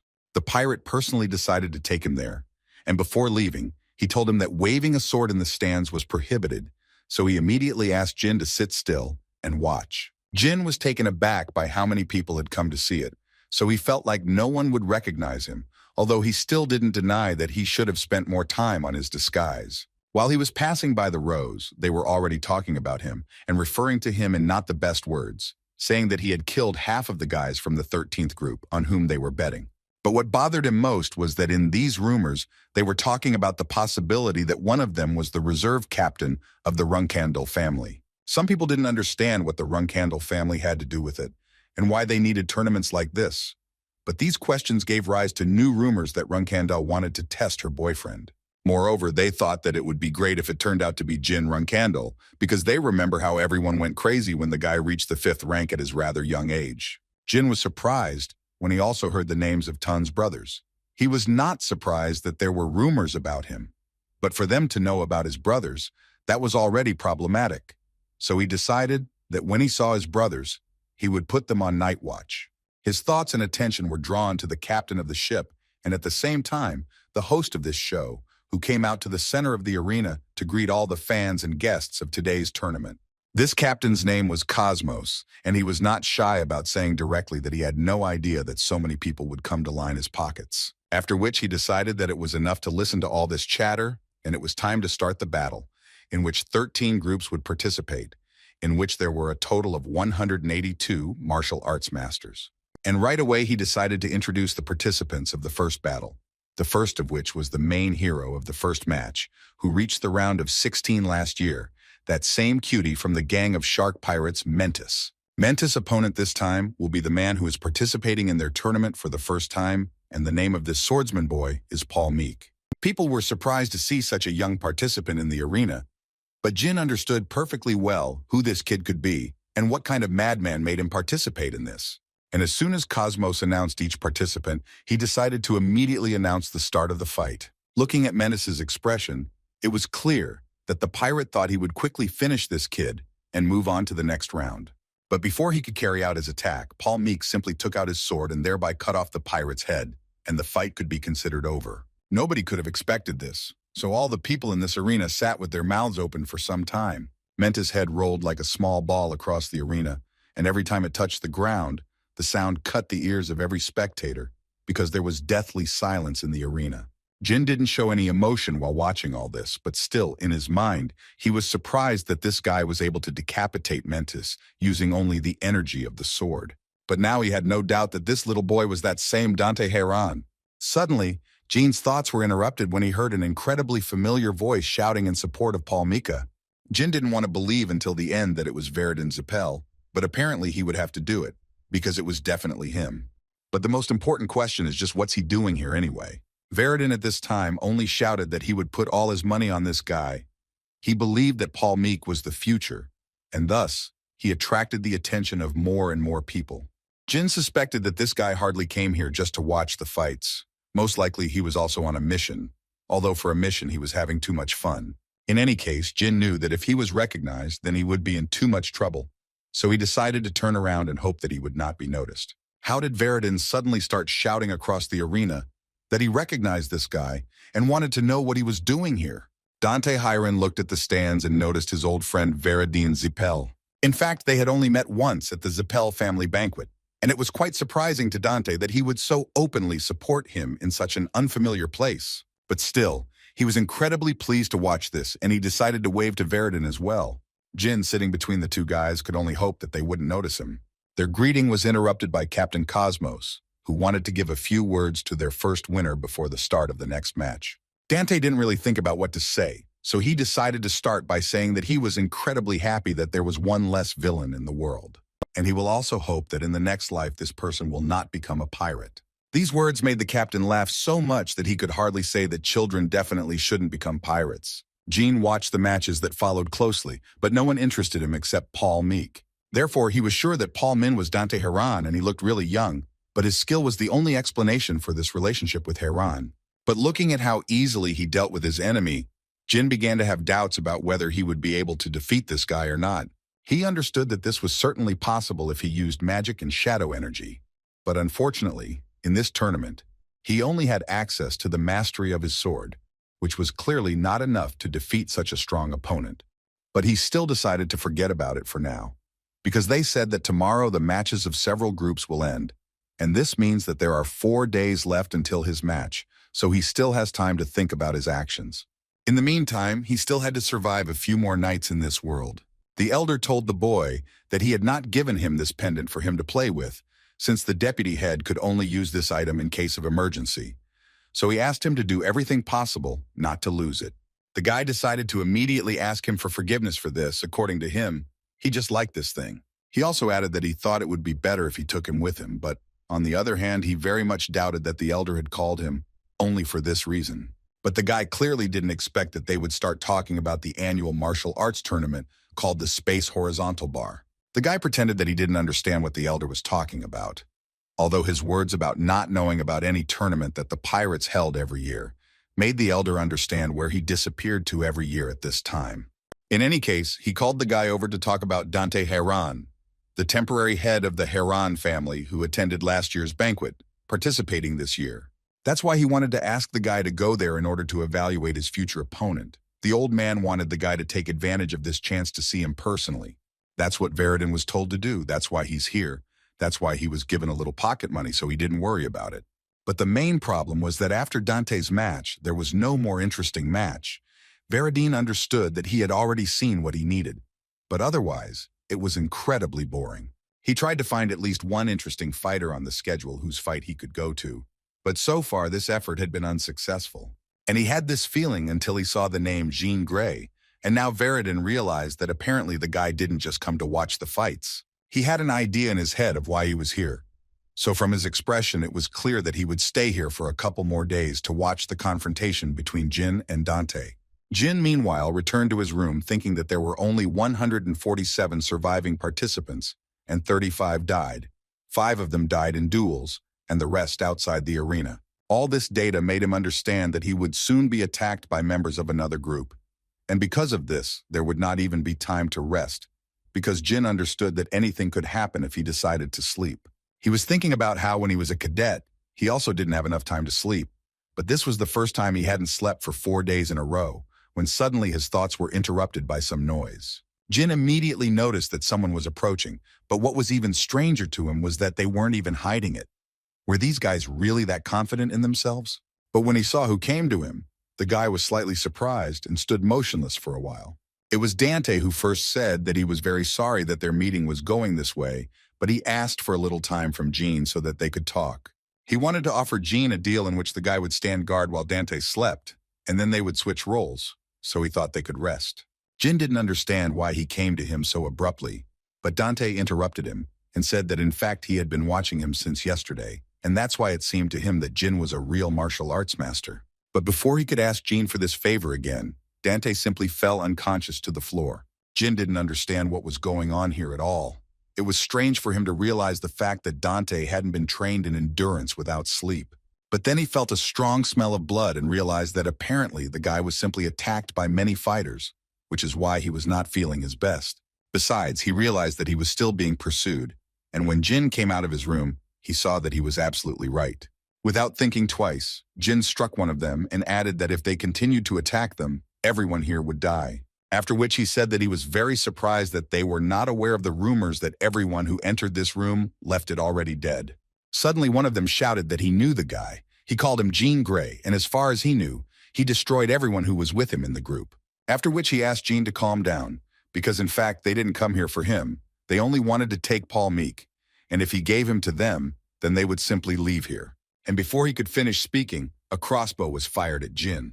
But this was their main mistake that they made, because he was able to catch this arrow, and moreover, he found poison on it. Jyn told them that they must be incredible monsters to have gone so far just to destroy a child. But now they have to deal with another problem, and this problem for them will be Jyn himself. Dante woke up from fear and from not understanding what was happening. In front of him, he saw Jyn, who was simply standing and watching Dante sleep. Their silence was broken by Jyn, who told Dante that the guys who were chasing him were subordinates of a pirate named Cyclops Joe. He also didn't forget to add that the last of them said this before his death, and according to Jyn, they wanted to kidnap a guy from the Randell family for ransom. The first thing Dante did was thank Jyn for saving him, because they were complete strangers. But he still did it. It seemed to him that it was very noble on his part. After which he found it funny that someone could think that he was one of the run candles, because it seemed to him that he did not at all resemble one of these monsters. But then he decided to tell his savior that they were apparently hunting him because he really was from a noble family, even though he was not Runkendell.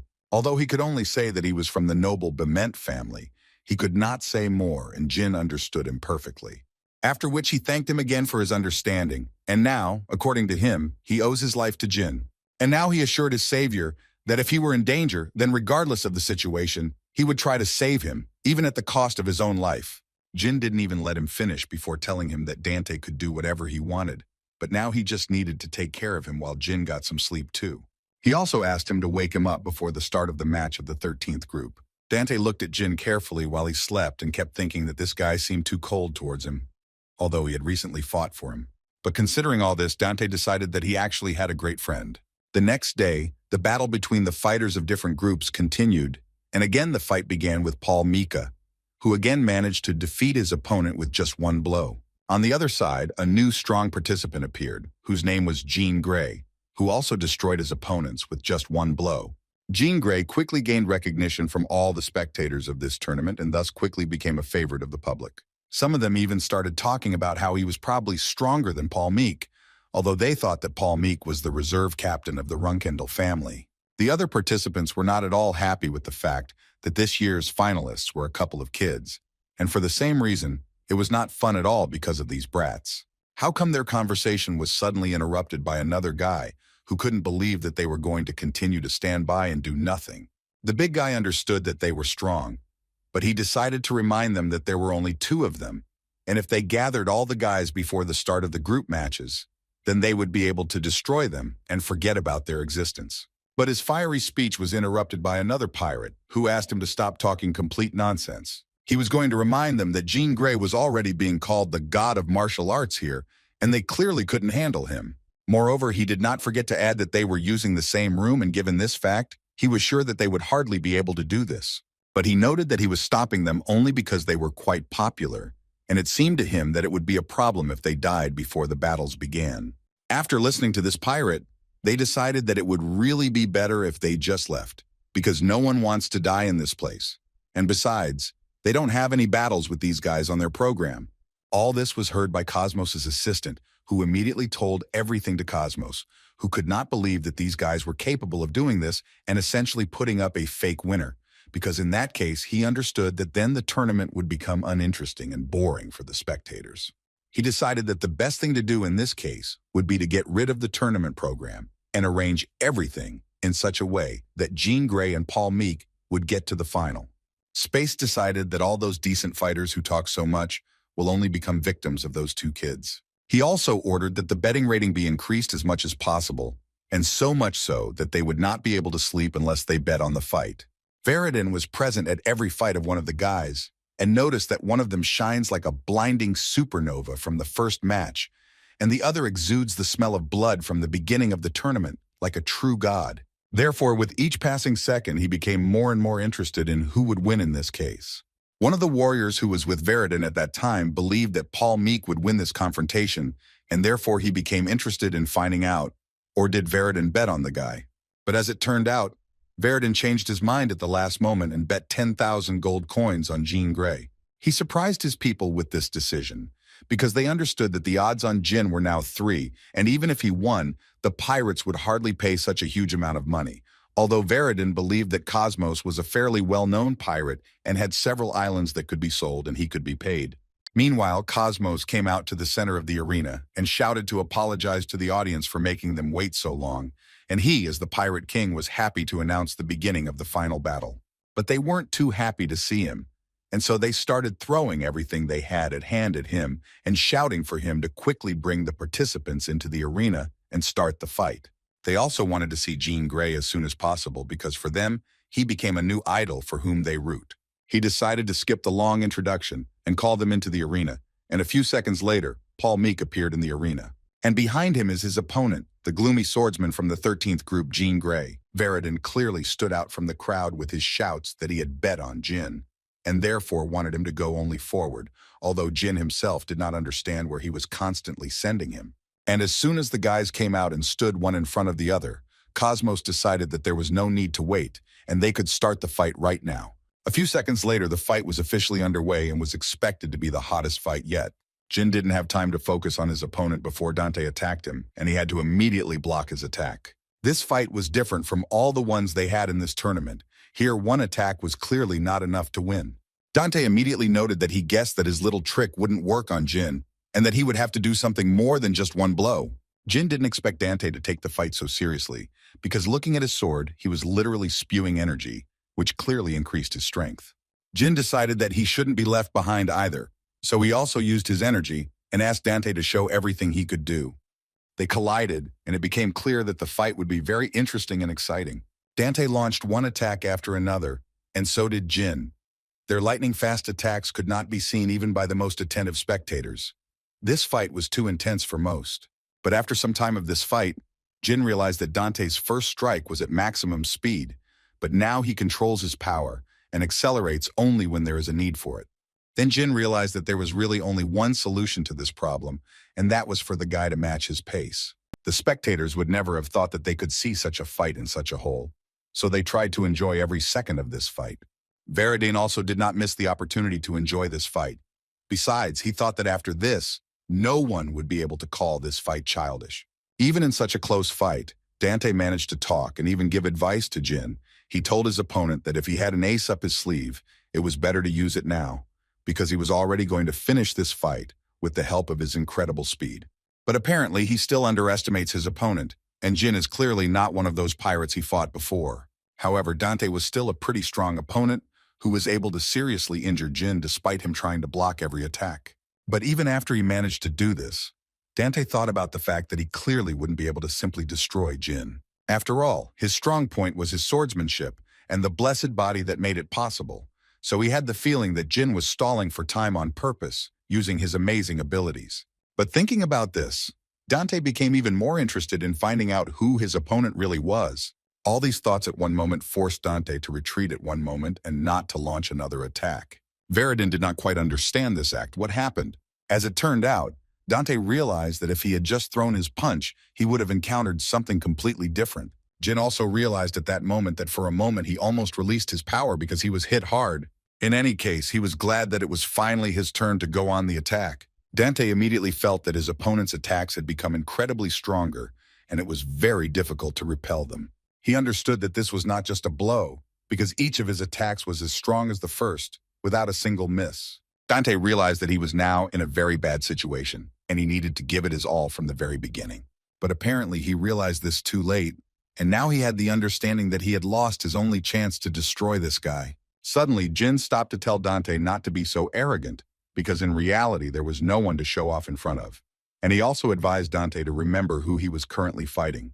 He asked Dante not to make this confrontation a complete disgrace. Dante agreed with Jyn with a smile, saying that he had indeed behaved unworthily, but now he had realized his mistakes and was ready to start all over again. A few seconds later, they clashed again in battle, but now it was real, the way it should have been from the very beginning. Jyn only blocked Dante's attacks for a while, and he did this in order to try to find an approach to this guy. And at one point he also went on the attack, but his attacks were clearly much more serious. No matter how hard Dante tried to fight off these counterattacks at that moment and try to strike his own blow, he did not succeed, and each time he failed. Eventually, this led to Jyn finally finding the moment and being able to land a strong enough blow to Dante's body, which could be the beginning of the end of this fight. Although Jyn still didn't understand how Dante was still holding on, because it seemed to him that by this time he would have already reached the limit of his endurance, but he still continued this fight. Dante Haran is a genius that appears once in a century. He is incredibly lucky, because it is literally a gift from above. However, his naturally weak body and stamina were ill-suited to such talent. And considering everything that Jyn had to go through because of his curse, the young master of the Runcandle family understood Dante very well. They were kind of brothers by chance. Jyn assured himself that he understood that Dante was the man who endured the darkness and loneliness. He saw not an enemy in front of him, but a guy who was shouting that his body was weak and skinny. Jyn saw how he drove himself to death just to achieve what he has now. Dante thought that before him was Jyn Randell, the 13th son, who from birth had everything, a blessed body, incomparable talent, everything that was possible. But now Dante clearly sees how tension emanates from him. He didn't understand why his opponent was in such a state. He could only assume that it was some kind of anger because he was so weak. Or maybe he was simply excluded from the list of inheritance. But still, Dante at one point realized that in fact this was not the reason, because he was trying to become the best, which is why his whole body was filled with tension. Besides, he understood that he was most likely able to endure all this, having gone through an incredibly huge number of defeats. Despair and pain, that was the only thing that was noticeable in his eyes. But even after that, he still got up and continued the fight. Jyn and Dante's thoughts were interrupted when they both noticed that Dante's body was literally crumbling into small pieces, most likely due to the enormous pressure on his body. But Jyn understood perfectly well that if he laid down his sword in front of him, it would most likely be an insult to him. So he asked Dante for forgiveness through the pain, and with this thought he struck him. But this blow was not directed at the guy, but a little to the side. Jyn could only hope that Dante would understand him. The guy lost too much strength and fell down without realizing it, saying at the end that it was pretty funny. Jyn immediately ordered to call a doctor to the arena who would help Dante. But suddenly he heard a voice behind him telling him not to worry. It was Veridin, who promised Jyn that he would definitely save Dante, although he didn't think that everything would be so serious. Jyn couldn't believe his eyes, and Veridin continued to do his healing work and just told him to watch as he saved this guy's life. Although mentally even Veridin understood that it was already too late, because this was not the kind of damage that could be healed with magic. Not only his bones, but also his insides were badly damaged. Also, his aura is tearing his body apart, so in this case, magic will only increase the pain. With all this in mind, Veridin realized that they really only had one option left. But before using it, he asked Jyn to listen to him carefully, because what he would do now should remain only between them. His men immediately ran up to Veridin, saying that they couldn't use things like that in places like that, but Veridin immediately shut them up and told them to just help. Their help consisted of hiding the three of them from all spectators. As soon as the cloak was torn apart, Cosmos immediately saw the coat of arms of the Zippel family, and he clearly did not fully understand why they were here. It seemed to him that perhaps they came here in order to destroy Polmika, having learned that he was Runkandel. In any case, whatever it was, he understood that he was most likely finished, so he decided to somehow fix his situation and began to shout to everyone that they should close their eyes and ears. The audience and the pirates understood that it was better to listen to him, because otherwise everything would clearly be bad. Veridin was glad that the chief pirate had a good sense of his own safety. Jyn wanted to know what Veridin was going to do, and he told Jyn without much hesitation that his family had given him this pendant some time ago. There was Numerous's blood in it, if Jyn knew what he was talking about. Numerous, all that is known about him is rumors that he is the god of hope, who disappeared due to some incident before the founding of the sacred state of Wankel. Numerous disappeared, leaving behind 8 drops of tears and 100 drops of blood. The tears revived the dead, and the blood healed any wounds and illnesses in the blink of an eye.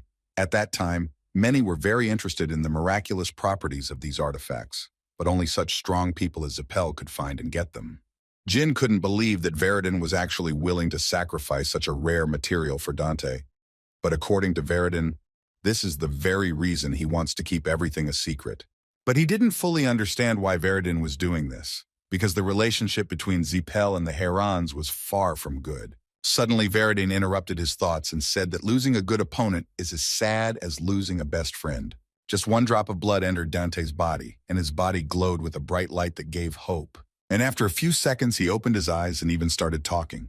He didn't understand what was going on here at all and why Veridin Zippel was standing over him. And Jyn was just shocked that Numerous's blood instantly healed Dante, who was on the verge of death. Their thoughts were interrupted by Veridin, who laughingly reminded them that Numerous's blood was incredibly expensive. Hearing these words, Jyn thought that he was from the Zippel family, and after such an act he could demand unimaginable things. And as soon as Jyn thought about this, Veridin approached him, according to whom he was ready to express his wish, and he wanted Jyn to join him in the bar after all this, where they would have a drink. Jyn expected to hear anything, but clearly not such nonsense, so his body froze. But that wasn't all. Veridin also asked the guy the next time they saw each other, not to pretend that they didn't know each other.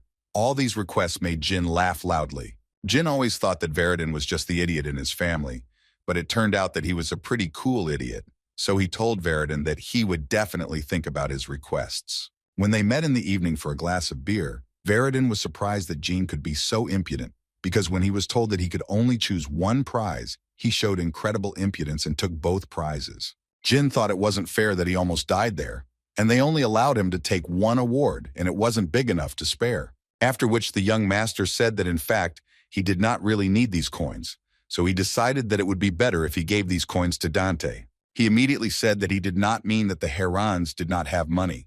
He just wanted to make it clear to Dante that he fought with dignity, and this upset Veridine a little, because he believed that he also deserved a reward. The genie did not listen to him and opened the chest, in which he found a treasure map, which is the stuff of legends.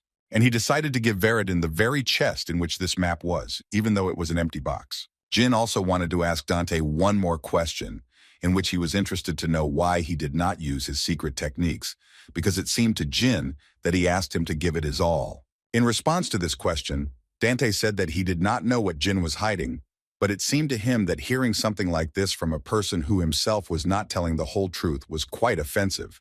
Jyn could only note that he had excellent intuition, although he did it mentally, and he told Dante that he didn't understand what the guy was talking about.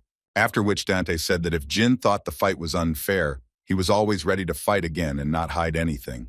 Veridine completely agreed with him, believing that one day the three of them would lead their families, and then they would have to meet again in battle, and he was actually looking forward to that day. After which he immediately said that he thought it would be better if they established friendly relations. Jyn responded to this by saying that while listening to Veridine, it seemed to him that the next head of the Zippel family would be very weak. But Veridine assured him that he just had that way of speaking, and if he got angry, the conversation would be short. But now he thought that it didn't matter, and told them to immediately raise their glasses.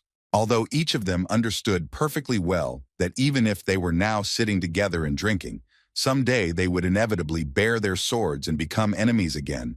But now they were friends. What a contradictory relationship. After some time of their gatherings, Dante heard many stories, but one of them clearly surprised him the most. It seemed to him that whoever it was, he was clearly not okay. Veridine completely agreed with him and could not help but add that because of what his uncle did, the family's authority had fallen. He also added to Jyn that he had nothing of the sort, and that he generally believed that these were just rumors that Randell was involved in this. Jyn didn't take any of this personally. He was just curious to know what Veridine was going to do with this impersonator, and according to Zippel, he needed to be caught anyway, so he was thinking of entrusting this task to special class wizards. Jyn thought that this was not a good idea. He himself would use these rumors to improve public opinion. However, he also told Veridine that if he said that he was looking for a Zippel impersonator in Zippel land, it would only make everyone laugh at him, and thus put him at a disadvantage. He was leading to the fact that there was clearly no need to rush this matter. And listening to this, Veridine realized that in fact this sounded quite logical, and he should clearly return home to discuss this issue.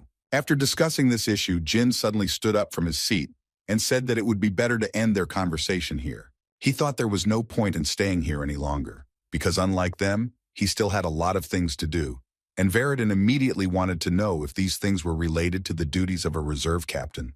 Jyn didn't lie or make anything up, but simply said that Veridine was thinking correctly. In response to this, Veridine told him that then they would see each other again as friends. Immediately after this tournament, Kashmir sent a report to Jyn Randell, in which he informed the head of Randell that Jyn had defeated Dante Heron in the Cosmos arena, but even after this, Chiron still had the feeling that he was clearly being led by the nose somewhere. But on the other hand, he understood that it was not so important now, because Jyn was still able to defeat Heron's grandson. Moreover, he was able to reach the 6th rank by this time. After which he asked Can to tell Kashmir that he would like to have a glass of beer with the noble sword. Kashmir, sitting near the fireplace, suddenly felt an incredibly strong cold, which was strange for Jyn. In any case, the noble sword asked Jyn to continue telling his story, since he had interrupted him mid-sentence. Jyn felt a little awkward showing it, but he still wanted to show the map to Kashmir, because he thought the man might know something about it.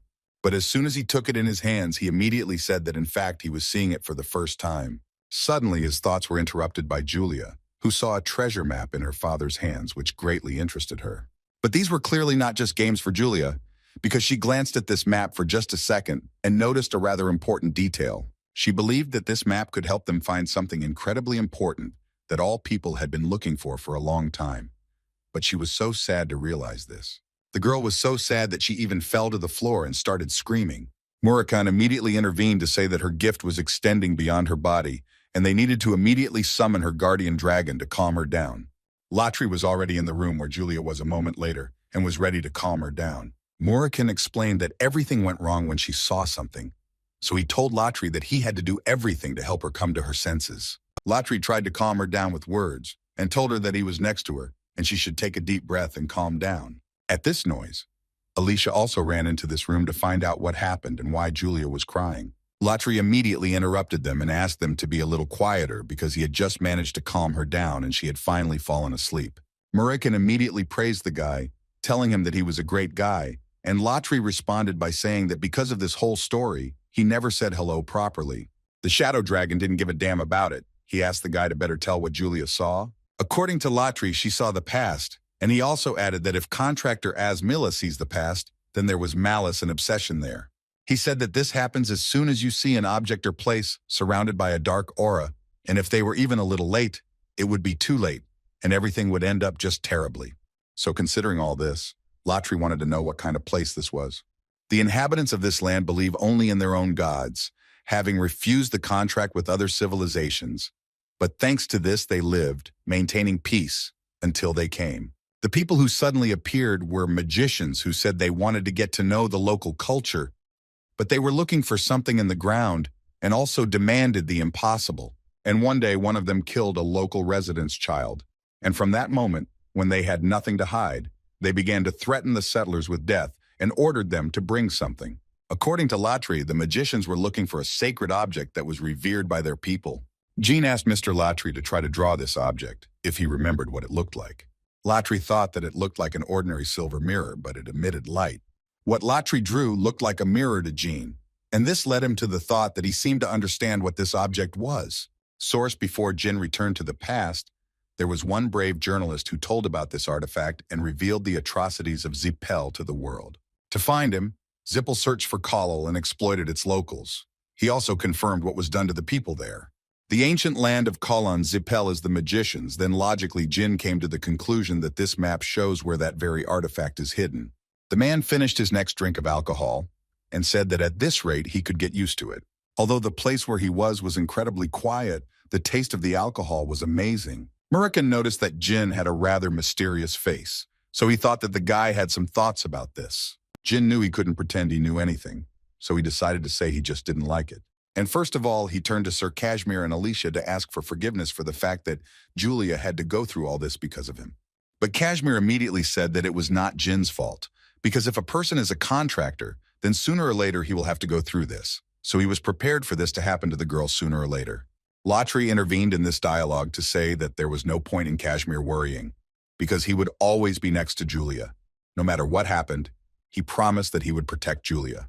Kashmir told him that now they knew that the map was not an ordinary object, and first they needed to find someone who could translate the writing on the map, so he told Jyn to leave it to them.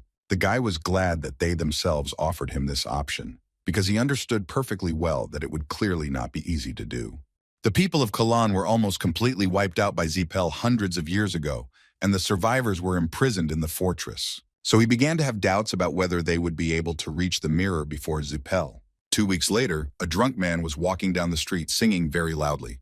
His condition did not allow him to stay on his feet all the time, and at one point he finally fell. And when he opened his eyes, he saw in front of him the legs of another person, who told him that the guy had been pretty battered by life. It was Jyn who asked him a question in which he was interested in knowing what to do when the interlocutor is in such a position. The man wanted to ask the guy who he was, but Jyn interrupted him because he thought it was completely unimportant. The main thing he should know was that he was the man who had a lot of alcohol left. After some time, this man believed that this guy was just an angel savior since he brought him food and alcohol, but Jyn assured him that he just loves to help people. After which Jyn decided to say that the man's skin color was very striking. And the man was not at all surprised by this. As it turned out, their tribe is like that, and they often hear such words. He also added that in reality their homeland is quite far from here, and that is all he can say, because it actually makes him very sad.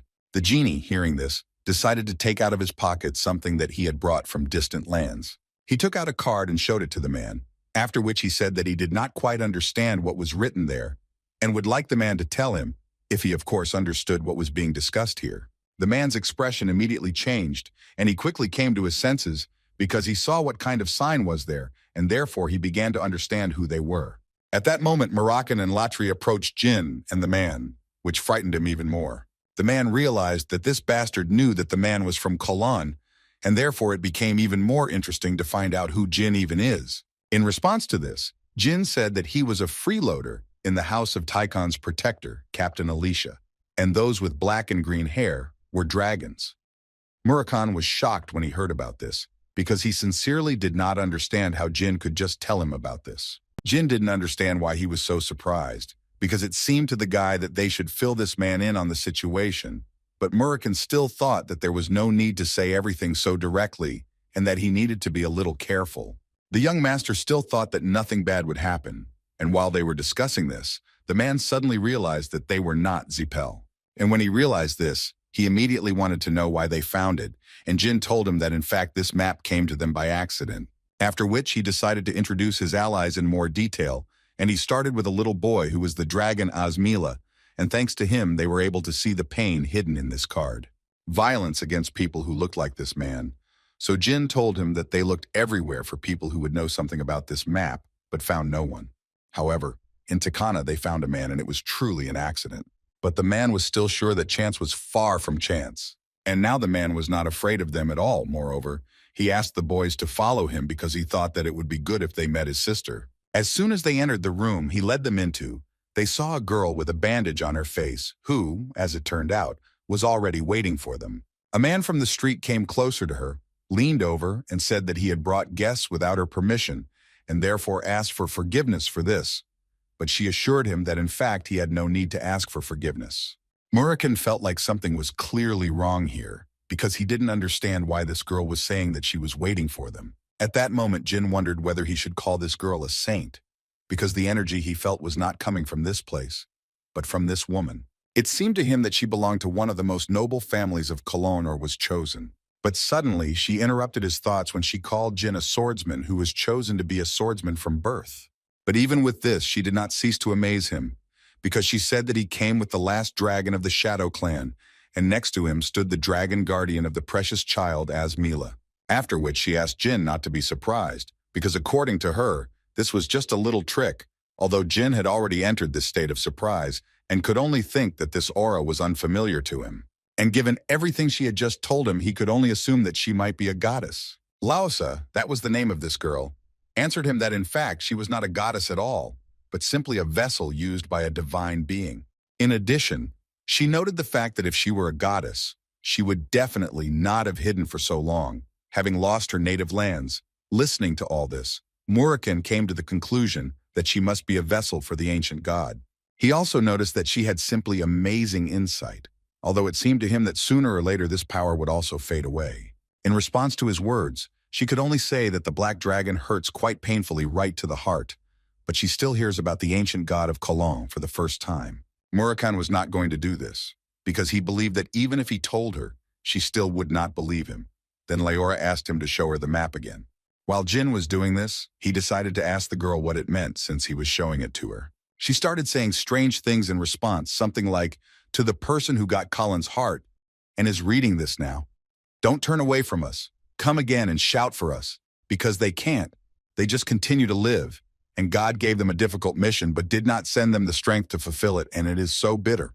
After reading this card, Leora added that this card was drawn by her deceased grandfather. She also added that initially she had 2 destinies. And Leora was very glad that this map did not fall into the hands of Zipel, but found a reliable owner in the person of Jyn Randell. Thus it seemed to her that the prayers of the inhabitants of Colin were heard. And in that case, she would like to offer the guys a deal. Murakami could not stand it and answered them rather rudely, saying that now, when they had lost almost all their strength, it seemed to him that it would be better to simply ask for help instead of a deal. Anyway, the Shadow Dragon told them that they would definitely be heading to Cologne. Leora at that moment thought that they should be honest with her and say that they want to help. And all because she didn't believe that they were going to help her just out of pity or compassion. After which she said that she was almost certain that he had not heard Soldred's voice for a long time, which Jyn clearly did not expect to hear. Looking at his expression, Laura guessed that in that case, she could only offer one thing as a reward. She wanted to say that by using all her remaining divine power, she could summon his god, Soldred. Hearing this proposal, Murakami wanted to know from the guy what he would do, and Jyn without thinking for long, told him that he would start preparing to leave for Colin any minute now. But he immediately told Laura that he could not guarantee that he would save them all. But she said with a smile that this would be enough. She also wanted to tell him about the situation in Cologne. She believed that this information would be useful to them.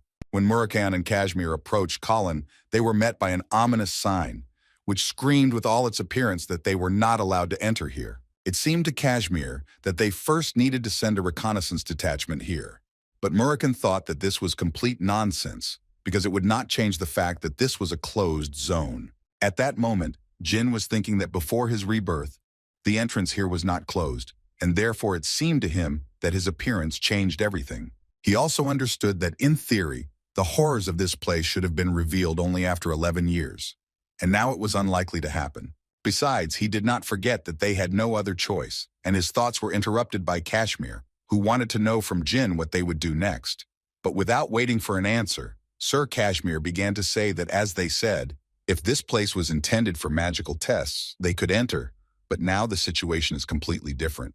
Although apparently no one even listened to him, because Murakami and Jyn entered the territory of Colin without any doubts and continued to move around it, not taking into account that Kashmir told them not to do this. As they walked, Jyn noticed something rather strange, that there was only one sign. No security or protective magic. He always thought that the Zippel family could be so careless here. Was that really true?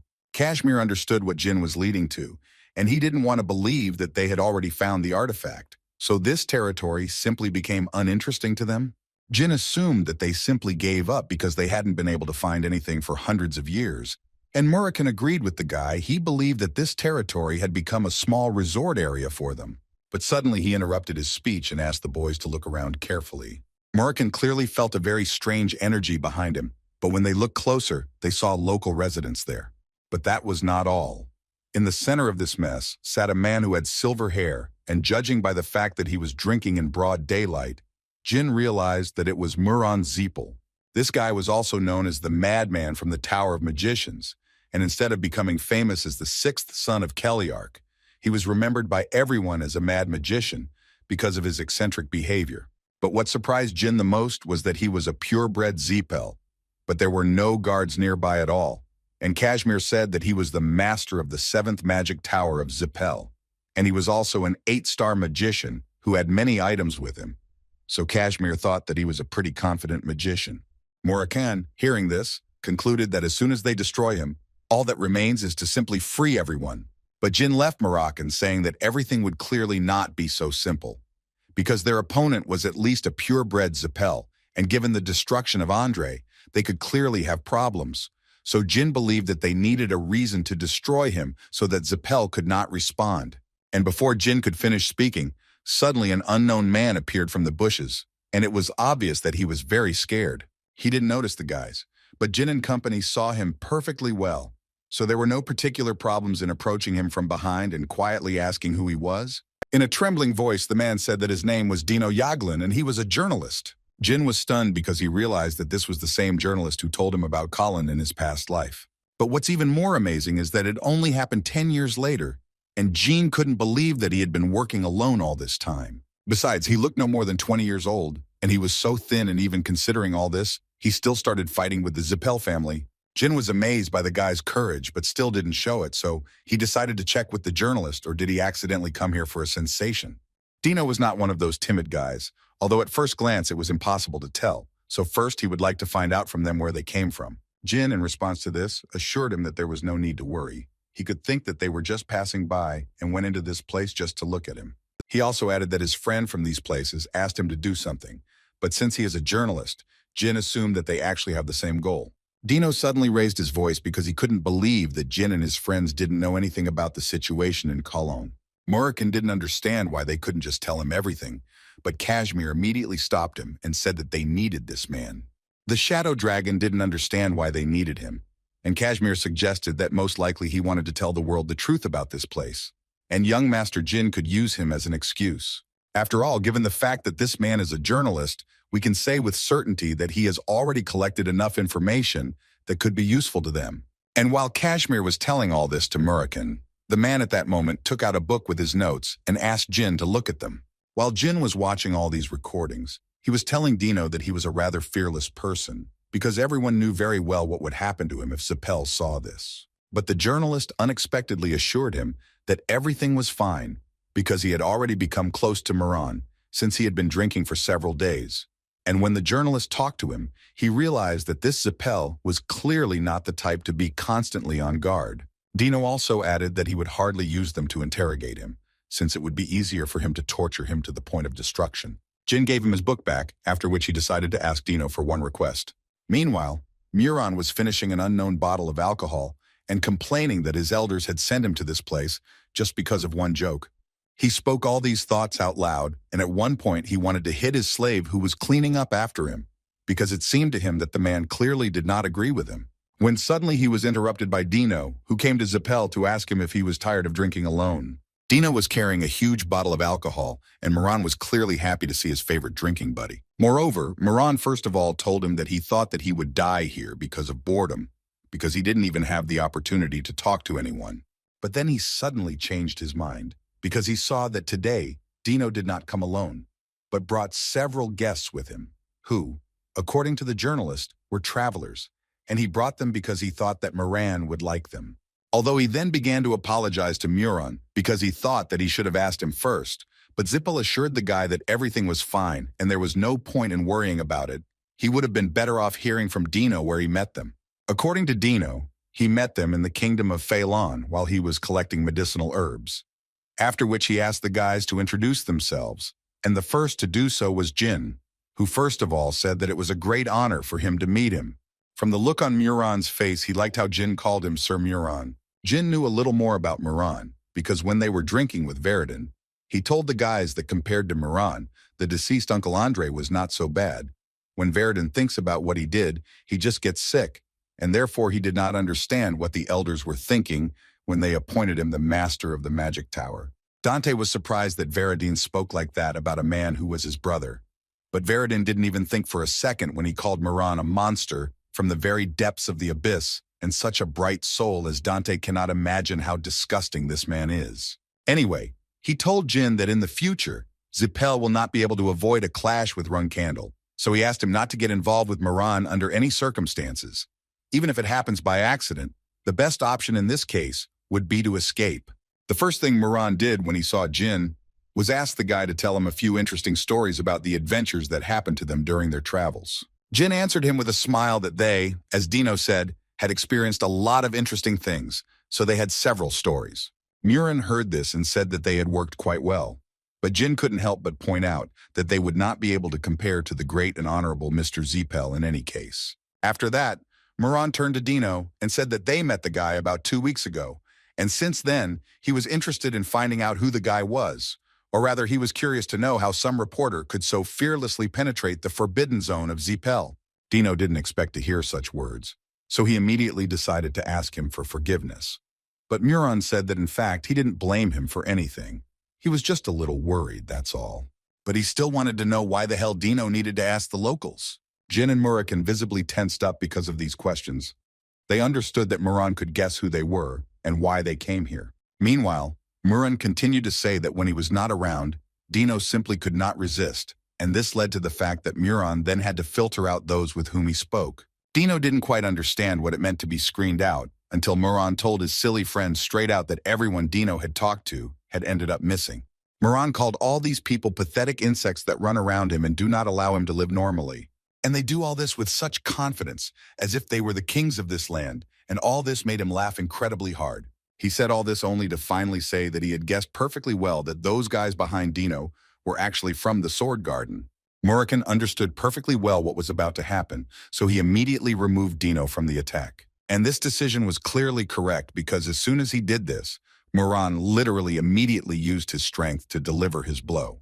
Jyn expected this development of events, but it was rather strange for him that he did not sense the magic in advance. He understood that even if the magic activator was hidden in the fire, he should still have felt its flow. Moram suddenly interrupted his thoughts with a shout that he needed to be careful, because magic could be hidden, but clearly not erased. After all, looking at this madman, it was obvious that he was hiding something. Suddenly, Moram himself spoke to them, saying that he immediately understood that in front of him was Jyn Randell, who was most likely carrying out a task for the priestess who had escaped from here. Jyn did not answer him because he believed that even if they entered into a dialogue with him, Moram would clearly answer his questions. So he decided that he would just force him to talk. Moram didn't answer him, but he reminded himself and Jyn that he was only a reserve captain, and so he became interested in finding out how it happened that he received such a difficult task. Was it really something personal? Jyn didn't answer, but simply said once again that Moram was too noisy, and his voice and laughter irritated him, so with every second, he became more and more disappointed in him. Moram laughed at these words, after which he asked for forgiveness and agreed that it would be best to start the fight and decide everything this way. After which he immediately began to attack Jyn, who was barely able to dodge them. Moram was also not on the sidelines, and he had to dodge attacks and also carry Dino out of this battlefield. Moram decided to act vilely and also began to attack ordinary civilians who needed to be saved. And for this, Moram decided to use his power, with which he could protect several dozen people at once. After which he immediately turned to Dino and ordered him to immediately take the rest of the people and leave. But as soon as Dino asked them to come to him so that they could leave here, the man realized that apparently it would not be so easy, because the civilians clearly did not feel so well.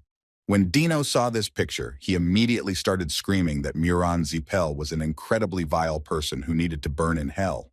Dino literally cried and continued to shout what a bastard Moram is, because he can't even imagine how a normal person could do this. The journalist really didn't understand what these people had done to him, because at this rate they would definitely die. Moram, in response to his cries, stated that in fact this was exactly the facial expression he wanted to see. According to him, he was curious about what it would be like when he saw it, and looking at it now, he really likes it. He called him a stupid Dino who forgot his place. He also thought that the journalist was good for nothing. It seemed to him that he could only wag his tail and stick his nose everywhere, and it was because of this that he thought that all these people died. Suddenly his words were interrupted by Jyn, who ordered him to immediately stop wagging his tongue, because at this rate he would destroy him even faster than he could come to his senses. Kashmir, watching all this, could not believe that there was so much destruction around, and this is taking into account the fact that they attacked when Moram had relaxed his vigilance. Moram, meanwhile, was getting angrier with every second, because some kind of crap, neither magic nor aura, something like a shadow, was sucking energy out of him. But then it dawned on him that apparently Soldred had broken his promise and was once again collaborating with Randell. In any case, for Moram, it was not a big problem, and he was not going to give up. Moram and Jyn, meanwhile, again did not feel his energy, and Jyn concluded that he was hiding the flows of mana. And considering this, he understood that it would be easier to fight with the expectation that he was constantly using his magic. Moram, meanwhile, continued to shout and laugh with Jyn. The reason for his laughter was that he believed that Jyn, even in this case, would not be able to defeat him and save all the cockroaches that remained here. Instead of talking, Jyn and Moram decided to work as a team, and the Shadow Dragon, without thinking, launched the guy straight to Moram. What Zippo clearly didn't expect was that he would have to react quickly to this decision. Otherwise, he would risk taking serious damage. So without thinking for long, he used his magic, and ice blocks began to emerge from the ground. But Jyn didn't care at all. He continued to get closer and closer to Moram. But Moram had not yet shown all that he was capable of, and so he used several more of his spells to stop Jyn. Moram believed that it was simply impossible to pass through such a magical wall, and so his face was pleased, because he was able to defeat one of Randell's offspring. But it only seemed that way to him at first glance, because as soon as he turned around, he immediately saw how Jyn was behind him, and literally at the last moment, right before Jin's attack, he created an ice wall that was supposed to protect him. Although she didn't help him either, because Jyn was able to destroy this wall with just one blow, and now he only had to get to Moram. At one point, Zipel realized that no matter what he did, his opponent would immediately absorb all the magic. He couldn't believe that all this was only thanks to Soldred's energy. But in any case, he admitted that it was pretty close, and Jyn is still a great guy. He then used his secret technique, which created many chains that he thought were capable of binding Jyn. Moram was sure that he was able to catch Jyn in a mistake, but apparently he was the only one who made a mistake when he underestimated the power of the shadow energy that destroyed his chains one by one. But even after that, he had a very pleased face, and he said that it would be so great to destroy one of the run candles, and all this became possible only because Jyn Randell himself came to him, so he was so grateful to him. This dull place, according to him, will once again be able to sparkle with colors that have not visited it for a long time. Jyn, looking at all this, understood that all around, These were all traps created with the help of spells, and if he went straight, he would hardly be able to dodge them all. So he decided to dodge each one. Murakami also understood perfectly well where all this was leading, so he once again ordered Dino to take all the civilians away from here. Murakami believed that all their efforts were simply useless, because these magic circles would reach everywhere his gaze fell. No exceptions, no mercy, and now he says he's finally ready to have fun with Jyn. The young master immediately noticed that Murakami had clearly begun to use a different level of magic, which was much stronger, and it would clearly be much more difficult to fight him in that case. He also noticed that he uses torn earth, which cuts the earth in two upon contact. And this could only mean one thing, that he had only one option left, and that was to move forward. But something else also worried him. He understood that such spells were clearly beyond the power of an 8th class mage, and therefore it seemed to Jyn that Moram was using some kind of artifact. Moram, watching Jyn dodge his attacks, realized that his opponent clearly understood magic. After all, it was only worth remembering how he dodged the pillar of fire and at the same time did not end up in the torn earth, after which he was able to disperse the pillar of fire. It was obvious to him that someone who does not understand anything about magic would definitely not have done this. Therefore, taking into account all these facts, he realized that apparently Jyn is not just a swordsman, he is also a magician, which as we know is forbidden in Runkandle.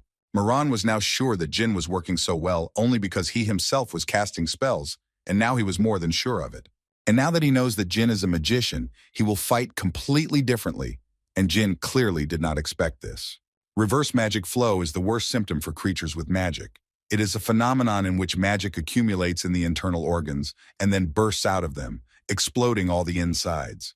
In a battle between mages, the mage with less magical power will have a faster reverse flow, so unlike warriors, the strength of mages is easy to determine.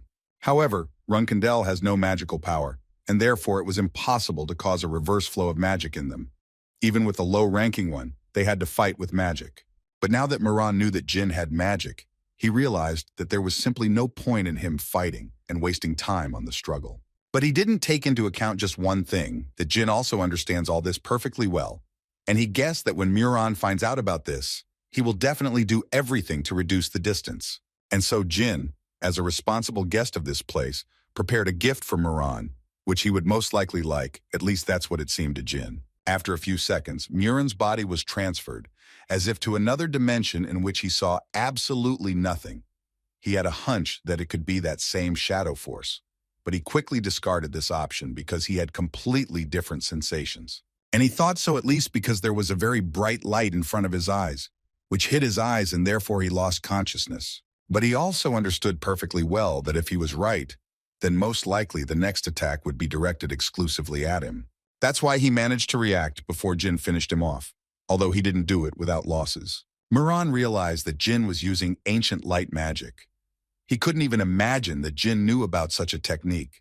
The power of light and shadow in one person, it was so amazing for him. Thanks to this, Jyn cut off his hand, but he was confused that even after this, Moram was able to remove the energy remaining in the wound. And all this led him to the thought that all this did not look like a magician. His feelings and reactions were like those of an animal. In any case, there was only one conclusion from this, that even if his magical power was lower than Andre's, in a fight he was a much more difficult opponent. And judging by the fact that he has a lot of experience in battles, there must be something else besides the reverse flow of magic. Suddenly his thoughts were interrupted by Moram, who began to talk about how Jyn looked at him like he was crazy. Didn't even want to try to be friends. But now if he looks more closely, he can notice that they are both the same. Jyn, in response to this, could only sigh and say that Moram was trying to talk some nonsense to buy some time. But all of this looked incredibly pathetic to him, and he thought that his last words sounded very pathetic. This caused the man to laugh wildly, because according to him, he was not going to die yet, and besides, his wild friends were still protecting him. After which, he began to say that so far he had only used 3, but Jyn did not let him finish because he wanted to immediately find out what this madman was trying to convey to him. Moram was so happy to see that Jyn, as his opponent, was finally interested because he believed that someone like him would do anything to achieve their goal. And as he could see, Moram was only an 8th rank mage and probably already guessed that it was impossible to do such things with such a low rank. So Moram was going to show something to Jyn and thereby explain to him how he does all this. He began to talk about how these bugs, who dared to side with that journalist, are still under the protection of Zippel. But thanks to this, they are very useful for strengthening his magical power. But that's not all. He added that even though they are like corpses, they still breathe. So while they are alive, they supply him with mana. And having told Jyn about all this, Moram decided to give the guy a hint that in order to destroy the magician, the guy would have to first destroy his people. Well, and in the end, he finally added that he had already said that they were the same, because in order to achieve what they wanted, they would both do anything, and now Moram wanted Jyn to destroy them all, after which they would finally be able to have fun fighting each other. Suddenly, from behind the bushes, a child's voice was heard, who screamed and turned to Jyn that every word of Moram was a lie, because it did not strengthen the magic, and according to this child, Moram understood this after he tortured them. These words obviously angered the magician, and he wanted this child to finally shut his mouth. But no one was going to stop there, and Jyn was told that Moram simply understood how to use the divine item. Jyn, hearing the word divine item, could not believe that Moram had already managed to find the mirror, because then it would be very difficult to destroy this guy.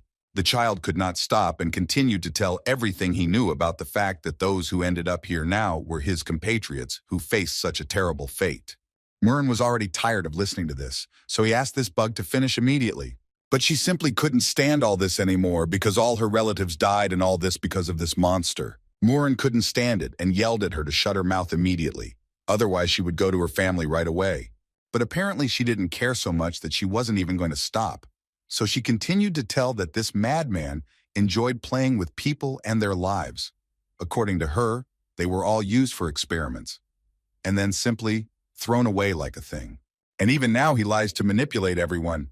So she told all this so that Jyn would finally destroy this crazy magician.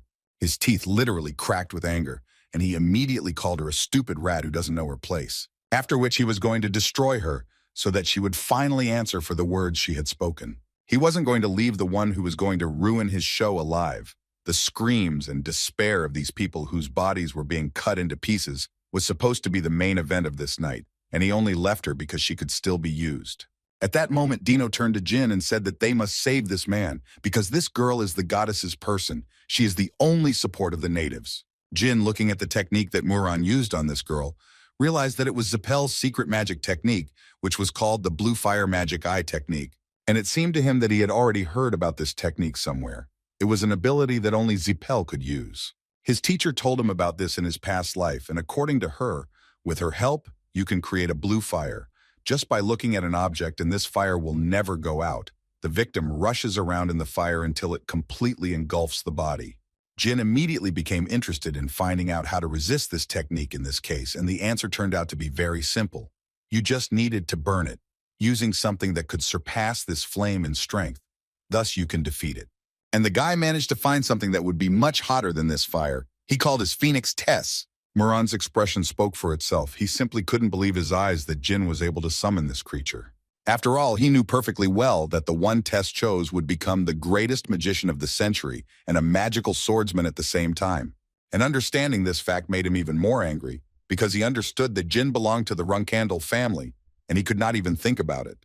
Jyn liked that Moram was so nervous about this because it made him more vulnerable. But for now, he needs to save this girl first, and only after that, he will deal with Moram. This girl, meanwhile, woke up after losing consciousness and did not understand why she was inside the flames. But she was not hot at all, and the guy who was holding her also did not have a single burn. Suddenly, her thoughts were interrupted by Jyn, who suddenly thanked the girl and added that if it weren't for her, this madman would have already finished with him.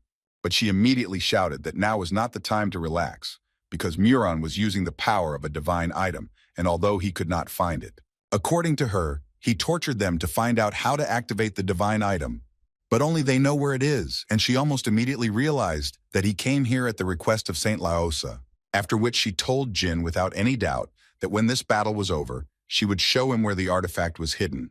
But before that, she asked Jyn to stop their suffering. Jyn left the girl in a safe place and turned to Moram Zippel, saying that he finally liked the look on his face. Was he really so shocked just because he found out that Tess chose him? The guy also added that he was disappointed that all Moram could do was create various kinds of traps or use one secret technique, so he decided it was time to finish with him. The genie promised him that in a little while he himself would go to hell, where punishment awaited him for everything he had done in his life. All these words angered Moram, and he decided to remind Jyn that he was the one who was the favorite of the sorceress Haluram. And it was he who shared the cup with the kings of the Black Sea, and does Jyn really think that after all this he can really send him to hell? Besides, Moram hadn't yet shown him what real hell was, but he was going to fix that in a jiffy. Jyn didn't respond to this and decided to just finish off this guy, who, as it seemed to him, talked too much but did little. Tess's Phoenix Fire was putting incredible pressure on Moram, and it was really becoming difficult for him to even endure Jyn's attacks. But Jyn wasn't in the best mood at that moment either, because he understood that Tess was currently very angry, and it was unclear what the matter was. Meanwhile, Kashmir wanted to ask Moroccan what they should do with the natives, but Moroccan immediately made it clear to him that now was not the best time to think about it, because he had evacuated them, and now they needed to focus on the spell to summon Orgel, the king of monsters. After all, he understood perfectly well that when Tess intervened in this process, they would need to stop it immediately. First of all, Moroccan asked him to gather all his strength and direct it into the sword, after which he sent Jyn a shadow, which he had to step on and run from there. But before that, he needed to cut the gates to that dimension, which is what Jyn did. That was the plan, but Jyn had no idea it would be so difficult for him. During the fight, he realized that he was experiencing a reverse flow of magic, and this was very bad news for him. And Moram also understood this, and immediately began to talk about how in the end, the one who ended his glorious life alone fell from the blow of Haluram's dagger. But Jyn clearly wasn't going to give up just like that. And gritting his teeth, he was going to continue the fight through the pain. The realization of this also came to Moram's mind, and his expression changed the moment he realized this. Jyn raised his sword as high as he could at that moment and was about to deliver the finishing blow. At this moment, there were words in his head that even if you lift the sword 10,000 times, the effect should still be the same as it was the first time. So he was going to put all his desire into this strike, with which he will cut his opponent without any doubt. Apparently, this blow will really end their battle because Moram began to literally fall apart after such a blow.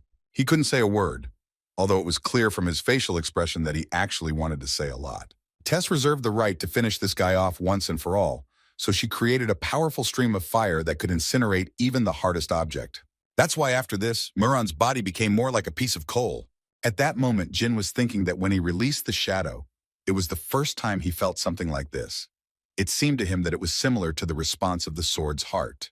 But his thoughts were quickly interrupted when he saw how even in such a bad state, Moram was still able to grab his staff. Although after a few seconds it became clear that this was actually all he could muster, because immediately after that he literally fell apart. But Jyn wasn't in good condition either, as he had clearly exceeded his limit, so it was pretty obvious that he had also passed out. The magic staffs of the Zypel family of mages have an interesting feature. A rune is inscribed on the tip, and when activated by the owner, the rune sends a distress signal to the Tower of Mages. That is, it is still too early to relax, and given all this, one could say that Moram was only the beginning, so it is better for Jyn to come to his senses as soon as possible. And as soon as Jyn began to come to his senses, Moroccan immediately opened his mouth and poured some powder into it. This disgusting taste immediately made Jyn jump up, but he didn't dare spit it out yet. Moroccan had to explain to him that he almost died because of the backflow of magic. So Moroccan gave him a unicorn horn to swallow, which he thought was an excellent medicine in such cases. Jyn thought that this was complete nonsense until the moment when he felt better, and the flow of mana calmed down, which unfortunately could not be said about the energy of the shadows and the aura. Kashmir was glad that Jyn had finally come to his senses, and the boy immediately began to thank him for being able to get the unicorn's horn so quickly. But the man stopped his gratitude and said that in fact it was not his merit. As it turned out, this incinerated horn was given to him by the journalist and the surviving girl. Dino joined this dialogue with words about how he learned about the horn during one of his drinking parties with Moram, and he somehow mentioned that he stole it from the family home. And the girl decided that the moment had come when she should introduce herself properly. Her name is Latika Mamutika, and she's a novice of Miss Lausa. She also immediately did not forget to bow before Jyn and tell him that his deeds will never be forgotten, and she will always be grateful to him for this. She also suggested that the Saint of Laos probably asked to save them. But Latika explained to Jyn that she didn't mean to literally save them. She wanted Jyn and his friends to help restore their sacred relic. Jyn didn't expect to hear that their relic was broken. Suddenly, his thoughts were interrupted by Morakhan, who had seen 3,000 years in his lifetime, but he had never heard of any relic in these parts in his life. And in general, all this time, he thought that this was just a regular bluff. At that moment, he thought about the fact that the blonde Muran's strength was really enormous. Could it really be that some relic was to blame for all this? After which he decided to find out from Latika what god she worships, and according to her, his name is Klam, which even Moroccan did not know.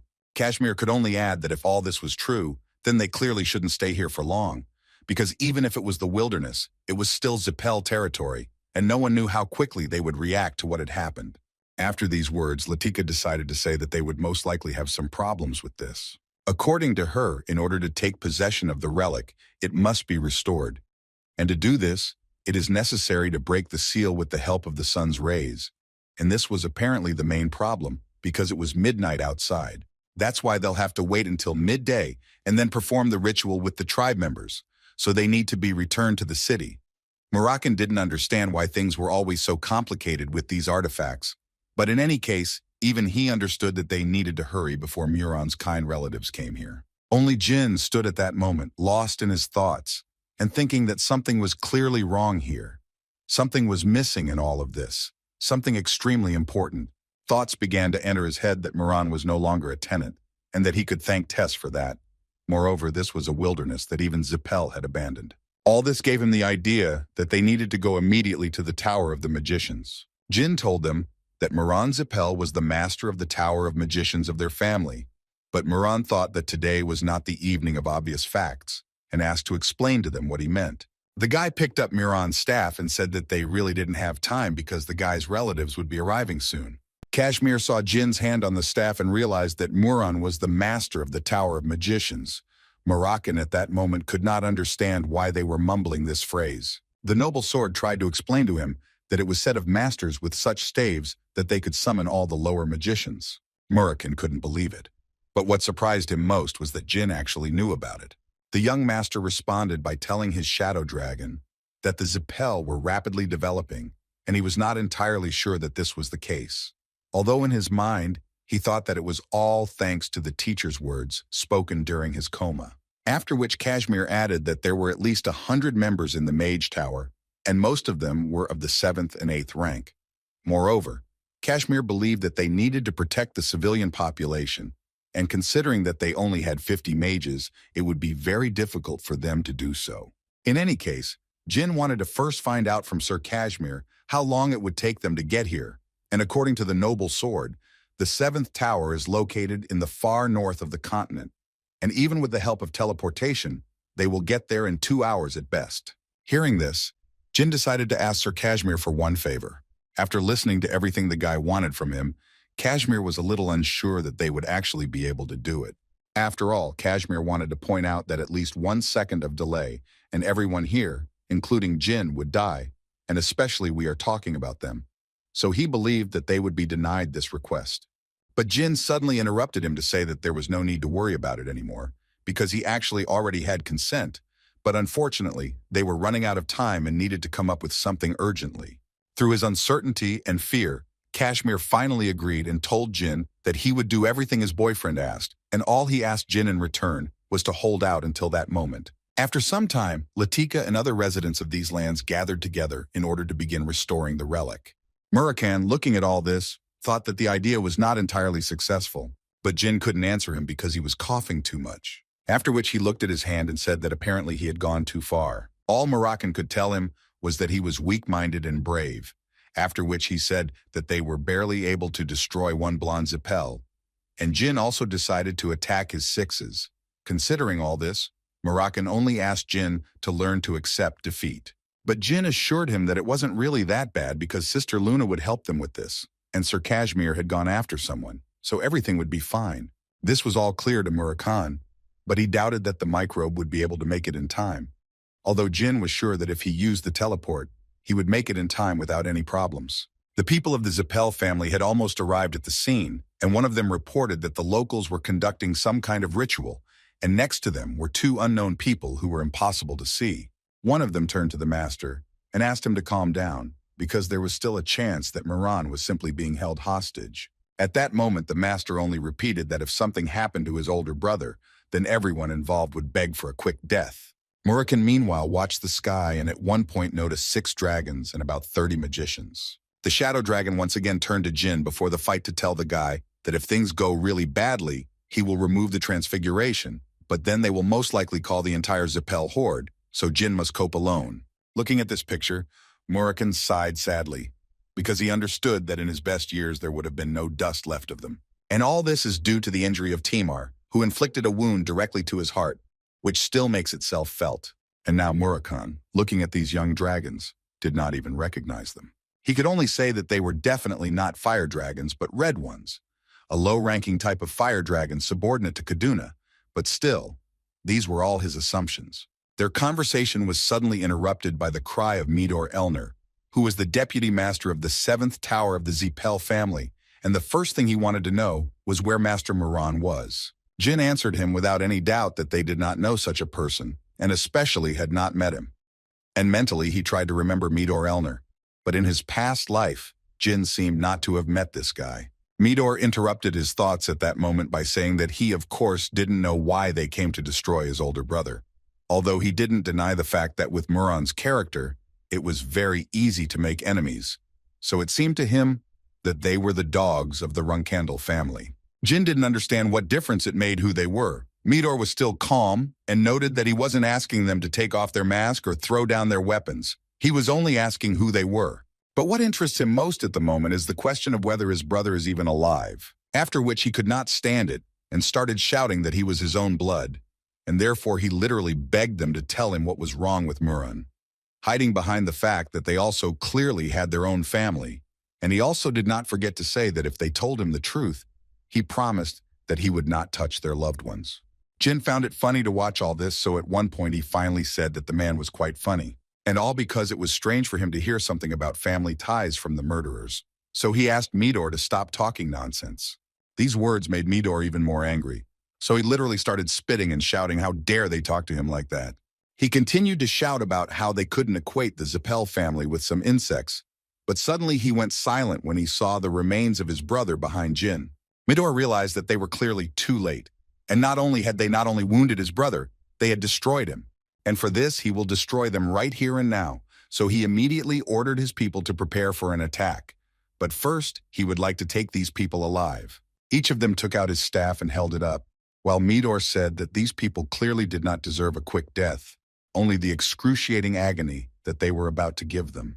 He was going to do everything possible to make these guys beg for mercy, and thus they would avenge their brother's soul. Jyn understood perfectly well that they were not ordinary Zippel mages. They were all masters of at least the 8th rank, and it would be incredibly difficult to fight them alone. And since Jyn doesn't like to suffer too much and strain himself unnecessarily, he decided to call for help. Then Talaris Endorma, the master of the Ice Palace, came out of the ice gates, and behind her was her daughter. But what was even more frightening for Medora was that this woman was capable of freezing 8th-level magic instantly. His ally immediately realized that this was the master of the Ice Palace, and judging by his reaction, one could say with absolute certainty that things were clearly bad for them. Jyn was glad that Sir Kashmir had managed to fulfill his request, and Moram finally solved his guess, in which he could not find out who was currently occupying the place of the master of the Ice Palace, and in any case considered it a good idea. He believes that the Ice Toad Moa can only be defeated by a select few, and Moram would never have thought that there are people who are capable of this. Talaris began to cast a spell, and she told her daughter that she could rest for now while she would have fun with these magicians. But first she approached Jyn to find out if her daughter had presented the bouquet to him. The guy introduced himself, and Talaris told him that there was no need for that because she had already heard about him. But what surprised her more at that moment was that he was still standing on his feet, because inside he was nothing but mutilation. But Jyn assured her that in fact there was no problem. Well, since he was able to speak, the woman then decided to ask the guy if it was true that he really destroyed her toy. Jyn didn't really understand what was going on until the woman reminded the guy that he would destroy Alcaro on one of the student assignments. Now the guy realized what was going on, and he realized that apparently the daughter of the Ice Queen was unable to keep her promise and told her mother everything. Talaris interrupted his thoughts by saying that she didn't really blame him. She just wanted to remind him of that. He essentially owed her, and that's why she wanted Jyn to introduce her to everyone after they were done. She especially had her eye on Moroccan, whom she called a not at all suspicious big guy, which clearly pleased the Shadow Dragon. Talaris even at one point decided to invite Moram to go with her for a cup of tea, if he didn't mind, of course. But then she remembered why she came here, and so she asked her daughter Sizaru to look after her boy while he was busy, which angered the girl. because she had already told her mother 100 times that there was nothing between them. Then the woman did not understand one thing, why the girl gave him flowers at all, to which the girl had already answered many times. According to her, she did it so that no one would destroy him before the fight with him. In any case, Talaris believed that Jyn owed it to her daughter to be grateful for everything she had done for him. Besides, she once again decided to remind him that if it weren't for her daughter, she wouldn't be here either. But as soon as she finished telling him this, Jyn suddenly lost consciousness and fell, saying at the end that he had managed to do it after all.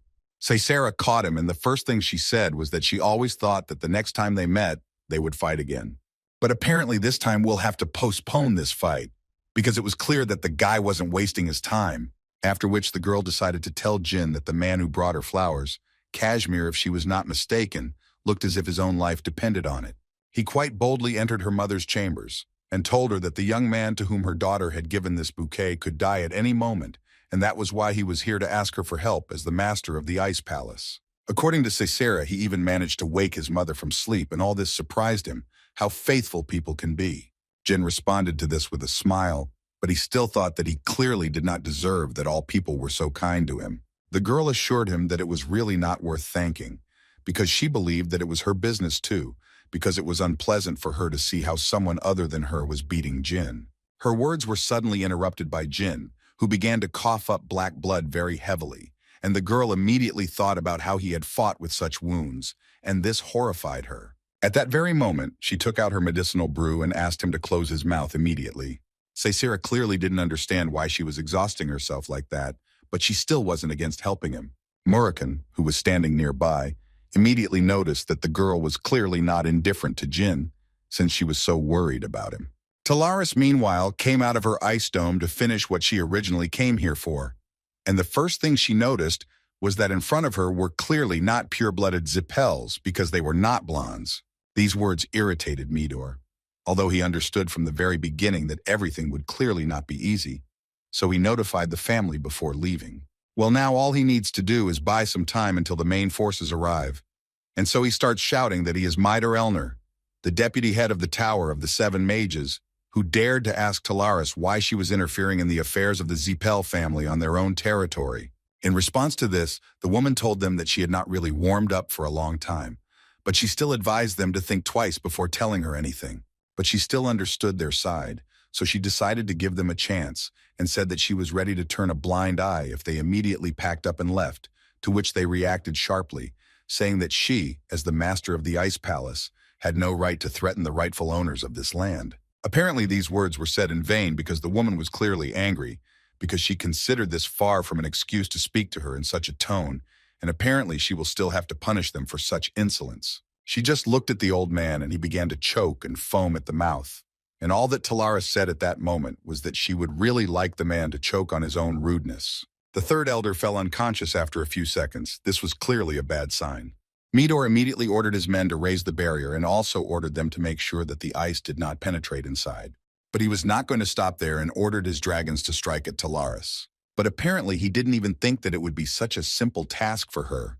With just one wave of her fan, she blocked this attack and froze all the fire. After which she smiled and asked Midor a question, in which she was interested to know, or did he really want to continue? In response, he shouted that even if they all died here, the world would still forget about her palace, but no one would ever forget about the Zippel family. After these words, a fiery seal appeared next to Talaris's head, which she didn't even notice. A second later, a terrible explosion thundered, which was quite large in scale. In this way, Midor wanted Talaris to feel the power over the flame given to him by the Patriarch. Moreover, he believed that even she would not be able to dodge such a blow. But apparently he was a little hasty with such expressions, because the woman interrupted his victorious cry with words about how scared she was and how she was afraid of him, although it was clear that this was clearly sarcasm, and she said it with a smile, although she was not really prepared for the fact that Celiac taught him how to explode space. It was unexpected for her, for which she was ready to praise him. But she also didn't forget to say that Celiac had missed one small but incredibly important detail, namely the fact that he had forgotten to tell them a little more about the Ice Palace. And now she would have to correct this little mistake. So she decided to teach him the first lesson, which was called ice. The first thing he felt after she dealt him such an attack was the wind, which did not even allow him to stand still. But apparently he was lucky because when he turned back, he saw how all his people were frozen. Talaris, meanwhile, quietly crept closer to him in order to find out from him what happened and why he was so surprised. She began to wonder if it was possible that his incredible trap had disappeared in an instant, or perhaps that his pen had miraculously disappeared. Midor really didn't notice how his hand literally disappeared, and all this was because he didn't even feel pain. But suddenly Talaris interrupted his thoughts, saying that the main problem with magicians is that they look in the wrong place when there is an enemy in front of them. A real warrior would never do such a stupid thing. He fell to the floor, not understanding how their strength could differ so much, but still did not hide the fact that it was his mistake, and he clearly did not even need to try to buy time, because even if the main forces arrived in time, even they would come to an end. All these thoughts led him to the conclusion that most likely at this moment everything was lost, and he could not do anything more. Suddenly his thoughts were interrupted when a huge yellow ball appeared around him, which looked like a magic seal. It was clear from Midor's face that he didn't understand what was happening. But this yellow light did not shine for a long time, because after a few seconds it disappeared, and with it Midor and his people, which was surprising for Talaris. A few seconds later, Midor and his magicians appeared in a completely different place, where a mysterious voice told the man that he had done his job quite well. After which the same voice added that from now on the White Knight will deal with the violators, and they can rest easy. Talaris began to guess what was going on, and anger began to visibly overcome her. And her worst thoughts came true. A few seconds later, a huge ship appeared in the sky. Moram understood perfectly well that this was not just a ship. This was a vessel that Zeppel used in wars. But he did not believe that that crazy magician was such an important big shot to send such a ship for him. But it seemed to Jyn that because of the destruction of Andre, Zeppel decided that they would no longer be petty in protecting their people. In his mind, the guy understood that this ship was a huge problem for them in any case, and the people who were managing this ship clearly belonged to the White Knight group. This group included carefully selected magicians, who together were called the White Knights and made up the strongest squad of Zeppel. At that moment, Talaris approached Jyn to tell him that she was not going to fight these guys here, so she was leaving. She also told him that she could take the locals to a safe place, and could take him along too. But his answer shocked the woman. According to the guy, he was not going to leave until the ceremony was over. In any case, Talaris told him that it was not a question, and she would definitely take him with her, because she did not care about his whining. The guy was surprised that she really didn't understand that if they didn't finish the ceremony now, then Zeppel would simply be impossible to stop in the future, and the number of victims would grow every day. So he once again decided to ask her for help so that the tragedy of this place would not be repeated somewhere else. After thinking for a bit, she told Jyn that she agreed to something like this, but they only had an hour to do it all, and she will do this only on one condition, that she will then exchange a few words with his parents. Latika and her compatriots meanwhile continued to perform the ceremony until Jyn left them. He asked them to speed up the ceremony because the Zeppels had gone on a full-scale attack. The girl responded by asking Jyn to leave, and she also added that she knew what kind of ship it was in the sky, and that's why they didn't want to expose him to such danger.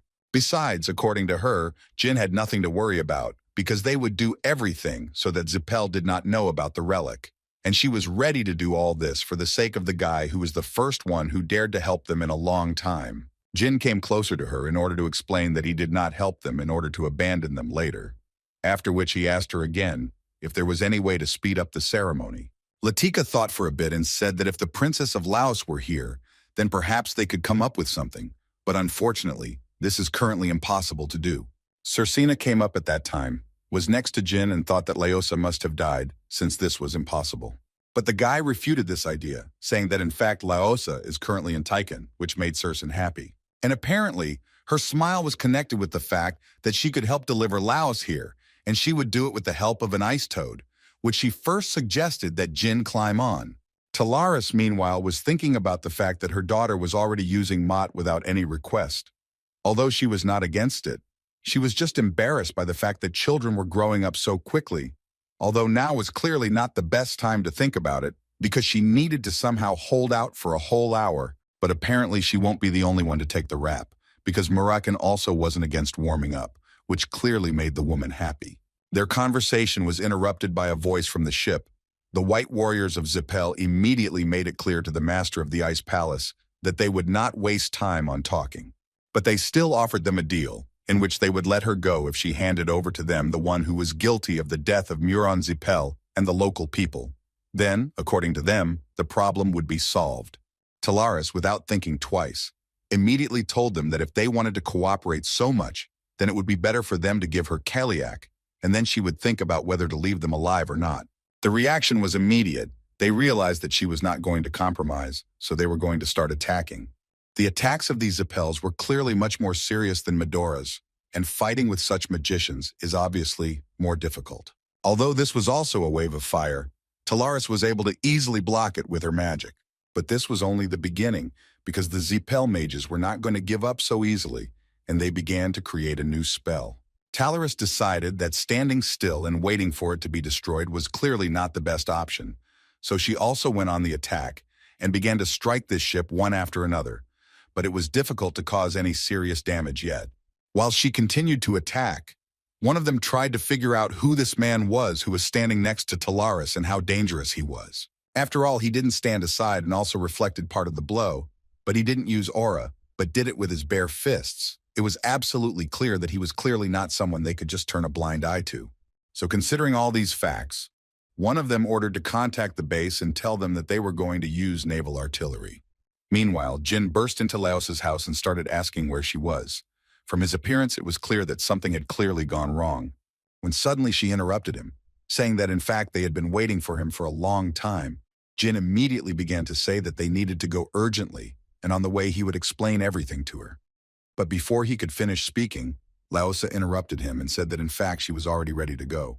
Talaris continued to fight desperately at this time, and while her ice strikes were effective, even she knew that this could change at any moment. Moram also did not stand still and reflected all of Zippel's fiery attacks. He was glad to finally be back in the fight, although fending off such a stream of blows was no easy task. Suddenly, his thoughts were interrupted by Talaris, who froze his hands, which was quite incomprehensible for the Shadow Dragon. So she had to explain to him that it was a gift made of pure ice. She thought that it was better than nothing anyway. At that moment, Murakhan couldn't feel his hands, but it seemed to him that this was even good. He immediately decided to experiment with his new gloves, and the first thing he did was lift a huge stone above himself, which he quite successfully launched into the Zippel ship. Talaris at this moment understood perfectly well that everything that had happened before this was a child's play, because she remembered perfectly well what the kid from Runkandle had said, that they needed to be here. So these guys would not use naval artillery, and all this was just a bluff. It reminded her of a situation in which none of them were ready to make sacrifices, and if everything continued in the same spirit, then they would just drag out the very time that she promised Jyn. One of the Zippels understood perfectly well what the Ice Queen was thinking about now, and this really infuriated him, because they really didn't have an order to destroy yet. He also noticed that among the red people who were conducting the ceremony, two suddenly disappeared, and it was completely clear to him that they could not just fight while those guys were plotting something. When suddenly his thoughts were interrupted by his people, who suddenly called him to tell him that they had received an order from the base, which told them to carry out the complete destruction of this place. Murakhan immediately noticed that those guys on the ship had clearly gone quiet. He had the feeling that they had simply given up, but Talaris clearly didn't think so, because she understood perfectly well why there was such silence. And unfortunately she was right, because these guys prepared a huge fireball in order to destroy all living things here. But before that, they turned to Talaris to tell her that they had just received permission, and they hoped that she understood perfectly well what this meant for them. But still they were merciful and ready to give her a second chance. While they would count to 3, they would need to run while they could. And if they do not obey this time, then he immediately wants to warn them that he will destroy everyone who is here. As soon as this madman said the number 2, Talaris's daughter appeared behind her, along with Jyn and Laosa. But it was too late to change anything, and Zippel still decided to launch this attack. Seeing the guys behind her, Talaris decided that she couldn't just stand there and watch them destroy them. So she used the maximum of her abilities to stop this attack.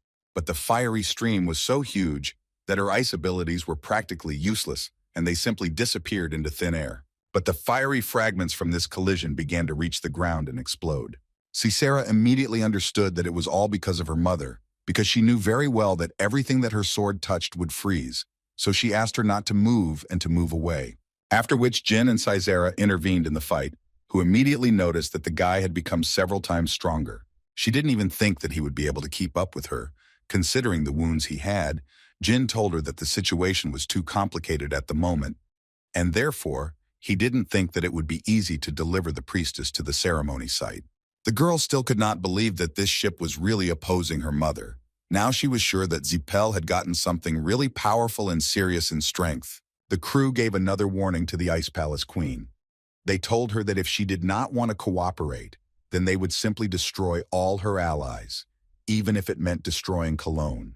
In response, they heard only her laughter, after which she calmed down a little and still told them that it seemed they did not even dare to think about destroying her. And she thought so because she was the mistress of the Ice Palace Talaris and Dorma, and therefore she was sure that even if they brought all their ships, they still would not be able to destroy her. In response to these words, one of them said that of course she was right. They would not be able to destroy her, but it seemed to them that the issue was different, namely that she simply would not be able to protect everyone who was near her. Therefore, they believed that they would endure a little humiliation, but she in turn would be disgraced and lose a client. She turned to Jyn to clarify, or did they bring this woman specifically to continue the ritual, and all she needs now is to take her there? Jyn said with confidence that if the woman could do this, then they would most likely be able to win. She heard Jyn, after which she asked her daughter and boyfriend to listen to her carefully. She wanted them to understand that she would block their attacks while they delivered this woman to the desired point. In this way, she was going to prove that either the Ice Castle or Zipel would definitely be disgraced today. Zipel, in turn, began to prepare cannons to wipe Colin off the face of the earth, and along with him, everyone who was on Earth at that moment. Jyn continued to fend off the Zipla's attacks to give the priestess and Sizer time to act. Moroccan also didn't waste any time covering Jin's blind spots. He warned that this was far from the end, and they better prepare for the next wave of volleys. The ship's crew continued their attacks, not even giving them a chance to catch their breath. However, one of the shells still hits Jyn, and he falls exhausted to the ground. Jyn is lost in his thoughts. He just can't believe he's come this far. He has to put his life on the line to bear the weight of the choice he's made. Sisera decided not to waste time and took advantage of this moment. She picked up Lao Su in her arms and rushed forward. The attacks became heavier and heavier, and one of them hit Sisera, who managed to throw Laos aside in order to protect her. She asked Laos to keep running so that all their efforts will not be in vain. The priestess realized that simple prayers would not help in any way, and it was time for her to make a choice herself. At this time, Jyn opens his eyes and sees Talaris in front of him, with the lifeless Sizer in her arms. The Zip army has surrounded them and is about to finish them off. Jyn just can't believe his eyes. He doesn't understand what the hell is going on here. A moment later, he notices Murakan, who falls at the hands of Kaliak's protector dragon, Kaduna. Jyn realized that he was not in his body, and all his allies were defeated. Had they really lost? He begins to torment himself, believing that he should have acted differently, but he discards these thoughts and realizes that only anger overwhelms him now. An unknown voice spoke to Jyn and asked him to never forget this feeling, and a moment later he found himself in another place. His surprise knew no bounds. In front of him stood Clom, who had been sealed in the mirror with the help of Soldred. Jyn doesn't understand what's going on here, but the creature explains to him that after today, he was able to understand which path he should take next. He has nothing to say. He doesn't understand what it means if it's already over for him. Clom interrupts Jyn and says that nothing is over yet, and they will talk about everything else outside. A moment later, Jyn opens his eyes and finds himself in his body on the battlefield. Sisera distracts him from his thoughts and comes to the conclusion that, judging by his reaction, his life is dear to him. Before she could even think about her words, they were immediately followed by a strong blow from Moroccan, who was unhappy that Jyn had been unconscious for so long. Jyn asked Moroccan if Kadun had attacked him, and he was only surprised why he decided to remember this freak. Talaris said she wondered where Jyn got his confidence from, but she never thought he would be able to reach the deity. The boy didn't even suspect that the priestess had summoned God into her body, who was able to get rid of the entire Kozak squad. Moroccan himself did not understand what had happened, but the White Knights could not do anything to counter such an attack. In addition, an infinite magical energy with a barrier appeared, which proved that this was definitely not some ordinary bad thing. Moroccan asks the deity to tell Jyn about his future plans. Jyn turns to the deity and realizes that she is not a priestess of Laos, but Clom, whom managed to descend into this world only thanks to the sacrifice of this child. She asked Jyn to consider the pain and death he had witnessed today as a small lesson in what he wanted to achieve today. Murakan doesn't believe that everything that happened today was just an illusion, and Klamu better stop lying to Jyn. He doesn't understand why this whole performance was necessary and asks, what exactly did Clom want from the boy? The deity decided to reveal all the cards and called into his hands that same legendary mirror. Klam says that even though he was the creator of magical power, he still couldn't completely subjugate such power under his control and almost destroyed the world because of it. The deity demonstrates everything at once, and with the help of shadow energy, he calls upon the seal of Soldred, although it was weakened, but God needed someone who could support it. Klam decided to tell that this mirror contained endless magic, the source of which was him. He knew that if such a power was released, the world would be erased without a trace, and asked Soldred to seal it to stop this. And the children of Colin protected him for millennia. God said that before, Colin was completely different, and there was no one stronger than its inhabitants. But after it was sealed, his blessing could not even reach them. Klam expresses his gratitude to Jyn, because only thanks to him and his 1,000-year contract with Soldred, he can put an end to all this. The deity hands the mirror to Jyn, and he immediately feels that magical power literally overflows him. He realized that he had to protect the seal, which used to be the job of the people of Colin, but they were no longer capable of it. Klam asked Jyn to watch the seal because it is a gift to him personally from Soldred. Klam said that this was a true masterpiece of Soldred, into which he put all his efforts, creating something like this for the first time, and one could say that the seal was a part of himself. Jyn thanked the deity for the information, but said that the priestess of Laos herself told him that she would call Soldred. Klam was surprised by what he heard, and decided that she had simply promised Jyn the impossible, and that even Moroccan would not have been able to do it. The deity asks Jyn to forgive the priestess, because she did not know that this was his second life. Since Klam had already handed over everything he needed, it was time for him to leave. And before that, he decided to thank Jyn for his choice to stop the suffering of the locals. Finally, the deity said that he would always be in this mirror, always paving the way for the genie. Talaris admitted that she did not expect to see God thanking a person after so many years of life. The queen decided that it was time for them to run away while they still had the chance, because who knew when the enemies would call for more reinforcements. Jyn agrees with this decision and says that they will all leave here together. When the priestess of Laos finally came to her senses, she understood why Klam did not answer her. She did not even guess that all this time he was imprisoned in the mirror. The deity asks forgiveness from the priestess for being able to save everyone by using her body, and asks forgiveness for the enormous burden he placed on her. At parting, the priestess does not hold back her tears and thanks Klam because he heard her prayers and saved them, so she asks him not to apologize to her. When the priestess returned to the others, she told them that their people were once prosperous, but at some point they became a poor and weak tribe, and then completely slaves of the Zipples. She is very happy to see the mirror in Jin's hands.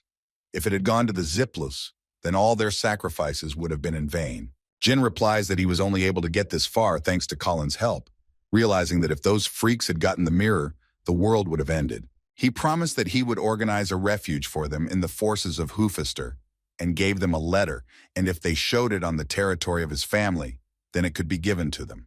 The reporter thanks the young master, but Jyn asks him to do a better job of reporting on the Zippel family's atrocities. Dino is sure that he will be censored, but Jyn assures him that he is not the only Ziplov hater and will only start a chain reaction. The youngest of the Run Candles assures him that after the article, people will start to rebel against the Ziplies and take his side, and he will become a great journalist. Jyn thanks Lady Talaris for her help and worries that the Ice Palace and the Zippel family will become enemies because of him. The lady assures him of the opposite, because Keliak will behave more carefully since he does not know that the deity has descended and will think that it is the Jyn who has become stronger. Jyn decided to ask how he could thank Talaris, but she refused such an offer, because she also learned a lot of valuable information. Sai Sora also bids him farewell and warns him that they will finish their duel next time. A moment later, Talaris comes to visit the head of the Run Candle family and offers him to tie the knot between Jyn and the Ice Palace. Dino and Tika came to Jin's older sister to report everything and said that the battle was serious, but he was okay. Luna asked Nanny Timon to find a suitable job for them and talk to the locals so that they can settle here quickly. Tika and Dino are in disbelief and thank her for such a generous gesture. She promises that she will try to help as much as she can, just to make sure they live up to Jin's expectations. After a month of the incident in Colin, the whole world was talking about unknown saviors who punished the Zippel family for the murders of the locals. Although Zippel said that Moran acted independently of everyone else, the wreckage of Kozak was found at the scene, indicating the involvement of the entire family in the case. The Lutheran Magic Federation covered up the incident, and Emperor Bementa personally declared the Zippel family innocent, and public opinion was soon divided. As a result, the Runkendel family gained in dignity, and Bement received the support of the Zippli family, giving them the opportunity to lie low. Suddenly, Tika distracts Dino from writing and throws hundreds of letters with donations and words of support on the table. Tika interrupted the reporter's surprise and said that many people had taken notice of them after they had been of no use to anyone for several hundred years. She is sure that their prayers should be directed to young Master Jyn, and one day he will become the captain who will raise the status of the Run-Candle family and bury the Zipless. Khan's thoughts are interrupted by the sounds of battle coming from ahead, and he decides to check what's there. At this time, Talaris attacks Jyn Randell with an ice block, but he does not hesitate to fight it off, and does not understand why she decided that she could interfere with his meditation for the sake of some engagement. She replies that she came on business, and not just to get on his nerves, but their conversation is interrupted by Khan, who came to give a letter to the head. The leader read the letter and learned about his youngest son's new achievements. He never thought that Jyn would go to that region, but Sharon is sure that he is not yet strong enough to defeat Kozek and the White Knights. Talaris asked the leader not to look at her like that because it was Jin's own request. Shirin understands that Kashmir dared to hide something from him, but the lady takes his side and tells him to praise him better because he made it clear that he is loyal only to Jyn Randell. The head of the family admitted that he was wrong and should thank Talaris, but she was more interested in what he would do next and asked Shirin to think over her proposals again. At this time, Jyn senses something and attracts the attention of the others. Kashmir said that it began after returning from Cologne. Jilly suggested that it might be a growth spurt or something similar, and the goosebumps were a normal side effect. Jyn analyzed his abilities and realized that he was able to reach the 7th rank, simply thanks to the legendary mirror, but he couldn't go further. He couldn't weaken the seal even a little bit. The servant approached Kashmir and told him that a visitor had come to him. He wanted to drive him away at first, but he understood that this man knew the exact location of one of the secret bases of the 7 colors. Jyn looked out the window to see who this stranger was, but his surprise knew no bounds, because in the yard he saw Jet.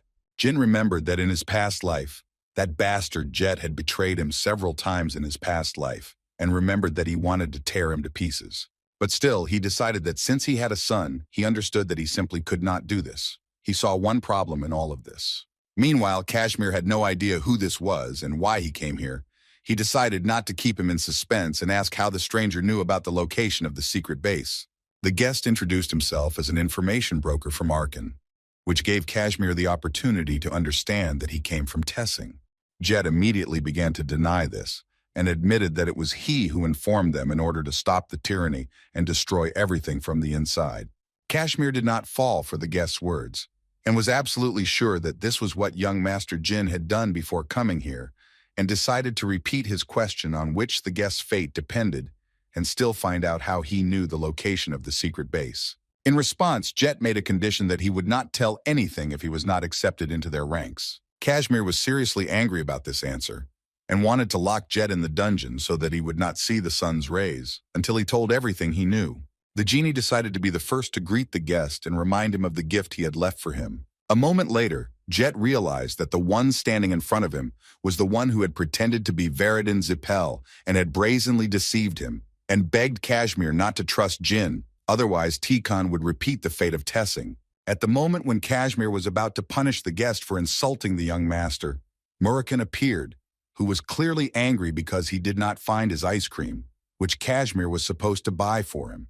Kashmir turns his attention to the interrogation they had arranged here, and Murakan remembers that it was this bastard who poisoned his juice. Jet doesn't understand why the hell they're all here, but he does understand that they all answer to one person, namely Jyn Randell. Realizing this fact, he falls to his knees in front of Jyn and asks for forgiveness, because he could not admit it until this moment, and after these words, Jyn remembers the old Jet that he remembered. Before the young gentleman could ask the question, the guest had already told him that Alu was a former cadet of the Run-Candle family, and his real name was Taken Marius. Jyn remembers hearing something similar once, and Gilly tells him that the young lady's first nanny was Tymoon Marius. Jet reveals that Spider-Arm Alu was a commoner from the Delka Kingdom, but passed the cadet exam for the Run-Candle family, and that's when he used the name that they tried to erase from everywhere. The young gentleman learned that Alu had taken the exam almost 20 years ago, but Kashmir did not believe Jet and put a katana to his throat. He could not understand how a commoner could get into the exam when the kingdom of Delki was in the heat of war. Jet says that he told the truth, but if that is the case, then Alu must have had someone in the Run-Candle family to help him. Jyn comes to the conclusion that the only people it could be are the purebloods or their nannies who provide support. The nannies in the Runkandle family not only raise children, but also grow in authority depending on the child's position in the family. When Luna Runkandle was named the temporary head 20 years ago, the nanny of the older sister wielded considerable power within the family, and Jyn realizes that if they are truly related, then the one who cursed him in his past life could have been his older sister Luna. The gentleman decided to immediately discard such thoughts because Timon could act on her own, but he does not understand why she needed to at all, and decides to trust Jet and go to Delki right now. He wants to see with his own eyes what they are going to do. Meanwhile, in a dark alley in the Delka Kingdom, a bandit beats up his protege because they failed to complete their collection before the deadline. The ward lies on the floor and the scoundrel's huge boot squeezes his head. He begs to stop. Otherwise, he will tell the government about everything. This answer only angered the thug and he was about to finish him off, but he heard a familiar voice that left him stupefied. The red-haired girl asked her brother Garber to stop because it could cause problems. The brute didn't understand why the girl was here, but it could mean that she wasn't alone and that her partner was nearby. A moment later, Garber received a fatal wound and fell to the ground in agony. After the stranger got rid of him, he was only disappointed in how miserably he lived after all the help from his mother. The poor guy, who was recently the victim of this monster, asked to be released. He offered to give all his savings and promised that he would not tell anyone about them. The man was once again surprised that Garber worked with such trash and replied that they didn't care about money, after which he cut off the unfortunate man's head with one blow. Kashmir remembered that the surname Marius was quite common and often found throughout the continent, but in the kingdom of Delki, it was only borne by members of a special organization. Inside the Moon Victims Orphanage, which seemed ordinary from the outside, orphans were raised to be murderers and spies. They say that they were given the opportunity to unite and then forced to eliminate each other, and the children who survived this became weapons for the kingdom's authorities. Later, this orphanage was closed, and since the prince's side won the civil war, 10 of the children from this orphanage were saved and given freedom, after which they received Delka citizenship. Having received this information, Jyn decides to immediately go to Delki.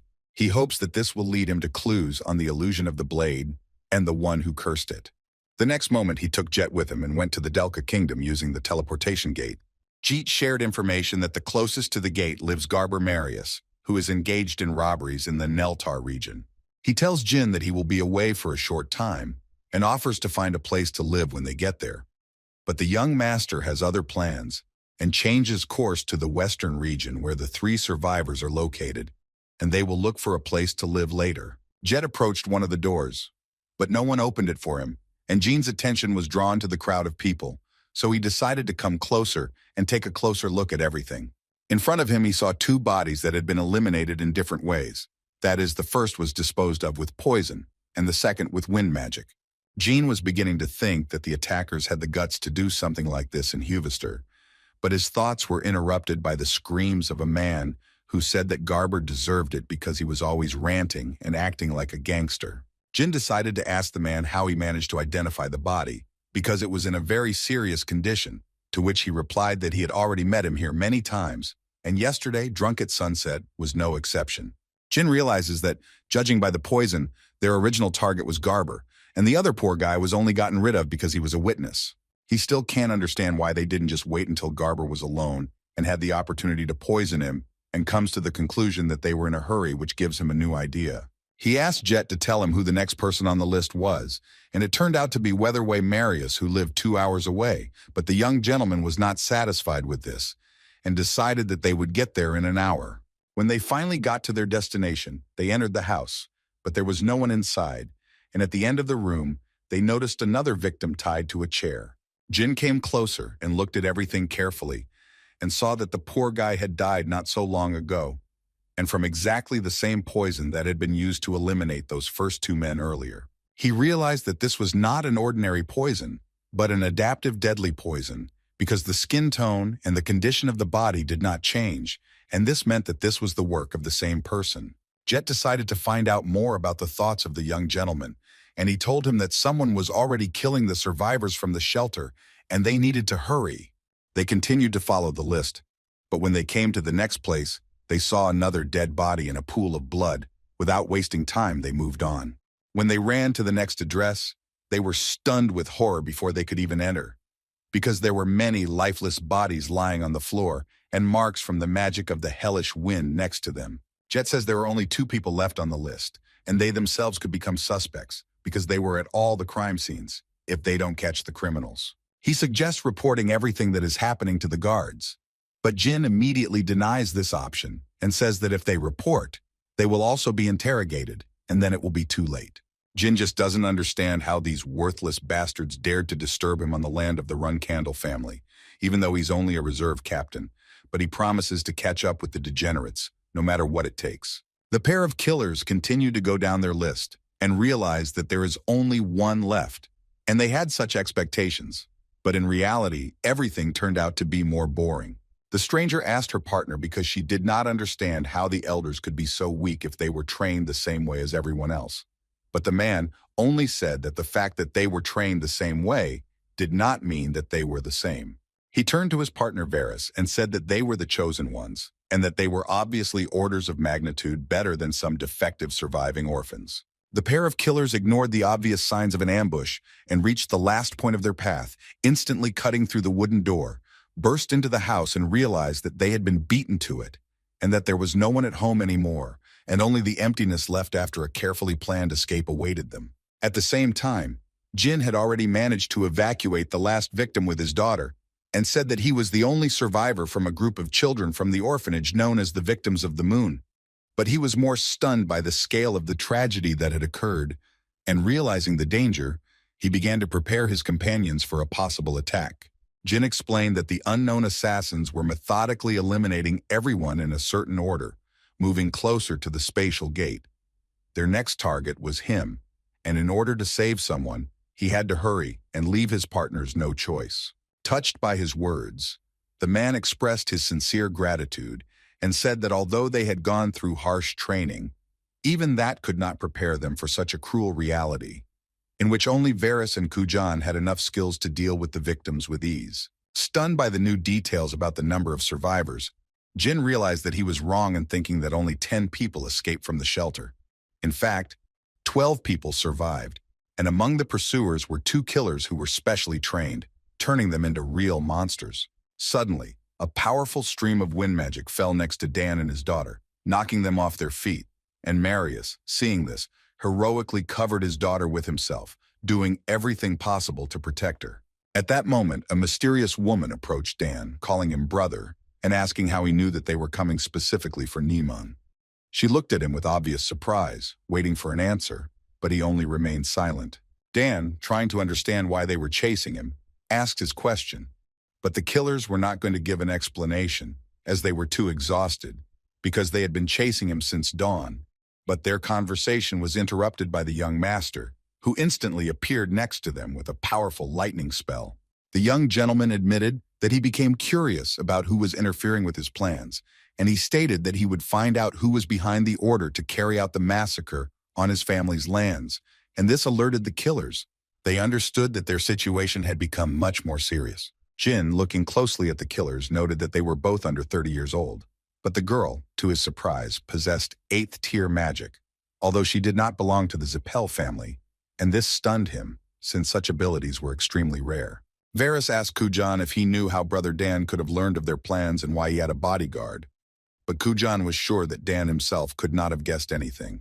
Confident in his superiority, Kujan said that they could eliminate Dan without any extra effort since they no longer needed him, and Varys would take on his bodyguard, finding out everything that was needed since they did not see Jyn as a threat, believing that they were capable of dealing with him. However, Kujan warned Varys that Jyn was, in his opinion, the most dangerous opponent here, but she only laughed and attacked, noting that her partner had always been too cautious, and because of this, she never found him interesting. Not wanting to waste time, Varys launched her windblade magic towards Jyn, but he created a barrier and easily reflected her attack, which threw her off balance. But Jyn did not pay much attention to this, but was ready for a counterattack.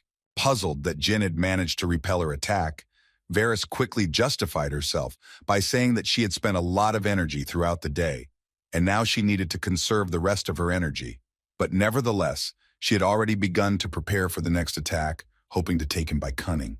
The young master, watching them, realized that the problem was not with the girl, but with her partner, who turned out to be not only a swordsman, but also a skillful user of poison, which made him an incredibly dangerous opponent. And Jyn increasingly realized that the situation required caution. Realizing the seriousness of the danger, Jyn asked Jet to take Dan and his daughter and leave the place as quickly as possible, but they did not want to leave him alone. But Jyn insisted, because he understood that they were torn between duty and fear for his safety. Suddenly, their conversation was interrupted by a sudden and swift blow from Kujan, but Jyn managed to block the attack at the last moment, which allowed him to continue the battle. He accurately entered into combat with the enemy and realized that he was facing a worthy opponent. The young master, when confronted by the 8th rank magical swordsman, noted that Kujan was incredibly strong, and he offered Jyn to simply hand over Dan and leave if he valued his life. But Jyn categorically refused, which only increased the enemy's rage. Continuing to repel the furious attacks, Jyn only chuckled and said that he was too attached to Dan to just give him up and was not going to back down, realizing that giving up was impossible. The young master, seeing that the battle was becoming dangerous, ordered Jet to take Dan and his daughter away and run away as quickly as possible, although Jet did not want to leave him at first, but then obeyed his order and left the battlefield, despite his own reluctance. Varys, noticing that they were leaving the battlefield, could not believe that they really intended to escape, and promised that she would find them while Kujan kept Jyn in the fight. A moment later, Jyn appeared before her with a spell in his hands that blinded the assassins, and the young master decided to take advantage of this moment and seriously wounded Kujan. Kujan was still able to defend himself from the next blow and forced Jyn to retreat. And a moment later, Varys opened her eyes and saw a huge wound on her partner, which infuriated her. Varys yells at Jyn for daring to hurt Kujan, and she swears that she will finish him off no matter the cost. Kujan interrupts her and asks her to calm down, because he can take care of himself, and there is no need to make a mountain out of a molehill. She has already overdone it today, so let him stop his control. Otherwise, he will suffer from the backflow of mana. Kujan takes out a flask with an incomprehensible liquid and drinks it, but Jyn felt some kind of terrible energy from it, although he himself did not understand whether it was energy, as he had never heard of anything like it. Jyn is surprised that someone used poison resistance to recover, and although it shortens his life, it gives him the ability to use the power of a swordsman who uses magic. Kujan said that he had a worse opinion of Jyn because he uses light magic in addition, but although he is curious, the mission is much more important to him, and he changed his mind about taking the young master alive. The next moment, Kujan was already behind him and was ready to thrust his poisonous sword right into Jin's weak point, but he was able to turn around at the last moment and repel the crushing attack.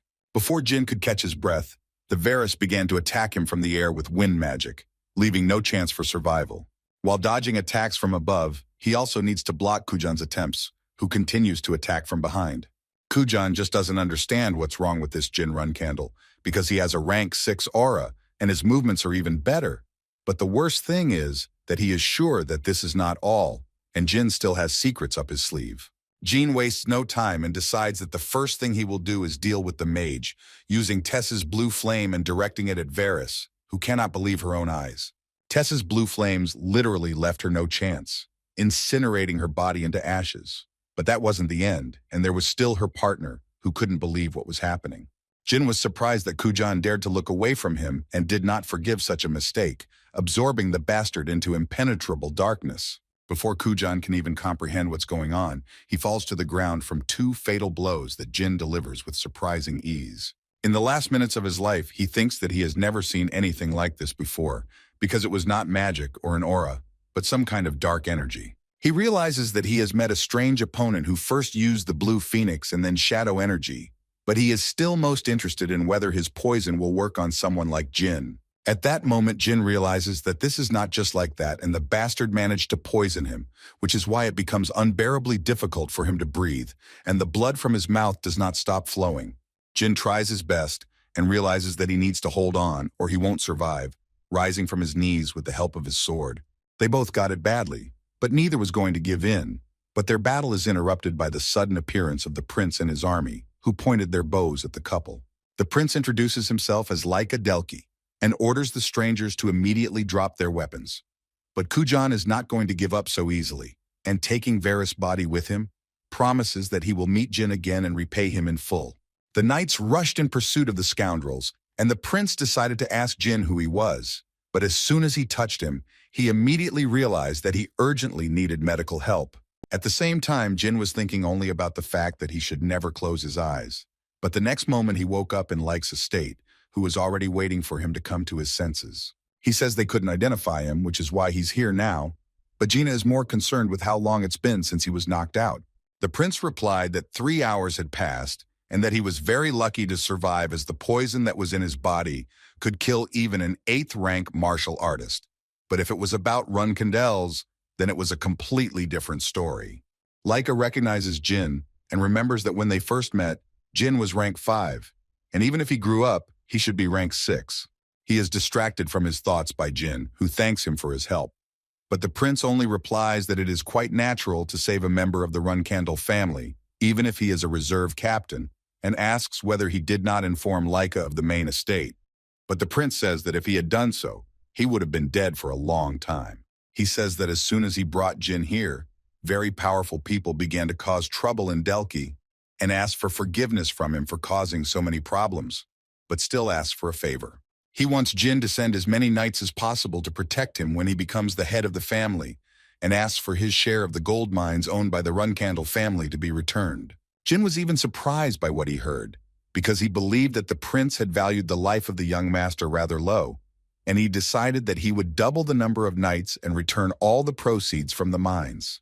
The prince was shocked by this answer because it was too much, but Jyn quickly explained that everything was fine, and in the future he would be able to do anything within the Randell family's possessions.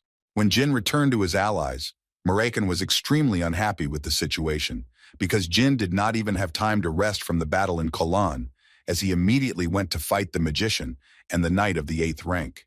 Their conversation is interrupted by Jet, who is glad to see the young gentleman, but he notices that he was beaten and asks about it. Jet admits that he reported the situation to Moram, but he did not believe him and beat him. But Kashmir decided to interrupt him and ask a more important question, which was interesting to him. He wanted to know what happened to Dan Marius, because he did not tell them as he waited for Jyn to return. Jyn decided to talk to Dan. He says that he risked his life for his daughter, and he needs information about who trained them all, including Kujan and Varys. Dan can't take it anymore and shouts that his older sister Luna Randell's nanny, Taimun Marius, is their all-mother. At the same time, Kujan and Varys were kneeling in front of their mother, who was unhappy with how they had failed the task and dared to reveal their identities. She was sure that they both definitely wanted to die. She tells them to get out, and from this day on, she will no longer keep in touch with them. But the couple does not understand what this means. Is Mrs. Taimun going to get rid of them? She had already made a decision for herself a long time ago, because this mistake turned out to be too big for them, but Varys simply cannot believe it and falls into hysterics, asking for another chance. She promises that this will not happen again. Taimun only slaps the red-haired hysteric. She tells them to never look for her again, but Kujan still wishes her to remain in good health. The nanny left, and on the way, she thought that the magical swordsman was definitely young Master Jyn, and that the black shadow energy that her man informed her about meant that he had already found clues pointing to her. She is sure that he and the young lady will soon start looking for her, but Taimun is sure that even if they find out the truth, Lady Luna will still not be able to kill her, so now she needs more information regarding Mr. Jyn. She already knows that he has shadow energy and uses magic, but she definitely doesn't know about one secret, so Kujan and Varys turned out to be not completely useless to her. At this time, Dan asked Jyn if he has ever encountered Taken, who was also Alu's spider legs, but the young master said that he not only knew him but also killed him. Dan does not believe what he heard, because why did Jinu need it? But later he learns from him that Alu was the head of a criminal group, and before eliminating him, he mentioned the name of the very person who ordered to kill him, and it turned out to be Taimun. Dan recalls that 15 years ago, when leaving the business, Taken told him that Taimun had made a deal with someone from the Randell family who had great power. He also warns the young master that if things don't go according to plan, their brothers and sisters will be in danger, so they need to be extremely careful.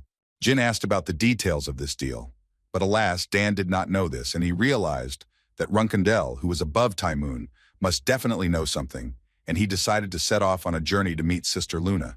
Meanwhile, in the living room of Lady Luna's estate, Tika thanks the lady that they were all able to find work, and the Colonians finally began to live in peace. Luna understands that her little brother will like this, but their conversation is interrupted by a sound outside the house, and outside the gate they notice Jyn himself, completely soaked from the rain. When Luna and Jyn were at the table, the brother shared all the information he had, but this only made his sister laugh, because she simply could not believe that the nanny raised murderers from orphans in order to order them to put a curse on Jyn. She didn't understand why she had to do something like that, and insisted that her brother had simply been misinformed and that he could see for himself when the nanny came back from vacation. Jyn tried to address his sister again, but she only became angry and slammed her fist on the table with all her might, because Jyn continued to act as if everything he said was true. She couldn't believe that her nanny was capable of such a thing and was sure that she was simply set up, and the survivors from the shelter could have simply lied to him about everything. But if the nanny was really connected to this, then there must be some reason. Luna says that they can't just sit around doing nothing and decides that it's time for them to go to her to find out for themselves. Meanwhile, Taemoon thinks that Kujan and Varys have revealed themselves, but they will be dealt with after all. She can always raise new hunting dogs. She's more interested in how the young master will be able to find out about everything, and who from her circle made a mistake. And if no one screwed up, then she still does not understand how Jyn managed to do this. Her thoughts are interrupted by the appearance of Jyn himself with Luna, but the young lady decides to get down to business right away and asks the nanny if she knows Varys and Kujan. After a short pause, Taemoon admits that he knows them, but then Luna doesn't understand why the nanny secretly raised killers and targeted Jyn. Taemoon only says that it was not she who gave such an order, and was simply stunned by the fact that her dogs encountered young Master Jyn, so she was waiting for them. Luna restrains herself from hitting the nanny. She doesn't want to hear such excuses in the hopes of forgiveness for the fact that she secretly raised murderers. Taemoon only asks for forgiveness, and asks the lady to send her to the family court, so that she can explain everything in detail. But Luna does not believe that her nanny is now trying to escape. She just can't understand her actions and keeps asking her to explain everything. But Taemoon just apologizes for hiding it all from the young lady. But the reason she raised assassins is for survival. The nanny reminded the lady of how many enemies she had within the family, and as a result they had to face dangers together every day. Luna does not understand what Taemoon is talking about, because no one could dare to attack her people. But the young lady did not even guess that the employees and the residents changed during the year for a reason, but because they were all killed by her brothers and sisters, whom she loves so much. After hearing this, Luna asks why the nanny didn't tell her this before, but she simply couldn't, because she knows the young lady very well and understands that even if she had told her, she still wouldn't have been able to kill her brothers and sisters. Taemoon recalls how Luna gave up her right to inherit precisely because she did not want to do so, and how immediately after the lady made such a decision, all her people inevitably became victims. Exactly 35 years ago, she had no choice but to become a dog for the nobility. But the Randell family recognized her skills and hired her as a nanny so that she could start living like a person, not trash. That was her destiny, but it changed when Luna became the first child in the family, and the little lady became a real gift for her. It was not a problem for her that the other children became rivals for Luna, because the leader said that the young lady inherited all the talent. Taemoon only continued to support her in everything, but was surprised when the young lady admitted that she did not like to fight, although the nanny understood that it was naive to refuse battles because of threats, but later became convinced that this was groundless. At one point, Luna decided to stop all this, because she does not want to become the head of the family with the help of such methods, but the nanny tried to dissuade her because there is no other way if she wants this.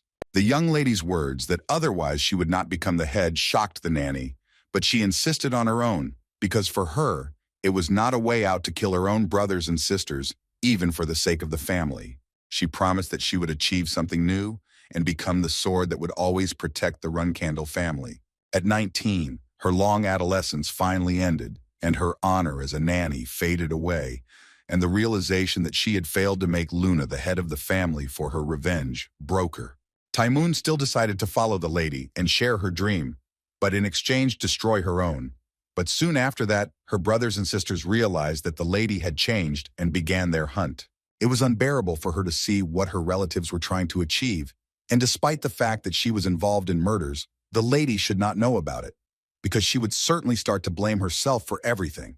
The nanny remembers how Taemoon Marius approached her and asked her to fulfill his request, but she only asked to kill her quickly, But Taimun once again asked to listen to him and join him, because he can give her true freedom. Finally, Taimun asked for forgiveness from the young lady, because she hoped that she would take this secret with her to the grave.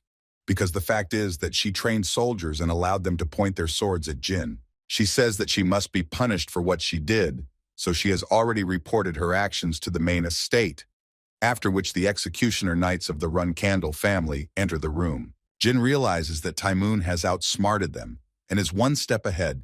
He finally promises to see her in court, and understands that she trusts someone unconditionally to behave like this, because there are not many people who can save her from family court.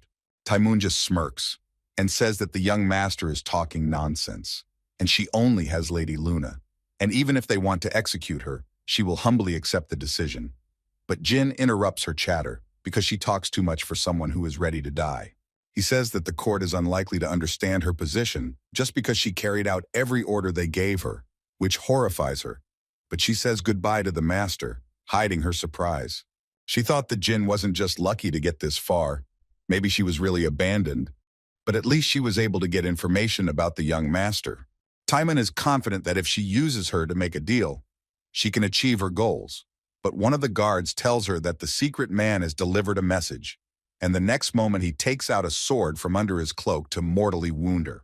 Luna parries the knight's blow and becomes enraged that a mere servant would dare try to kill her nanny, and comes to the conclusion that they have all forgotten who stands before them.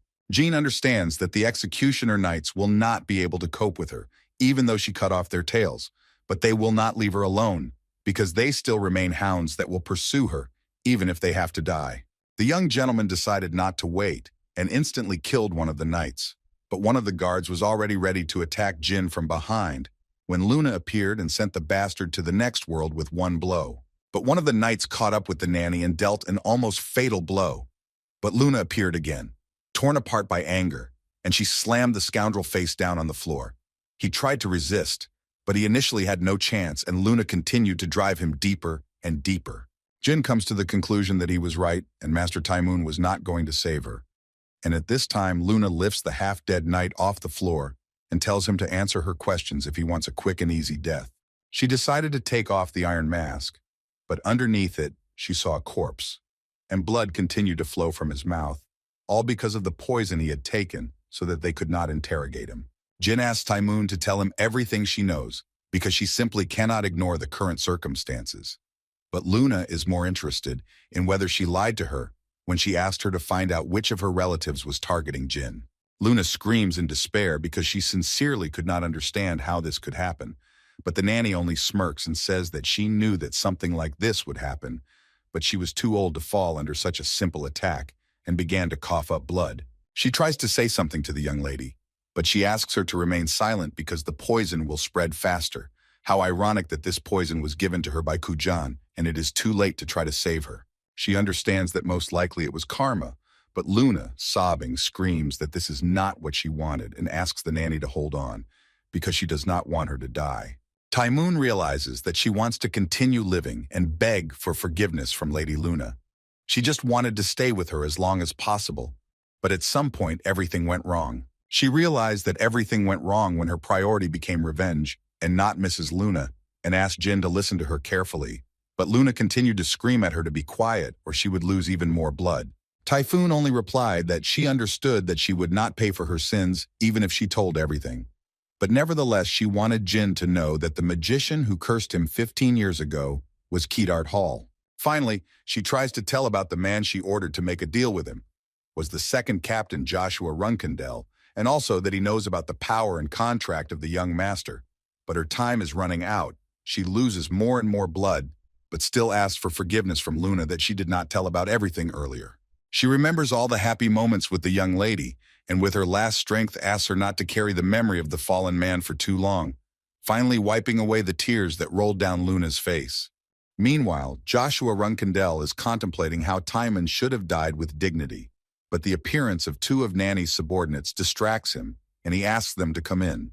Joshua says that Taimun refused them and does not understand why they came to him then, but Varys does not want to make such a decision and asks the master to convince Taimun because they will not be able to work without her. Kujan tried to stop Varys, but she continued to beg for help and offered anything in return. But Joshua only apologizes to the guests because he cannot fulfill their request, no matter how much he would like to. He understands that the couple doesn't know anything yet and tells them that Taemoon didn't just decide to drive them away, but to save them from death. And she was killed by a magical swordsman whose identity is still unknown. Joshua revealed that Taemoon had spoken of being in danger and asked for help, so he sent 5 knights, but all of them, including the nanny, were killed. Varys is filled with anger. She just asked this damn magical swordsman and vows to kill him, no matter what it costs her. Joshua says that the killer is Soldred's contractor, and there is no other information about him yet. He does not know where he is from and who he is connected with, but he still asks the guests not to hang their heads, because sooner or later he will also come for him.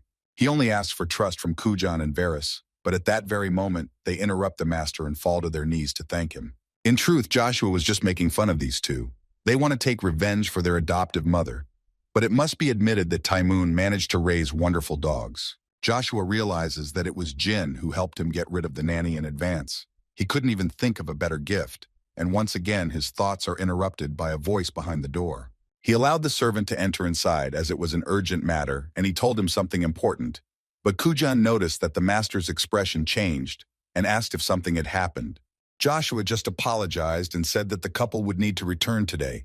He would prepare a place for them, so they would need to stay there and wait for him to contact them. At this time, the door of the estate shatters into pieces, and the guards fly off in different directions from such power. But when the dust died down, they saw the enraged Lady Luna. One of the knights asks the lady to calm down, because he does not understand what she is trying to achieve by this. But she is serious and quickly shuts his mouth, because she is the one asking the questions here. She asks where Joshua is now, but the servant was not going to answer the question, because the lady was breaking the family rules. But apparently she did not care much, and lifting the poor guy off the ground, he warns him not to even dare mention them in her presence. Luna orders the knights to go and do their duties, and she herself will finish what she came for. But they decided not to obey orders, for which they immediately paid, because it was not difficult for the young lady to throw the idiots in different directions with just her energy. Finally, she repeats once again to get out of here before her patience runs out, but she is interrupted by Mr. Joshua, who asks Luna about the reason for her sudden arrival. He stands behind the Black Knights, but Luna understands that he is simply afraid of her, because then he would come closer. She doesn't understand why he decided that she came to kill him, but Joshua only asks her not to talk about such things. Joshua pretended he didn't know anything and asked his sister to tell him what happened, because he would definitely listen to her and support her as they were family. Luna was able to come to her senses, and at parting she says that she will not kill Joshua today, but came to warn him, because although a little, she is still worried about him. Joshua understands that now he will have to leave his sister because of the Zypel family. But when everything is over and the Runkandle family becomes his, then Luna will be the first one he gets rid of. Jyn meets Luna and realizes that something is wrong with her, but her sister says that she is fine, and she just needs to calm her emotions. The brother realized that Joshua was trying to provoke her after what happened, and Luna only confirms this, saying that he was hiding behind the backs of the Black Knights. Jyn is surprised because among the many knights of the Runkandle family, only the top 10 receive this title, which means they must obey only the head of the family and his wife. The young gentleman does not understand how Joshua managed to persuade his parents to do something like this, but he decided to leave it for later, since what worries Luna most is that she could not even bury her nanny because of the poison, which even dissolves the body. She starts to cry because she can't come to terms with the fact that it was also used on her subordinates. But what's hardest for her is that if she knew how to help her, then none of this would have happened at all. Luna was able to forgive her nanny despite the fact that she betrayed her, but she still considered her family, but her own brother Joshua became a sworn enemy. Since childhood, she not only hated this family strife, but she hated it because the hatred and hostility between brothers and sisters had originated a long time ago. She was afraid that they would all repeat the history of the past. And that is why she became the sword that protected the family and did not allow anyone to die. Only now does she realize that she simply ran in fear, afraid to fight, and now she is paying for her cowardice. Luna decided once and for all that from now on, she would get rid of anyone who would target Jyn, and if he wanted, she would deal with anyone who would threaten him. She decided that from that moment on, her sword belonged only to her younger brother and no one else, because she would not forgive herself if something happened to it. Luna decided that this was the right thing to do and would help Juna, even if she had to turn away from the rest of her sisters and brothers, because that was the price of her cowardice. She had never been sure that she would stop everyone who would become a threat to her brother, and if necessary, she would even kill her own relatives. Jyn only reminds her of her own words that she once told him and says that it doesn't matter to him what she does or who she becomes, he will always support her. Luna, in tears, falls into her brother's arms, and he promises her that he will be able to protect her when he becomes captain, and she, in turn, promises to do everything so that Jyn becomes the head of the family. At this time, Murakami cannot believe that Joshua used a magician and cast a curse on Jyn, because even in Tamar's time, something like this never happened. This environment is refreshing for Jyn. He missed these screams and shouts so much. But Gilly interrupts this chaos and decides to find out about Joshua's intentions. Does he really want to harm the young master? Jyn replies that there are many reasons, but the most important one is that Joshua does nothing, even though he knows he made a contract with Soldred. Gilly comes to the conclusion that Joshua broke the rule of the Storm Castle and tried to harm it, but did nothing in the main estate. Jyn realizes that they need to figure out why he did it, because if his hypothesis is correct, then Joshua is trying to get his contract. He thinks about his brother's connections with the Zippel family, who are capable of stealing the contract with God, but realizes that Joshua was not close to them, which means there is another way to steal the contract. Kashmir interrupted the gentleman's thoughts and said that he had found information about a rather famous magician who was now in Meltador on the eastern continent. He handed the papers to Jyn and revealed that the mage had previously used the alias Amal after he founded a high-level magic academy in the kingdom of Zippel. Jyn read the papers and learned that the magician was currently studying a certain type of magic and asked his friends not to look for him for the next 3 months. At this time, a man in a white robe with a staff is sipping his drink in a pub, but is distracted by a stranger who addresses a man named Amal. The man was surprised that someone recognized him, but the stranger continued and introduced himself as an aspiring mage who was heading to the prestigious Meltador Academy. Having attracted the attention of everyone present, he said that he had heard about a noble elder and had come to meet him.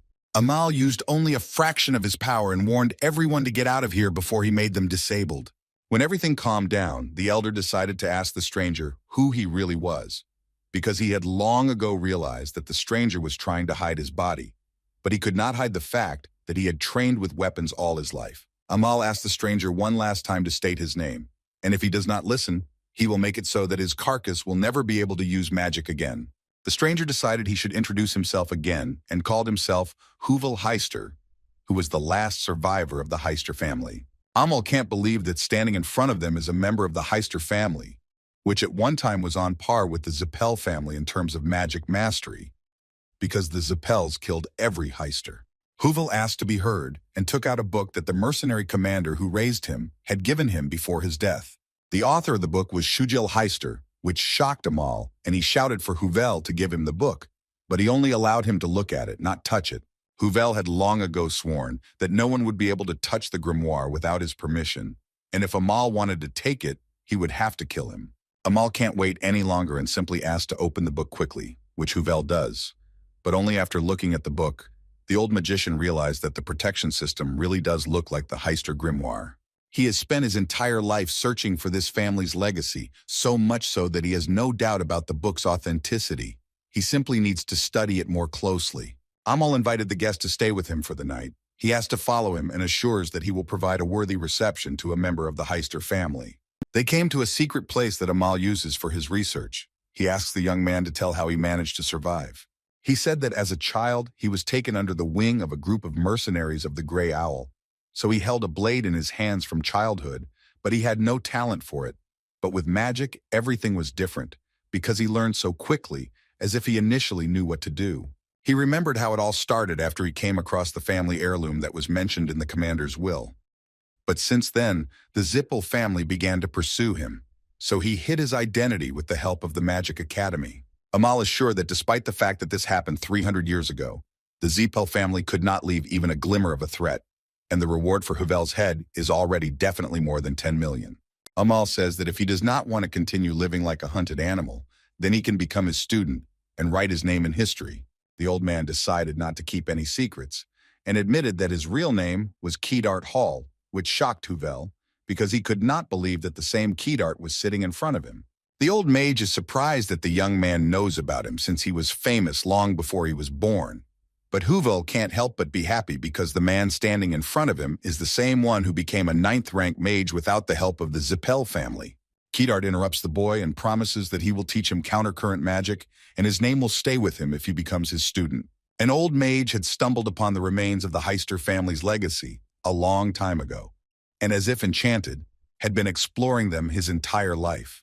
But at a certain point, there were no clues left, and he was ready to give up when LVL Heister appeared.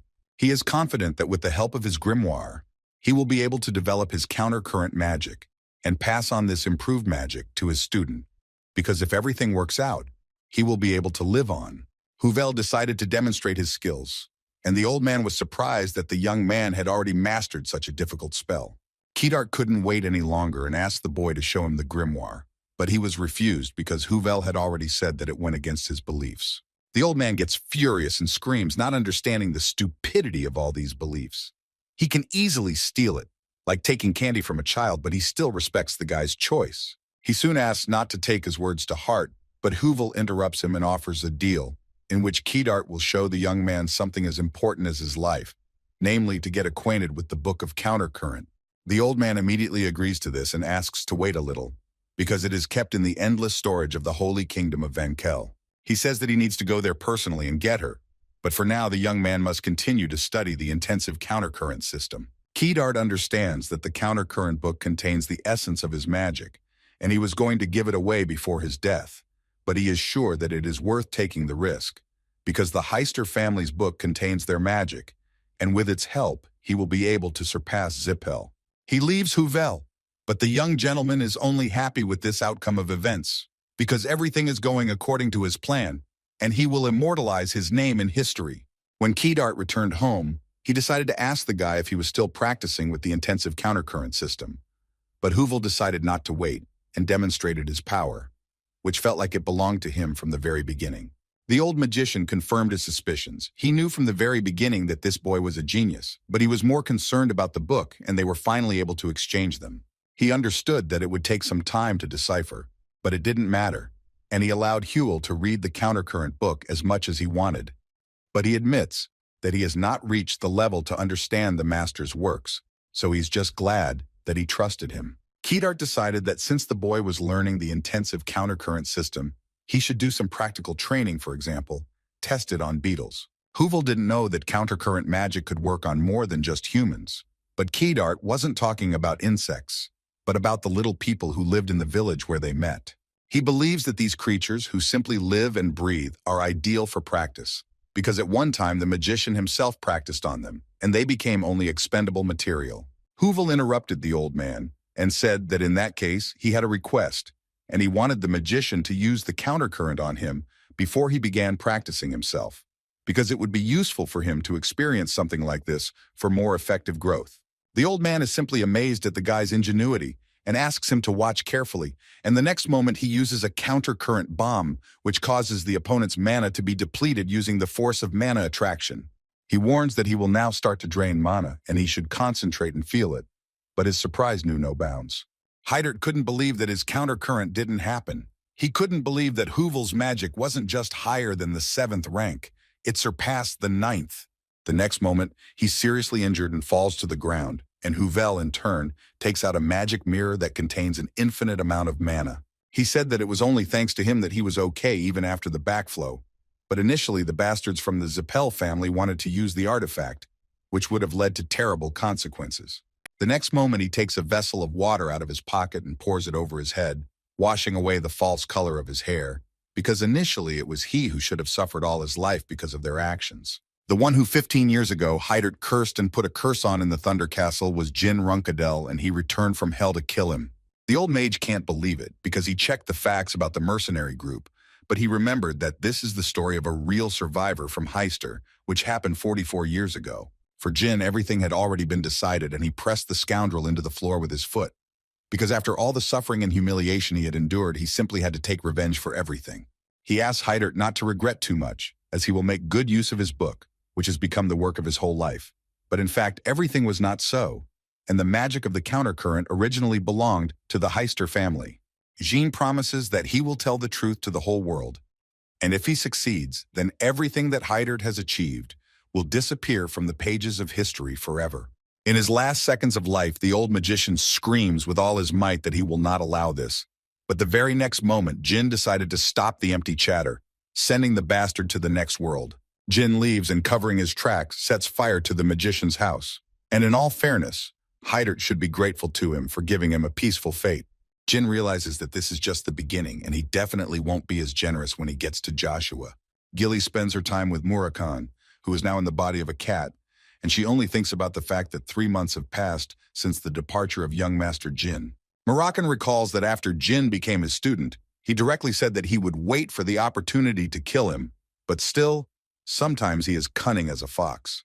The nanny interrupted his thoughts with her tears, because no one could even imagine how worried she was about the young master's antics. Moram tried to calm Gilly down, because when the 7 colors were looking for information, it turned out that Hydert admired Jyn, which meant that there should be no problems, and the young man would be able to fool the old man. At this point, Jyn decided not to wait and distracted them from their conversation with his sudden appearance, which caused the nanny to immediately rush into his arms. Jyn revealed that he had managed to obtain the Hydert grimoire and asked Moram to explain its contents.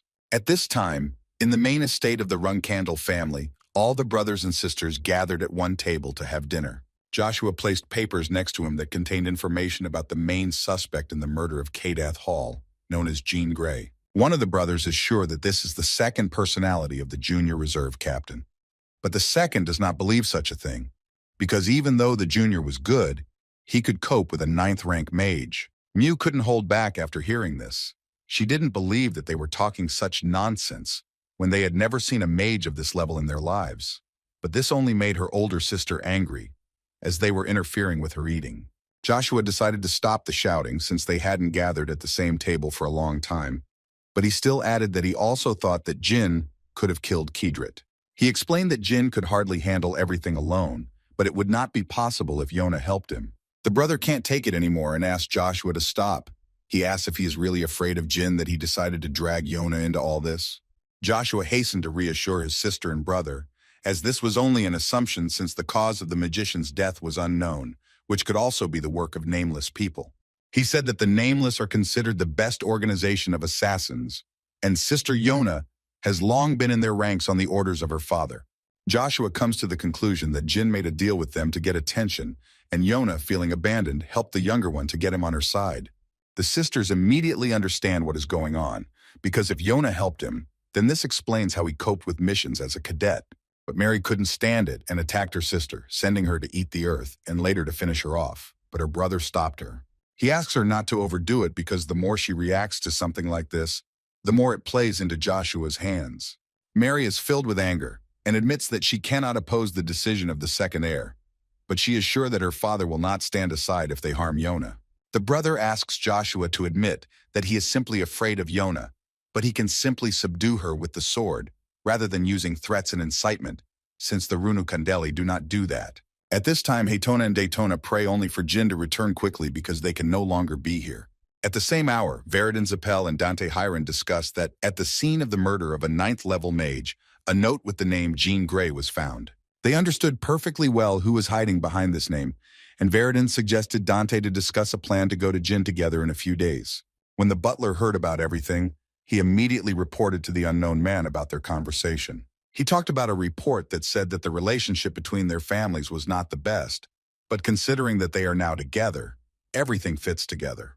The Zappel are somehow connected with the death of Hydert Hall, and Veridin gave something to Dante. There is also a version that the Zappel are looking for new allies and getting rid of those who do not agree with them. But it didn't matter whether it was true or not, because it would be a worthy reason to suppress the growth of the Zappel family, and the man asked the butler to leak all the necessary information to the press. The man considered the fact that the bastards from Zappel were definitely in a hurry, which was unusual for them, as if someone was directing them.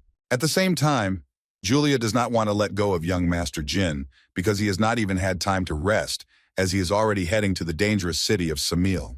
She doesn't understand what he needs there, but the young gentleman replies that he just needs to meet someone and get something. The nanny was surprised that the young man had friends there, but then she immediately remembered Mrs. Yona. And the lady herself sat and thought about how her brother had left the family after he became a reserve captain, and then began to do some amazing things. Yona really wants to know how strong her brother has become, and time after time wonders if he will come to Samil because she wants to play with him. Kashmir warned Jyn that he would also be gone for a while because he forgot something in Beement, but the girl revealed that his father had simply called him.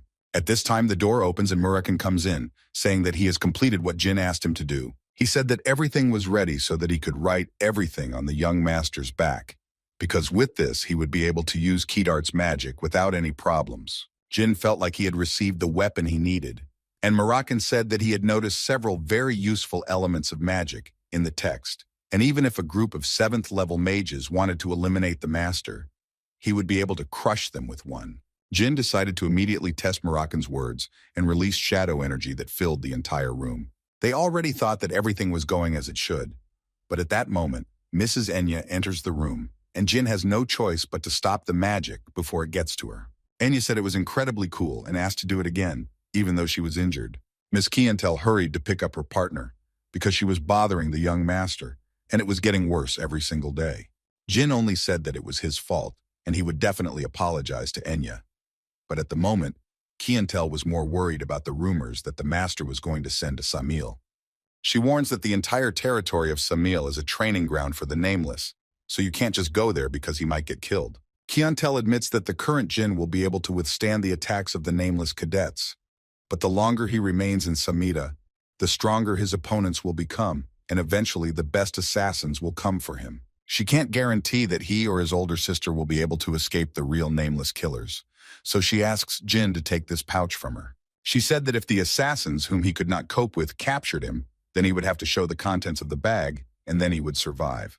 The young master is very surprised by such a generous gesture and does not know how to repay him, but Kiantel calms him down and asks in return that he help Enya with training when he returns. Jyn set out on his journey, and when he arrived at the southern gates of Samil, he decided to enter the city, but was stopped by the guards. Jyn handed over the ticket that Kiantel had left for him, and the guards immediately understood what was going on and asked the young gentleman about the purpose of his visit.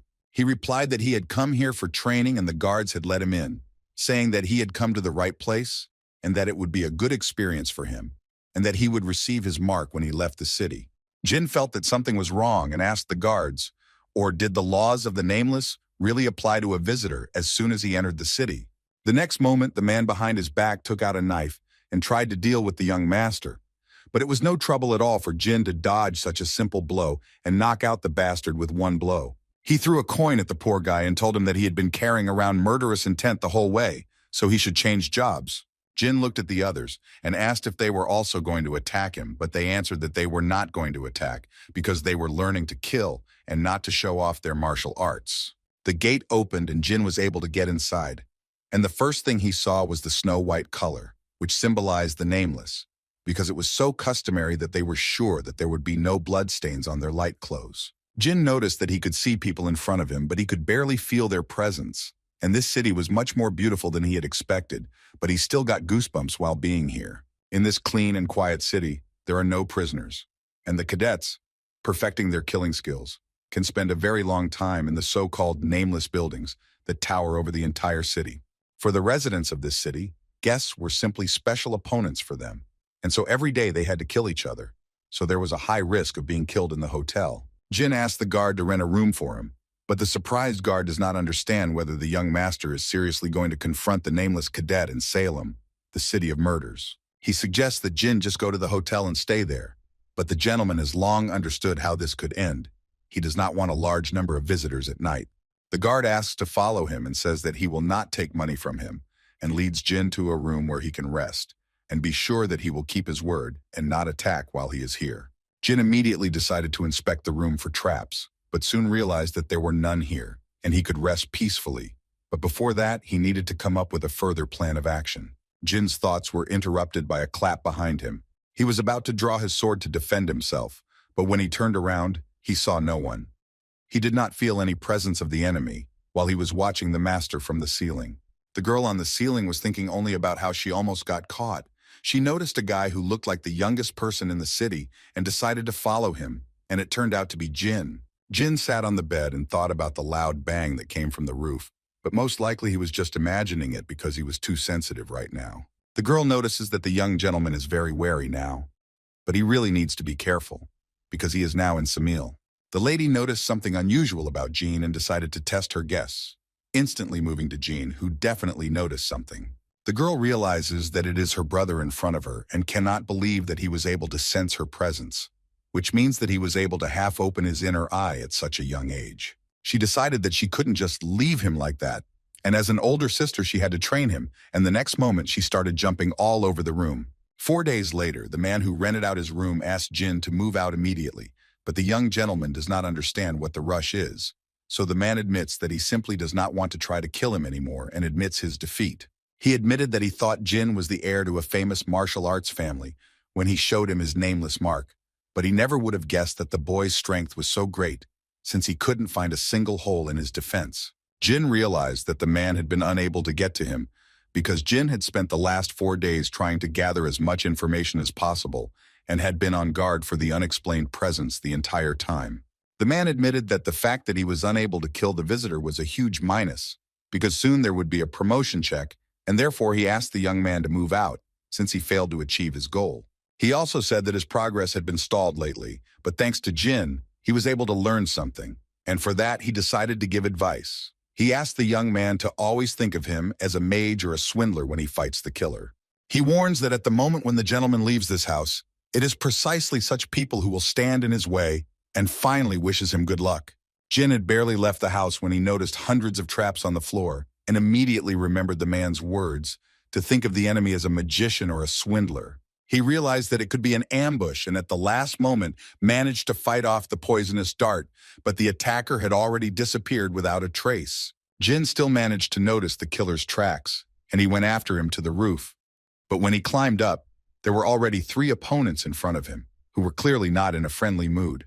One of them used the threads that were tied to the traps to bring them down on Jyn, but such a move does not work against him, and he repels each threat with one swing of his sword. Soon, the young master realizes that it was the assassin's plan to get the sword stuck in traps, and he would not be able to do anything with it. The other 2 decided that this was the best time to attack and pulled out their daggers to finish off Jyn, but the young man had other plans, and with just a wave of his hand, he was able to get rid of the attackers and free his sword.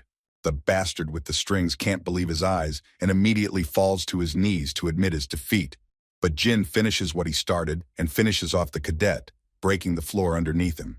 Jyn picks up the bag of coins and throws it to the man who just left the house, but he never thought that the young man could deal with high-level cadets so easily, let alone him. Jyn was about to leave when he noticed one of the arrows flying straight at him, but he managed to react and deflect it. He doesn't know who is behind such a template trick, because using arrows after traps is too banal. He turned his attention to the air and noticed hundreds of arrows flying straight at him, but he also managed to dodge them by jumping into the air. He doesn't know how many attackers there are, and since it's come to this, he needs to get to a high place and spot the opponents, and not sit and hide.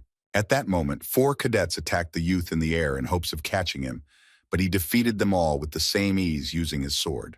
The arrow attacks continued anyway, and Jyn had no choice but to dodge them, while his sister watched everything that was happening and was delighted with the speed of her brother's adaptation.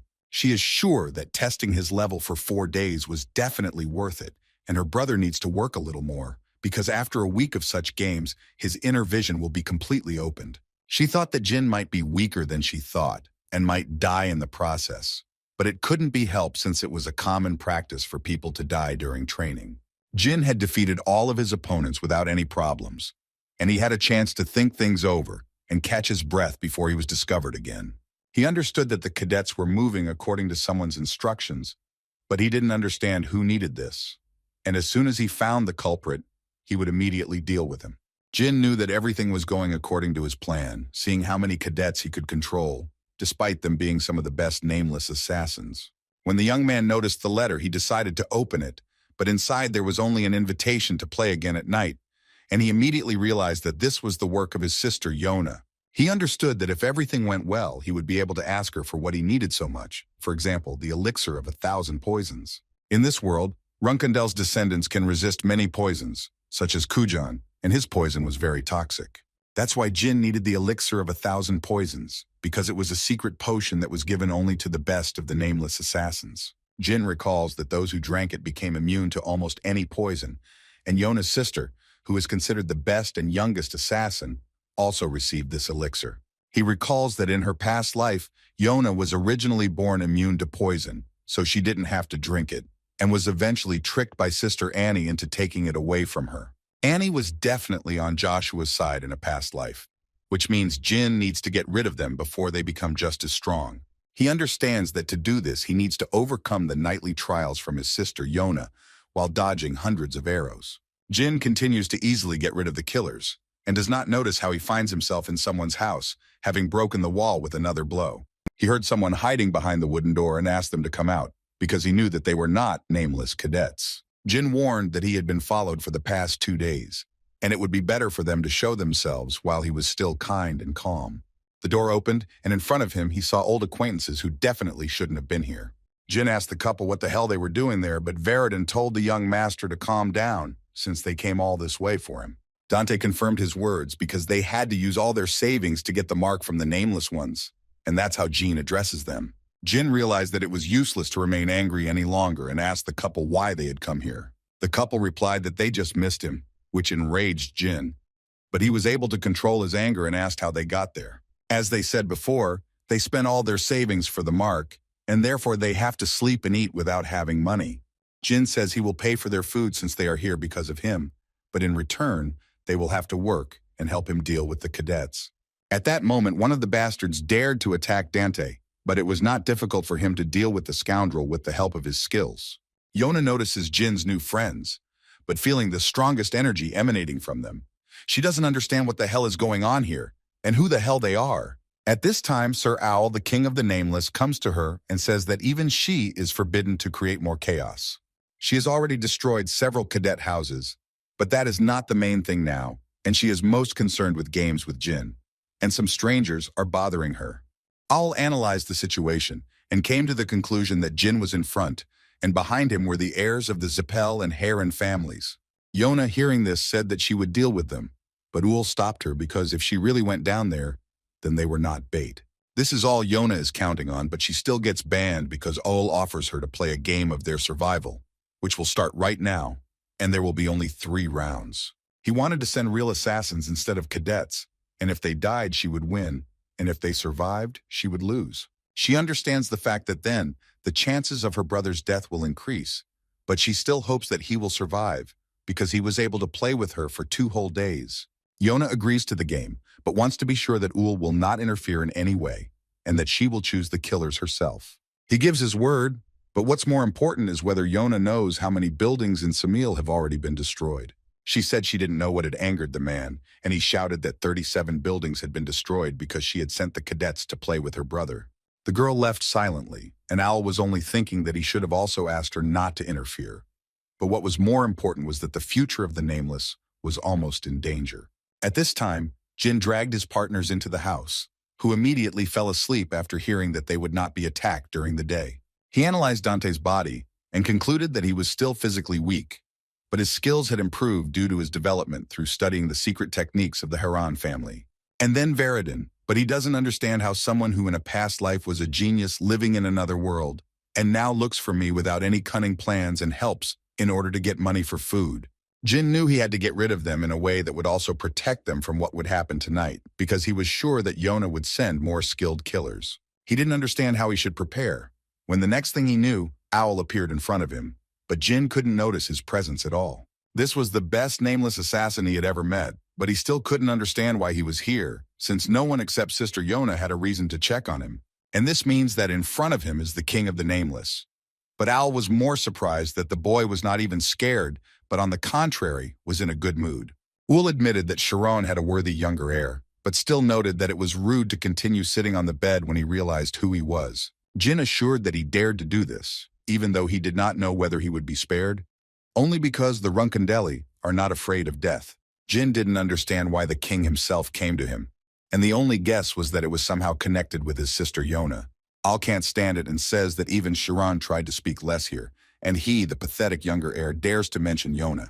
He lifted Jyn by the throat and asked how he dared to act so brazenly after such a mess, Or was it just because Yona was covering for him? Owl threw the young master aside, who didn't understand why he reacted that way to the mere mention of his sister. The king thought that tearing Jyn to pieces would not be enough, but for the sake of Sir Chiron, he would forget about everything this time. Jyn asks for forgiveness, because he dared to speak without asking, only because he is inexperienced, and if he wants to punish him, then he will gladly accept the punishment. The king said that from this night onwards he would be attacked by real killers in white masks, but most of all, Ol was concerned about the lives of his partners. Ol explains that Yona started this game, putting the lives of these two on the line, and Jyn realizes that he is asking him to intervene in what his sister has started. Jyn still didn't understand why the king needed all this. But could it be that he simply couldn't control his sister and thus asked Jyn for help? He wondered what kind of relationship Yona had with the Nameless Ones. But the main thing now was that the killers would attack 3 times, and they needed a plan. The king suggested that they better group together and head to the center if they wanted to survive the night, and tomorrow Veridin and Dante would be able to leave the city. The genie told the king that he needed the elixir of 1,000 poisons, but Owl could not believe such impudence, because even if his father could not do it. Owl came to the conclusion that the elixir was worth about the same as his life, so Jyn must save the heirs of Zippel and Haran. The king wanted to warn the young man one last time and told him that a person can kill anyone if he is determined enough. But does he know why they do not use this power thoughtlessly? All because when a person wields a powerful weapon, he is feared, but if he waves it left and right, the wrath of the strong overtakes him. But since Jyn knew about it, why did he still mention Yona? And a moment later, he realizes that he was deceived, and the young man didn't even know about his relationship with his sister. That's why he asked whether the reason for his visit was connected with her, because if you think about it, he unknowingly exposed the young man to danger. He had no choice but to say goodbye to the boy, and the next moment he was gone without a trace. Jyn knew that the king wanted Jyn to send Dante and Veridin away from here, but it seems he has other plans and is not going to follow his lead. Before the sun set, Jyn decided it was time to act and warned his partners that today they would be hunted by real killers instead of cadets. The boys don't understand what the rush is about, but the young gentleman explains that when he fought with the cadets, he felt their presence at sunset, but now he feels nothing. Jyn felt something coming, as if they were prey and a hunter was chasing them. He knew, of course, that assassins were different from cadets, but this was a completely different level. Meanwhile, Yona and Ol were discussing that the girl had decided to send high-class assassins first. Was she really planning to kill Jyn already? She denies his words, but Owl said that her younger brother is smart, and that is why he is running now. But when the killers attack, he will not be able to do anything and will die.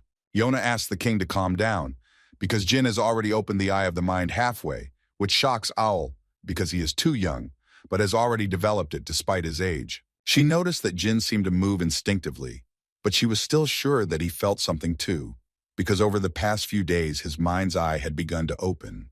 Yona is very proud of her little brother, and Ul sees her reacting like this for the first time, and perhaps he can expect something from her. At the same time, Jyn was distracted by a dust cloud that had just appeared in front of him. He realized that there was no time to waste and rushed to his comrades to protect them from the trap.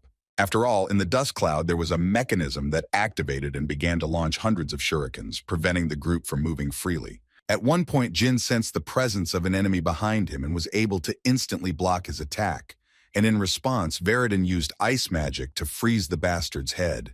Jyn understood that they didn't have time, and the guys needed to get out quickly, because the killer was almost free and was ready to attack. The scoundrel immediately took out poisonous needles and threw them at Jyn and the boys. But the young gentleman tried to fight them off while his friends ran away. He knew he couldn't delay this, because then the ambush killers would come here and they wouldn't have time to deal with everyone. Veridin decided to ask the assassins why they hadn't caught him yet, but Jyn was more interested in the fact that they kept their distance and didn't attack. Before he could think, a killer flew out from under the ground at him, clearly aiming for his neck, but he managed to dodge at the last moment. Jyn asked Veridin to stop talking nonsense and use his most powerful magic. But to do this, he asked to buy him 10 minutes, as he needed to concentrate to prepare it.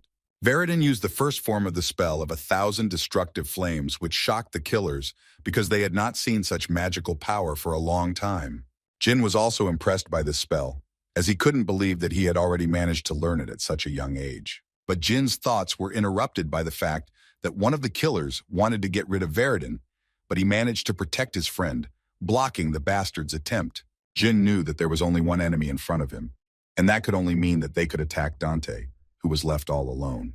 Young Master Dante had expected this and used the dragon sword armor, which was the Heron family's special secret technique. The killer was distracted by how all his partners were falling from this technique, but this was his fatal mistake, because Jyn did not forgive him for daring to be distracted and deals with him with one blow. Jyn had never seen such a skill from Dante. He wondered if he was really using aura for the secret technique. He understood that Dante had been training hard while they had not seen each other.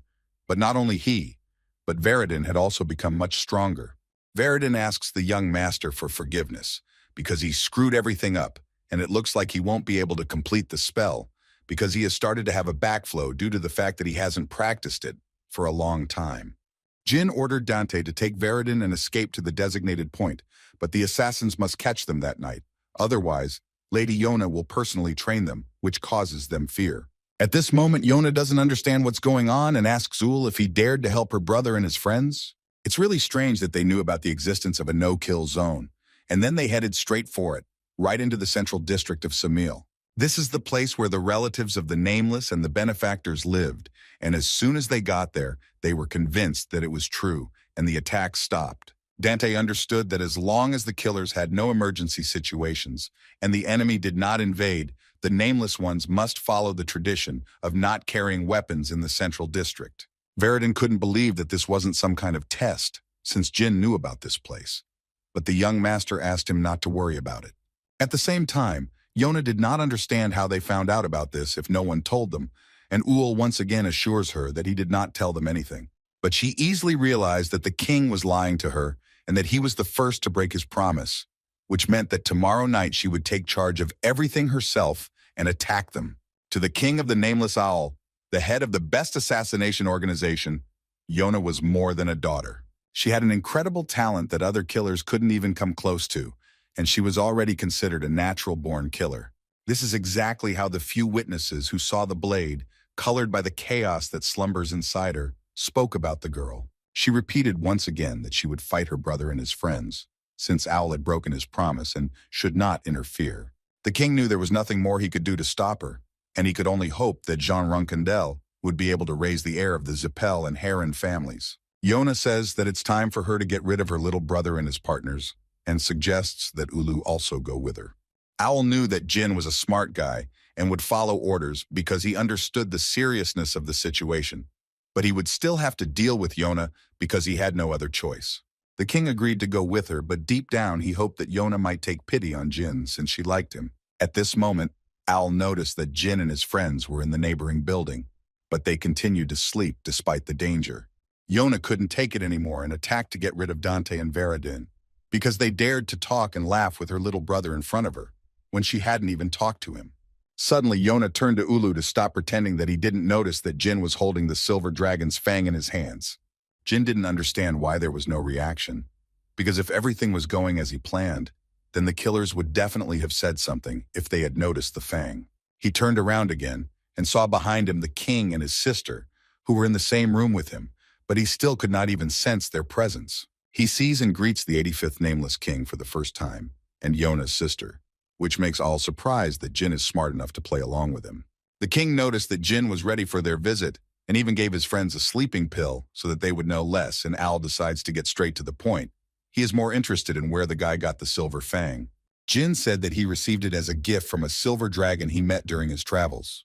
Owl came to the conclusion that the young gentleman knew how to use it because he demonstratively held it in his hands and waited. After all, if you show the claw to the nameless killers, then regardless of the situation, the owner will be able to survive. Yona disagreed with this and said that there was no one they couldn't kill, but Owl tried to shut her mouth quickly and promised that he would guarantee his survival if he gave them the fang.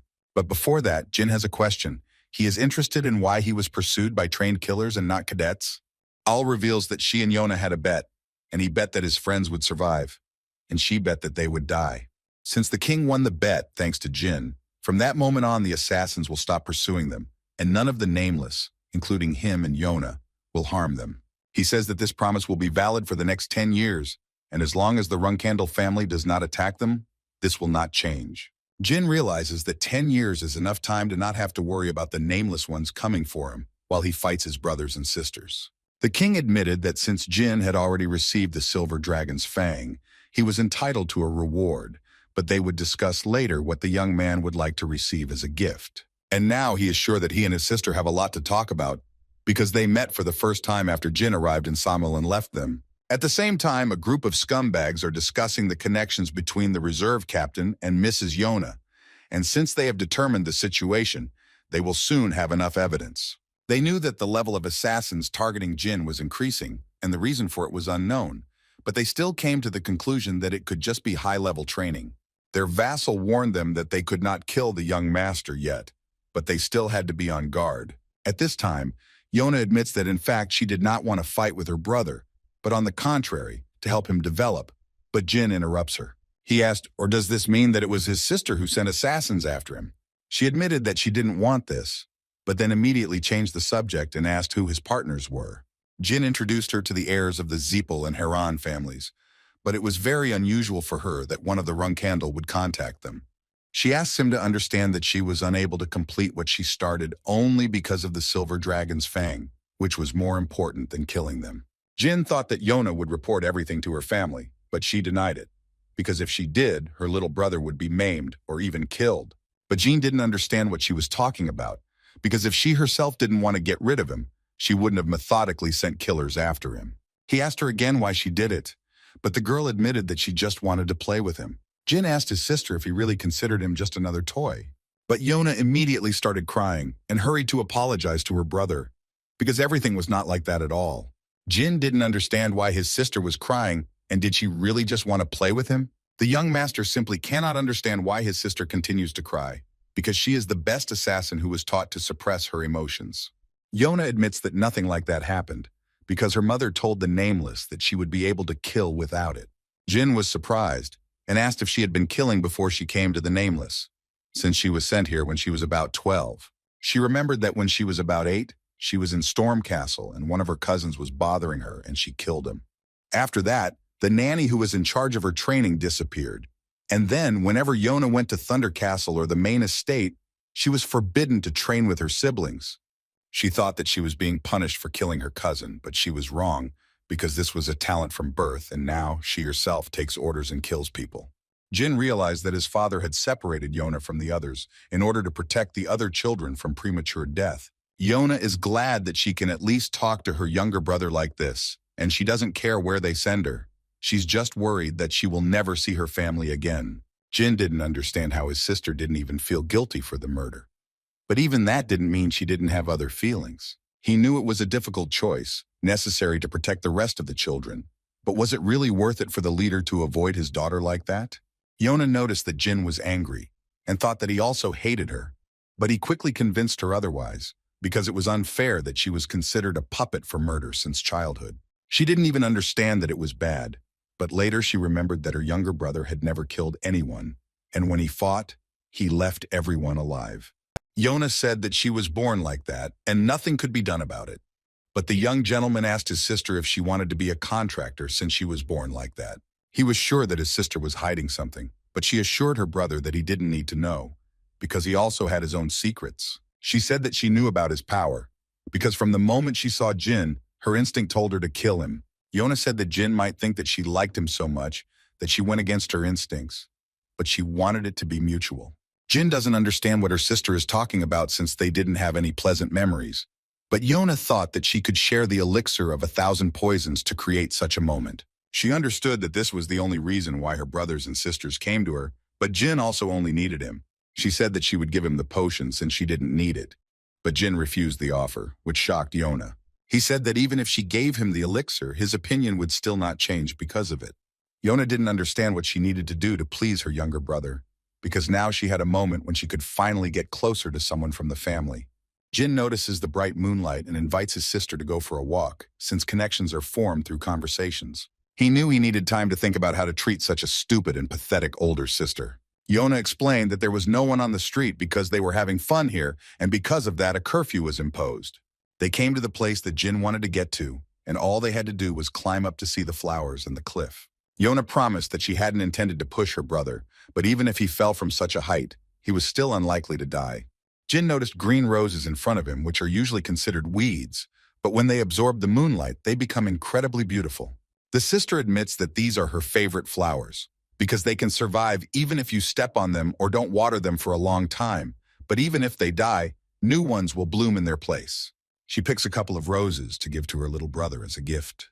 Jyn remembered that this was not the first time he had received green roses as a gift, because in his previous life, someone had periodically left them in his room. He also remembered that he always received one branch with 2 buds. Whenever hard times came, they would appear in the inner pocket of his cloak.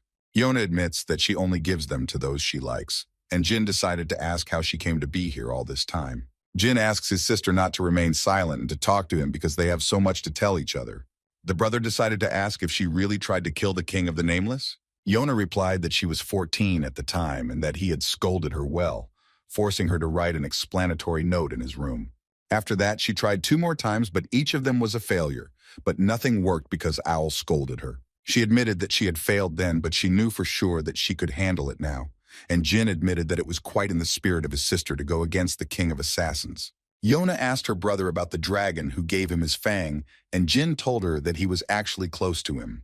The sister already wanted to kill this dragon, but Jyn asked her to be kind to his friends because in the future they could also become her friends. Yona said that this was the first time she had communicated so freely with anyone other than Sir Owl and her father. Her brother decided to cheer her up and said that she would be better suited to work as a florist than as a killer, and suggested that his sister start studying flowers periodically. She will then be able to open a store on his territory and he will often drop in there, but he immediately warns that it is forbidden to kill visitors. He already wanted to say goodbye to his little sister, because he still needed to talk to the king of assassins. But Yona thought differently and did not want to let her brother go. But then she suddenly remembered that she still had a mission for today, and she needed to leave for a while, and her brother could take his time for now. The genie had already come to the king, who had been waiting for young Randell, and told him that he had prepared in advance what he had asked for before the game. The king admitted that both heirs of the Zepel and Hiren families remained alive, and he received the claw of the silver dragon, so he agreed to fulfill his request. Jyn said that all this time he needed to get closer to him, because he was sure that they needed the same thing. Ul replied that he could only delay Yona's return to the family for 5 years, but he was more concerned about what reason Jyn would come up with and whether he would be able to answer for what he said. Jyn told about his plan about working as a florist, because Owl himself knows that such a person who experiences so many emotions should not be a killer. She just does it better than others. He assures her that he will make sure that his family cannot use Yona when she returns, because he simply wants his little sister to be with people who understand her. Owl agreed to this and asked the young master what he needed from him. The genie replied that he would only need the king's help once, but as Genie Grey, not Runkendall. He also promises that he will leave Samil and take Dante and Veridin with him, so that they will not cause him any more problems, and Owl agrees to Jin's plan. A week later, Kashmir arrives at the stormy Black Sea, which was surprisingly clean here. Could it be that someone had cleared this area? And the next moment, he notices the head of the Runkandal family in front of him, along with Lady Talaris and the King of the Nameless, who were clearly surprised to meet them here, and everyone understands that everything will not end peacefully. The lady understands that while Kashmir is here, they will not be able to discuss the marriage of their children, and he, in turn, understands that it will be difficult for him to talk to them about Jyn and John. The head of the Runknatal family calms Kashmir and asks for forgiveness from him because it is Talaris and Owl who are uninvited guests, not him. Kashmir didn't understand what could have happened to Jyn in such a short period of time, since he had gone to Samil not long ago. The leader distracts Kashmir from his thoughts and admits that he called him here to have a drink with him and offered to continue when the two left. Shirin asked how his youngest son was doing, and Kashmir said that the young master had already left Samil when he was just leaving here, and also that he wanted to prepare for the poisoning and murder. Owl also admits that he came here to talk about Jyn, but he didn't want to discuss it in the presence of the Ice Queen and the Ghost Sword. Shirin reassured the guest and told him that Mrs. Talaris was one of his few friends, and that Kashmir knew how to keep his mouth shut and no problems would arise. Owl told him about the silver dragon's claw that Jyn had given him, and also said that the young master had asked him to clear his history of being in Samil. To be more precise, this meant that he had to erase all memories associated with Jean Runkendell or Jean Grey from the minds of everyone except civilians, cadets, and assassins. Ul also said that he ordered his men to kill the knights who were pursuing the young master, because it was he himself who asked him to do so. The king also admitted that he was afraid that Shirin would want to take revenge on him for this, but he hastened to reassure him. Chiron admitted that his son had a keen eye and said that he didn't care about the number of knights who died. For him, it wouldn't be a problem. Ul sincerely thanks but is still obliged to give the head of the note that Jyn left in Samel before he left, but warns that this is not at all something worth showing in front of Talaris and Kashmir. At this time, Jyn noticed that his partners were sleeping like dead people due to the fact that he most likely overdid it with sleeping pills. He feels something in his pocket and takes out a flask with a note that his sister Yona left for him. He read the contents and realized that the flask contained the elixir of 1,000 poisons, and if he drank it, he would develop the abilities of the mind's eye to the maximum, then no killer would be able to harm him. The sister understood that when the time came, she would not be able to make a surprise for her younger brother, so she congratulated him on his birthday right now. At the same time, Sharon read the letter from his son and learned about the elixir, as well as about Jin's request that the king delay Yona's return home. All revealed that in addition to the note, he had been betrayed several times, which only caused laughter from the head of Runkandel. Sharon recognized that not only the king had been deceived, but he himself as well, so he soon issued him a formal invitation to the Sword Garden to discuss the situation in detail. The chief was also interested in the reason why Kashmir came to him, and he in turn told him about the death of the Archmage Kedart Hall, who was killed by Mr. Jyn. At the same time, Dante and Verdinar begged the young gentleman to stay with him for a couple more days, because they were exhausted since they met him, so they insisted on their own. Jyn had no choice but to agree to his friend's demands. He simply couldn't stand the screams anymore. Jyn wanted to know why they, the heirs of their families, were sitting here and wasting their time instead of thinking about it. Verdinar explained that this is precisely why they are idle now, because as soon as he becomes the head, there will be a ton of work. This would mean that he would be able to see Jyn, but the young master says that it would be good for him, and he would be able to think about his future as the head. Verdinar reassured Jyn that his position as head of the family was already secured for him, and he would become the head one way or another, and Dante was supported by his grandfather, who was the current head of the Heron family. The couple decided to ask the young gentleman about the death of Kedart Hall, but he only denied everything, and Verdinar noticed that Jyn treated them like strangers and was going to continue to hide information from them. Dante supports the mage and confirms his words about how they won't be able to see Jyn anymore when they become heads, so they all need to have fun together before that happens. Friends promise to raise the young master's reputation so that he can become a captain.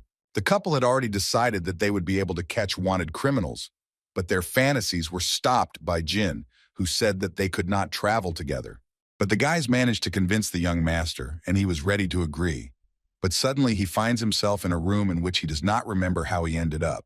He only remembered that he left Dante and Verdinar near the teleportation gate and returned to Tikan, but he has absolutely no memory of what happened next. He noticed that his body felt fresh, and when he got out of bed, he noticed Enya, who was waiting by the bed for the young master to wake up. The girl immediately asked Jyn how he felt after he completely absorbed the elixir of 1,000 poisons. Enya said that she thought he was going to die because he fainted, and after a few minutes his body turned dark, and this process repeated itself. At that moment, Mrs. Kikantel entered the room and told Jyn that he had been lying there for 5 days already. She pointed out that it usually takes about a month for those who drink the elixir to get used to its effects. But Jyn was able to wake up much faster due to the fact that he is Runkandel. Jyn was glad that he didn't have to lie down for so long, and he decided to find out if something had happened while he was sleeping. Enya said that nothing had happened except that Sir Kashmir had returned, and that Nanny Gilly had gone away for a short while, having been urgently called to the main house. The girl decided that since the gentleman had returned, she needed to go tell the others about it, and left Jyn alone.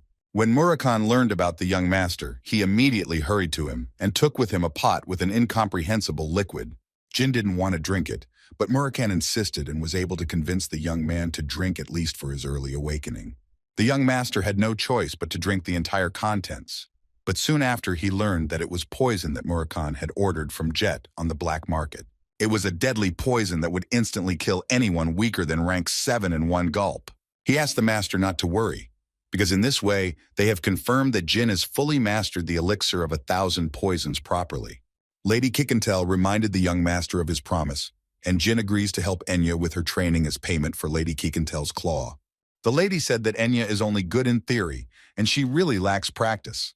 If she needs to grab an opponent, she simply doesn't have enough experience to do so. Jyn didn't understand why the lady wanted Enya to do all this, but she explained that the young lady was also his partner, which meant that she would also fight by his side when he encountered his siblings. The young gentleman understood that Kikantel seemed to be scolding me, but he was definitely addressing Enya, who was standing outside the door at that time, and asked the lady not to worry, because he had already figured out where they would go.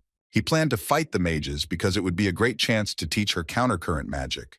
But his speech was interrupted by the appearance of Enya herself, who was delighted that she would be alone with young Master Jyn. Meanwhile, in the Garden of Swords, Chiron scolds Joshua for delaying Yona's return because of him and his siblings. Joshua admitted that he had to do it for the sake of his family, but Chiron would not tolerate such a lie and administered a strong slap to his son. He ordered him to stand still and not move, otherwise he would regret being born into this world. Chiron once again hit his son and ordered him to remove the black metal armor, because he was not worthy of wearing it. The leader doesn't even want to talk to such a bastard, the second captain of the family, who was crushed by the reserve captain. He asked his son if he remembered what he had warned them about, and he replied that they had been asked not to touch Yona. But after that, another crushing blow followed. King Uul understood that this was not just a personal meeting between father and son, but also a warning to himself from Chiron. He knew that if something like this happened to Yona again, even if it was one of the heirs, no one would get away with it. Chiron said he knew Joshua had no intention of going against his orders, which is why the armor his mother gave him 17 years ago was still intact. The head of the family called his son a coward and ordered him to look at him while he spoke, because on the day he returned to the Black Sea, he would deprive him of the rank of captain. He asked the guards to take this beaten wretch away, while Sister Mary watched everything that was happening, not hiding her joy. Chiron asked Nanny Gilly how things were going with Jyn, and she in turn told him that he had recently left Samil and drunk the elixir of 1,000 poisons and was now resting. The head of the family hands the nanny a suit of armor made of dark steel and asks her to convey exactly everything that happened to his brother Joshua, because that is exactly why he called her. When the nanny returned to the young master, she told him about what had happened and all the details. But Jyn could not believe that his father had actually punished his brother with his own hands. But Gilly only confirmed these words. Jyn immediately recognized this armor, which was forged 30 years ago by the legendary blacksmith Pecan Minch, because it was a war trophy of Uncle Zed, received after winning the battle against the 5th magic tower Zappel. The young master came to the conclusion that his father wanted him to be different from Joshua and return home only when this armor was almost destroyed after battles with strong opponents. Jyn didn't understand why his father went so far. Was it really out of sympathy for his pathetic daughter Yona? He remembered how Yona had asked about his secret and came to the conclusion that she was hiding much more than he currently knew. Gilly interrupted the young master's thoughts and asked if he had decided on his next destination. Jyn planned to go to a place associated with magic and also get rid of the rebels from the dark magic organization. Gilly was surprised because she heard that they were dealt with about 200 years ago, but Jyn said that although there are few of them left, they still continue to exist. Enya had to help them with everything, and the opportunity to test the countercurrent magic was not bad, and the southern region of Bement was exactly such a place. The next moment, Enya and Jyn were already there, and the young lady addressed the gentleman by name, but he reminded her that this was forbidden and that she should not forget why they came here. Such close contact with the young master took Enya by surprise, and she fainted from an excess of emotions. The Dark Magicians Association was an organization that praised magic from the dark world. It reached its peak about 200 years ago, and when they were at the top, their activities affected the entire continent, which resulted in people being terrified, but Real Zappel managed to get rid of them. This was the first and last time she used the 1,000 incinerating flame spell to kill the association leader. Real was Soldrit's previous contractor, and the young master remembered how in his past life the god of shadows himself wanted him to follow in her footsteps. Then Soldrit offered Jyn to become stronger if he could meet a mage named Rule and pass a test she had prepared for him. Enya interrupts the young master and says that she believes that the only people left in the Dark Magicians Association are criminals who kidnap children, if the latest rumors are to be believed. The young lady noticed the lifeless expressions on the faces of the locals who were suffering at the hands of the Dark Magicians. But Jyn assumes that the nobility is to blame for everything, because the girl herself should understand that not many countries maintain public order as well as Bement. Although criminals are quickly disposed of here, they turn a blind eye to organized crime, and he is also sure that Bement has not touched the Association of Dark Magicians so far, only in order to give the magicians from the Academy a chance to prove themselves. Enya was surprised that there was a possibility that the mages from the Academy would come here, but before she could finish speaking, Many carriages appeared in front of her. The crowd of locals were happy that the capital had finally sent mages here, but the young master was more concerned about the need to avoid them as much as possible.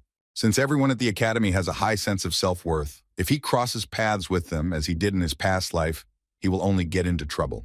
Jyn is sure that those who come here will die, because it is impossible to destroy the association of dark magicians with their current power. During dinner, Jyn suggested that Enya choose a bank and open an account there so that he could give her some pocket money for expenses. The young lady thanks the master, but still asks him to explain what he meant when he said that the academy cadets would die.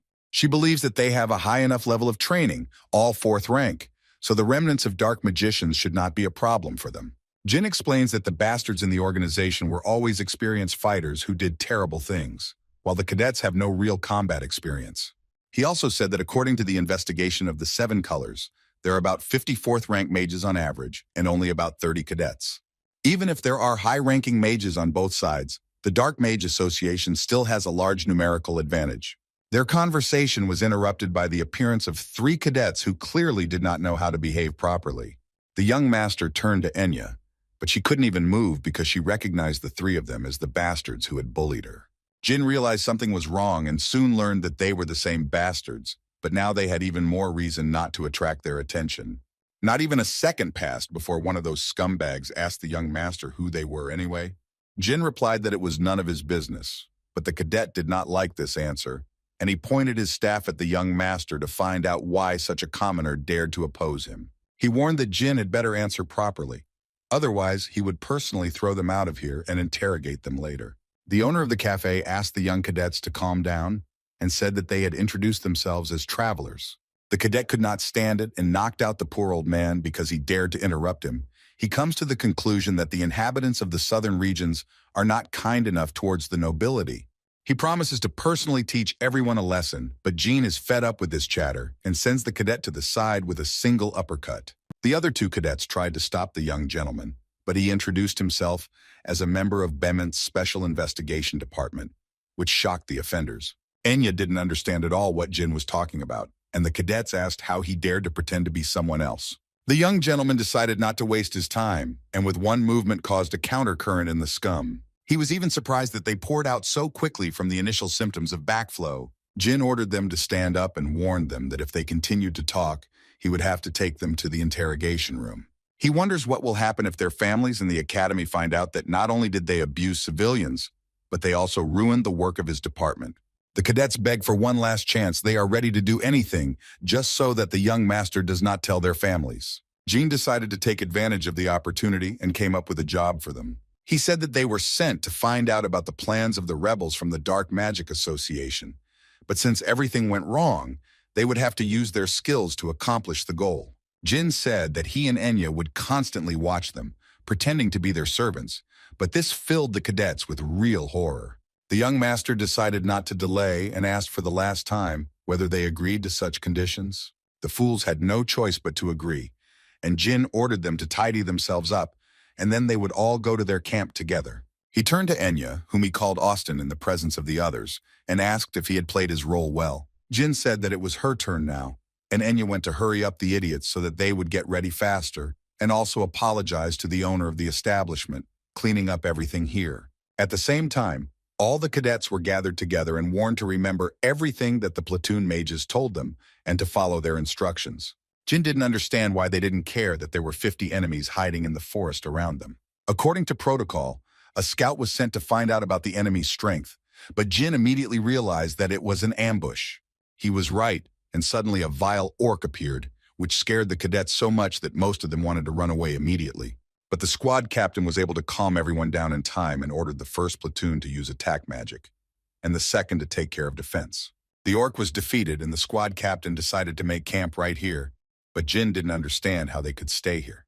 He ordered his slave to tell the commander that this place was ideal for an ambush, and that they should not stay here under any circumstances. The cadet didn't want to carry out his order at first, but as soon as Jyn mentioned the interrogation room, he agreed to everything. Sir Orton did not take the cadet's words seriously, because he was completely confident in his choice, and if he was so scared, he could conjure a shield before going to bed. Jyn understood that something didn't add up, because such a wretched orc, who had lulled their vigilance, was resting in such an open area, and a 7th-level mage couldn't even notice him. The young gentleman overheard the cadets talking about Professor Orton eating meat in the morning, although he was a vegetarian. Orton led the cadets to the entrance of a cave that supposedly served as a refuge for dark magicians and ordered them to be ready to attack. He ordered the platoon leader to wait at the entrance with the 4th and 5th groups, and after they united, they would go in for the rest. The cadets are surprised that the tunnel is so huge, as if the enemies wanted to make a fortress or tried to hide their secret weapon in this cave. The cadets were not afraid because they knew that Mr. Orton would protect them, but at that very moment the wall nearby breaks and a raging orc enters the room. The cadets asked the professor to give an order on further actions, but he had other plans.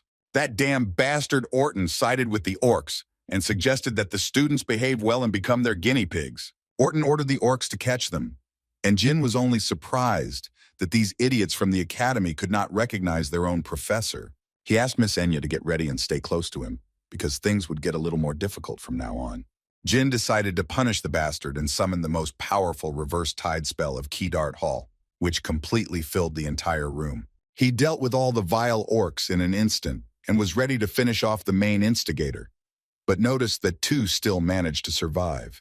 He came to the conclusion that they both should be around rank 8, but the idiots were more concerned about the young master himself. One of the mages asked the young master if he was a student of Key Dart Hall, since he was able to use the reverse tide spell. Jyn admitted that the enemy had experience, since he knew this spell, but the magician still decided not to give up and continued the fight. He felt that the young master was too arrogant for someone who had pulled off such a trivial ambush, and he shouldn't be arrogant, since he had long ago realized that he was no more than a 7th rank. He shouted that his name was Rolt Joe, and he wanted to deal with Jyn, but the latter managed to calm him down. He said that he had heard about Frosty Joe's half-brother, who had mastered the elemental magic of the earth. Jyn admitted that he was surprised that this amazing cave was also his work.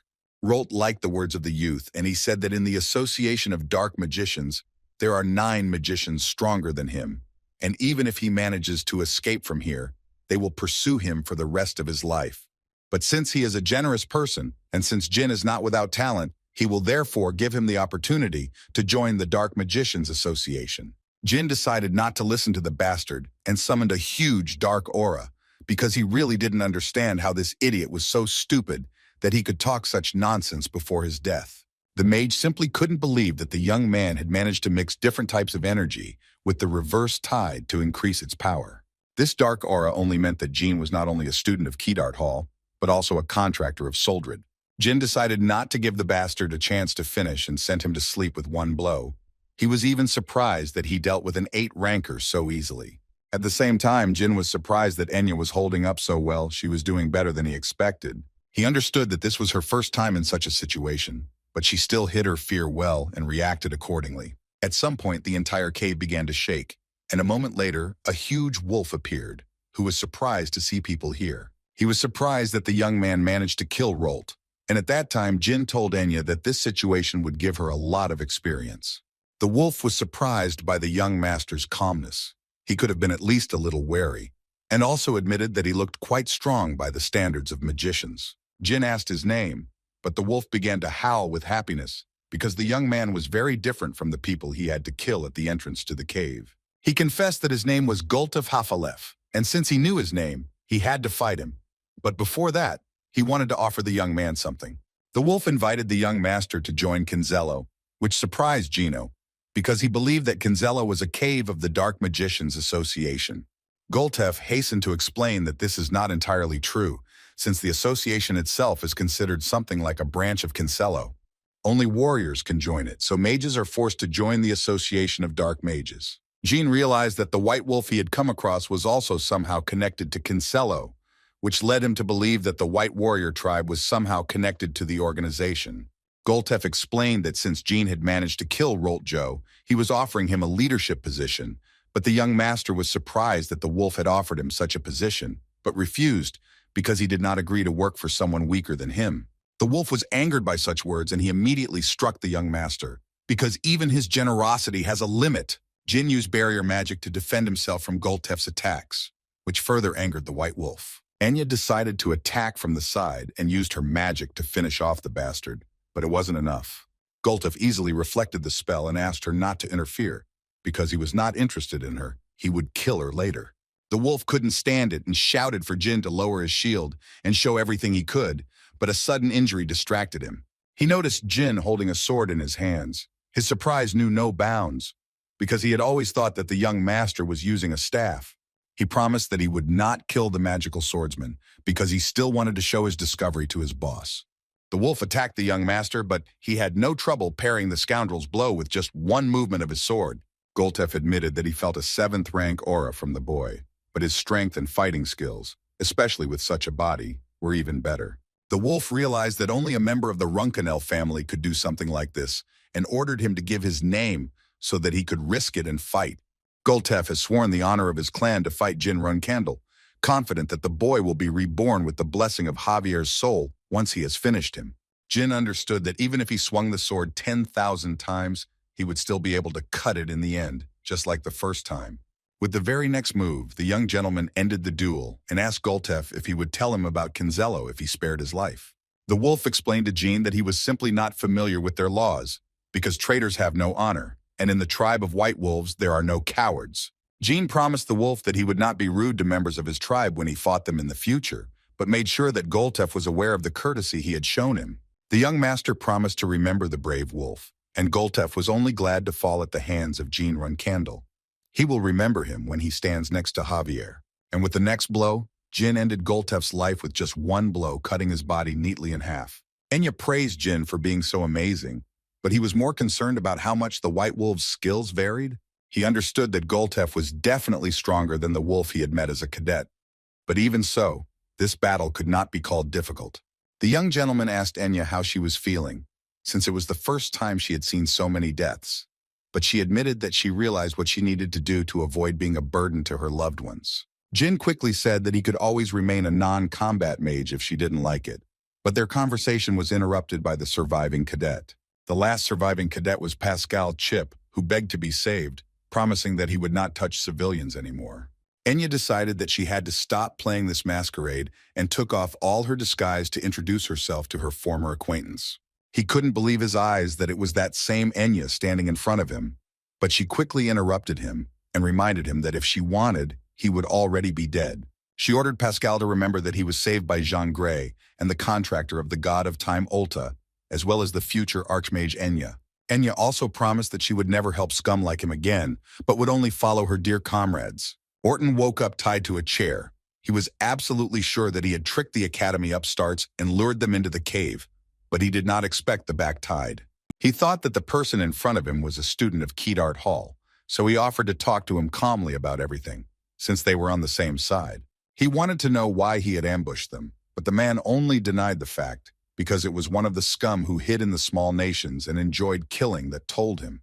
The stranger believed that whoever planned to use the Academy students as guinea pigs should not be talking about this now. The man knew that his real name was Maddo Baker, nicknamed the Guess'em Killer. The bastard had already decided that since the man knew him, he had heard about his influence and should let him go. But the stranger doesn't give a damn about all this. He closes the mouth of the scoundrel, trampling him face down into the ground. He warned him to keep quiet, but Maddo didn't listen to him. And now he has to answer his questions while he still feels the pain that those he was slowly killing felt. At the same time, Jyn and his friends were discussing that the hideout of the rebels from the association was in Oterium. Everyone was surprised because this was the capital of Vankella, but to be more precise, it was 500 years ago. While Moroccan was sleeping, the capital of the sacred state of Vankella changed due to the invasion of demons. They invaded to reclaim an ancient demon relic that had been kept there since the founding of the kingdom. At that time, the Zippel and Randell families sent their knights to support and protect the kingdom, which became the only documented case of cooperation between these families. In the end, Vankella won and got rid of the demons, but it was impossible to rebuild the city due to the destroyed mountains, explosions in the sky, and scorched earth. Now, Oterium is considered a protected area that has become a haven for demons. Jyn understood that the legacy of Rule Zippel, the grimoire of 1,000 incinerating flames, was also in Oterium, but he was worried about why the demons decided to hide there, and how long had they been hiding there. Jyn was also informed that they had been there for the past 50 years and that there were 3 9th-level mages among their ranks. The first was Fezron Henserk, a high-ranking member of the Bement Academy. The second was the head of the Lillistar family, Susan Lillistar, And the last was the archmage from Ans, Chukuntelderer. Kashmir never thought that the enemy had so many 9th-rank mages, but that meant that if the Dark Mage Association members were at that level, then Kinzello would be their biggest problem. Now Jyn understood why his family, the Zippel family, and even Bement, had watched Kinzello's cruelty in his past life. He also had information that the enemies had mastered Kinzello's transformation magic, and that Bubar Gaston was behind all this. Kashmir remembered that when he was looking for information about Vishkal Ivliano, this name had already come up. Murakhan was surprised that it was not a disguise, but a reincarnation, and it was not Bubar himself who reincarnated, but someone else.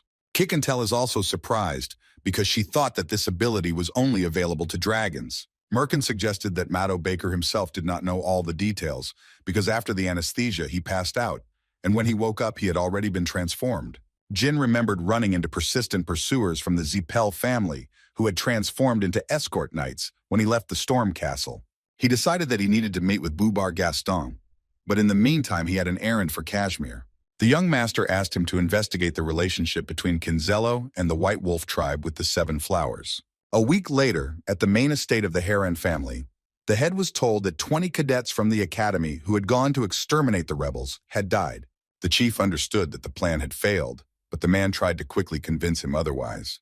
Thanks to the testimony of the surviving cadets, they learned that 2 unknown people disguised as escorts, Jean Grey and Austin Grey, won the battle with the Association of Dark Magicians. The chief does not understand the reason for their visit, but the man takes out a chest to show the contents. Inside was a fragment of a weapon used by the White Wolf tribe, and if you look closely, you could see that the blow had been dealt by a very skilled swordsman.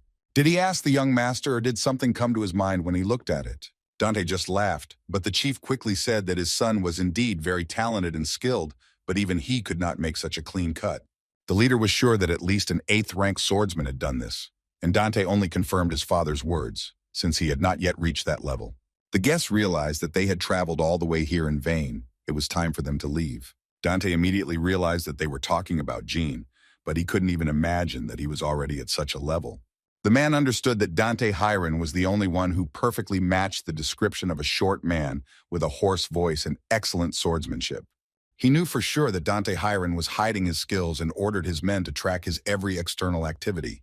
Meanwhile, near the teleportation gates of the Khan Empire, Jyn is distracted from reading a book by some unknown girl. She asked the young gentleman to move his bag and sat down right next to him. Jyn didn't pay attention because he was thinking that Bubar Gaston's workshop should be located near the Principality of Kurano.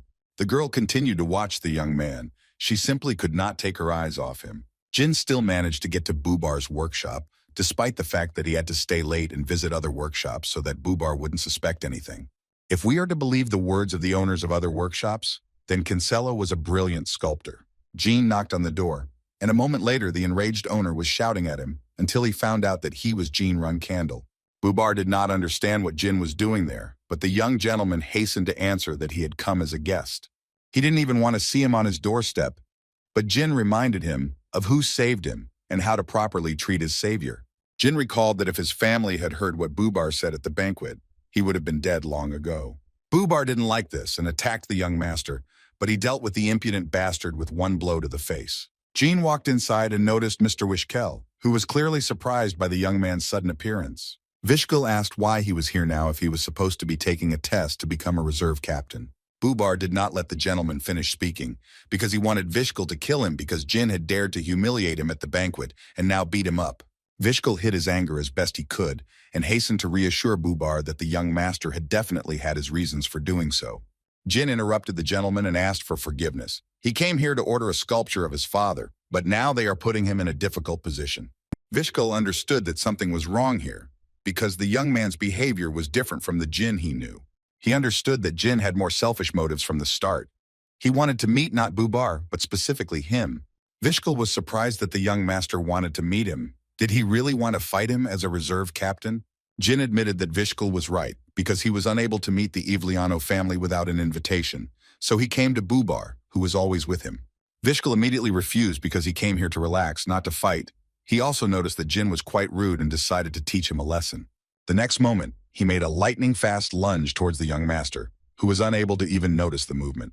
Vishkel asked him a question because he didn't understand how he was going to fight him, if he couldn't react to such an attack. Jyn thought it was dangerous because he would almost parry his blow, and that would reveal his disguise. The young gentleman leaves the workshop amid shouts and threats from Bubar, who even dared to insult his family. But at some point, his patience snapped, and he decided to deal with the bastard. But Mr. Vishkal stopped him again. Jyn admitted that he had been rude and arrogant, but he would not allow the honor and dignity of the Runkendal family to be humiliated. He asked Vishkal, or could he ignore the fact that someone insulted the Ivliano family right before his eyes? Vishkal understood that Jyn left him no choice and warned the young man that he was going to attack and that he should surrender, because he could die. Jyn didn't care, because even if he died, he would still defend the honor of his family.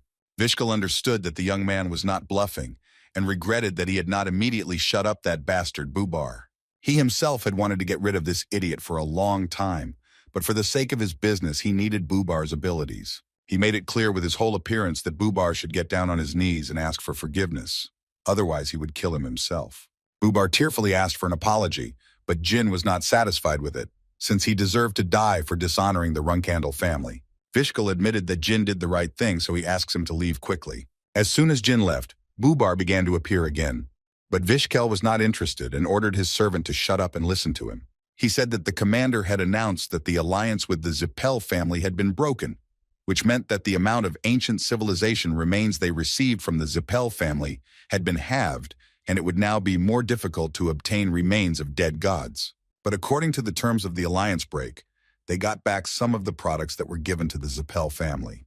Bubar understood that this meant that they would get back the compass, and with its help they would be able to find living gods and use them as material. Vishkal promised that they would definitely return it, but suddenly his attention was drawn to a rustling sound outside the window. He immediately hurried to open the window, but found no one, and thought that he had simply imagined it and decided to end the conversation there. At the same time, Jyn was walking through the forest, when suddenly, an unknown girl attacked him from behind, but the young man managed to fight off her attack. He immediately saw through his older sister Yona, and asked her not to make a fuss here, because everyone thought the island was uninhabited. Yona admitted that she continued to fulfill his request perfectly, but it was very difficult for her to pretend that they did not know each other all this time. Yona remembered how she received a letter and promised Ulu to return in a few days. He warned her that Mr. Chiron would be furious if he found out about this, but still asked her to be careful and take care of herself. The letter stated that Jyn was planning to meet with the sculptor Bubar Gaston and needed information on him. He asked his sister to eavesdrop on his conversations, no matter who he was talking to, even if it was just himself. At the same time, Sister Yona was already sharing information that the alliance between Kinezlo and the Zippel family had broken down. Jyn was surprised and thanked his sister, because in such a short time she managed to obtain valuable information faster than the Runkendal archives. Yona told Jyn that she thought she was really in the same class as Bubar. The young gentleman did not understand what the girl was talking about and asked her to explain everything, but she said that she could not tell it now, because Jyn also kept secrets. He immediately understood what was being discussed and decided to demonstrate his shadow energy to his sister. But something went wrong, and Enya went into a violent rage, leading Jyn to conclude that her powerful killing intent was a reaction to his shadow energy.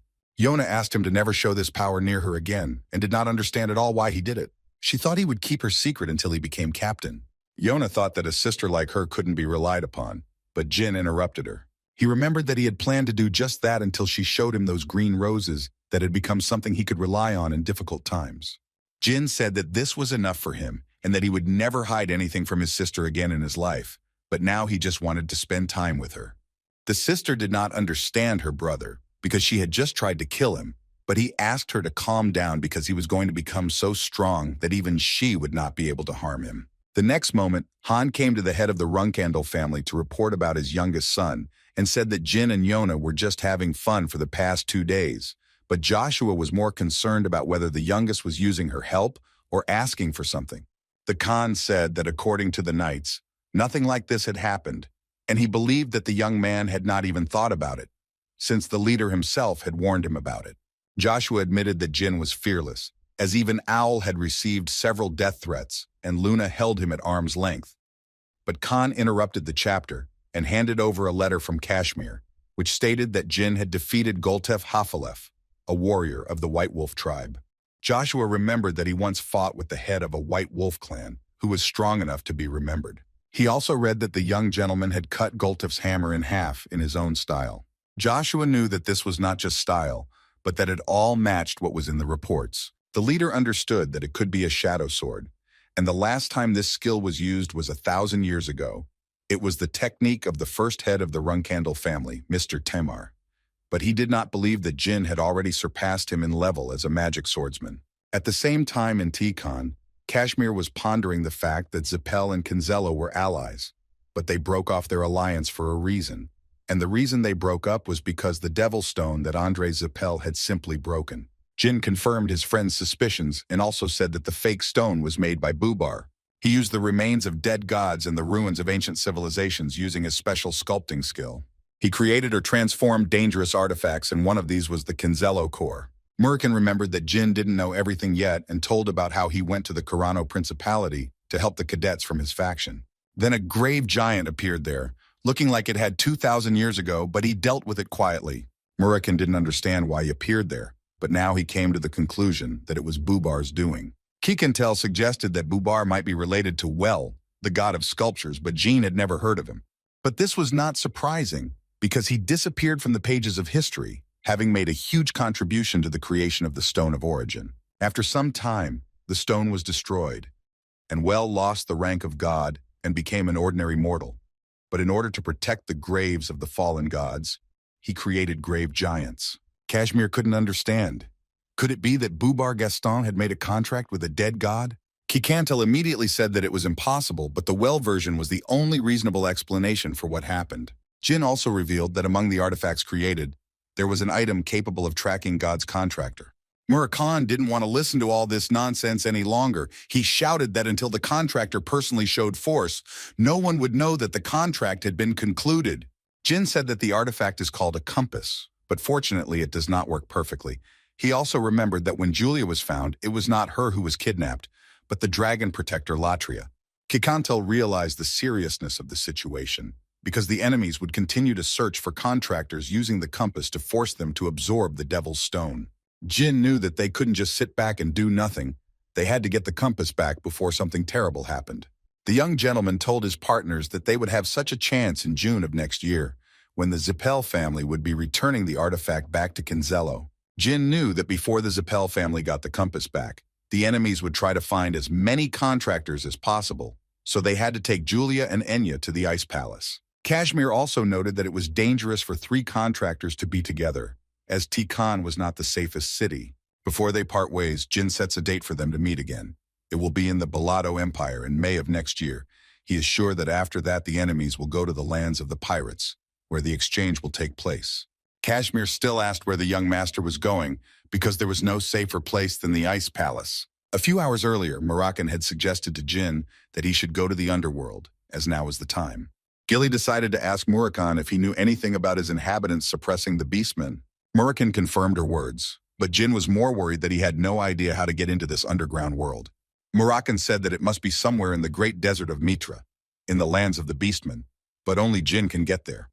Even the descending god could not do this, but the young man will succeed, because he is the contractor of the millennium. Murakami explained that he simply had to remember that there was a contract between Soldred and the people of the underworld, and that they were prepared for the appearance of a magical swordsman from the Runkandel family.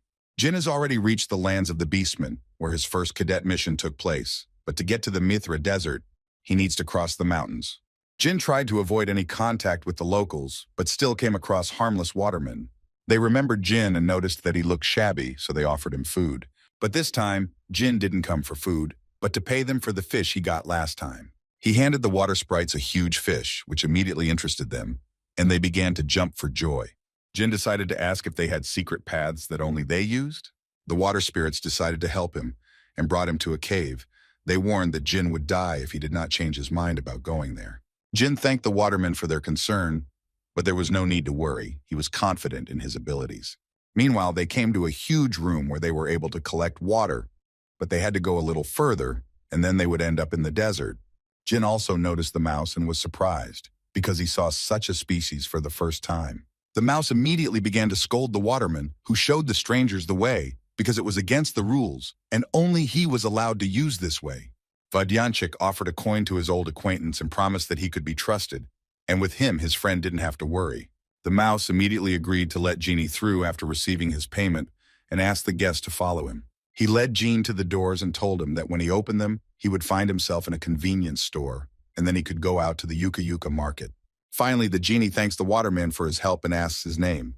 He introduced himself as a dark spark, and he didn't even need to ask the young master's name because he was able to immediately recognize Candle. Jin left the shop and went to the market to find a trusted guide who would help him get to the Mithra Desert. He remembered that he had been told that dogs were the best guides and luck had turned to him, and he was able to find one. The next moment, Jin is already thanking his guide for getting him to the desert without any problems. Jin went to look for the place where the shadow sword was transmitted, although he understood that if he died here, no one would find his body. The great desert of Mithra covered the entire center of the Beastman lands, and according to legend, where in the underworld, untold riches, civilization, and resources are hidden. Travelers took risks without prejudice to find all this, but even the local beastmen could not do it. Traveling through the desert was considered a certain death sentence, for no one would survive the challenge. Moroccan explained that 5,000 years ago, there were mythical species of creatures that maintained peace among all the beastmen. But Jin didn't understand. Could they really all disappear overnight? Murakami confirmed the young man's words, and also said that they were simply too self-confident and dared to challenge the gods. He reminded Jin of the Devil's Stone, which was created from the collected power of the gods, because it was with its help that they were able to be destroyed. But not all the gods turned away from them. There was one who took pity on them, and Gilly immediately understood that they were talking about Soldred. Murakami revealed that Soldred saved a small portion of the Myungwan species and made a contract with them. The dragon doesn't know about the terms of the contract, but he is absolutely sure that only they can teach Jin how to use the shadow sword. Jin remembered that Tamar Runkendal, who was the first head of the Runkendal house, also studied under them. Jin didn't know much about him, but he didn't understand how the founder of the family and the greatest hero didn't even have a tombstone in the Garden of Swords. He knew that if he met Myungwan, he would be able to learn more about the former leader. After a couple of days in the desert, Jin didn't even imagine that it would be such a difficult task. He would rather fight a strong opponent than end up here. A month later, Jin was already exhausted. He no longer remembered the last time he ate or drank. He understood that he couldn't go back because the tracks in the sand instantly disappeared, but he had to endure it because he had been in such despair before. At that moment, a voice called him from behind, and the next moment, when the dust cleared, he saw Haytona and Daytona, who were clearly unfriendly. They attacked the young master, who was surprised that his brothers had such a powerful blow that even he could hardly cope with it. The brothers had been waiting for their brother to lose his powers and become more vulnerable, and Jin finally realized that this was not an illusion. Jin didn't understand why his brothers were acting like this after such a long separation, but he had no choice but to try to run away from them. It was not difficult for the brothers to catch up with the young master because they worked well as a pair, covering up each other's shortcomings. Jin continued to fight off the barrage of powerful blows, but at one point he saw his chance and managed to fight off their attack. The very thought that he had to bow his head before them, even though they were so weak, infuriated him. He always wanted to kill them, and the next moment he dealt with the brothers with one blow, sending them kissing the ground. Daytona and Haytona only begged for mercy, and Jin thought for a moment. He hoped that their relationship would be much better than in his past life, but he had to end this already in order to move on. He used the shadow sword to once and for all put an end to the bastards who had bullied him throughout his entire past life. A day passed, and Jin continued to sit on the sand near the bodies of his brothers. He could not believe that it was true, and he killed them. He decided to come to terms with this idea and made a grave for Daytona and Haytona, and later he himself set off on the journey. A dark figure appeared near the brothers' graves and acknowledged that Soldred had robbed and raised a worthy boy. When it was already approaching night, Jin decided to make a stop near the rocks and go to bed, but seeing a small scorpion, he could not refuse so as not to eat it. He knew that if it weren't for the elixir of 1,000 poisons that he drank earlier, he wouldn't have been able to do this. But now he's more interested in what happened to his sister Yona. Jin no longer knew how much time had passed. He simply continued to walk forward, but he himself did not understand for what purpose he was doing this. The only thing he did was kill his brothers.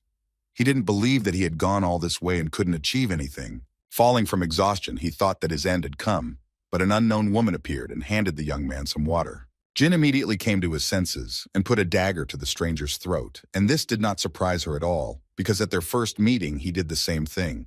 The young man immediately recognized the voice. Standing in front of him was his first teacher, Valeria Heister, who was very happy to see her student. She was the sole heir of the Heister family, a 7th-level mage, and also Jyn's teacher in his past life. Valeria was the first to recognize his talent when he was just a runt of the Randell family, and she was the one who helped him survive.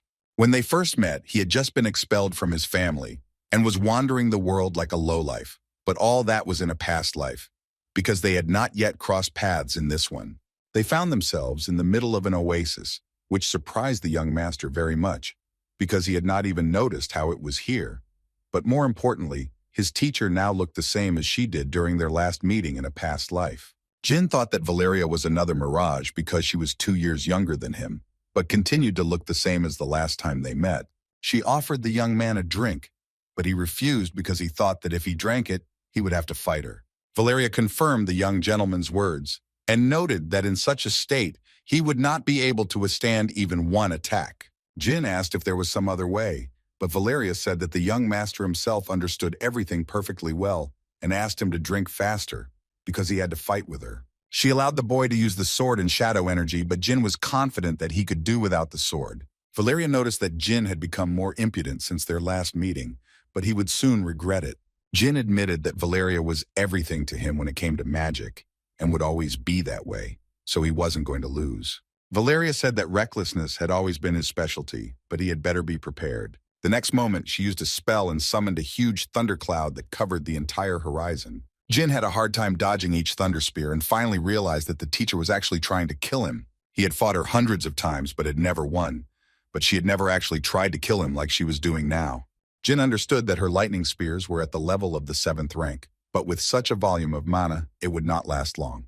Valeria immediately noticed that her student was serious, judging by his expression, but she was more worried about whether Jyn already knew how much mana she had left. She gave him one last chance to take up the sword, otherwise he would simply die, but Jyn didn't think so and used countercurrent magic. Valeria guessed that Jyn had found himself a new teacher, but why then did he say that she was his one and only teacher? Jyn understood that she was intentionally hurting him with her words because if she decided to kill someone, she would do anything to do it. Jyn was sure that the countercurrent bomb and one thunder spear would not disperse, but he had no choice and would have to use the reverse tide. She knew he needed 3 minutes to use it, but she also knew Valeria wouldn't let him do it just like that.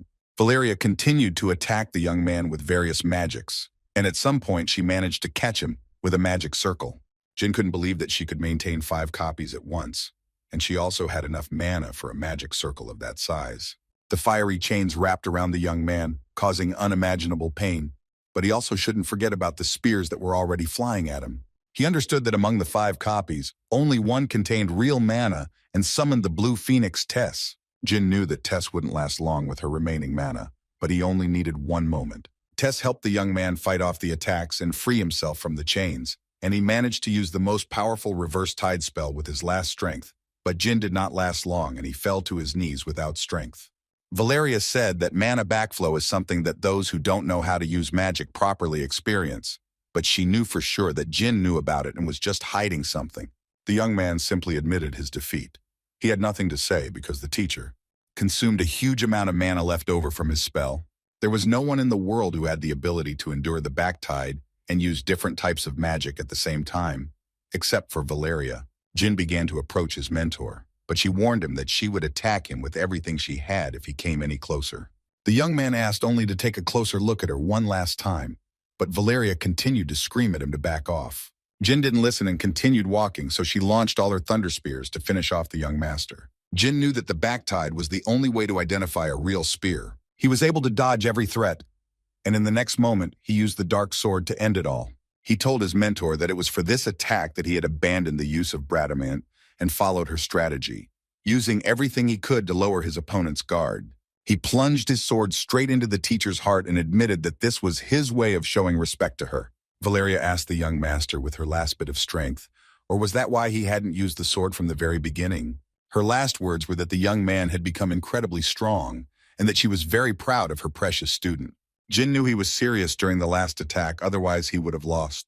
He couldn't help but cry because of this. He started to cry, realizing that he had just been his only teacher. As the night approached, Jyn saw many swords in front of him, and a very bright light appeared in front of him, behind which Randell himself was hiding. Jyn didn't have time to get closer, before he immediately felt an incredibly powerful pressure that made him feel like a bug standing in front of God. He didn't understand what Tamar wanted from him. If he could, he would never have come here. Jyn knew that they were the same, and he had to keep going no matter what to defeat him. At the same time, the unknown girl noticed that Tamar had just smiled at the young man, which surprised her greatly, since she had not seen him smile for the last 1,000 years. The young master continued to move, resisting the enormous pressure that literally pulled him to the ground, because he had made a promise to himself to destroy Tamar. The stranger admitted that she also felt excited when looking at Jyn, because who would have thought that he had such a strong willpower to withstand such torment? The girl noticed that when Jyn killed his brothers and teacher, he was incredibly sad, but he did not hesitate but continued to move on. She acknowledged that the boy was quite capable and offered to finish his test, but Tamar did not think so and only strengthened his spells against the boy. At the same time, Jyn was being pierced by hundreds of dark swords, and the woman did not understand what Tamar was doing. Did he really want to kill the child? Tamar said that the test was already over because Jyn managed to get through the darkness and get to them. The girl admitted that he reminded her a lot of someone, and she would watch him from the sidelines, because she was very interested in how the young man who made Tamar smile would grow up. But Tamar decided that this would not happen and directed dozens of swords towards the young master, which turned his body into a sieve. But Jyn kept going despite the incredible pain, because he had come all this way to defeat him even though he had to kill his brothers and teacher. He screams with all his might that if anyone else were in Tamar's place, he would have killed him too, because it is his will. He doesn't care what stands in his way. He has run Candle and will destroy everything that gets in his way. Jyn attacks with his lightning strike, but Tamaru easily dodges it, which enraged the boy. She shouted that she had come here to strike him down, but an unknown voice said that the young master was thinking incorrectly and asked her to think about the true reason for his coming. The young man remembered that he was supposed to meet Myung-Wan and receive the shadow sword, but he couldn't understand what that mysterious voice was. Was it really a third mirage? Jyn remembered Murakan advising him to spread his shadow energy as wide as possible once the third mirage disappeared, and if he succeeded, he would be able to meet Myung-Wan. Jyn knew he'd been a little crazy while crossing the desert, but now that the third mirage was gone, this was his chance. He released his shadow energy, but nothing happened, even though a decent amount of time had passed. Was it really just a legend? Jyn was sure that Murakan could not be mistaken, and that the voice he heard was not a mirage and came from where he came. He used his shadow sword and was able to create a breach from which an unknown man appeared, who said that Jyn had passed the test, and he expected nothing less from the contractor Soldred. The man admitted that they all recognized the young man, having assessed his fighting spirit by their standards, having conducted tests, but he was not sure about Soldred. Jyn immediately attacked the stranger when he realized that they and his friends had been leading him on all this time.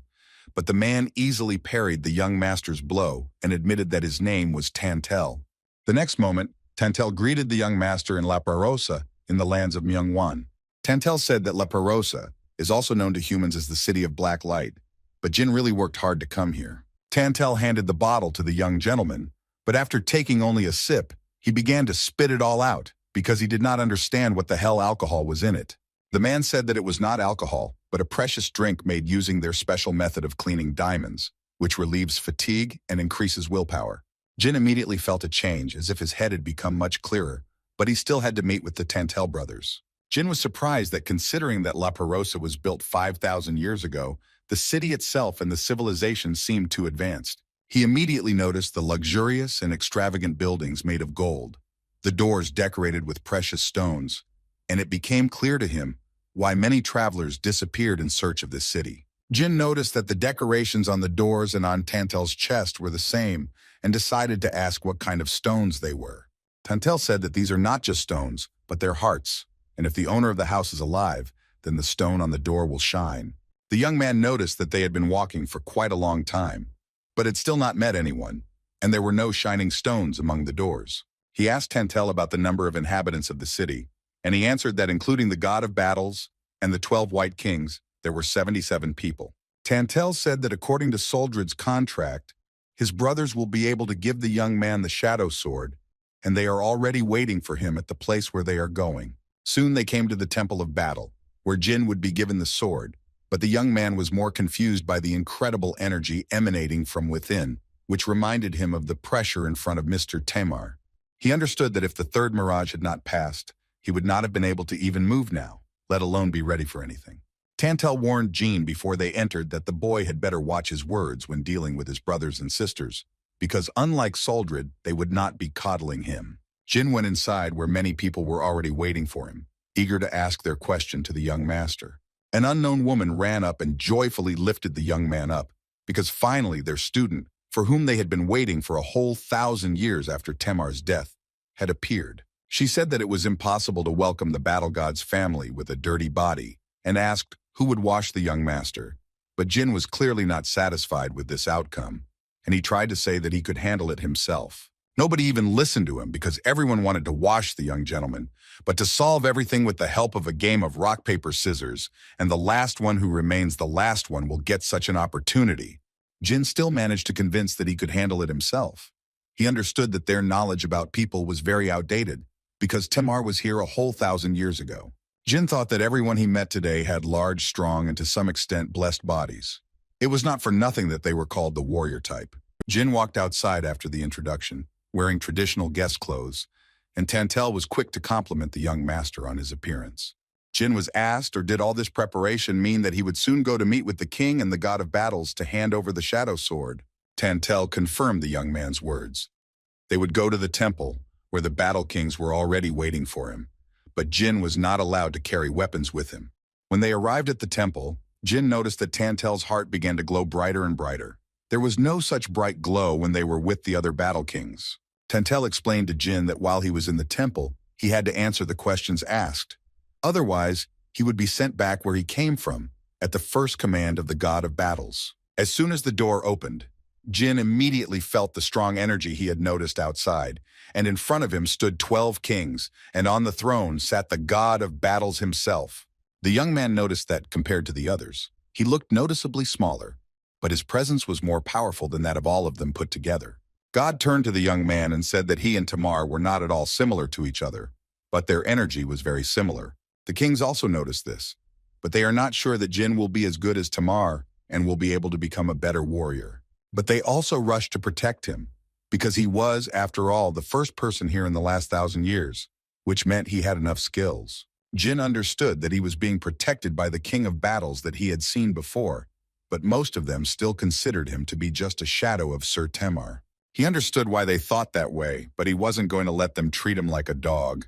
Jyn decided to ask the kings if they were paying too much attention to his ancestor, since it was not him in front of them now, but Jyn Randell. King Ko could not forgive such impudence of the young master and wanted to teach him a lesson, but God stopped him. He admitted that they were guilty before Jyn because they talked too much about the past in front of the new heir and introduces himself as Van. God Wang said that unlike humans, they do not use honorific titles, so the young man can address him simply by his name. But until all the kings acknowledge him, he will not be able to call them brothers and sisters. Jyn understood that most of them weren't even going to acknowledge him. But it was good that they didn't hide their hostility, because it was obvious from their faces. Even Van's was the same. Wang said that tomorrow they would give the shadow sword to the youth, but until then he should not use his blade. Instead, Wang gave him another sword. Jyn already thought that God gave him his own sword, and the next moment, Jyn realized that the sword was absorbing his shadow energy. Jyn understood that the more he resisted, the more energy the sword absorbed. Wang told the boy that his ancestor Tamar was able to master the shadow-absorbing sword quite quickly, and she expected the same from Jyn. Gina was annoyed by this arrogant goat, but he was sure that he would show them his strength again. After the meeting, several kings approached Wang to talk about how it was a little early for Jyn to handle the absorbing sword. Even Timar only managed to cope with it after he was able to perfect the first form of the shadow sword, and he was over 20 years old at that time. King Garmin asked Belize to stop. He understands that she cares about the heir who appeared after 1,000 years, but Van herself understands that this is not the best option. Wang explained to the kings that time had frozen only here, but not in the entire world, and they must pass on the shadow sword to the heir, and also test how strong the Randell family was after 1,000 years. Jyn didn't even close his eyes the entire night because the sword was sucking out his shadow energy until it completely absorbed it. The 8th king, Garmin, interrupted the young man's thoughts and said that he would be the first to teach him. He warned that before they started training, he needed to check something because he still didn't recognize Jyn. Garmin made a bet with the young master that if he could swing his sword 10,000 times so that each swing was the same, and if he couldn't even do that, he wouldn't be able to learn from him. This only piqued Jyn's interest, and he began to swing after swing, and when he was already at 8,000, even everyone around noticed it. They saw him as a threat. Because he was an ignorant swordsman in his past life and was able to get rid of the curse, he was reincarnated into a prestigious family of swordsmen. Jyn remembered how, after starting his training with Sister Luna, he underwent training in the pure rock method that all pure-blooded run candles undergo. The method was that every swing of the swordsman should be the same, and it was created by the first head of the family.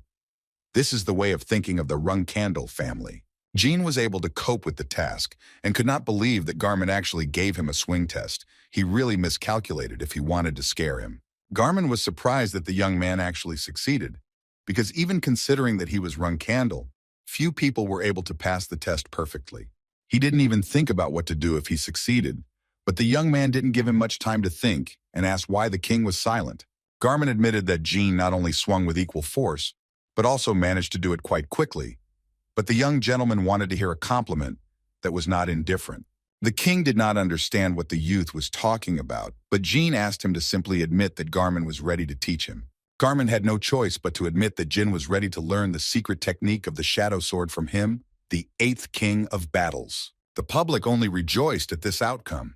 They were glad that the 8th king had taken on the task of training the new heir. Garmin suggested that they start training, but Jyn became curious, or would they fight? The king only laughed in response and asked the young man not to overestimate himself, because a battle is only possible when the opponents are on the same level. Jyn cheekily asked Garmin how big the difference was between them. The king was angered by the youth's behavior and promised that he would not even waver with his sword, when suddenly Jyn was already near him to deliver a crushing blow.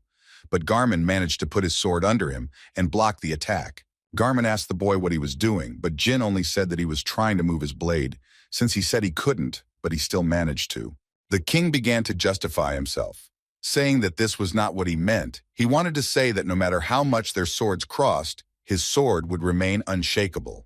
Jyn really enjoyed teasing him, but Garmin couldn't resist and decided to cross their swords, but that was all the boy was waiting for.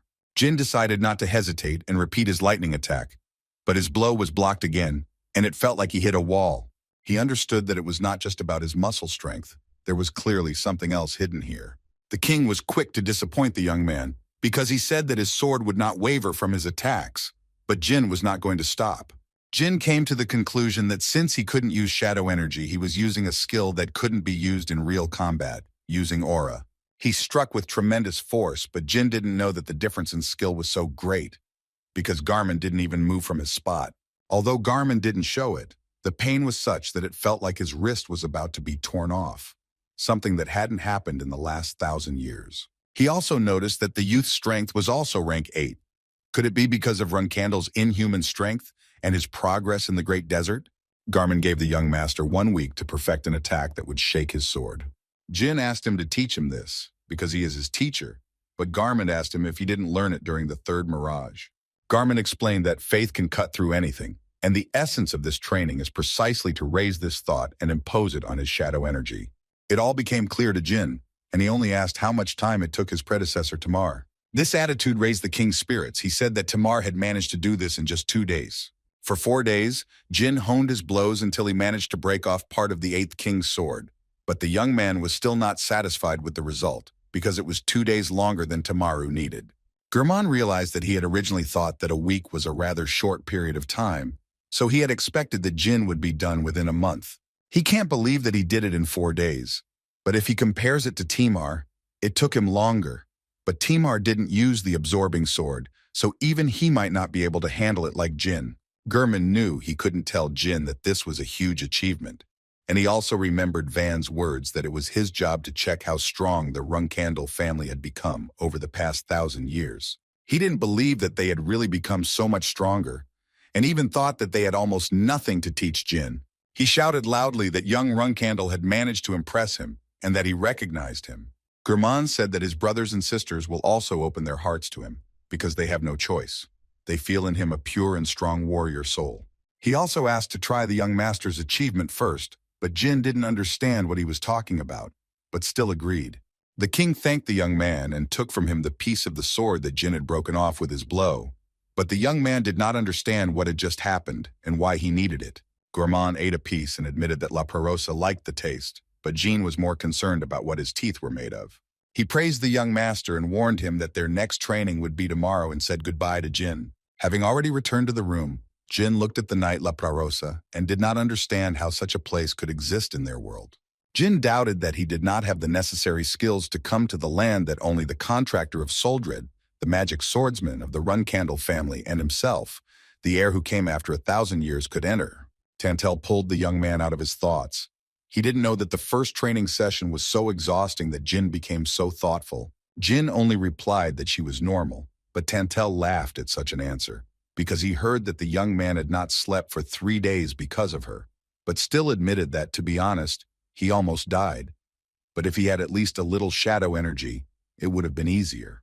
Tantel said he just needed to get through it and handed him a drink similar to the one he had given him earlier.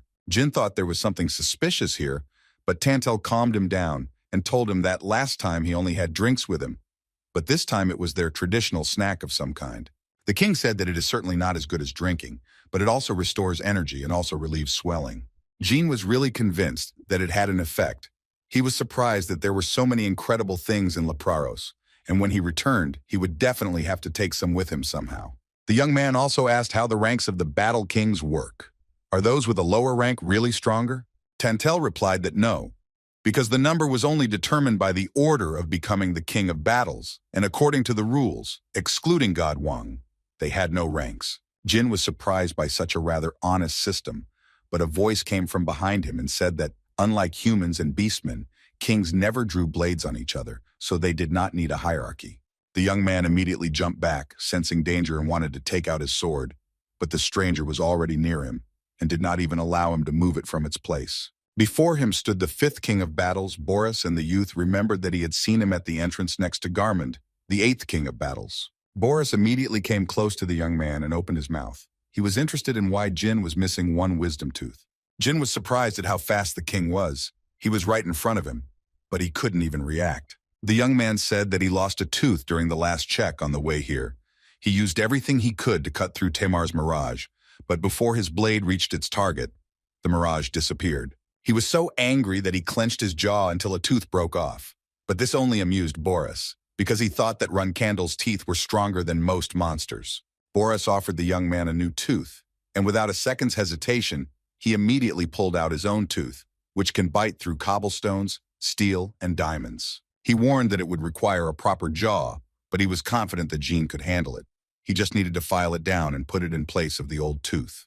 The next moment, Boris disappeared, and Jyn came to the conclusion that he was simply crazy. The next morning, the young gentleman noticed that the stone under his feet was incredibly strong, and he wanted to check how strong it was. Jyn took out his sword and struck the stone, but as he had expected, it was unusual.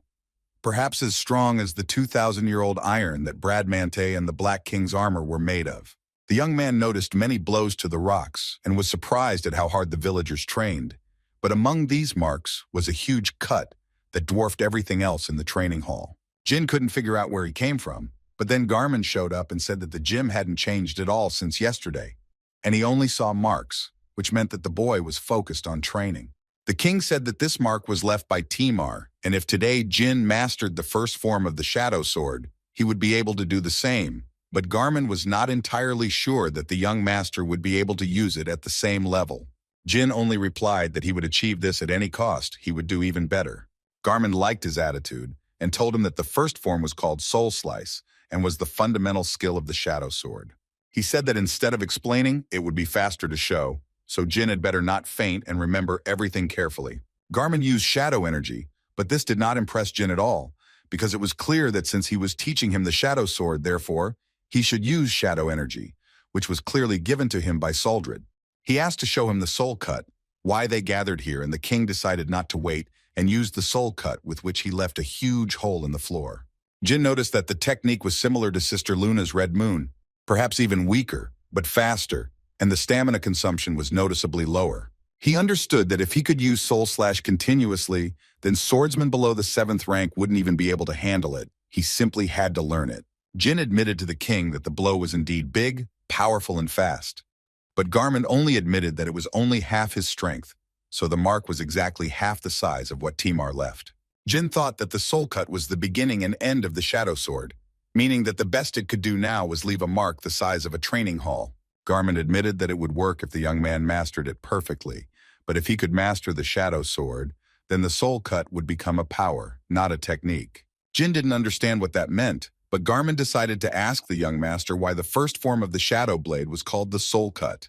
He said that the soul cut cannot be reflected or blocked, and in other words, this meant that even if the enemy is many times stronger, but his will and desire are weaker than yours, then he can easily take his life. Jyn now understood what the king was talking about and asked to start training faster.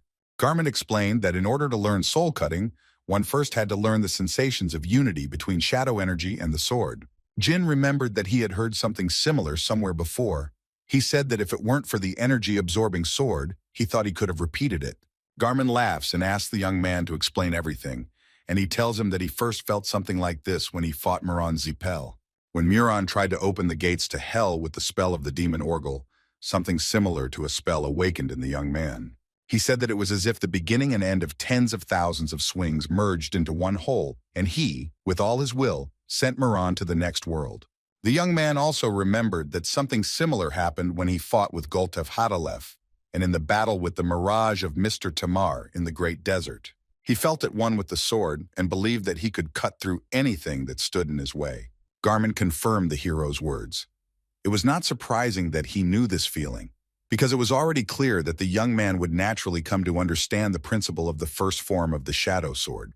He asked to show something else to the young gentleman, and next he delivered a powerful blow that split the stands and left a deep hole in the floor. It seemed to Jyn that it was not Garmin who was teaching him, but he himself, because it looked as if he had learned something new for himself after his words. The king admitted that he was used to using the Myungwan's sword, so he did not use the shadow sword that often, because he believed that the sword using shadow energy was not effective enough. Jyn was surprised at how stupid the teacher's excuse was, but he only asked him to stop being angry at him, since it would be better for the boy to focus on the sword that absorbed shadow energy. Garmin is confident that once Jyn gets used to it, he will be able to master the first form of the shadow sword very quickly and begin training with his brothers. Jyn felt like he was the only one who was losing in this situation and asked to at least show the Myungwan sword. Garmin said that the boy was not their brother, and besides, to use him, one would need a heart of metal like theirs. Jyn said that he had no intention of learning it, but just wanted to see it. But in reality, there was another reason why he wanted to see it. Last night, Tantel told Jyn that he would have to fight real warriors every night, after he finished his training, and suggested that he take a closer look at Myungwan's sword technique beforehand. In response, Jyn asked him to show the technique himself, but Tantel replied that he could not, because if the brothers found out about it, it would put him in an awkward position, but he was sure that if the Battle King showed it, then no problems would arise. Jyn remembered those words and knew that he had chosen the perfect moment for this, but he didn't expect it to happen so soon. Jyn decided to bluff and told the king that if he didn't show anything, the young man would tell about how Garmin learned the first form of the shadow sword from him. Garmin laughed because he couldn't believe that Jyn was trying to blackmail him, but the young man confidently stood his ground. He knew that it would be enough for him to have everyone assume that Garmin was the one who inherited the shadow sword technique from his student. The king decided to play by the rules of the young master and show him the simplest form of the Myungwan sword. But at that moment, King Boris appeared, interrupting Garmin's explanation and telling Jyn that he had finished making a tooth for him. Jyn was surprised by this and was about to ask how to use it, but Boris didn't even give him a chance to finish speaking, as he was already holding his mouth to insert a tooth. The young man understood that he would definitely need to familiarize himself with Boris's movement techniques. The genie knew that the king was working on a tooth, but was it really okay to put someone else's tooth in his mouth like that? As soon as Jyn inserted the tooth, a huge number of different moments began to appear in his memory, as if it were memory transfer magic. Jyn remembered that in his past life, he had heard about memory transfer magic from his teacher, who told the young man that modern magicians were not capable of such a thing. She revealed that the Heister family had a magical memory transfer device that her ancestor had developed. But right now, the information about the Myungwan sword moved into his mind, and he realized that Myungwan was not just a sword technique, but a term that described the martial arts used by kings. Jyn asked Boris what type of magic he used to create the tooth he just had transplanted. Boris said it was a secret, but it wasn't magic at all, but Jyn didn't understand what then. Garmin intervened and explained that they did not have such a term as magic, which all the other races had. Instead, magic users become blacksmiths, like the fifth Battle King, which surprised the young man, because he did not expect Boris to be a blacksmith at such a speed. Garmin confirmed the words, saying that Boris was the most skilled blacksmith, and that long ago everyone lined up to get at least something from him. But that was before time stood still, because after that it was so calm here that there was simply no need to make anything, so his hands were itching to make something. Garmin said he didn't know what Boris did with that tooth, but from Jyn's surprise, it was clear he'd gone all out. Jyn did not believe that this was the magic of a civilization that was more advanced 500 years ago than the current one. He realized that the fact that they could fight the gods was not only due to their legendary martial arts, and thanked Boris for such a gift. Boris said that since he gave the boy a tooth, he wanted him to give him his second achievement, but Jyn did not understand what was being discussed, because he did not understand what he had achieved, but he still agreed. A month passed, and during this time Jyn learned soul cutting from Garmin, and was able to use his body more effectively from Boris. Boris taught him how to lighten his body, how to control his strength, and how to use superhuman abilities beyond his limits. Boris's physical techniques were crude and mystical, his training groundbreaking, his growth shocking. Although only half completed, the young man managed to form an aura heart, similar to the Myungwan tribe's precious heart, and summon the legendary Myungwan sword itself. Boris admitted that it was a good attempt. It was very close to what was needed, but asked not to be upset, because it would be strange if Jyn succeeded the first time. He explained that what was more important was that he had succeeded at all, since he was able to form a semblance of a precious heart with his aura and use the Myungwan sword. Even Timar couldn't achieve this, but Jyn understood that Boris most likely didn't share his memories with Timar, because if it weren't for the memories from the tooth, he wouldn't have tried either. Boris warned the boy that if it turned out that he had used the Myungwan sword before he was recognized as one of them, then there would be a backlash. For someone who has reached the level of cultivating different forms of aura in the heart, it is quite possible, but will a fake be able to cope with the role of the heart of the Myungwan tribe? Each member of the tribe is born with a precious heart made of aura, and they can use it freely. And in human terms, each resident of the Myungwan tribe was of the 9th rank. Jyn understood that in general, they were warriors from birth, and he was not sure that he simply would not be able to use the Myungwan sword.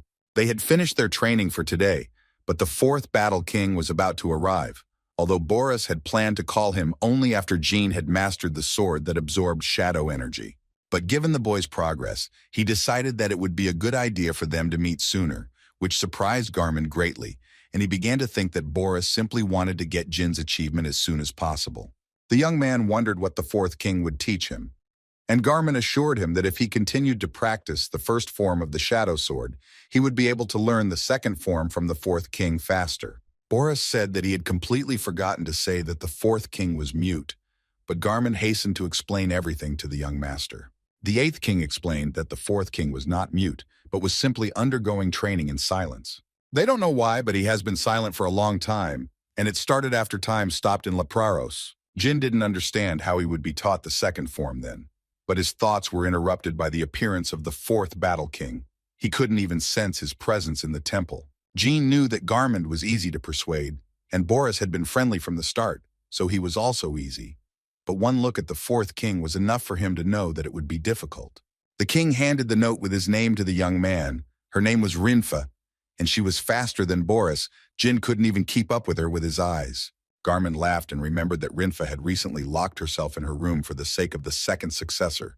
But the queen could not stand such treatment, and at that moment attacked the king. Garmin was barely able to block a blow of such force, but he was not going to tolerate such humiliation and attacked Rinfa. She dodged his attack but found herself in a vulnerable position, and Garmin was about to end the fight when Boris intervened and stopped them. He asked Rinfa to stop and restrain herself. Thinking about her predecessor, she knows that the 8th King constantly talks nonsense. Garmin didn't understand what he had done, and Boris had already rushed to take him away and leave the 4th King with Jyn. Jyn took a closer look at Rinfa and immediately noticed the similarities with his sister Yona. He needed to try to communicate the same way as her. When Rinfa's training began, the young man spent all his time alone and did not ask her any questions about the second form of the Shadow Sword. He understood that he didn't ask her, so she doesn't teach, just like Yona. Rinfa looked at him as if he was an interesting toy. Every time Jyn focused on using the aura, it would suddenly show him a second form, but then disappear. Also, when the young man used the soul cut, she looked at him with displeasure, and sometimes even hit him with her sword. Every time he endures pain that makes his body fall apart, she smiles, or maybe she's just pleased with her attack or glad that Jyn was able to block it. But Jyn understood that if it weren't for the eye of reason, he would have lost his head 5 times from her sword. But nevertheless, the young man had never asked the reason for her strange behavior. He knew that until people like Sister Yona stopped resisting their own interests and went for the contract first, he couldn't show his own interests either. 10 days later, Rinfa decided to ask the young man why Jyn hadn't asked her about the second form yet, since she had already shown it several times. The young gentleman replied that he was not interested in this. It was much more important to him that she explained to him why she had not spoken all this time. Jyn said that he heard that Rinfa had been silent for quite some time, and no one knew the reason. But seeing how Jyn had been busy the last few days, she finally spoke to him. Jyn realized that this was her training, her desire to remain silent clearly, and she did not allow herself to communicate with others in order to set an example. Renfei was curious why the young man didn't ask about the second form, so the young man explained that he was simply bored because he didn't want to learn from someone who was nothing special. She said that if she really was the Shadow Sword's predecessor, then she shouldn't engage in meaningless training that no one knows about, but rather give it her all in training, like Garmund and Boris did. The 4th and 8th were surprised that the young man had managed to corner the 4th king so much. Jyn asked Rinfa for forgiveness if he had crossed any line and went on to train, but she stopped him, saying that he was wrong and that everything was wrong.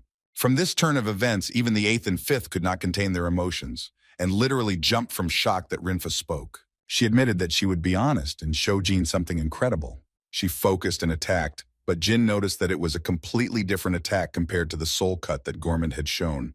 After each swing of her sword, filled with shadow energy, her strikes looked like they were being reflected in a mirror.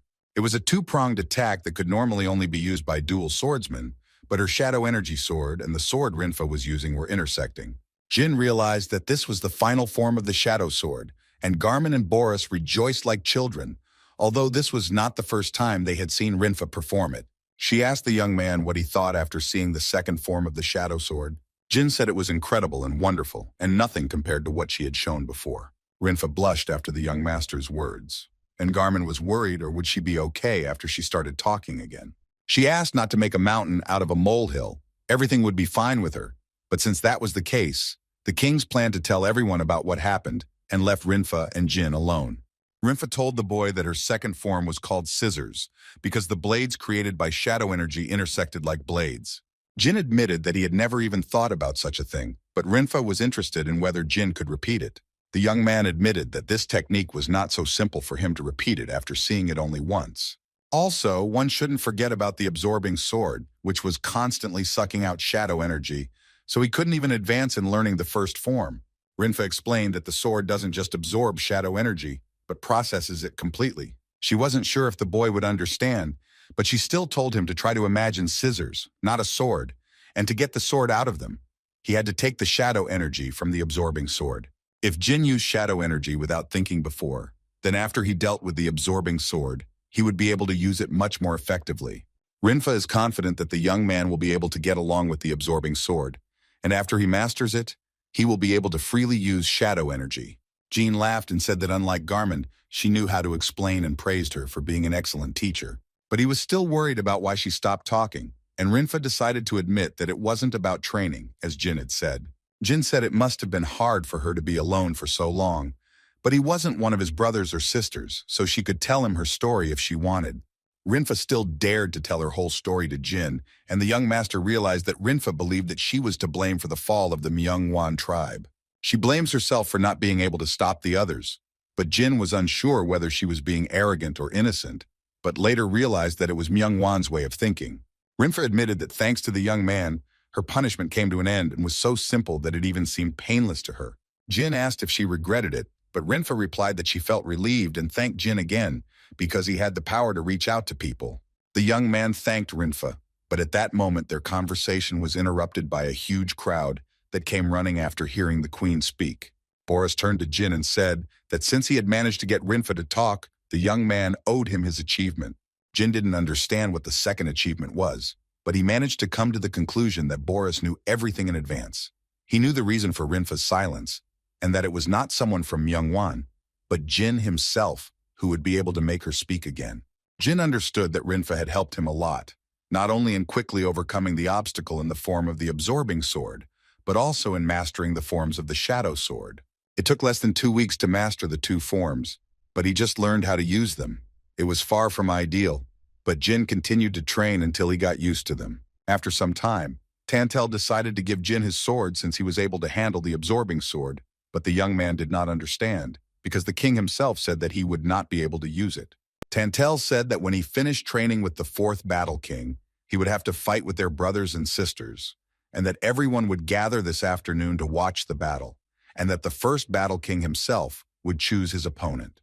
Jyn had been waiting for this. Ever since he arrived here, he had truly wanted to fight one of them, but Tantel thought it was too early for the young man to do so. Jyn asked. Or did Tantel really think that Jyn had no chance of winning? Were the ordinary Myungwan warriors not on the same level as the warriors of the White Wolf tribe? Tantel laughed because the warriors of Myungwan were even stronger than the average warrior of the Red Tiger tribe. And the first king did not like the young master, so they would choose a difficult opponent for him. Jyn came to the conclusion that the Myungwan tribe was of the 9th rank by human standards, or even stronger, so he would have a hard time with any enemy. Tantel promised to support Jyn and asked him to listen to his advice, but the young man did not understand what the king was talking about. He said that he told Jyn to look at Myungwan's sword technique, and the young man remembered that Boris had already shown it to him, but now he would be able to see it live during the battle. Tantel became confident in Jyn after his words, and said that he could rest in the waiting room until the evening. When evening came, Garmin and Boris appeared and approached Jyn to ask if he was ready for the upcoming battle. Jyn simply replied that he had nothing special to prepare for. He simply wanted to fight the chosen opponent. Garmin admitted that the young master was quite strong, so strong that it was hard to believe that Jyn was really human. Boris also said that losing is like taking a blow to the soul, and this effect is experienced by those who have been pursued by success all their lives. But Jyn should learn from his mistakes. Jyn didn't understand what had come over the kings, because if Tantel had said that the young man would lose, then everyone else began to act as if he had already lost. Boris said they were just worried he would end up like Timar, but Jyn didn't understand what the king was talking about. Garmin explained that Timar said he had never lost in the outside world, but in La Praros he had been going through a series of defeats. Boris said that he was a little stronger than Jyn, but for some time he still could not defeat even an ordinary warrior Myungwan. But after the first duel, even Timar did not drink or eat for several days. He was literally the embodiment of depression. Boris thought that this was a common trait between him and Jyn. Jyn understood that unlike Timar before coming here, he had suffered defeats countless times, even in his past life. If that was the case, then the young man knew that there was nothing to worry about, because he would not become like Timar.